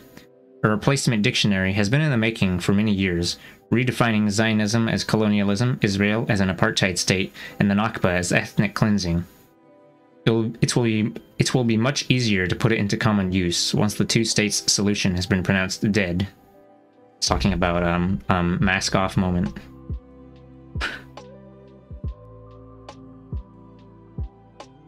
The maps of the dead solution will also be lying next to the body.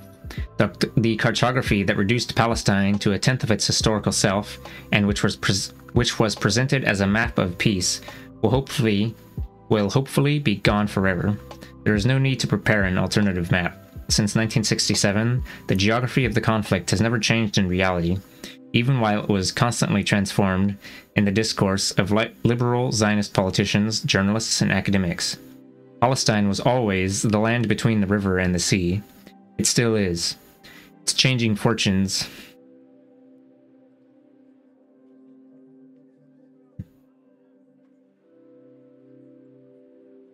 Its changing fortunes are characterized not by geography, but by demography. The settler movement that arrived there in the late 19th century now accounts for half the population and controls the other half through a matrix of racist ideology and apartheid policies. Peace is not a matter of demographic change, nor a redrawing of maps. It is the elimination of these ideologies and policies.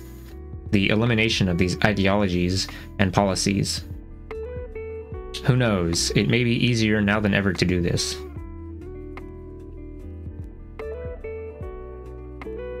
The funeral will expose the fallacy of the Israeli mass protest movement of 2012, while at the same time highlighting its positive potential.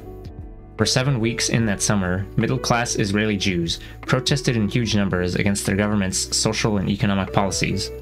In order to ensure as big a protest as possible, its leaders and coordinators did not dare mention occupation, colonization, or apartheid. The source of every evil, they claimed, was the brutal capitalist policies of the government.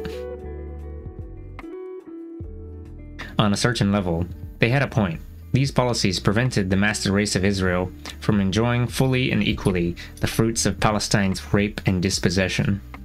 However, a fairer division of the spoils will not ensure a normal life for either Jews or Palestinians, only an end to the looting and pillaging will.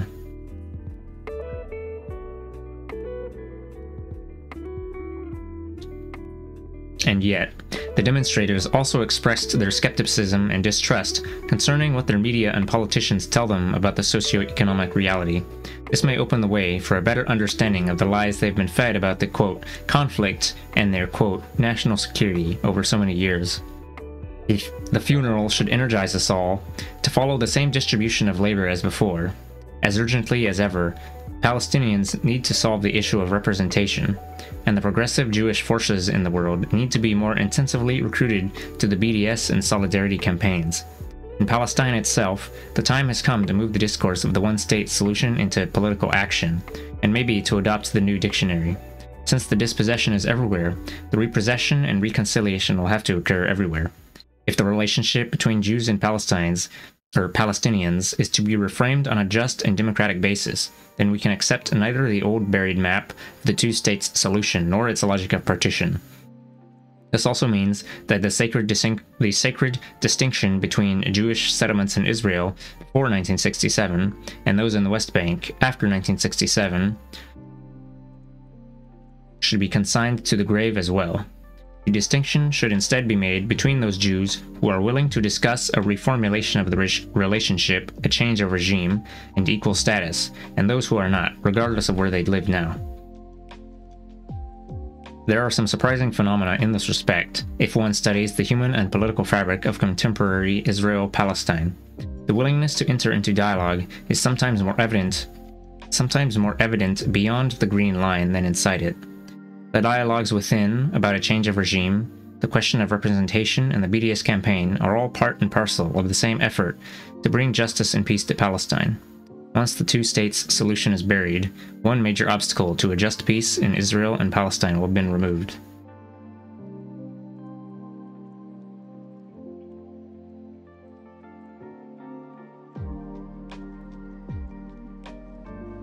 Extra conclusion chapter? Yeah.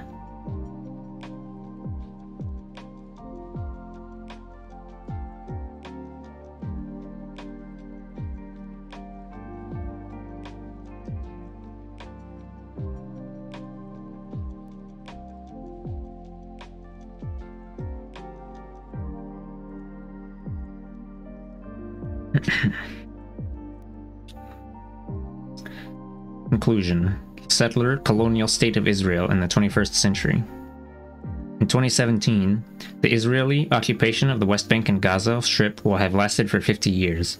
After such a long period, the term, quote, occupation becomes somewhat redundant and irrelevant. 2 generations of Palestinians have already lived under this regime, although they themselves will still call it occupation. What they are living through is rooted in something else, much harder to defeat or change: colonization.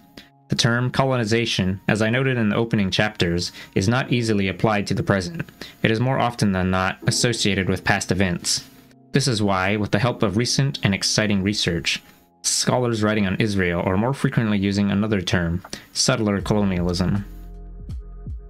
Colonialism can be described as the movement of Europeans to different parts. Okay, well, yeah, it is usually Europeans. The movement of Europeans to different parts of the world, creating new, quote, white nations where indigenous peoples had once had their own kingdoms. These nations could only be created if the settlers employed 2 logics. The logic of elimination, getting rid by all means possible of the indigenous people, including by genocide, and the logic of dehumanization, regarding the non-Europeans as inferior and thus as not deserving the same rights as the settlers. In South Africa, these twin logics led to the creation of the apartheid system, founded officially in 1948, the same year that the Zionist movement translated the same logics into an ethnic cleansing operation in Palestine. As this book attempts to show, from a settler colonial perspective, events such as the occupation of the West Bank and the Gaza Strip, the Oslo process, and the disengagement from Gaza in 2005 are all part of the same Israeli strategy of taking as much of Palestine as possible, with as few Palestinians in it as possible. The means of achieving this goal have changed over time, and it remains uncompleted. However, it is the main fuel that feeds the fire of the conflict. In this manner, the horrific connection between the logics of dehumanization and elimination, so apparent in the spread of European settler colonialism throughout the world, first found its way into the authoritarian states of the Middle East. It was ruthlessly manifest, among a multitude of other examples, in the destruction of the Kurds by Saddam Hussein, as well as in the punitive actions carried out by the Assad regime in 2012. It was then also employed by groups opposing that regime, the worst example being the genocidal policies of the Islamic State. This barbarization of human relations in the Middle East can only be stopped by the people of the region themselves. However, they should be aided by the outside world. Together, the region should return to its not-so-distant past when the guiding principle was quote, live and let live. No serious discussion about ending human rights abuses in the region as a whole can bypass a conversation about the 100 years of human rights abuse in Palestine. The two are intimately connected. The exceptionalism enjoyed by Israel, and before that by the Zionist movement, makes a mockery of any Western critique of human rights abuse in the Arab world. Any discussion of the abuse of the Palestinians' human rights needs to include an understanding of the inevitable outcome of settler colonial projects such as Zionism. The Jewish settlers are now an organic and integral part of the land. They cannot and will not be removed.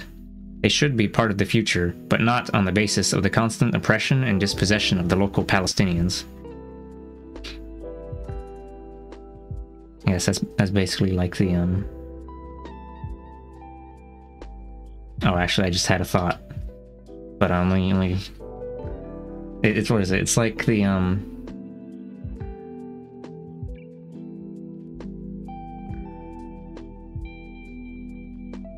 yeah, I guess it was that thing I was mentioning earlier, or talking about earlier, where it's like, instead of replacing the people, just integrating with the people. And then I had another thought that kind of popped up that I was thinking about, where like, oh, you know how Elon was like, oh, when you say to the river from the sea, Palestine will be free, that's genocide. That's gonna get you. I mean, I have to ban you now. But no, like, whenever you say decolonization, and then those knobs think that means, oh my God, you want to genocide me, the white settler, because like they somehow think that undoing the thing you did to them, like that reversing of the process, they think that means that you're gonna do the same thing to them that they did to you, because they only understand violence, because yeah. And this kind of made me think of a similar thing where like knobs on the right think that the only way that you can, what is it? They think that LGBT sort of stuff and like, what is it? Transgender stuffs and communisms, they think that can only happen from indoctrination and not just from, sitting there and having to think about it for a few years, because they only understand indoctrination because that's what they do to people with like religion when they come in here and conversion therapy on gay people and shit, I don't know. Only understands violence. Oh, thanks for the water, cat.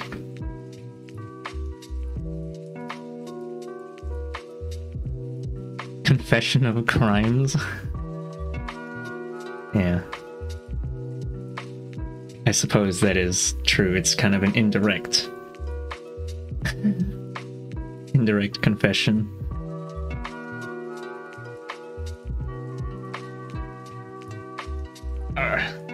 Okay, I'll do a stretchy too.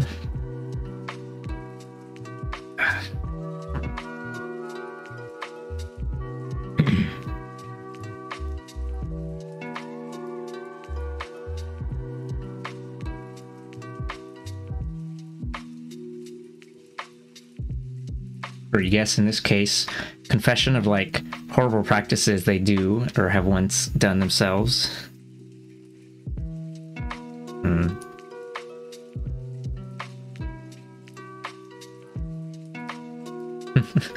Yeah, it's like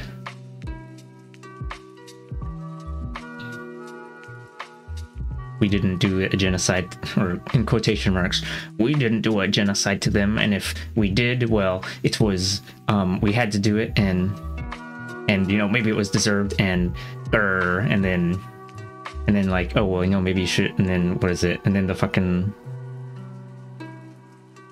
I don't know, and then you say, oh well, maybe you should like not do that, maybe you should like pull that back, maybe you should undo that shit, and they're like, oh, you wanna genocide us? Oh my God. Even though, it's, I don't know. Double think. We had to do it to him /s. We never did anything like that, but oh my God, you're gonna do that thing you did to us? Or are you gonna do that thing to us that we did to you? That we totally didn't actually do? Yeah.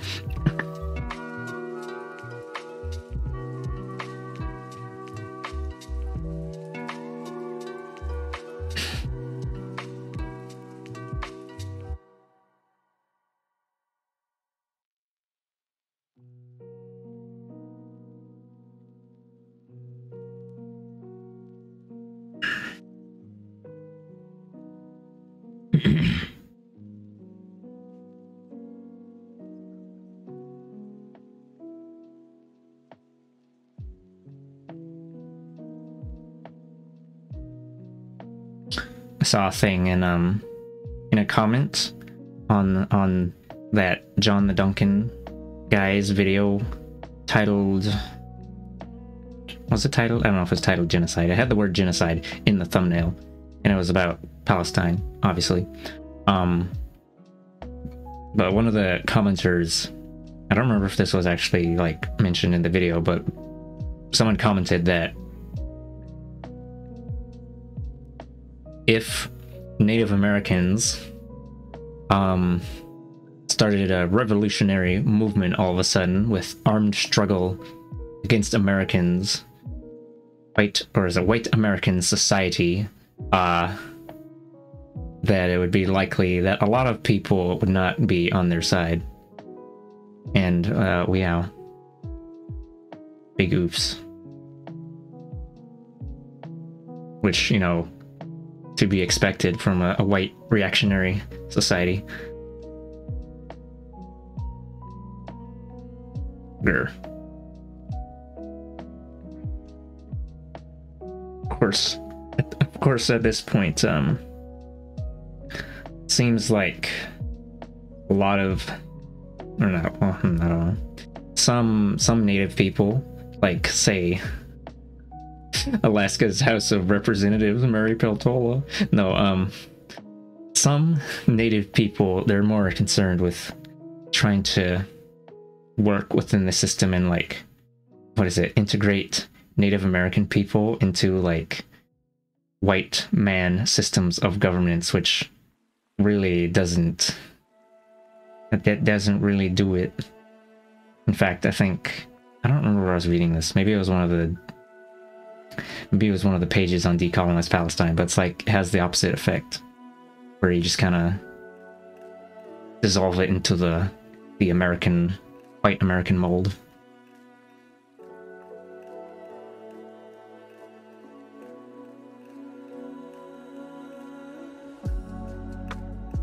I don't know, I haven't actually looked much into land back, but I think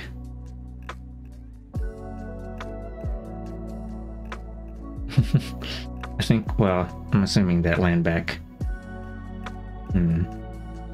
Okay, I don't know enough about it, but I saw the reaction to land back was like that shit I was just talking about, or it's like, land back?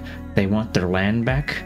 Oh my god, you're gonna take away our, you're gonna kick us off or kick us out of our houses? Oh my god, gonna take the land away from us? And it's like, no, we just wanna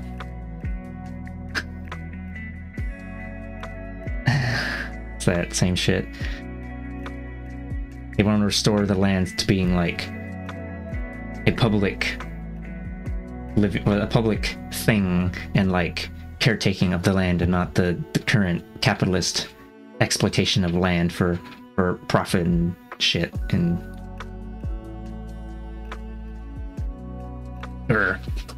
so many are fighting so hard for environmental justice too and get arrested. Yeah.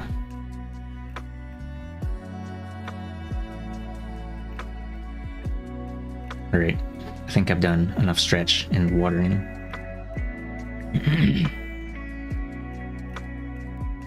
We've wasted years talking about the two-states solution, as if it had any relevance to the issue described above.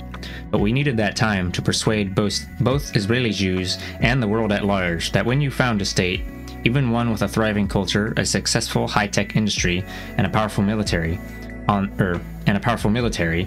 the basis of dispossessing another people, your moral legitimacy will always be questioned.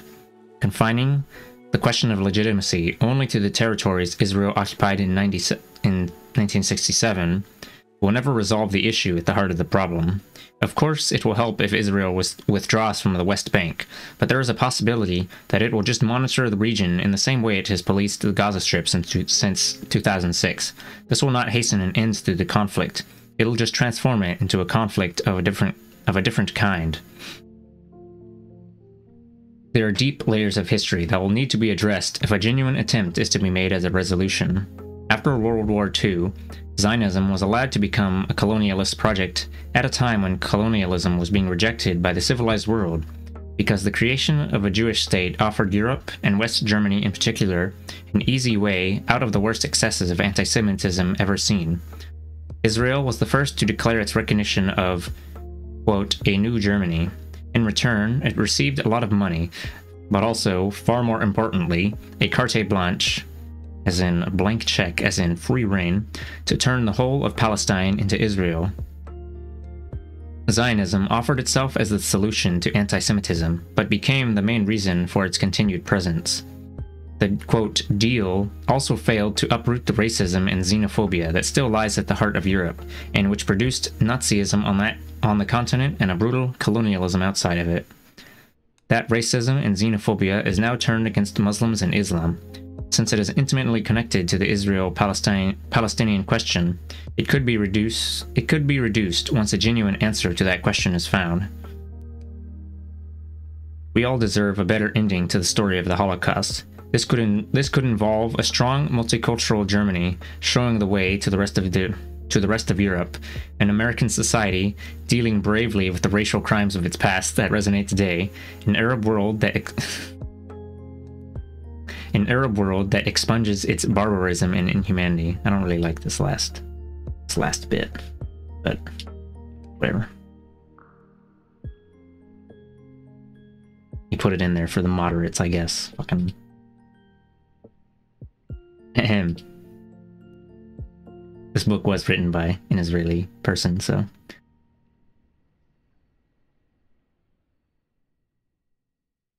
How do you think he would feel if I hit him with, "You're one of the good ones"? Cringe. Okay. There's a lot to these things, and it's hard because, yeah, there's a lot of nations trying to figure out how to navigate to best care for / uplift their peoples who've been affected for so many generations. Trying to just get more equal opportunities and care. Sad. Not all will make the greatest choices with the short term versus the long term in mind.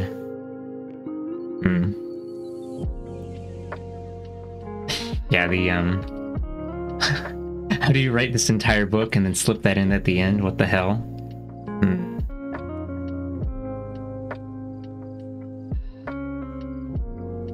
Also, old people suck TBH across all groups. Yeah, it's...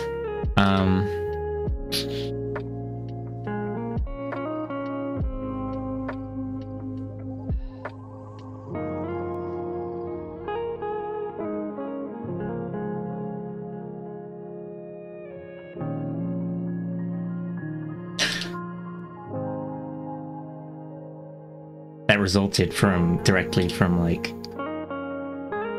European colonialism stuff. You're so close, but you really still got racism to unpack, honey. Yeah. Nothing like that could happen if we continue to fall into the trap of treating mythologies as truths. Palestine was not empty, and the Jewish people had homelands. Palestine was colonized, not, quote, redeemed, and its people were dispossessed in 1948, rather than leaving voluntarily. Colonized people, even under the UN Charter, have the right to struggle for their liberation, even with an army, and the successful ending to such a struggle lies in the creation of a democratic state that includes all of its inhabitants. A discussion of the future, liberated from the 10 myths about Israel, will hopefully not only help to bring peace to Israel and Palestine, but will also help Europe reach a proper closure on the horrors of World War II and the dark era of colonialism.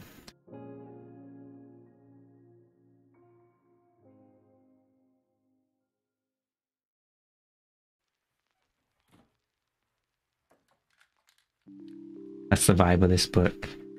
Yeah, it's on a couple of occasions, it is a little bit apologetic for a couple Israeli things here and there, and a little bit wow, a little bit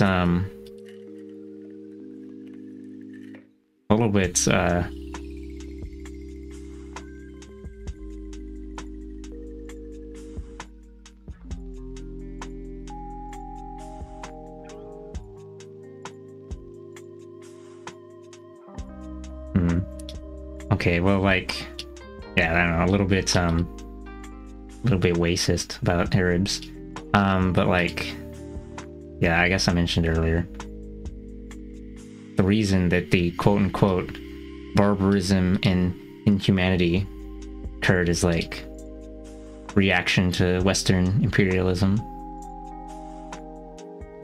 So to just drop that without context, kind of, oops.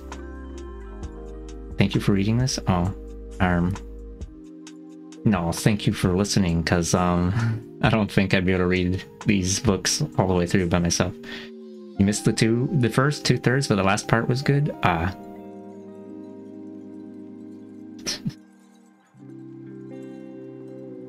Yeah, the first part is about fallacies of the past, so that's 1880-ish up to like 1967, and then I believe the rest is like more 1990 to 2017.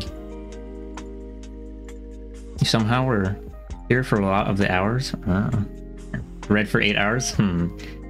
Possibly. Timeline. I guess we can read through this too. Probably gonna be short. 1881. Waves of Russian pogroms lasting until 1884. The Zionist movement appears in Europe. 1882. First Aliyah. 1882 to 1904. I forgot. Oh, that was like the immigration. Aliyah. The immigration of Jews from the diaspora to historically the geographical land of Israel or Palestine region. Okay. The foundation, let's see, 1882, 1904. The foundation of Rishon LeZion, Zichron Yaakov, and Rosh Pina in Palestine. 1897. The First Zionist Congress in Basel. The establishment of the World Zionist Congress. 1898. Second Zionist Congress. 1899. Third Zionist Congress. 1901. Jewish National Fund founded. 1904, Second Aliyah. 04 to 14. 08, the Palestine Office is established. In 1929, it became the Jewish Agency. Yes, thank you for reading. You can never go out and look into this on your own, so you're glad that you can at least get this from people like me. Oh, thank you. I'm glad you I'm glad you are able to stick around and listen. 1909, Degania, the first kibbutz. Kibbutzat Degania is founded. The building of Tel Aviv. The Hashim are founded. 1915 to 16, the Hussein McMahon correspondence. Hold on, let me see how long this goes. Oh, okay. I can read this much. Probably.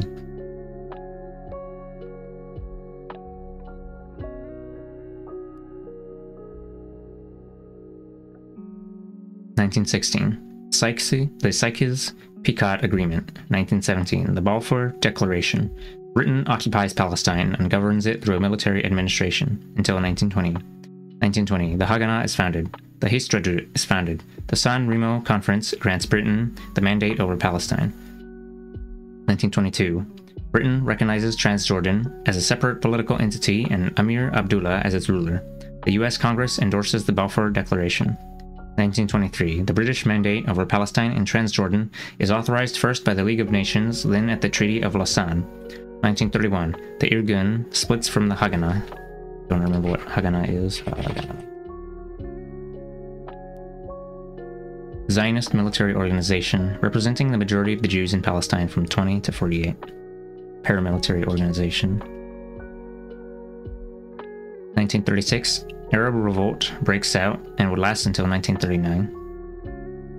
Oh, hello, Teddy Claire. You're catching the tail end here.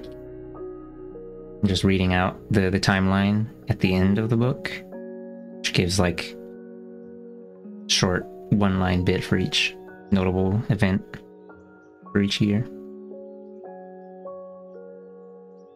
Let's see. Arab revolt breaks out and would last until 1939. 1937, the Peel Royal Commission. 1940, Lehi Stern Gang splits from the Irgun. I'm assuming this is another Israeli paramilitary. The Village Files project launched. 1946, the Anglo-American Commission of Inquiry. 1947, Britain announces the end of the mandate and transfers the question of Palestine to the UN. The UN forms a special committee, UNSCOP, which recommends partition. This is approved by the UN General Assembly, Resolution 181. 1948. That's one of the important years. The ethnic cleansing of Palestine. British mandate ends. The State of Israel declared and recognized by the United States and the USSR. Israel at war with troops entering Palestine from neighboring Arab countries, while completing the expulsion of half of Palestine's population, demolishing half of its villages, and emptying and destroying 11 of its 12 towns. 1949. UNGA Resolution 194, calling for the return of the Palestinian refugees. Armistice agreements between Israel, Egypt, Jordan, Lebanon, and... said Egypt twice. This is 144. They probably meant to say Syria.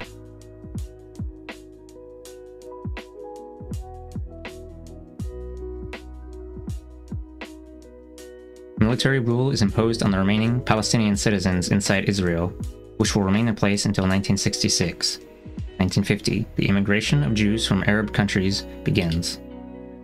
1956, Israel joins Britain and France in a war against Egypt's Nasser, occupying the Sinai Peninsula and the Gaza Strip.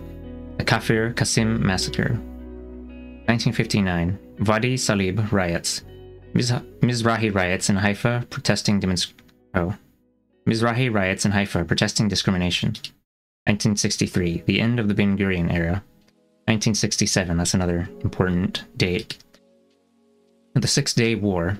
Israel occupies the Sinai and the Gaza Strip, the Golan Heights, East Jerusalem, and the West Bank. UNSC Resolution 242 calls on Israel to withdraw from all occupied territories. Israeli settlement project in the West Bank and Gaza begins. 1973, the October War. Israel occupies part of Egypt proper and retains control of the Golan Heights after a bloody conflict that took the state by surprise. 1974. UN Security Council Resolution 338 reaffirms the rights of the Palestinians to self-determination and national independence. 1976. The Land Day protests of the Palestinians in Israel against the Judaization of the Galilee. 1977. The Likud under Menachem Begin wins the national elections after 30 years of Labour rule. Likud was the right-wing party. President Anwar Sadat of Egypt visits Jerusalem and begins bilateral talks with Israel.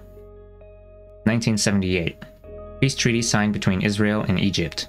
PLO, that's Palestinian Liberation Organization. PLO attack on Tel Aviv, reciprocated by Operation, Litani. Israel occupies part of southern Lebanon. 1981. Annexation of the Golan Heights to Israel. 1982. Sinai returns to Egypt. Operation, Peace for the Galilee, in which Israel invades Lebanon in an attempt to destroy the PLO. 1987. The first Palestinian Intifada. That means rebellion. 1989. Collapse of the USSR and mass migration of Jews and non-Jews from across the Eastern Bloc to Israel. 1991. First Gulf War. US convenes International Conference on Palestine in Madrid. 1992. The Labour Party, it's like the left-leaning one, returns to power and Yitzhak Rabin becomes prime minister for the second time. 1993. The PLO and Israel sign the Oslo Declaration of Principles in the White House. 1994. The Palestinian National Authority is formed and Yasser Arafat, the PLO chairman, arrives in the occupied territories to become president of the PNA, Palestinian National Authority. Israel and Jordan signed peace treaty. 1985. Oslo II signed interim agreement for Palestinian control of parts of the West Bank and Gaza Strip. Yitzhak Rabin is assassinated. That was 3 years after he became Prime Minister of Israel. 1996. Night-night, I'm sleepy cat, so it's been interesting hanging out tonight. Okay. Have a good night.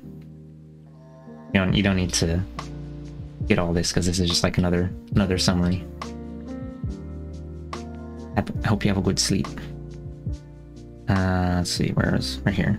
1996. Likud returns to power and the first Benjamin Netanyahu government is formed. 1999. Labour's Ehud Barak elected as prime minister. 2000. Israel withdraws from southern Lebanon.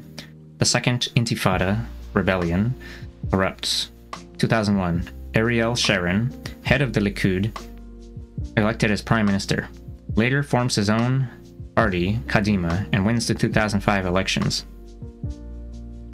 2002. The West Bank Wall project is approved. Implementation begins in 2003. 2005. Sharon re-elected. Boycott, divestment, and sanctions movement is launched. That's BDS. Israel evacuates from Gaza settlements and military bases. Oh, they say evacuates because they pulled out all the Israelis so that they could bomb it with impunity. 2006. Hamas wins the elections for the Second Palestinian Legislative Council, PLC. Israel, the Middle East Quartet, United States, Russia, UN, and European Union, several Western states, and the Arab states imposed sanctions on the Palestinian Authority, suspending all foreign aid. The siege on Gaza begins. Second Lebanon War and Israeli assault on the Gaza Strip. 2006. I guess later in 2006. Ehud Olmert, elected as prime minister. In February 2016, Olmert began a 19-month prison sentence for bribery and obstruction of justice. 2008. Gaza War. Operation, quote, Cast Lead. The UN and human rights organizations count more than 1,400 Palestinian deaths, of which 926 were unarmed civilians. Three Israeli civilians were killed and 6 soldiers. 2009 to 13, Second Netanyahu government. 2011, social protests across Israel, the Tent Movement. 2012, Operation, quote, Pillar of Cloud. 4 Israeli civilians and 2 soldiers were killed in Palestinian rocket attacks. According to the UN, 174 Palestinians in total died, 107 of them civilians. 2013 to 2015, Third Netanyahu government. 2014, Operation, quote, Protective Edge. According to the main estimates, between 2,125 and 2,310 Gazans were killed. 1,492 civilians, including 551 children and 299 women. Between 10,626 and 10,895 were wounded, including 3,374 children, of whom over 1,000 were left permanently disabled. 66 Israeli soldiers, 5 Israeli civilians, including 1 child, and 1 Thai civilian were killed, and 469 IDF soldiers and 261 Israeli civilians were injured. Israel destroyed about 17,000 homes and partially destroyed 30,000. 2015, Fourth Netanyahu government. And then it, like, yeah. I guess nothing else notable happened between 2015 and 2017. Then we could skip ahead to, say, 2023. Hamas retaliatory strike, and then the things current day.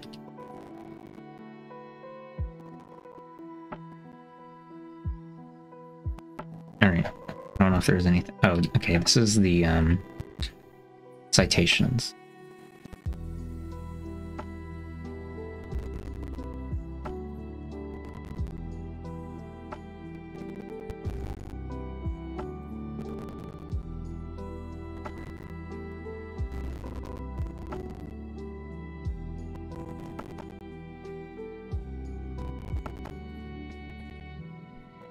Oh, index.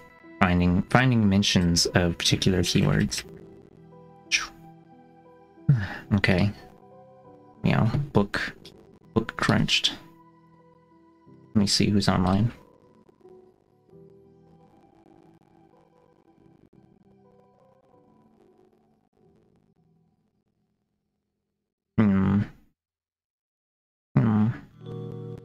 Would it be fucked up if I just raided into Sussy again, like last time? Is this a book you'd recommend? Yeah, I think it's does a good job covering the, like, or what is it? It, like, gives a good historical account of the very beginning of Zionism and, like, the effect on Palestine and the, like, different events. And it also, like, presents the myths of, what is it, the arguments that are used by Israelis, like the myth the junk, the crap. And it says, no, this is with actual history. So like, as far as that goes, yeah, it's pretty... If you don't know that much about the history of it, it provides a good context. The only side note around it is you still sort of need to keep in mind the writer isn't Israeli, so some punches aren't thrown. Yeah, I suppose that's true. Thank you for the reading. War on Chris ended? No, oh, they're playing Risk of Rain Returns. I mean, honestly, it's just because, there's someone who's actually, like... what is it? Because they have the Palestine donation stuff going, so... might just read Rashid Khalidi. Yeah, there's... TBH. The reason that I read this particular book was that, what's his name? A certain YouTuber said it would be a good introduction for Westerners. He's born in Israel, but he did get flack for his research when he's still in Israel. Yeah, if you, like... It seems that the pattern is that if you are sympathetic to Palestinians, then they treat you like a Palestinian. Like the way they treat Palestinians. Let me see, where's the video? Okay, it was mentioned in this video by a person called Hakim. He also summarized it in like 6 minutes with a couple snippets. Has a couple of other books recommended in it as well. I don't know how many. I don't know, it's reading the books makes my throat hurt. It takes, I don't know. Is the lo-fi crunchy for others? Oh, that's on my end. Let me destroy it for a bit and then unclick it. Probably not gonna do anything, but stream's almost over anyway, so we're just gonna crunch, destroy. No longer crunchy? Wow. Fucked up.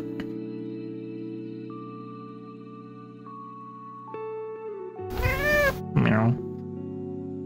Ow. War on Mudlark starts now? Wow. Found this very informative? Well, I'm glad that it was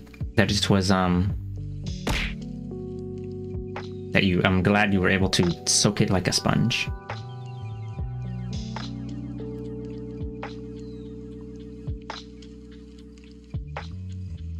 Started again when the citations were scrolling fast. I don't think they had anything to do with it. It's just audio separation from the one fucked up little plugin. Anyway, let me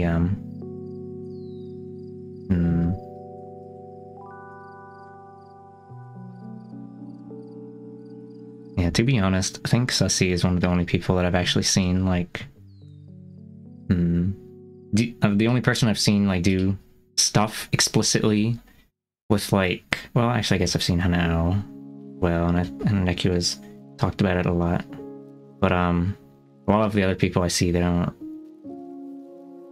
like, I don't see them talking about it at all, which, I mean, I guess, I don't know. We're just gonna crash into some random person's stream and be like, "Do you hear about Palestine?" And then put them on the spot and be like, "Our friendship is gonna end if you don't say some shit." No, I don't know. If Hanao was online right now, I would totally raid him, but I guess we'll go raid a stream tagged leftist or Hassan Abi if you're worried about that. Oh, nah. I'll just raid Sussy. I don't know. I feel Scoot's out here running with scissors toward the nearest furry VTuber. I don't know. I feel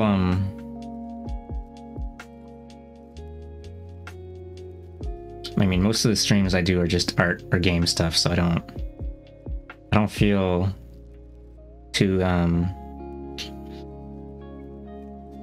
I don't know, I feel like it's not really like, I don't know. I don't want to raid the leftist streamer or the mark myself with the socialist or leftist tag, because I don't usually overtly do political stuff. I don't know. I mean, I guess I don't have to dedicate every waking hour to political action, but I feel like I don't do it enough. So, yeah, I'm just gonna wait, Sussy. Nah, you don't have to show your stance? Oh, okay. Hey. Crunch. It'll just leak out on occasion. Leak out like a massive burst of leftist fluids. Horrifying. Okay. Yeah, I'm gonna probably eat some foods, then do some sleep. Raid message, leftist fluids? Yeah, perchance. And then just put your most violent emote next to it, or put, I don't know.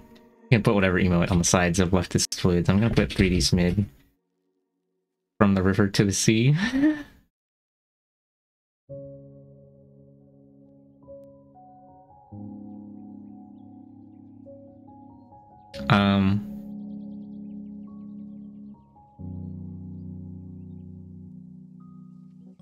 Oh my god. Key smash? I'm assuming you didn't mean to send that. You could do it from the I don't know. Maybe it would be more. Okay, I guess we're doing leftist fluids. Fucked up, TBH. You can throw in from the river to the sea afterward if you want. Yeah, good night. Bye. Bye.